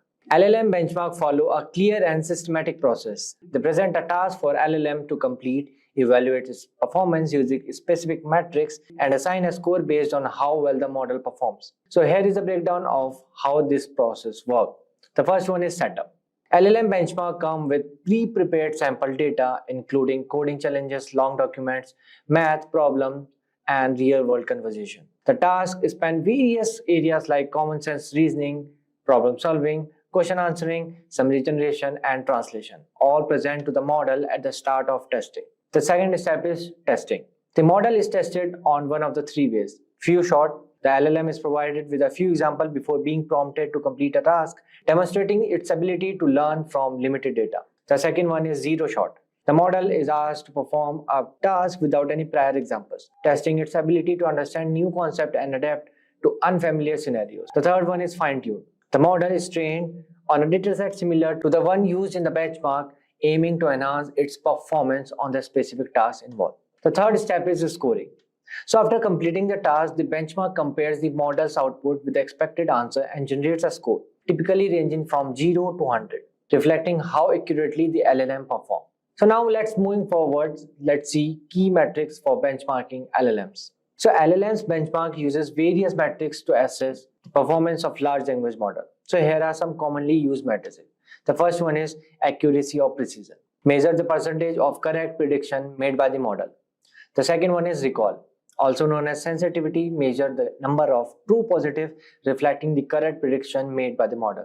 The third one is F1 score. Combines both accuracy and recall into a single metric, weighing them equally to address any false positive or negatives. F1 score ranging from 0 to 1, where 1 indicates perfect precision and recall. The fourth one is exact match. Tracks the percentage of predictions that exactly match the correct answer, which is especially used for the tasks like translation and question answering. The fifth one is perplexity gauges. Here it will tell you how well a model predicts the next word or token. A lower perplexity score indicates better task comprehension by the model. The sixth one is BLUE, bilingual evaluation understudy. Is used for evaluating machine translation by comparing n-grams, sequence of adjacent text element, between the model's output and the human-produced translation. So these quantitative metrics are often combined for more through evaluation. So in addition, human evaluation introduces qualitatively factors like coherence, relevance, and semantic meaning, provide a nuanced assessment. However, human evaluation can be time-consuming and subjective, making a balance between quantitative and qualitative measures important for comprehensive evaluation. So now let's moving forward see some limitation of LLM benchmarking. While LLM benchmarking are valuable for assessing model performance, they have several limitations that prevents them from the fully predicting real-world effectiveness. So here are some few. The first one is bounded scoring. Once a model achieves the highest possible scores on the benchmark, that benchmark loses its utility and must be updated with more challenging tasks to remain a meaningful assessment tool. The second one is broad dataset. LLM benchmark often rely on sample data from diverse subjects and tasks. So this wide scope may not effectively evaluate a model's performance in edge cases, specialized fields, or specific use cases where more tailored data would be needed. The third one is finite assessment. Benchmark only tests a model's current skills, and as LLMs evolve and new capabilities emerge, new benchmarks must be created to measure these advancements. The fourth one is overfitting. So if an LLM is trained on the same data used for benchmarking, it can lead to overfitting, where the model performs well on the test data but struggles with the real task. So this result is scores that don't truly represent the model's broader capabilities. So now what are LLM leaderboards? So LLM leaderboards publish a ranking of LLMs based on the variety of benchmarks. Leaderboards provide a way to keep track to the myriad LLMs and compare their performance. LLM leaderboards are especially beneficial in making decisions on which models to use. So here are some. So in this you can see here OpenAI is leading and GPT-4o second and the Llama third with 405 parameter B and 3.5 Sonnet is there. So this is best in multitask reasoning. What about the best in coding? So here OpenAI O1 is leading. I guess this is the Orion one, and the second one is 3.5 Sonnet, and after that in the third position there is GPT-4o. So this is in best in coding. So next comes fastest and most affordable models. So fastest models are Llama 8B parameter, and the second one is LLM Llama 70B. And the third one is 1.5 Flash. This is Gemini 1. And lowest latency And here it is leading Llama again. In cheapest models, again Llama 8B is leading. And in the second number, we have Gemini Flash 1.5. And in third, we have GPT-4o Mini. Moving forward, let's see standard benchmarks between Claude 3 Opus and GPT-4.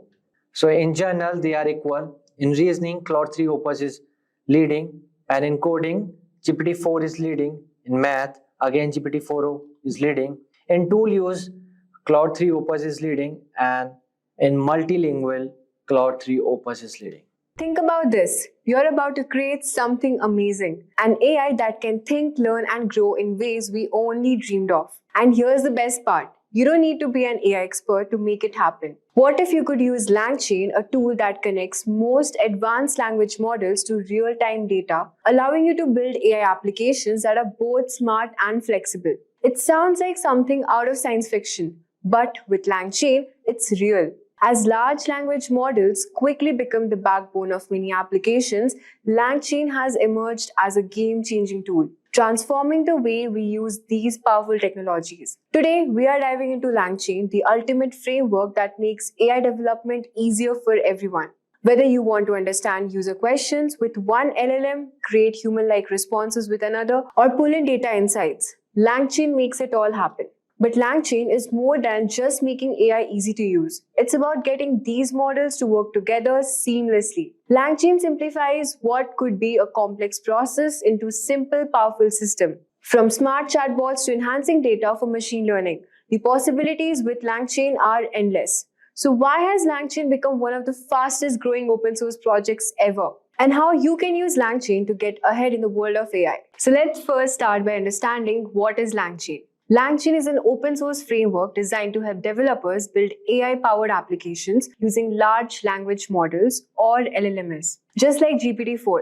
But what really sets LangChain apart is its ability to link these powerful models with external data sources and other components. So this allows you to create sophisticated natural language processing NLP applications that can do much more than just understand and generate text. They can interact with live data, databases, and other software tools. Now you might be asking, is LangChain a Python library? Yes, it is. LangChain is available as a Python library, which means you can easily integrate into your existing Python projects. But it doesn't stop there. LangChain is also available in JavaScript and TypeScript, making it accessible to a wide range of developers. Whether you're working on a web app or backend system or a standalone tool, LangChain fits right in. So why should we use LangChain? So why is LangChain such a big deal? Developing AI applications typically requires using multiple tools and writing a lot of complex code. You need to manage data retrieval, processing, integration with language models, and many more.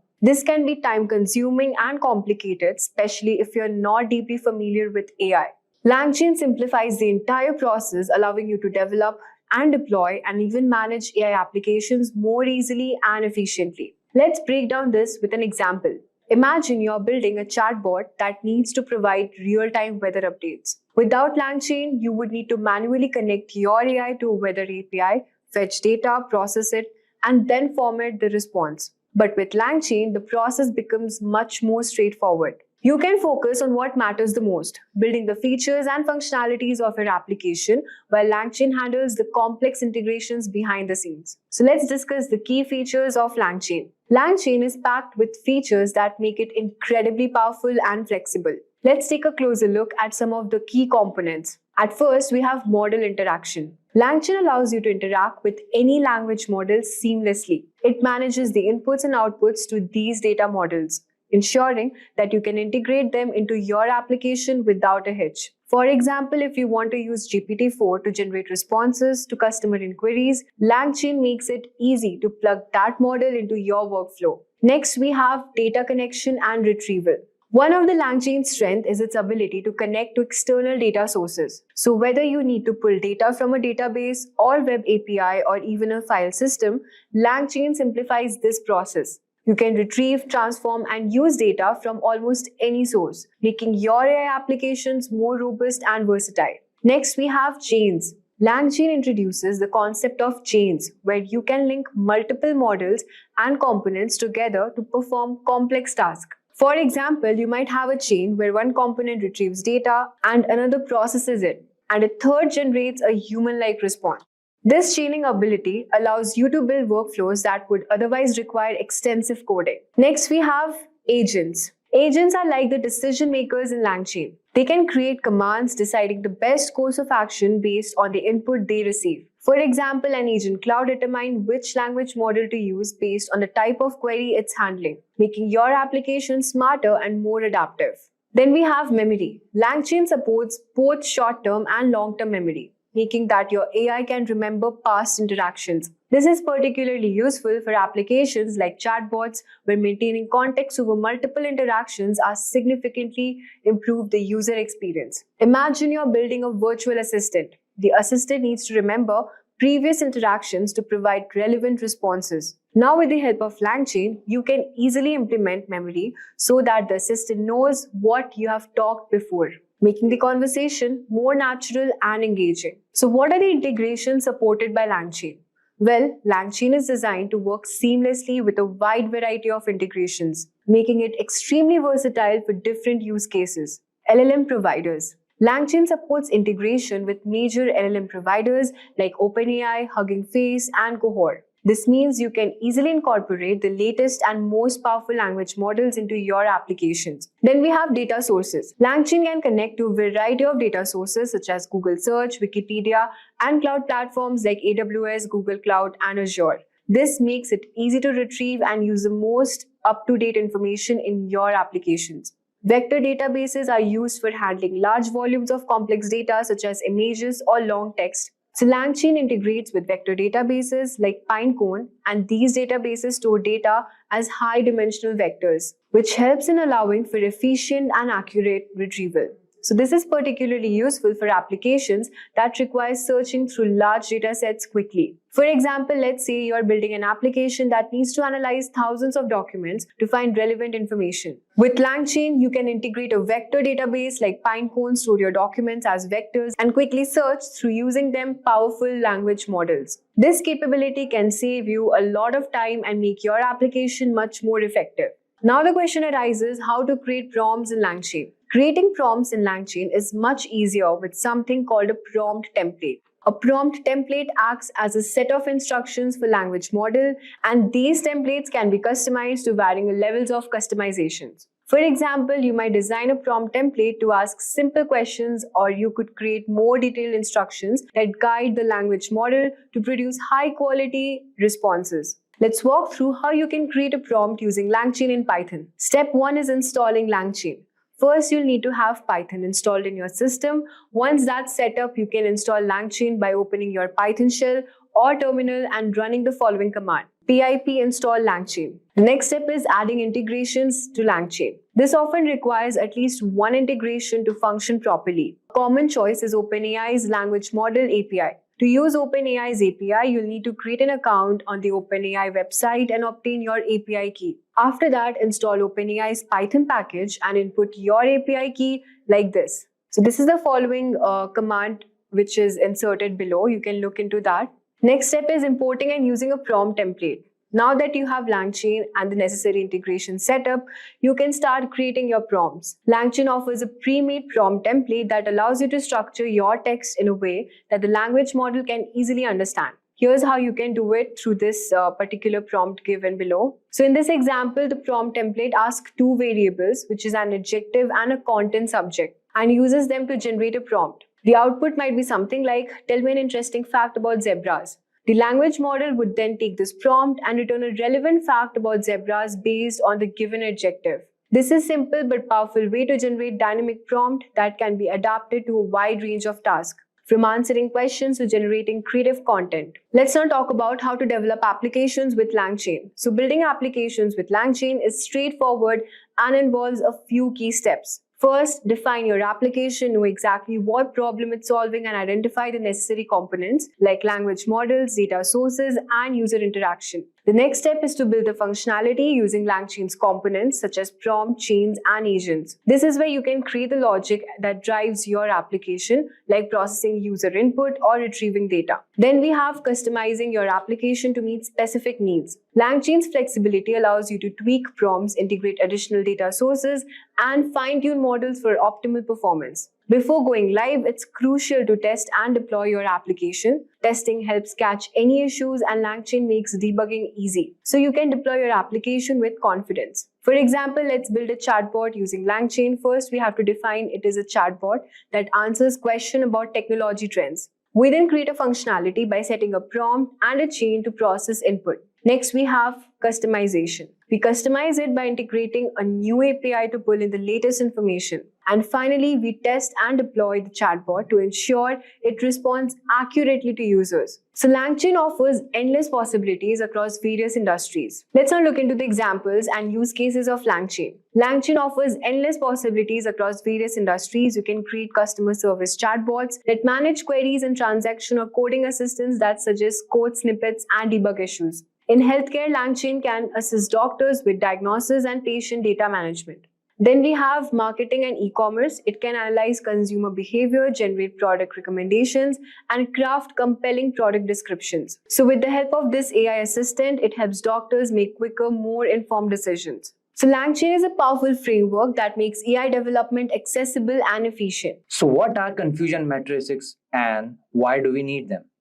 So in machine learning, classification is used to divide data into different categories. But after we have cleaned, prepared the data and trained our model, how we can tell if the model is performing well? So there is where confusion metrics come in handy. So a confusion metric is a tool that helps measure the performance of a classifier in detail. It goes beyond just giving an overall accuracy score. It shows exactly where the model is making mistake and how it is classifying each category. For example, if there is an imbalance in the data where one category has many more instances than other, the model might predict the majority category most of the time and still show a high accuracy. But this wouldn't be helpful because the model is not accurately predicting the minority categories. The confusion matrix help visualize these outcomes by showing a table of all the predicted and the actual values, allowing users to see where the model is performing well and where it needs improvement. So moving forward, let's see confusion matrices parts or how to create 2 by 2 matrix. So we can get 4 different outcomes when comparing the predicted actual values from a classifier. The first one is true positive. This is when the model correctly predicts a positive outcome. You predicted positive and it was actually positive.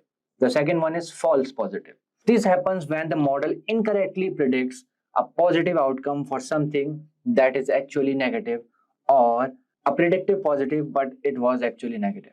The third one, true negative. This is when the model correctly predicts a negative outcome.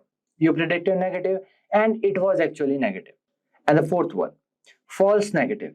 This occurs when the model incorrectly predicts a negative outcome for something that is actually positive. You predicted negative and but it was actually positive. So moving forward, let's see some matrices of confusion matrix.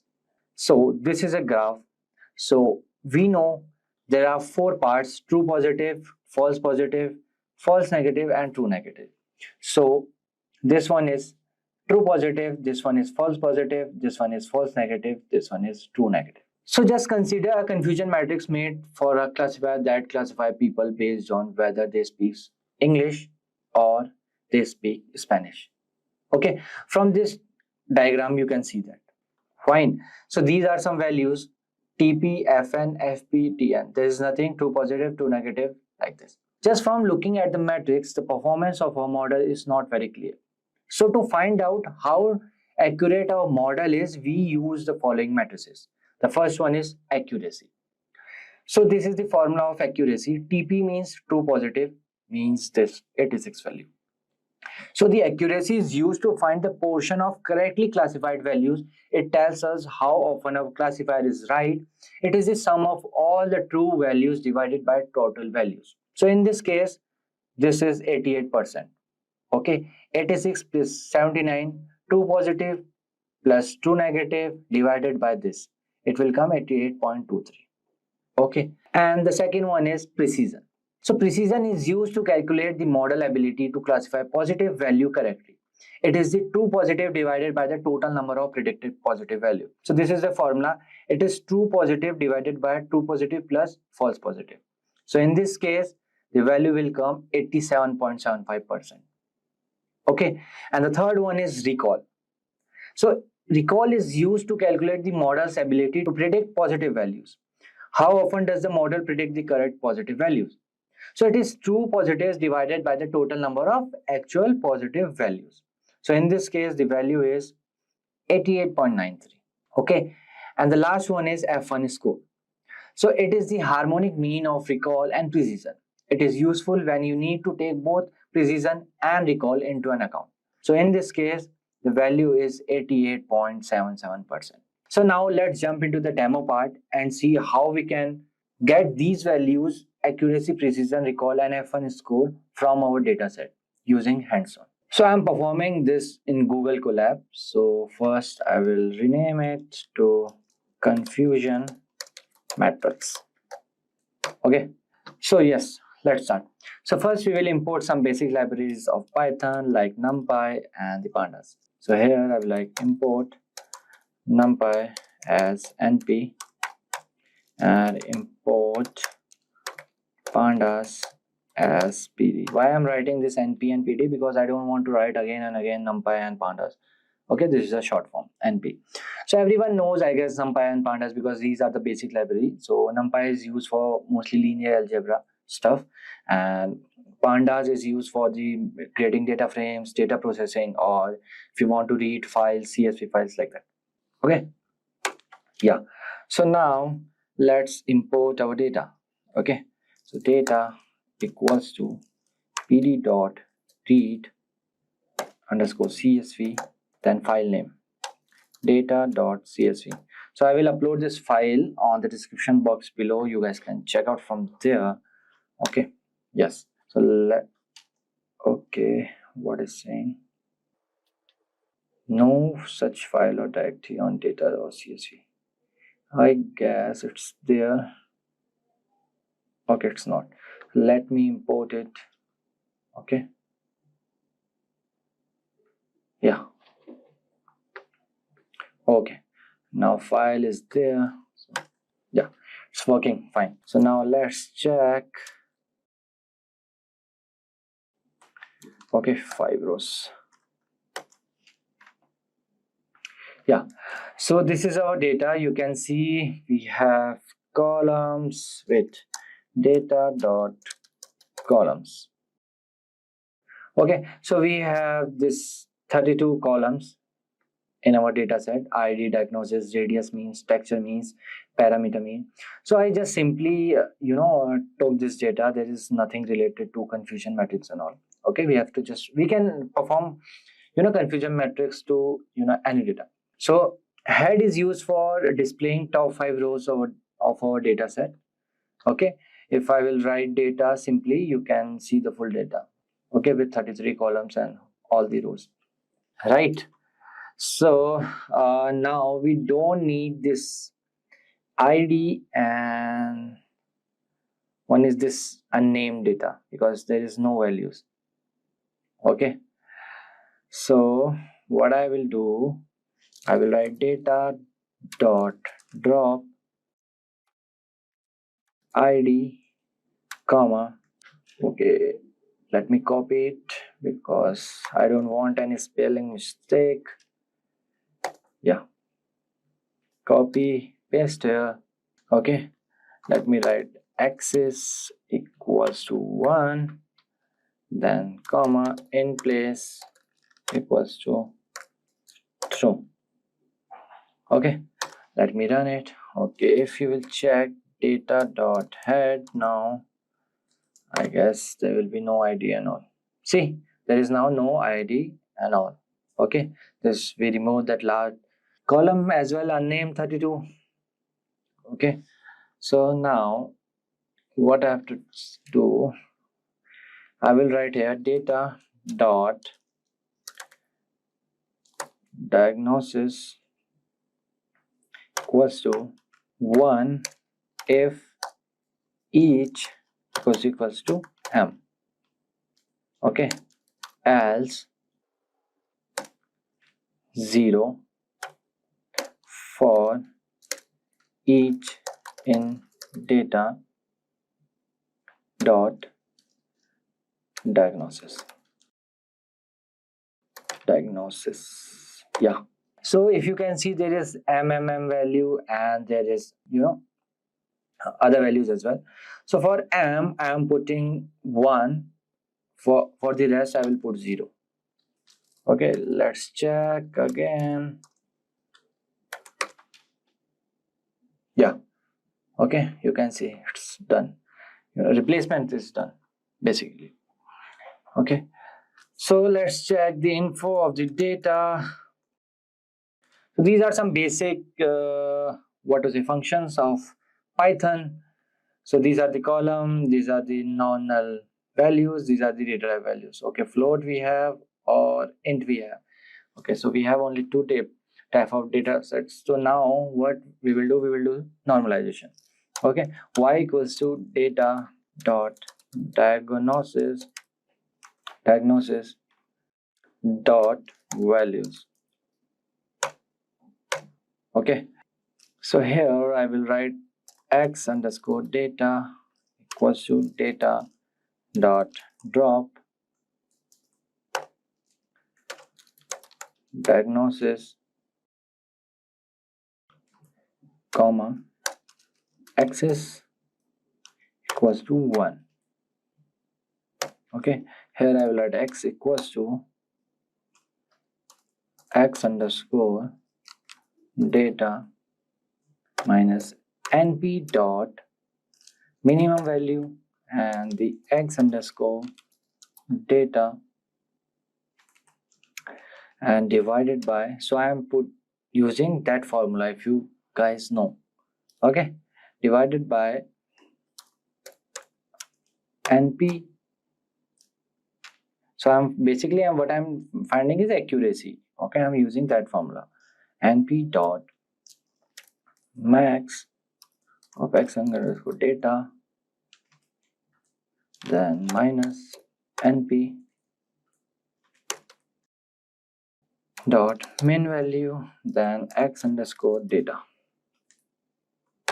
Okay, axis value is wrong. Sorry, spelling is wrong.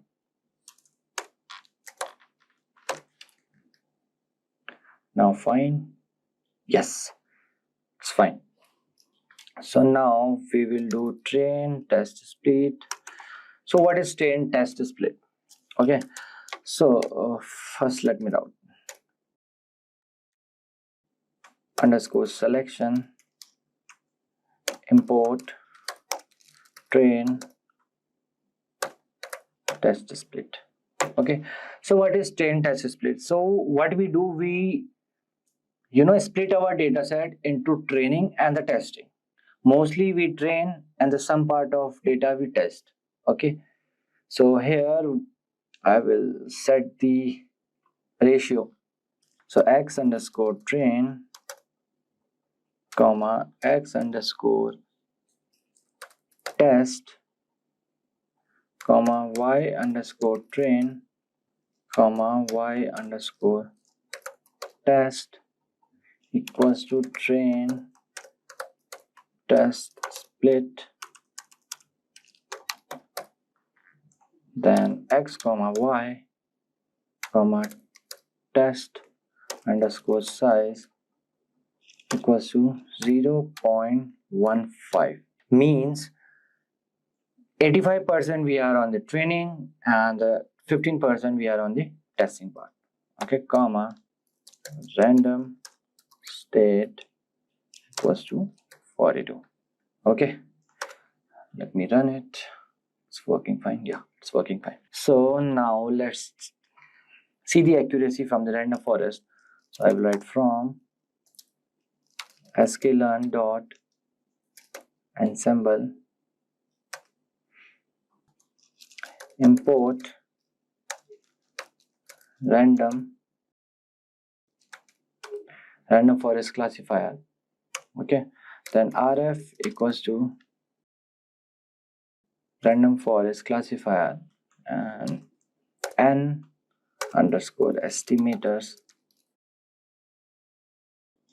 equals to 100, and here I will set random state to 1. Okay, Then rf, this is a short form of random forest, dot fit x underscore train, comma y underscore train. Then print random forest score, comma rf dot score, then x underscore test, comma y underscore test. Okay, so now let's check how much the accuracy. So accuracy is coming 95%. Okay, which is very good. So now what I will do, I will create confusion matrix now. Y underscore prediction equals to rf dot predict x underscore test. Okay, then y underscore true equals to y underscore test. Okay, so here now let's create the array sklearn dot matrix import confusion matrix.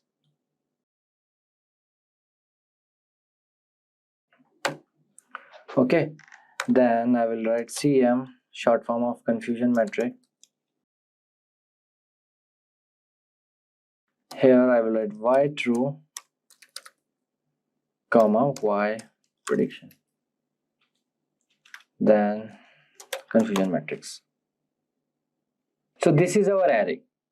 Okay, the true positive, and this is false negative, and this is false positive, like this. Okay, so now let's create the visualization of confusion matrix.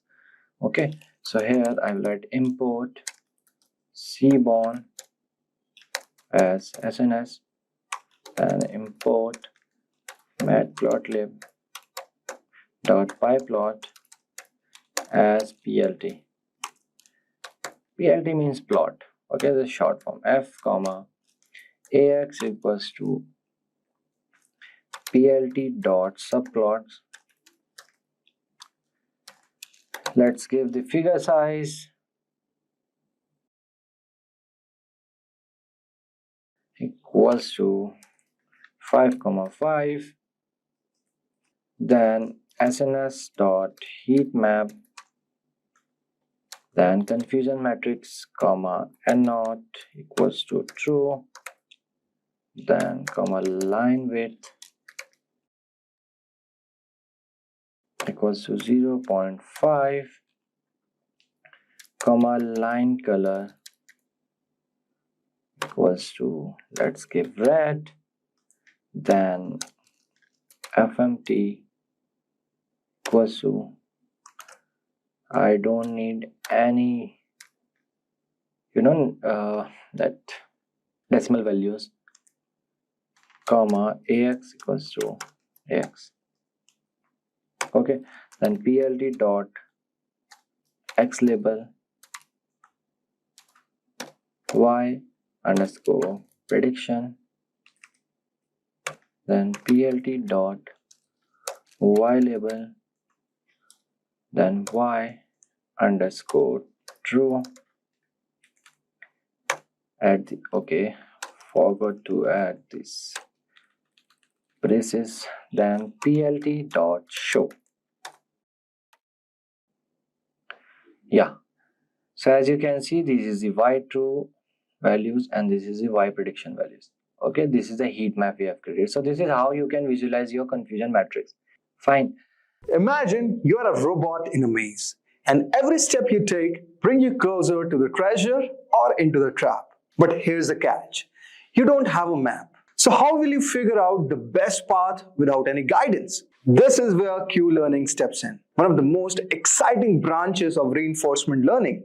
It is like teaching an agent or a robot to play a game of trial and error, learning to maximize rewards and avoid penalties. all without knowing the rules in advance. In this tutorial, we will dive into the core concepts behind Q-learning, from understanding how an agent explores its environment to making smart decisions that leads to victory. Now, before we move on and learn more about Q-learning, I request you guys that do not forget to hit the subscribe button and click the bell icon for further updates. So let's start by understanding first what is Q-learning.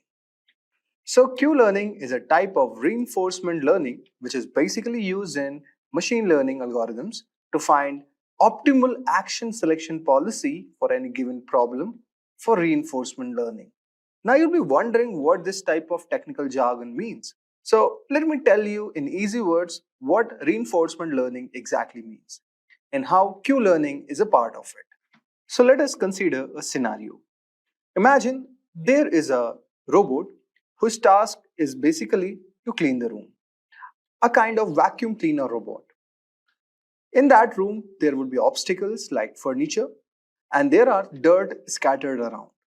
The goal of this robot is to learn how to clean the room efficiently. Now, there are certain points. So, this is called learning by rewards. So, we have +1 for positive reward if the given vacuum cleaner cleans up the dirt. We have -1 or negative reward for bumping into the walls or any furnitures. And we have the higher +10 reward for this robot when it completes the cleaning of a room in a shorter period of time. Now, if we talk about this kind of learning, how this robot is learning, so suppose this robot starts up to cleaning the room. Now, after it has started to clean the room, it found some obstacle and it got collided with this. So it learned that it is getting -1 for the same.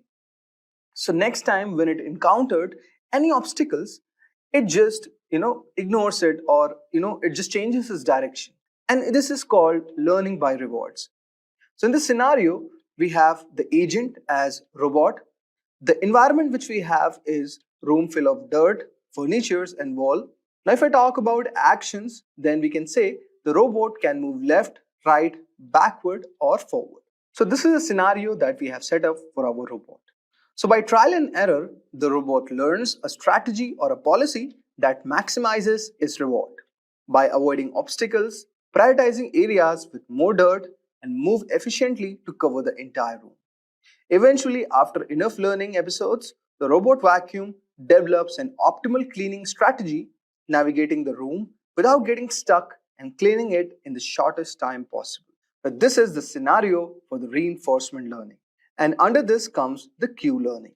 So, in the simpler words, if I have to say, then Q-learning is basically a machine learning approach that enables a model to iteratively learn and improve over time by taking the correct action, which means the optimal action selection policy. So as we have seen in the example, how this robot has maximized its total reward by avoiding obstacles, prioritizing areas with more dirt, and moving efficiently to cover the entire room. So this is one of the examples of reinforcement learning.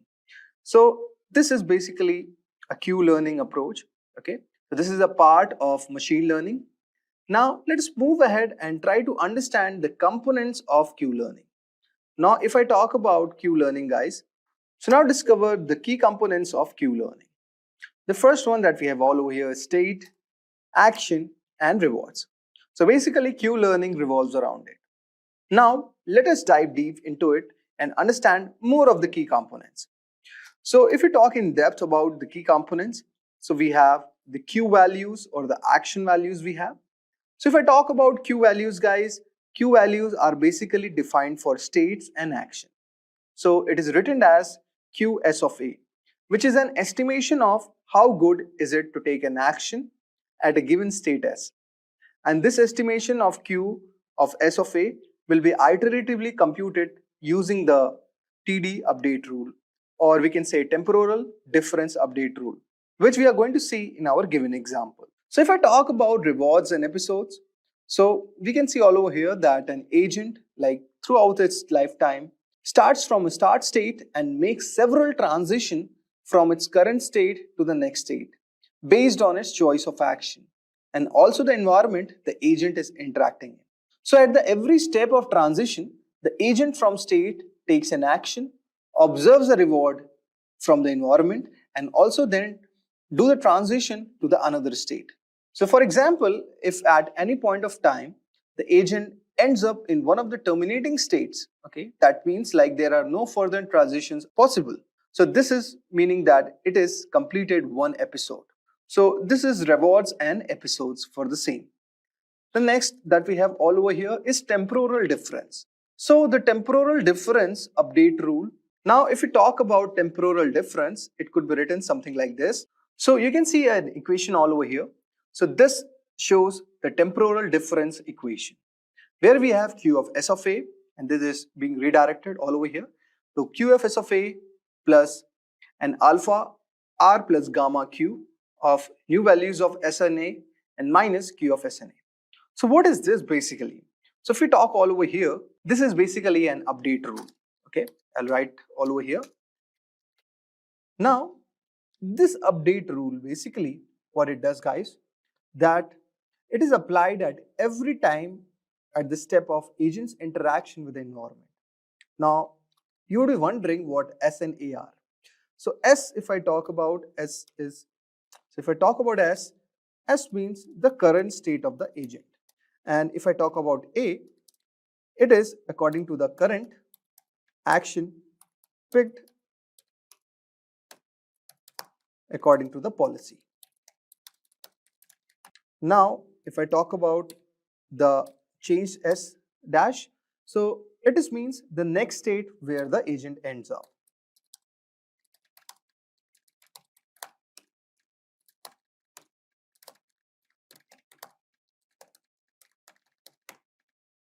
And if I talk about A dash all over here, so it means that next best action, okay, to be picked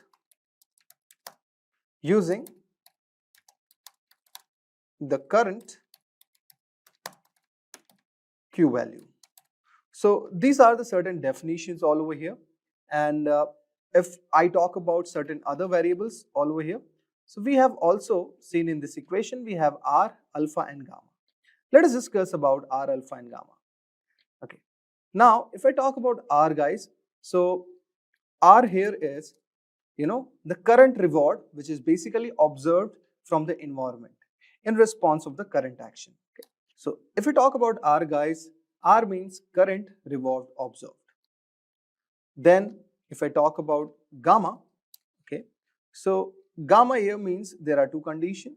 Either it should be greater than or equal to 0, okay, or it can be less than equal to 1. Now, this is basically a discounting factor. This means that gamma is a discounting factor in our given determination of the Q values. And this is basically for future rewards. So future rewards are less valuable than the current rewards, so they must be discounted. Okay, so this is a logic for it. And since Q value is an estimation of expected rewards, okay, so here from a given state, the discounting rule also applies all over here. So for the same purpose, we'll be using gamma. And if I talk about alpha all over here, so alpha is a step length basically. Okay, let's remember it. Alpha is a step length which is here taken to estimate the update estimation of Q of S of A. Okay, so this is basically a step length, how much steps it takes to update, how much this given state of the robot is, updated. Basically, the step length taken to update the estimation of this factor or this Q of S of A. This is the alpha. Now, we have understood the temporal difference, how we have calculated using this formulation, okay, and what are the mathematical variables involved in this step. Now, finally, we have exploration and exploitation. So basically, exploration and exploitation comes under selecting the course of action with a greedy policy, which is basically a simple method for selecting an action to take based on the current estimates of the Q value. So here the greedy policy applies. Now if I talk about exploitation all over here, it means the superior Q value action. So we have the probability all over here that there will be certain probability, and the factor epsilon all over here, it should be less than that. Now exploitation means all over here that to use its current knowledge, and explore means try new things. So here the e-greedy policy helps the agent to decide what to do, whether to exploit means to use its current knowledge, or to explore, try new things.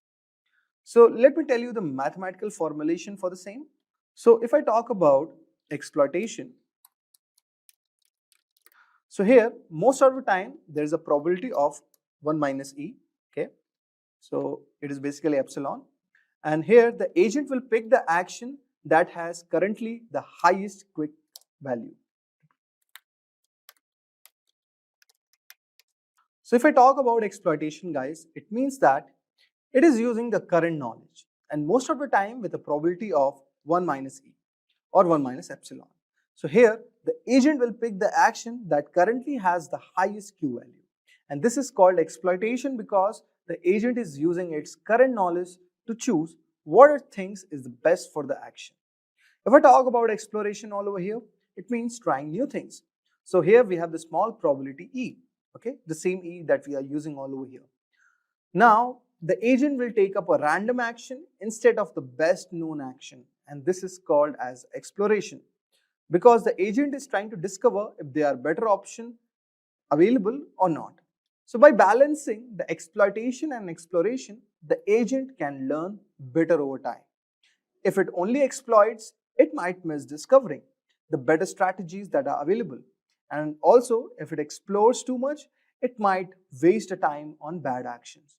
So the e-greedy policy, okay, which helps us to decide what agent should do, basically combine both exploitation and exploration. So this is a method which helps the agent to find the right balance between doing what it knows is best and trying new things to improve its knowledge. Now if I talk about determining Q value, then here we have the two techniques. But what is Q value exactly? Q value is the metrics that is used to evaluate actions at a specific stage. So as we have discussed in the given example of the robot, so there can be a various state for a robot. So we have to calculate the metrics which will be helping us to evaluate what action should be taken at this specific stage. So there are two ways to calculate the Q values. The first one is the temporal difference that we have discussed. The second one is Bellman's Ford equation. Q of S of A, R of S of A, gamma max, Q of S of dash and A. Since we have discussed all about it, okay. Now, if I talk about temporal difference, it is calculated by comparing the current state and action values with the previous one. And Bellman's Ford equation is a recursive equation, okay, which is basically a formula invented by the scientist Bellman Ford, and it is used to calculate the value of a given state and determine its optimal position. It provides also a recursive formula for calculating the value of a given state. So in a Markov's decision process, so it's a mathematical term that we use for the stochastic processes, and in particularly it is very, very influential, or you can say very much important in the context of Q learning and optimal decision making. So this equation that I have shown you earlier is also very, very important in determining the Q value. Now, similarly, we create the Q table.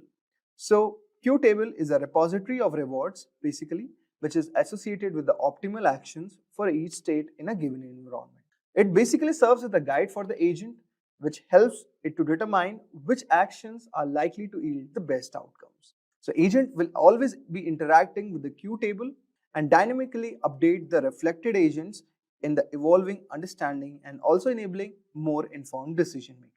Now, let us try to implement the Q learning environment. So there are certain steps that we have to follow. The step one will be defining the environment. So let us type step one, that we have defining the environment. So here we have to set up our environment parameters, including like number of states, action, and initialize the Q table. So let us mention all over here that we have like number of states, okay, we have actions, and initializing the Q table. Now, in the next step, all we have to set up the hyperparameters. Now, if I talk about setting up the hyperparameters, so with respect to the Q learning algorithm, we have to include the learning rate. Okay, we have to also include the discount factor. We have to include the exploration probability. We have to also train the number of training epochs. So this is the parameters that we have involved in the second step. Now in the step 3, we have to implement the Q learning algorithm. So we'll be performing Q learning algorithm over multiple of epochs. So each epoch will be involving selecting the action based on epsilon greedy strategy, and also updating the Q values based on rewards received, and also that will help us in transitioning to the next state. Now, so you'll be wondering what epochs means. Okay, so in a machine learning algorithm, an epoch is basically a complete pass of a training data which is set through an algorithm. So it means that it is a single pass of the entire training data set. So the model updates its internal calculation after each epoch, means the entire training data set that we have taken, to study basically for our given model. So that is an epoch, the single pass. So when all the training data is used at once, and it is defined as a total number of iterations of all the training data in one cycle for a given training, then for that machine learning model, it is called an epoch. Okay, so I hope so you would have got an idea regarding epochs. Now let us try to code this in Python. So you can see all over here. So this is a given code for our Q learning algorithm. So here I'm importing numpy as np. Okay, that is our library that we'll be using. Then here we are defining the environment. Okay, the first one is number of states. Okay, say n equals to 16. Then number of actions, so number of possible actions that we have discussed for a given robot. So up, down, left, and right. And what is the goal state? Okay, so this is our environments that we have set up. So we have states, action, okay, and goal state. Now we'll be initializing our Q table with 0. So for the same purpose, we'll be using numpy. So np.zeros, and here we have n states and action. So we have initialized our Q table. Now we are defining the parameters all over here. So we have the learning rate at 0.8, discount factor, we have given certain value, exploration probability, and epochs. So I have told you about epochs, guys. So epochs here means that when all the training data is used at once, and it is defined as a total number of iterations for all the training data in one cycle for a training. So that is epoch, and that we have set to 1000. Now for the Q learning, so we have taken this epoch. Okay, so for epoch, in the range of epochs, this is iteration. So we are setting the current state. Okay, so we are using np.random, and it is taking a random integer. It is starting from any random state all over here. This line means that same. So now we are using the conditional. So while the current state is not equal to the goal state, okay, this is our goal state that we have to achieve. Okay, that is 50. So choose an action with the epsilon greedy strategy. So here we have applied the logic for the same. So if np.random.rand is less than exploration probability, then our current action is set to np.random.randint, and here 0n action. So if I talk about n action, means number of possible actions that can go up, which can be up, down, left, and right. So it is choosing the best action with the epsilon greedy strategy, or else we are putting the action as np argmax, and now we are updating the Q table with respect to the current state. This is the exploitation. So based on your Q table, choose the next state. So this is like selecting, what should an agent do? It should explore or exploit. So for exploitation, it is using the Q table that we have initialized earlier, and for exploration, it is using the np_random.randint, and it is choosing the action up, down, left, and right. So based on the probability of epsilon, the exploration action is also going to happen. Now we have to simulate the environment or move to the next state. So here the next state is set to current state plus 1 modulo n states. Now you can see we have initialized the n states as 16, so number of states available total. Okay, consider it as a grid. So based on that, now here what we have done, defining a simple reward function. Okay, so here if the goal state is reached, so you will be given 1 point, otherwise the probability will be 0. So reward is 1 if the next state goal equals a goal state, otherwise put it up as 0. Now we have to update the q value. So all over here we have updated the q value. So q current state and action plus learning rate multiplied by reward plus discount factor multiplied NP max, and in parentheses we have q table and the next state minus q table current state and action. So this is basically the formulation which I have told you how the updating q value happens with the help of Bellman-Ford's equation. Okay, now I'll write all over here. Now finally you are moving the current state to the next state, and after training you are printing the learned q values. Now let us try to run this. Make sure that your server is connected. So you can see we have got the learned q table. So we have all the possible values all over here. Okay, and in this way the agent is going to select from this q table, okay, which action should take. So based on the given data that we have given, we have successfully created our q table with the help of NumPy. So this was a very simple example to showcase you how the robots in our present scenario, like which are learned robots, which can tackle the obstacles and also learn which step to take next. So this is one type of the reinforcement learning, and I hope so you would have got a brief idea regarding this algorithm. Stable Diffusion, one of the most advanced AI tools for generating stunning photorealistic images from just text. Whether you are describing a vibrant sunset, a futuristic city, or a surreal dreamscape, Stable Diffusion can turn your imagination into reality within seconds. The latest version, Stable Diffusion XL, brings even higher quality results thanks to a larger network and improved techniques. Not only you can generate images, but you can also enhance them with features like inpainting, where you can edit parts of an image, or outpainting, which expand the image beyond its original borders. So how does it work? The AI starts by breaking down an image into noise, then cleverly reverse that process to recreate a clear and detailed picture. We will also show you how to create effective prompts to get the best result from Stable Diffusion, whether you are using web-based version or running it on your own computer. And yes, you can even use it for commercial purposes. Stick around because I will be giving you a live demo and showing you step by step how to create your own images with this powerful tool. So without any further ado, let's get started. So hello guys, welcome back to the demo part of the Stable Diffusion. So first I will open Stability AI. Okay. So this is the artificial intelligence company which launched Stable Diffusion, text to image generator. Okay, so we have multiple models in this. Okay, so we have image model, we have video model, audio, 3D languages. Okay, let's go to this image models. Yes, so we have two series, SD3 series and SDXL series. SD3 large is there, large turbo is there, SD3 medium is there. In SDXL, see, Stable Diffusion XL is there, SDXL Turbo is there, and Japanese Stable Diffusion XL is there. So there are two ways of using Stable Diffusion.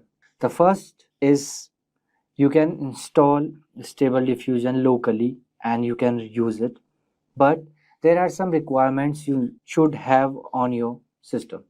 Okay, just like there should be GPU should be there, graphic card, NVIDIA graphic card should be there, or another graphic card will be fine, right? So here you can use the API, or you can get the license, or you can download the code. Okay, or you can read about the Stable Diffusion XL here, right? So I will show you how to download and install this Stable Diffusion. For a while I don't have any graphic card on my system. Okay, so I can't use, but I will show you properly how to use and how to run it. So first step, I will give you this link. Okay, this is the Hugging Face. So here SDXL is, you know, their recently launched model. Okay, so here you can read it about all the configuration or you want. Okay, how you can install. So first you have to install Python.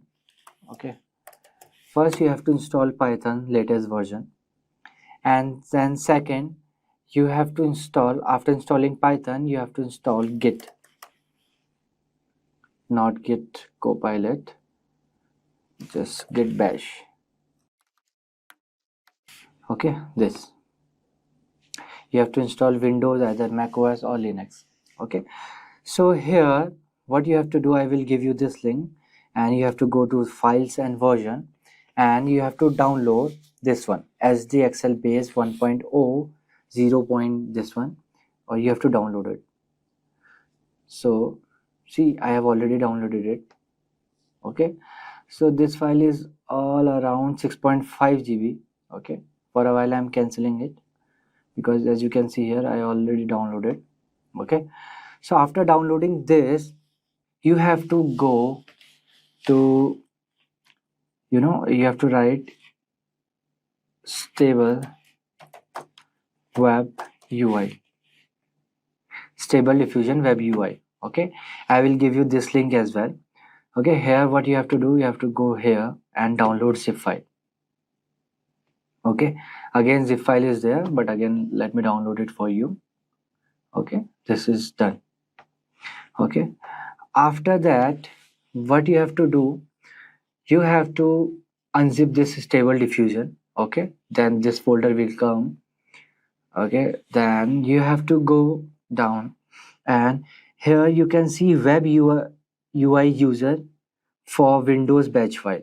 You have to run this batch file. Okay, if you are Mac user, you can run this shell script. Okay, so I will install this. I have already installed, but you have to just double click this and everything will be installed. Okay, so it will launch one page. After installing this, it will take like half an hour because it will download multiple files of 4455 GB. Okay, for a while let me run it. See, this page will come. So as you can see here, I am running stable diffusion locally 127.0 this. Okay, this is local.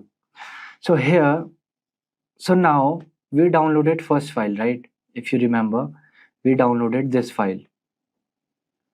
So what you have to do, you have to go to downloads, then you have to copy this file, downloaded file, then you have to go here. Here you have to go to models, then here you have to stable diffusion, then you can copy paste here your file. Okay, so these are the models. So this is the latest models. Okay, it will install with v15 pruned model, but we want to use latest model. Okay, so that's why we are copying it. Okay, so while installing, it will show you some these type of things here. It will download multiple things, right? So after installing this, just refresh and you can see two models are there. Okay, you can select either. Okay, I'm selecting this. Here I will write astronaut riding horse, but it will give me error. Okay, I will write generate. So what error is coming? See, found no NVIDIA driver on your system. Okay, I don't have any drivers installed in my system. I don't have any graphic card, but if you have graphic card, it will run smoothly. It will give you all the outputs. But again, we can use this stable diffusion online as well, web. Okay, here see stable diffusion 2.1 demo. I will give you this link as well. Okay, so let me write again then the same thing, astronaut riding horse, generate image. So it will take 11 seconds as it is showing. You have to wait. Okay, it's scanning. Almost done. Processing. See? Astronaut riding horse. Okay. Okay. Let's go to ChatGPT and ask some funny. Give me some funny text to image generators prompts. Okay. So let's get, okay, a cat wearing chef hat adapting.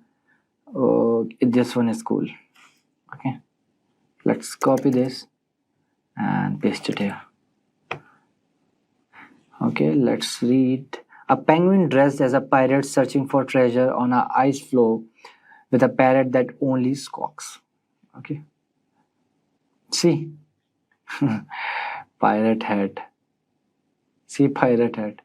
Okay, let's try something else. A robot trying to blend at a grumpy bear sitting in a therapist office. Okay, this one is cool, I guess.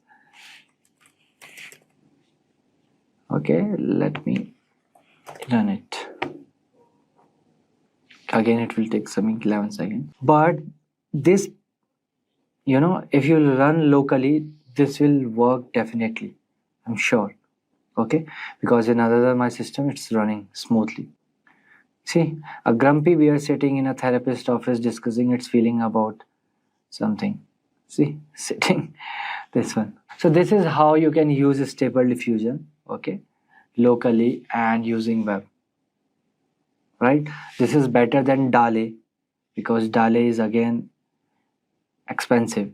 So let's start with the data science interview questions and answers. And the number one problem we would be facing is real world problem solving. And the question one is handling missing data in predictive modeling. So imagine you have given a data set where 30% of the data for a key predictive variable is missing. This variable is crucial for a predictive model. How would you handle this situation to ensure the integrity and performance of a model? And please describe your approach step by step. So starting with the answer, you can start with handling missing data set is a common challenge in data science, and it's important to address it carefully to maintain the accuracy of your model. And here's how you could approach this situation. The number one point could be identify the missing data. So first you need to understand where the missing values are in your data set. You can do this by using a simple code in Python with libraries like pandas. For example, you can use the data.isNull.sum function that will show you the count of missing values in each column. Then you can analyze the pattern, determine if there's a pattern to the missing data. Is it random or is it missing for a reason? This can affect your approach. If the data is missing at random, the methods you use might be different than if the data is missing systematically. So choosing a method for imputation. Let's see the next method, that is choosing a method for imputation. So if the missing data is numeric, you might replace missing values with the mean or median of that column. This is simple and effective, but can be used primarily when the data is missing completely at random. Then comes model-based imputation. Sometimes you can use other variables in the data to predict missing values using a regression model. This can be more accurate, but is also more complex. Then we'll use the k-nearest neighbors KN algorithm. But before that, we have a code snippet here that could be used for the implementation of imputation. You could use Python or R. And now moving on, we'll see the k-nearest neighbors algorithm. So this method predicts the missing values based on how closely related the data points are to each other. So after imputation, it's crucial to check how your changes have affected the overall dataset and model performance. Sometimes filling in too many missing values can introduce bias. And then we have visualization. To help understand before and after the imputation, you could visualize the distribution of the variable using histograms or box plots. This helps in seeing how the imputation has changed the statistical properties of the data. And by following these steps, you can handle missing data thoughtfully and maintain the integrity of your predictive model. Now moving to the question number 2, that is based on evaluating model overfitting. So the question is, you have developed a predictive model, but you suspect it might be overfitting the training data. How would you test and address the issue? Please explain your steps and the techniques you would use. So you could start the answer by explaining what is overfitting. So overfitting is a common problem where model performs well on training data but poorly on unseen data, indicating it's too closely fitted to the training data's specific details and noise. So now we'll see a step-by-step guide on how to address this. The number one step is cross-validation. So one effective way to test for overfitting is by using cross-validation technique. Cross-validation involves splitting your training data into multiple smaller sets, that is faults, and then training a model on some of these sets and validating it on the others. So this helps you understand if the model's good performance is consistent across different subsets of data. For example, in Python, you can use the cross_value_score function from sklearn.model_selection. So this is the code, and this is the code snippet of Python that you can use for the cross validation. And here we are importing from sklearn, that is the module, and we are importing cross_val_score. And here we have used the cross_val_score function, and then we have printed the average cross validation score. And the next step we will do is running cross validation model. So this is your predictive model that you have already built using scikit-learn. And here's the X train. These are the X input features of your training data, and Y train, these are the output labels of training data. So we are running cross validation model here. This is your predictive model that you have already built using scikit-learn. So X train here, that means these are the input features of your training data. And Y train here means these are the output labels of training data. And CV equal to 5. This parameter tests the function to split the data into 5 parts, that is faults, and the model is trained on 4 of these parts, and the remaining part is used for testing. So this process rotates until each part has been used for testing once. And the printing results, that is score.mean. So this calculates the average of the scores obtained from each cross validation fault. This average score gives you an idea of how well your model is likely to perform on unseen data. A consistent score across different faults suggests your model is generalizing well rather than overfitting to the training data. So now moving to the next point, that is training versus validation error.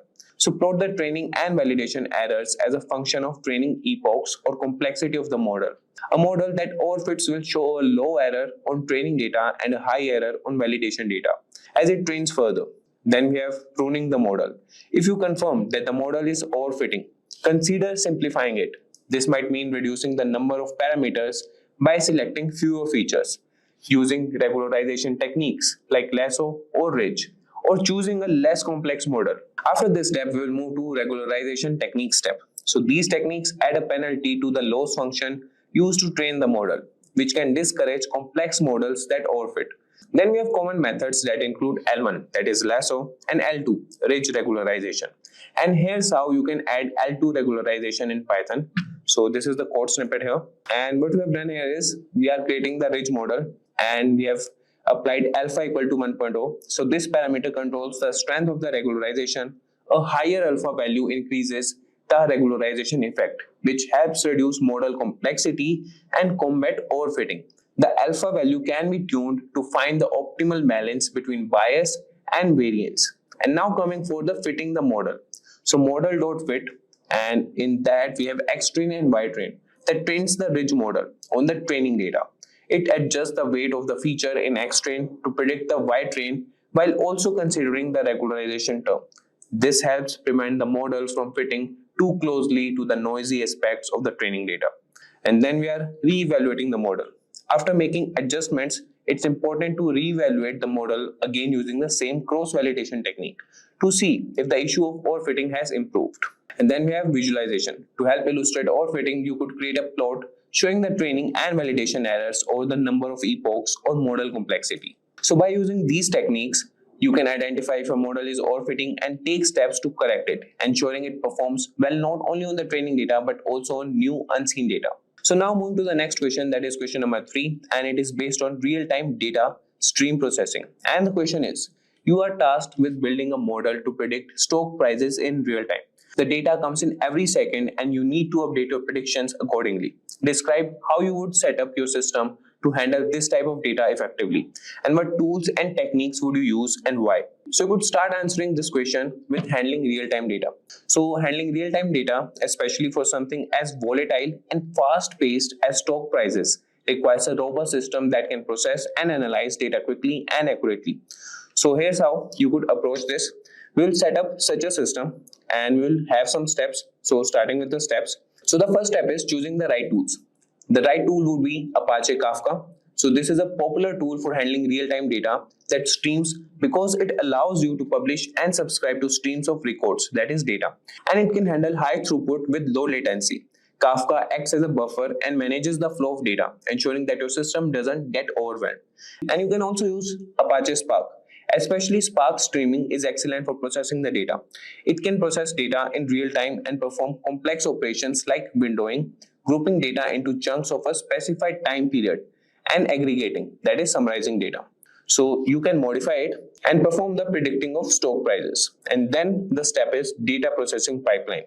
And the first step comes here is ingestion. Data first enters the system, typically through Kafka, which collects data sent from the stock market.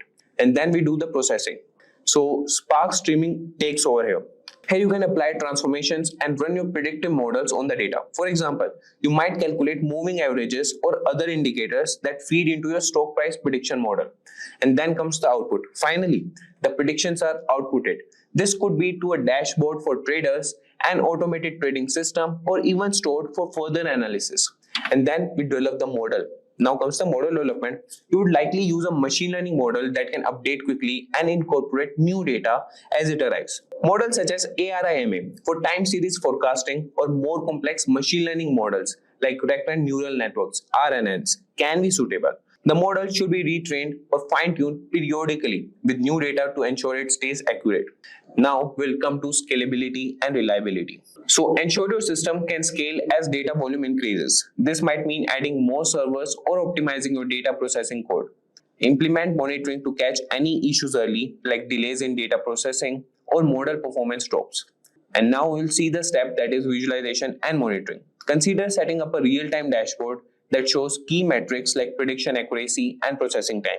This helps in quickly spotting when something goes wrong.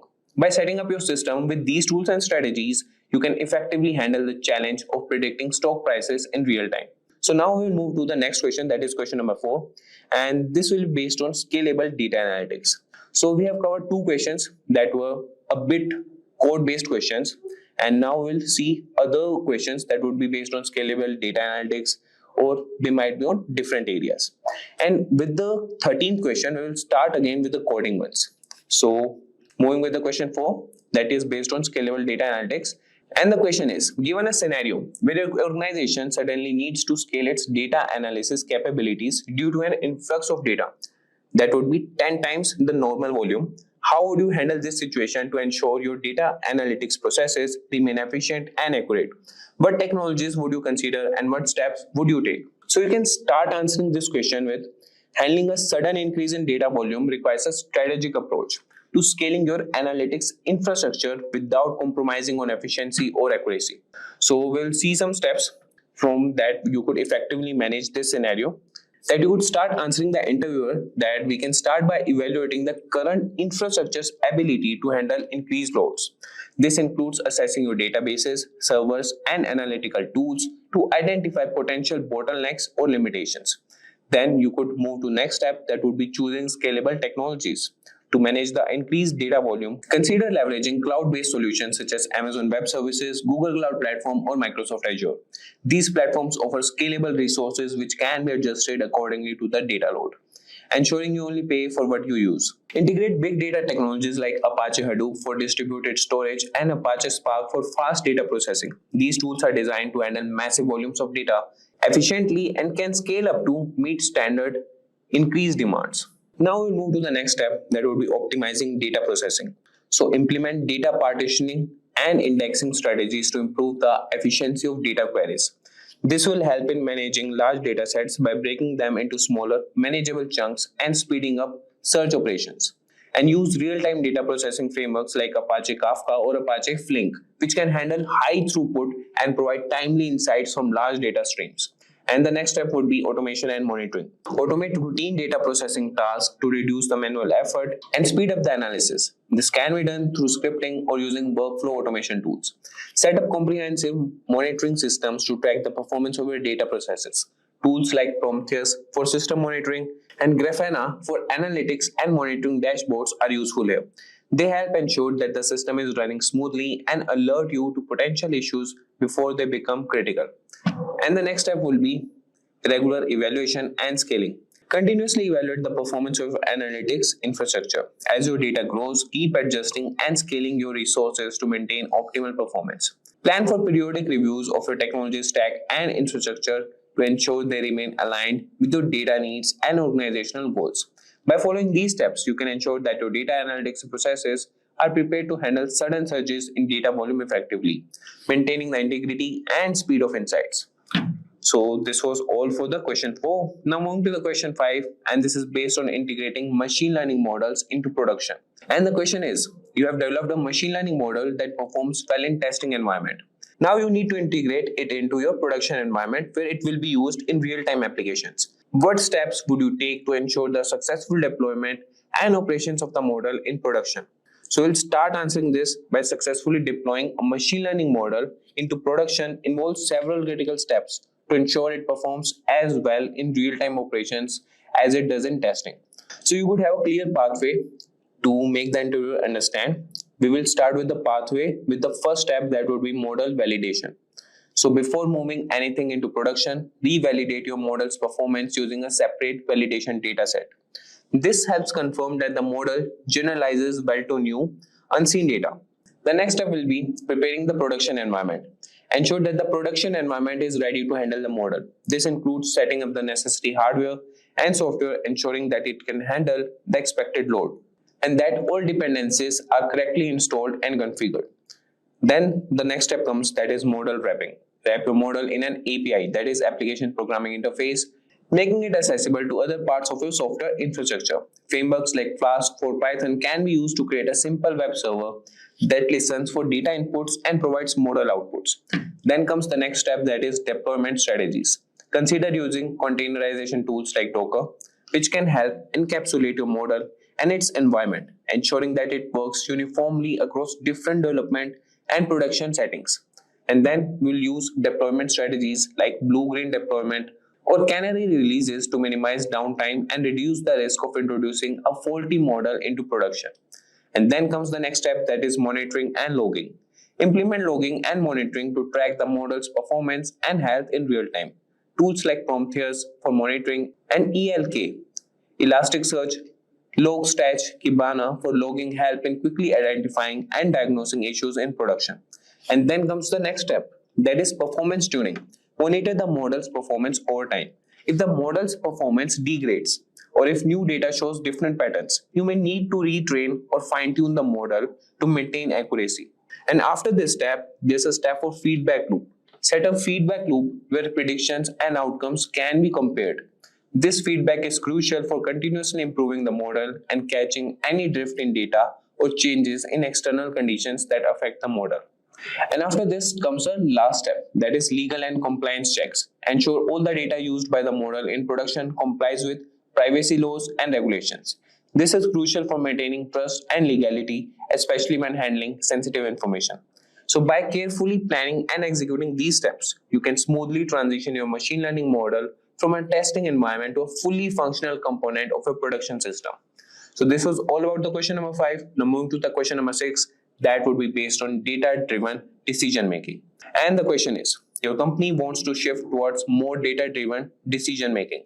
You have been tasked with developing a strategy to implement this. What steps would you take to ensure that the data at all levels of the organization is utilized effectively to make informed decisions? And what challenges might you face and how would you address them? So you can start answering this by implementing a data-driven decision-making strategy that will require a comprehensive approach to ensure that reliable data is accessible and effectively used across all levels of the organization. And now we can develop and deploy this strategy, and similarly you could tell this strategy to the interviewer. So the number 1 step will be assessing current data infrastructure. Start by evaluating the existing data infrastructure to understand what data is available, how it is stored, and how it is currently used. This assessment will help identify gaps in data collection, storage, and access that need to be addressed. Now we'll move to the next step, that is developing a data governance framework. Implement a data governance framework that defines who can access data, how it can be used, and who is responsible for maintaining its quality. This framework ensures data integrity and security, which are critical for making reliable decisions. Now we'll move to the next step, that is training and empowerment. So train employees at all levels on the importance of data-driven decision making and provide them with the tools and knowledge necessary to analyze and interpret data. This might include training sessions, workshops, and ongoing support to ensure everyone can use data effectively. Now moving to the next step, that is implementing analytical tools. So deploy user-friendly analytical tools that can integrate seamlessly into the daily workflows of employees. Tools like Tableau, Microsoft Power BI, or even advanced Excel techniques can provide powerful data analysis capabilities without requiring extensive technical knowledge. After this, we'll move to the step that would be creating a centralized data platform.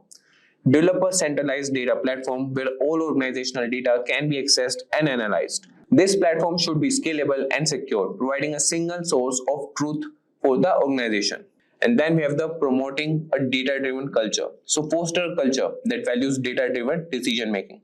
Encourage experimentation and learning from data-driven initiatives. Celebrate successes and learn from failures to continually improve the use of data-driven in decision making. And there would be some challenges and solutions for that. So one major challenge we know here is resistance to change, as some employees may prefer traditional decision-making methods. So address this by demonstrating the tangible benefits of data-driven decisions through pilot projects and success stories. So data silos can also hinder effective data use, promote cross-department collaboration, and integrate disparate data sources to overcome this challenge. After that, you can monitor and do continuous improvement. So by systematically implementing these steps, you can transform your organization into one that leverages data at all levels to make informed and effective decisions. And after answering in these steps, you could make the interviewer have a truth and a faith in you that you could make these models. Now move to the next question, that is question number 7, and that is based on handling large data set. And the question is, your project involves analyzing extremely large data sets, potentially exceeding terabytes in size. What strategies would you use to manage and analyze such large data sets effectively? Describe the tools and techniques you might employ. And you could start this with answering that working with large data sets, especially those in terabyte range, presents unique challenges in terms of storage, processing, and analysis. So we'll have a structured approach to handle these challenges effectively. We'll start with the data storage, that would be use distributed file systems. Consider using a distributed file systems like Hadoop Distributed File System, HDFS, or Amazon S3. These systems are designed to store vast amounts of data across many servers, offering high availability and fault tolerance. And then comes the next step, that is data processing. Leverage big data processing frameworks. Tools like Apache Spark are ideal for processing large data sets because they handle distributed computing effectively. Spark can perform data processing tasks much faster than traditional disk-based processing due to its in-memory computing capabilities. And next we could start with efficient data sampling. So there are many sampling techniques that we can use. So when the data set is too large to handle, even with powerful tools, consider using data sampling techniques to reduce the size to a manageable level without losing significant insights. Ensure that the sample represents the whole data set accurately. And then comes optimization of data queries. Indexing and partitioning.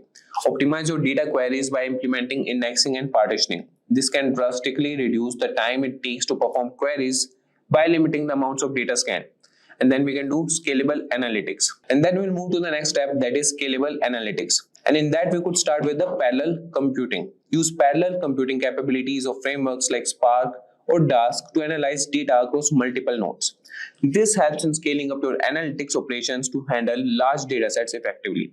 And now we'll move to the cloud-based analytical tools. So consider using cloud services like Google BigQuery or AWS Redshift, which are designed to handle massive data sets and complex analytics with ease. And after this step, we'll move to data cleaning and pre-processing. Here we will automate pre-processing tasks. We'll use automated tools to clean and pre-process data. This includes handling missing values, normalizing data, and removing duplicates, which can be particularly challenging with large data set. And after this step, we'll move to the step that will visualize large data set. So we'll use specialized tools.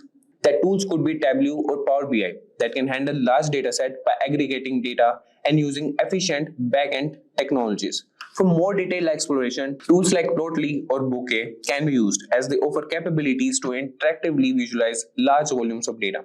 And after that, there would be step for regular maintenance and updates. That could be continuously monitoring the data quality. As new data comes in, you can continuously monitor its quality. And after this step, you could integrate all these strategies and tools into your workflow, and you can effectively manage and extract valuable insights from extremely large datasets, thereby supporting robust data-driven decision making. And you could answer the whole strategy to the interviewer. Now moving to the question number 8, that is based on optimizing machine learning models.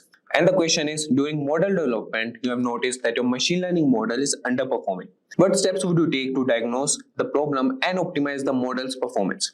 What techniques and tools would you use? So you can answer this by starting with the optimizing. And optimizing a machine learning model that is underperforming involves several steps to diagnose and improve its accuracy and efficiency. And here we will have structured approach to tackle this issue. And you could start this with the number 1 step, that is diagnosing the problem. Evaluate model metrics. Start by thoroughly evaluating the performance metrics of a model. For classification task, look at accuracy, precision, recall, and the F1 score. For regression task, consider R squared, mean squared error, that is MSE, and mean absolute error, that is ME. And then you can move to the next step. That is, use plots like ROC curves for classification models and residual plots for regression to visually assess where the model is going wrong. After that, we'll move to the next step, that is data quality and quantity check.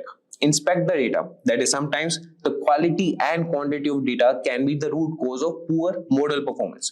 Ensure the data is clean, well pre-processed, and sufficient. Look for issues like missing values, outliers, or imbalanced classes.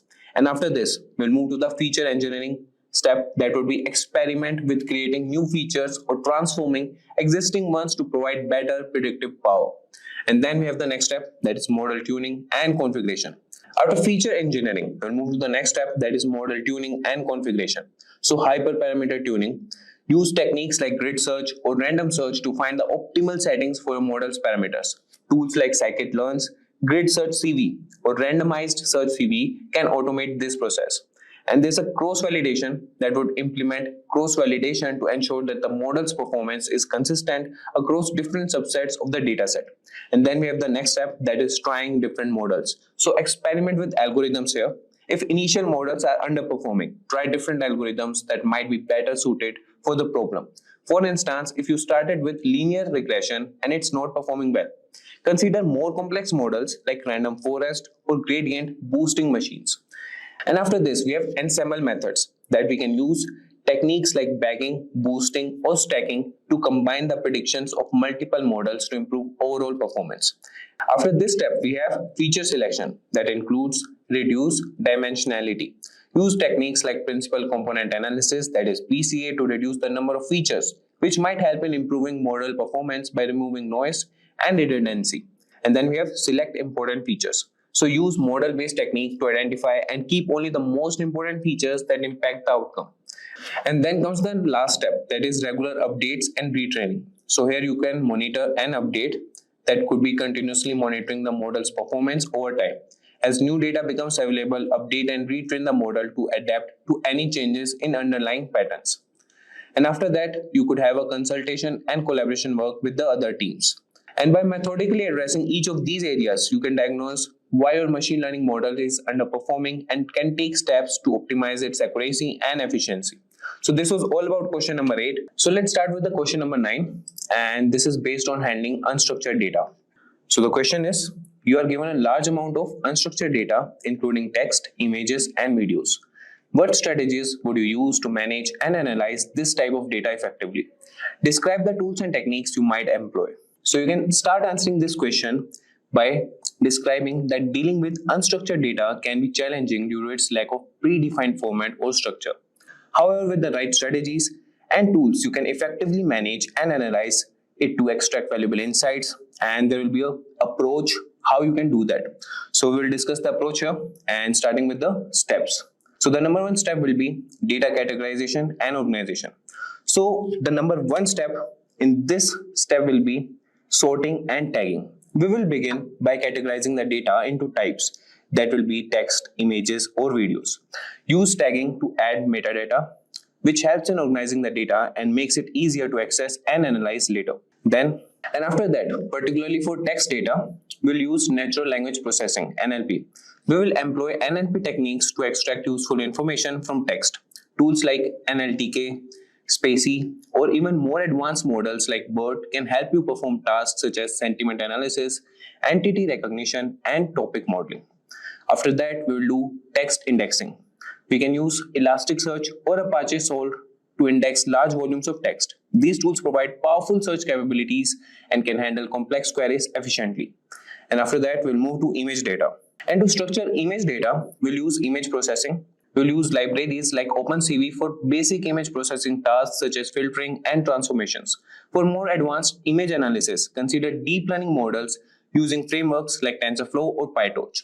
And then we'll feature extraction. Apply techniques to extract features from images, such as edges, textures, or key points, which can be used for further analysis or machine learning.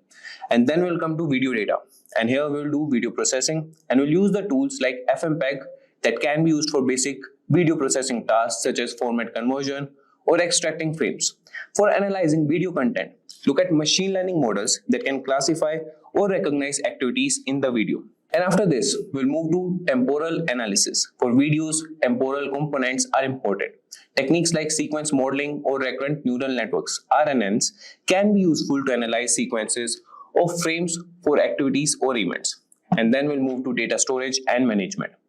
Here we'll use the given volume and complexity of unstructured data and use big data platforms like Hadoop or cloud services like AWS S3 for storage. These platforms can scale up to handle large data sizes and provide the necessary infrastructure to store and retrieve unstructured data efficiently. And then we have visualization and reporting. Custom dashboards that we'll create here. We will develop custom dashboards using tools like Tableau or Power BI, which can integrate different data types and provide a unified view of the analyzed data. And after that, we will do data summarization. Tools that provide summarization capabilities can help in considering large volumes of unstructured data into more manageable and interpretable forms. And after that, we will leverage these strategies and tools and can effectively manage, analyze, and derive insights from unstructured data, which can be crucial for making informed decisions in various applications. And this is the path that you can explore and explain to the interviewer if this question has been asked. Now moving to the question number 10, and that will be based on scaling AI solutions in enterprise. And the question is, your company wants to scale its AI operations from a few initial pilot projects to enterprise-wide implementation. What are the key considerations and steps you would take to ensure the successful scaling of AI solutions across the organization? And what challenges might you face and how would you address them? So you can start answering this question with the scaling AI solutions. You could answer him that scaling AI solutions across an enterprise requires careful planning and strategic implementation to ensure success and alignment with business objectives. And there should be a strategic approach to implement this. So starting with the approach, and the number one step will be strategic alignment. So identify business objectives. Start by identifying the business objectives that the AI solutions are intended to support. This ensures that the AI initiatives are aligned with the company's strategic goals and can demonstrate clear business value. And then comes the stakeholder engagement. So engage stakeholders from various departments early in the process to gather input and build support. This helps in understanding diverse needs and ensures broader acceptance of the AI solutions. And after that comes the infrastructure and technology. So there's an option that is assess and upgrade infrastructure. Evaluate whether your current IT infrastructure can support the expanded use of AI. You might need to upgrade hardware, invest in cloud solutions, or adopt technologies that facilitate AI processing and data handling. And after that, we have standardization of tools. Standardize the tools and platforms used for AI development to ensure compatibility and ease of maintenance across the organizations. And after that, we'll move to data management. So robust data governance. That is to implement a strong data governance framework to manage enterprise data effectively. This includes policies for data quality, security, and compliance, especially important when scaling AI solutions that rely on vast amounts of data. And after that, we will come to data accessibility. So ensure that data is accessible across the organization, but also secure against unauthorized access. This involves setting up secure data lakes or warehouses that centralize data while allowing controlled access. And then we come to the next step, that is talent and training. So build AI competency, that is develop in-house AI expertise through training programs and hiring. So this build the necessary skills within the organization to develop, manage and scale AI solutions. And after that, you can also perform cross-functional AI teams. That could be forming cross-functional teams that include data scientists, IT professionals, and domain experts. So this fosters collaboration and ensures that AI solutions are developed with a comprehensive understanding. And after forming these collaborative teams, we'll move to scalable deployment models. So pilot test and phased rollout. Before a full-scale rollout, conduct pilot tests to gauge the AI solution effectiveness and integration capabilities. Based on feedback, adjust and then gradually deploy the solutions across the organization. And then we have modular and flexible design. So design AI systems to be modular and scalable, allowing for adjustments and expansions as needs. And then we'll monitor and do the continuous improvement. So there will be performance metrics that would establish metrics to regularly assess the performance of AI systems. We will monitor these systems to ensure they met expected outcomes and adapt as necessary. And after that, we have next step, that is addressing challenges. So there could be cultural resistance, that there could be employees that would be resisting to the changes, but we have to address this through continuous education and by showcasing successful AI use cases within the organizations. And by carefully considering these aspects and methodically implementing steps, you can successfully scale AI solutions across your enterprise, driving significant business value and innovation. And that's all for question number 10. Now we'll move to question number 11, and that is based on ethical considerations in data science. So the question is, in your data science projects, how do you ensure that ethical considerations are addressed? Describe the steps you take to identify and mitigate ethical risk in your projects. What frameworks or guidelines do you follow? So you could start answering this question with ethical considerations, that they're crucial in data science to ensure that the solutions and analyses do not advertently cause harm or bias. Here's how you can ensure that. So there are some steps and we will discuss those steps, starting with the number 1, that is educate on ethical standards. So stay informed about the ethical standards in data science, such as fairness, accountability, transparency, and privacy. Organizations like the Data Science Association and the ACM have codes of ethics that we refer to as guidelines. And then we have ethical risk assessment. Identify potential ethical issues. That would be at the beginning of each project, conduct a thorough assessment to identify any potential ethical risk, such as biases in data or impact on vulnerable groups. This involves reviewing the source of data, the methodologies used for data collection, and the intended use of the data analytics results. And then we have stakeholder analysis. Engage with stakeholders to understand the diverse perspectives and potential impact of the project. This helps in identifying ethical issues that may not be apparent from a purely technical standpoint. And then we'll move to mitigation strategies. Implementing bias mitigation techniques, we will use statistical and machine learning techniques to detect and mitigate biases in data. This might involve techniques like resampling, reweighing, or using algorithms designed to be fair. And then we have privacy preserving methods. Employ methods such as data anonymization, encryption, or differential privacy to protect individual privacy when analyzing sensitive data. Then we have other methods, that is transparency and explainability. There we have model explainability, and after that coming to documentation and reporting. So we have to maintain thorough documentation of data sources, model decisions, and methodologies. And then we have continuous monitoring and feedback. There you have to monitor outcomes and the feedback mechanisms should be applied. And then we have the panels, that is collaboration and advisory panels. There we have ethical review boards. So for complex projects, setting up or consulting with an ethical review board can provide oversight and diverse perspectives on the ethical implications of project methodologies. So by proactively addressing ethical considerations through these steps, you can ensure that your data science projects uphold high ethical standards and positively contribute to society while minimizing harm. So this was all about question 11. Now moving to question number 12, that is based on time series forecasting for business decisions. So the question number 12 is, you are tasked with forecasting monthly sales for a retail company using time series data from the past 5 years. What steps would you take to prepare and analyze this data to make accurate forecast? What specific tools or techniques would you use and why? So we can start answering this by time series forecasting. And we could address them that it's a powerful tool for predicting future events based on past data, especially in business context like retail sales. So we will have a structured approach here, and we'll start with data collection and cleaning. First, we will gather data and ensure that you have collected all relevant data, including monthly sale figures from the past 5 years, and also considering including external factors that might affect sales, such as economic indicators, holidays, and promotional activities. And then we'll proceed to clean data. We'll check for and handle any inconsistencies or missing values. And then we have data visualization. Here we will plot the data. We'll use plotting libraries like matplotlib or seaborn in Python to visualize the data. This will help in identifying patterns, trends, and seasonality. And then we have decomposition of data. So there's a seasonal decomposition, and we'll use statistical techniques to decompose the data into trend, seasonally, and residuals. So this can be accomplished with tools like the seasonal decompose function from the stats models library in Python. And we'll understand these components separately and can improve the accuracy of our forecast. And then the next step is model selection and forecasting. So there are two models, that is ARIMA and SARIMA models.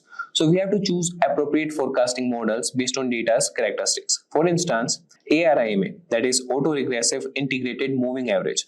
It is effective for non-season data, while SARIMA, that is seasonal ARIMA, that is suitable for data with seasonal patterns.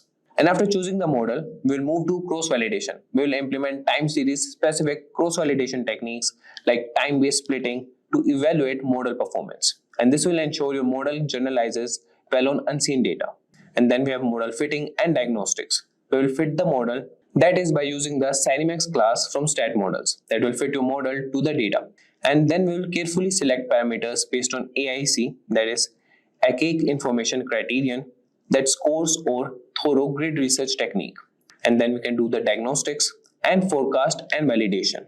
And after forecast validation, we'll move to iterative improvement. So there's a feedback loop that should be mandatory, and there should be a regular update for the model with new sales data and refining the model as needed. So this continuous improvement cycle helps adapt to changing patterns in sales data. And by following these steps and using these tools, you can create robust forecasts that help the retail company plan better and make informed decisions. So this was all about question number 12. Now moving to question number 13, that is based on customer segmentation using machine learning. So the question is, you are given a data set containing demographic and purchasing behavior data for a group of customers. Your task is to segment these customers into distinct groups based on similarities in their purchasing behavior and demographics. So what steps would you take to perform this segmentation, and can you provide a sample Python code snippet to illustrate the initial stages of data handling and model application? So we can start this by explaining customer segmentation, that it's a powerful approach to tailor marketing strategies and improve customer service by identifying distinct groups based on their behavior and characteristics. And here also we have a detailed approach for this task. So we'll start with number one step, that would be data exploration and pre-processing. So there will be initial exploration, that is beginning by examining the data set to understand the features available such as age, income, purchase frequency, etc. Then we'll look for missing values or anomalies and decide how to handle them. That could be using imputation. And then we'll move to feature engineering. We will create new features that might be useful for segmentation, such as customer lifetime value or average transaction amount. We will also use normalization, that is normalize the data to ensure that one feature doesn't disproportionately influence the model due to its scale. We'll use standard scaling or min-max scaling as appropriate. So then we'll come to the next step, that is choosing the segmentation technique. And here we have k-means clustering. So this is a popular method for customer segmentation. Here we will decide on the number of clusters by using techniques like the elbow method or silhouette analysis to determine the optimal cluster count. And then we have model implementation. And in that we will use data preparation, and we'll prepare the data by selecting the relevant features and applying any final transformations. And then we have model fitting. We'll fit the k-means clustering model to the data and evaluate and interpret analyzing clusters. And after analyzing clusters, we'll move to the next step, that is strategic insights. We'll provide actionable insights based on cluster characteristics such as targeted marketing strategies for each segment. And then we have iterative refinement, that is feedback incorporation, and we'll use business feedback to refine the segmentation. If additional data becomes available, incorporate it to enhance the model. And now we'll see the sample Python code. So for this, first we'll import the libraries and modules. As you can see on the screen, we have imported pandas, random forest classifier, train test split, standard scaler, classification report.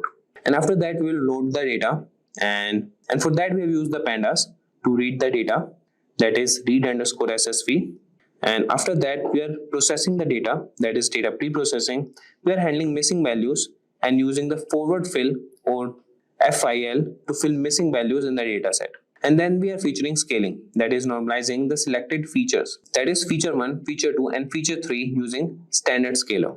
And then we'll move to the next step, that is data splitting. We'll split the data set into training and testing sets. So that test size equal to 0.2 parameters specifies that 20% of the data will be used for testing. And then we'll train the model. We'll initialize and train a random forest classifier with 100 trees and a random state for reproducibility. And then we'll evaluate the model. We'll make predictions on the test set, that is x underscore test, using the trained model, and print a classification report showing precision, recall, F1 score and support for each class. So this code demonstrates the process of loading, pre-processing, training and evaluating a machine learning model, that is random forest classifier, for predicting equipment failures in a manufacturing plant. The use of techniques such as data pre-processing and splitting along with the random forest classifier highlights a standard flow for building predictive maintenance models. So this was all about the question number 13. So now moving to the question number 14, that is based on predictive customer churn. And the question is, you are tasked with developing a model to predict which customers are likely to churn from a subscription service. So what steps will you take to build this model, and can you provide a sample Python code to illustrate the data preparation and model training process? So we'll start answering this question about depicting what is predicting customer churn. So predicting customer churn is crucial for businesses to implement retention strategies proactively. And we'll have a detailed approach for building a predictive model for this purpose, starting with data collection and exploration. And in this, we will collect data. And after that, we will perform the exploratory data analysis, that is EDA. We'll perform an initial analysis to understand patterns and trends. And then we have feature engineering. We will create new features and derive new features that might influence churn, such as change in usage pattern or service upgrades. And then we'll handle the missing values if we found any. And then we'll encode categorical variables. We'll use techniques like one-hot encoding or label encoding for categorical variables. And then we have scale features to normalize or standardize numerical features to ensure they contribute equally to the model's performance. And then we'll select the model, that is, we'll choose the appropriate model and start with for the knowing handling binary classification task. That could be with logistic regression, random forest or gradient boosting machines. And after selecting the model, we'll train the model and evaluate it. So fit your model on the training data, and after that evaluate the model using appropriate metrics like accuracy, precision, recall, F1 score and ROC to gauge its performance. And then we'll optimize the model using hyperparameter tuning. We'll optimize the model parameter using grid search or random search to improve performance. And then we have feature importance, that is analyze and rank features by their importance in predicting churn to refine the model further. And then the last step is deployment and monitoring. We'll deploy the model. Once validated, deploy the model into a production environment where it can predict real-time churn. So after deploying the model, regularly monitor the model to ensure it remains effective over time as new data comes in. So now we'll see the sample Python code for this example. So starting with the importing of libraries, we will import pandas, numpy, scikit-learn, sklearn, tensorflow, and the tensorflow keras and callbacks. And after importing the modules, we'll start with data loading. We'll load the dataset from a CSV file named equipment_data.csv, and that too with the pandas data frame. And after that, we'll do the data pre-processing. We'll handle missing values, and for that we'll use forward fill to fill missing values in the dataset. And then we have feature scaling that will normalize the selected features, that is feature 1, feature 2, feature 3 using standard scaler. And after that, we'll use the data splitting. We'll split the dataset into training and testing sets, and the test size will be equal to 0.2. And this parameter specifies that 20% of the data will be used for testing. And after that, we'll start with building the model. First, we'll see sequential model that initializes a sequential model technique. And then we have dense layers that adds 2 dense layers with 64 units and ReLU activation function. Then we have dropout layers that adds 2 dropout layers with a dropout rate of 0.5 to reduce overfitting. After that, we'll do the model compilation. We'll compile the model using the Adam optimizer and binary cross entropy loss function for binary classification. And there will be an early stopping that will define an early stopping callback to stop training when the validation loss metric has stopped improving after 3 epochs. And after training the model, we will evaluate the model and evaluating the model on the test data and print the loss and accuracy metrics. So this code demonstrates the process of loading, pre-processing, building, compiling, training, and evaluating a deep learning model using TensorFlow and Keras for predicting equipment failures in a manufacturing plant. So the use of techniques such as data pre-processing, dropout, regularization, and early stopping helps in building a robust deep learning model for predictive maintenance. So that's all with question number 14. Now I'll start with question number 15, that is based on deep learning and NLP. And your question is, you are tasked with developing a sentiment analysis model using deep learning to understand customer opinions from reviews. So what steps would you take to build this model, and can you provide a sample Python code snippet to illustrate how you would pre-process data and train a simple deep learning model? So we'll start answering this with sentiment analysis. That sentiment analysis using deep learning allows businesses to gauge customer sentiment from text data like reviews or comments effectively. And we'll have a detailed approach for building a sentiment analysis model. We'll start with data collection and cleaning. We will collect the data, gather a substantial data set of text reviews and their associated sentiments, typically labeled as positive, negative, or neutral. And then we'll clean the data, pre-process the data by removing noise such as HTML tags, special characters, and stop words. And we'll normalize the text by converting it to lowercase. And then we have text pre-processing. We'll convert text into tokens, words, or phrases. And then we have vectorization that transforms tokens into numerical format using techniques like word embeddings or TF-IDF, that is term frequency inverse document frequency. And then we'll use the padding. And then we have the option of model selection. We'll choose a model architecture based on a basic approach and use a RNN or more advanced architecture like LSTM, that is long short term memory, or GRU, that is gated recurrent units, which are effective for sequence data like text. And then we have model training.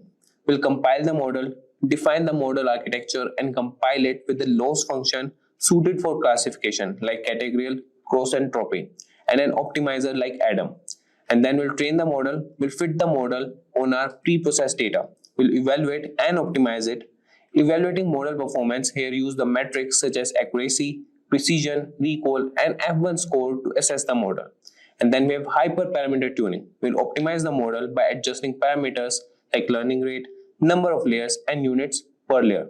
And then coming to deployment. We'll deploy the model and integrate the model into the existing review processing pipeline so it can automatically classify new reviews. So let's see the sample Python code, and we'll have a basic approach for that. Here we'll import NumPy, TensorFlow, sequential, embedding LSTM, dense dropout.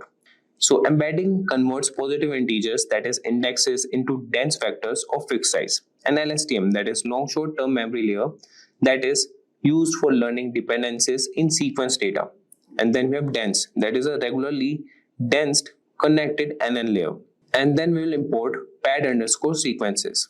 And after that we have the data set and the sample text data representing customer reviews that will store in variable text. And then we have labels that has binary labels indicating sentiment, 1 for positive, 0 for negative.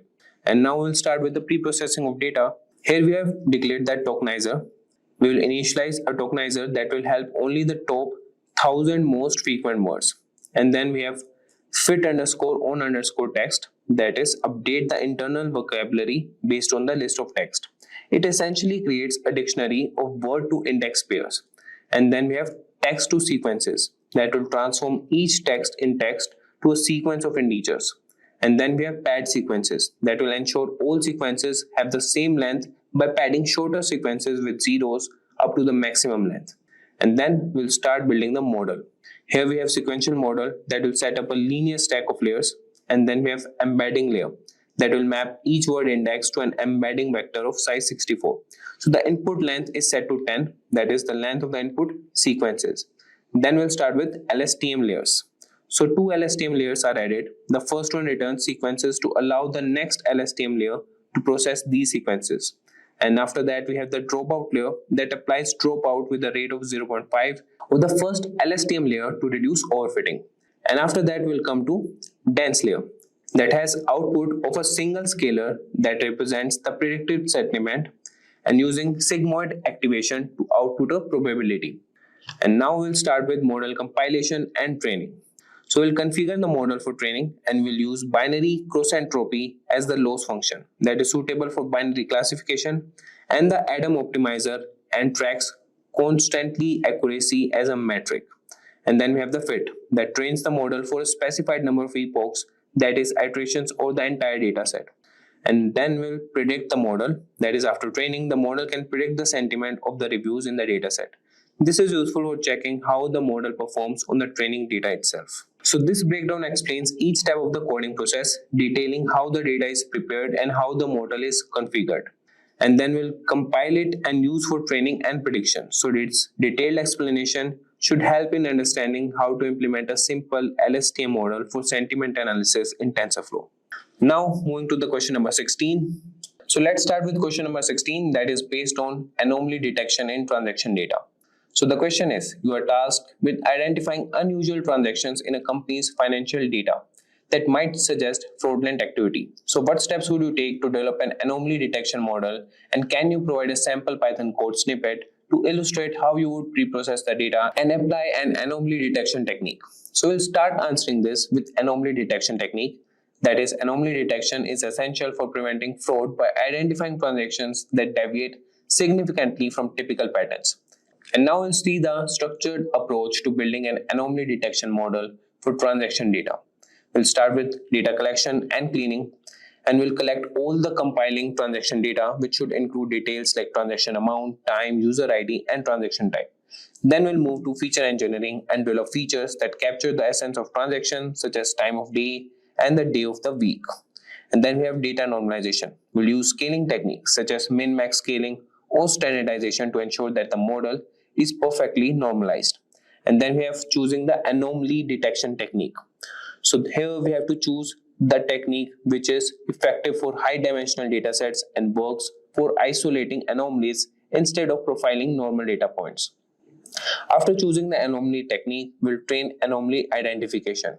We'll fit the chosen model to the data, and the anomalies that would have been chosen will be those transactions that the model identifies. And after this, we come to the last step, that is review and action. Here we have manual review, that is transactions flagged as potential anomalies should be reviewed manually to confirm fraudulent activity. And then we have continuous improvement. That is, we can regularly update the model with the new data and feedback from the review process to improve accuracy. And now moving to the prediction, that is after training the model, we can predict the sentiment of the reviews in the dataset. And this is useful for checking how the model performs on the training data itself. Now we'll see the Python code to see how you can set up this model for anomaly detection. We'll start by importing the libraries and module, and after that we'll load and prepare data. That is, we'll load transaction data from a CSV file into the pandas data frame. And after that we'll convert the transaction time column to date time format, which allows the extraction of additional time-based features. And after that we'll perform feature engineering that will extract the hour of the day from the transaction time column. This feature can be important as transactions occurring at unusual hours may be indicative of fraud. And then we'll move to the normalization of data. This will apply standard scaling to the amount and hour of the day feature. This normalization process involves subtracting the mean and dividing by the standard deviation for each feature, ensuring that the feature contribute equally to the analysis and improving the performance of many machine learning algorithms. And after that, we'll start with anomaly detection with isolation forest. That's a technique. We will initialize an isolation forest model with 100 trees, that is n estimators equal to 100, setting the proportions of outliers, that is contamination, to 1% of the data. So this parameter is crucial as it influences the threshold of marking an observation as an anomaly. Then we'll fit the model to the scaled amount and hour of the day data and predict the anomaly status for each transaction. And then we'll start with filter and display anomalies. We'll filter out transactions identified as anomalies, that is anomaly equal to -1. We'll display these transactions which can be reviewed manually to determine if they represent actual fraudulent activity. So this code snippet provides a systematic approach to detecting anomalies in transaction data, leveraging the isolation forest algorithm's ability to handle complex and high-dimensional dataset effectively. So the pre-processing steps ensure that the data is appropriately formatted and normalized for optional model performance. So this was all about question number 16. Now moving to question number 17, and that is based on integrating machine learning models into web applications. And your question is, you have developed a machine learning model to predict real estate prices based on various features like location, size, and amenities. How would you integrate this model into a web application to allow users to get real-time price predictions? Can you provide a sample Python code snippet to illustrate how you would prepare the model for integration and handle user requests? So starting with the approach, that is integrating a machine learning model into a web application, this will involve several steps to ensure the model is accessible and perform well in a live environment. So here's how you can approach this task. We could divide into steps, and we'll start with number 1 step, that is model preparation. We'll finalize and save the model. So once your model is trained and validated, save it using a format that can be easily loaded into a web application. So Python's pickle module or TensorFlow's save model format are commonly used for this purpose. Then we can use web application backend setup. For this, select a suitable web framework. So Flask is popularly known for its simplicity and effectiveness in integrating Python-based machine learning models. And after that, we'll develop the API. After developing the API within your Flask app, that you can receive user inputs for model features, load the model, make prediction, and return the result. And after this, we'll develop the UI. We'll design a user-friendly interface. We'll create a simple and intuitive UI that lets users input the feature like location, size, and submit them for prediction. And after that, we'll move to the deployment phase. We'll use a cloud platform like Heroku, AWS, or Google Cloud to deploy your Flask application.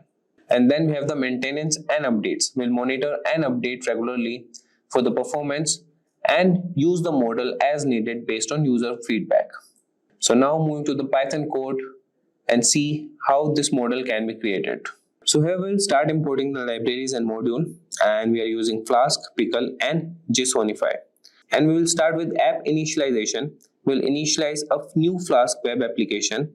That would be a special variable which gives Python files a unique name to differentiate between them when they are imported into other scripts. And after that, we'll load the model. So loading a pre-trained machine learning model from the file system. So this model is assumed to be saved in the same directory as this script. So the model is loaded in RB mode, which stands for read binary. And after that, we'll move to API route and prediction function. So we will define an API endpoint at predict that listens for post request. This is the URL that the front end of the web application will call to send data to the backend. And after that, we'll start with predicting the function. And here we have extract features that retrieves data sent into the JSON format from the post request. That is request.get_JSON, and the force we have set it as true here. And forcefully formats the request data into JSON, ensuring compatibility. And then we'll extract the relevant features, that is location, size, and amenities from the JSON object and store them in a list as expected by the model. And after preparing the features, we'll make the prediction. We'll use the loaded model to make a prediction based on the provided feature.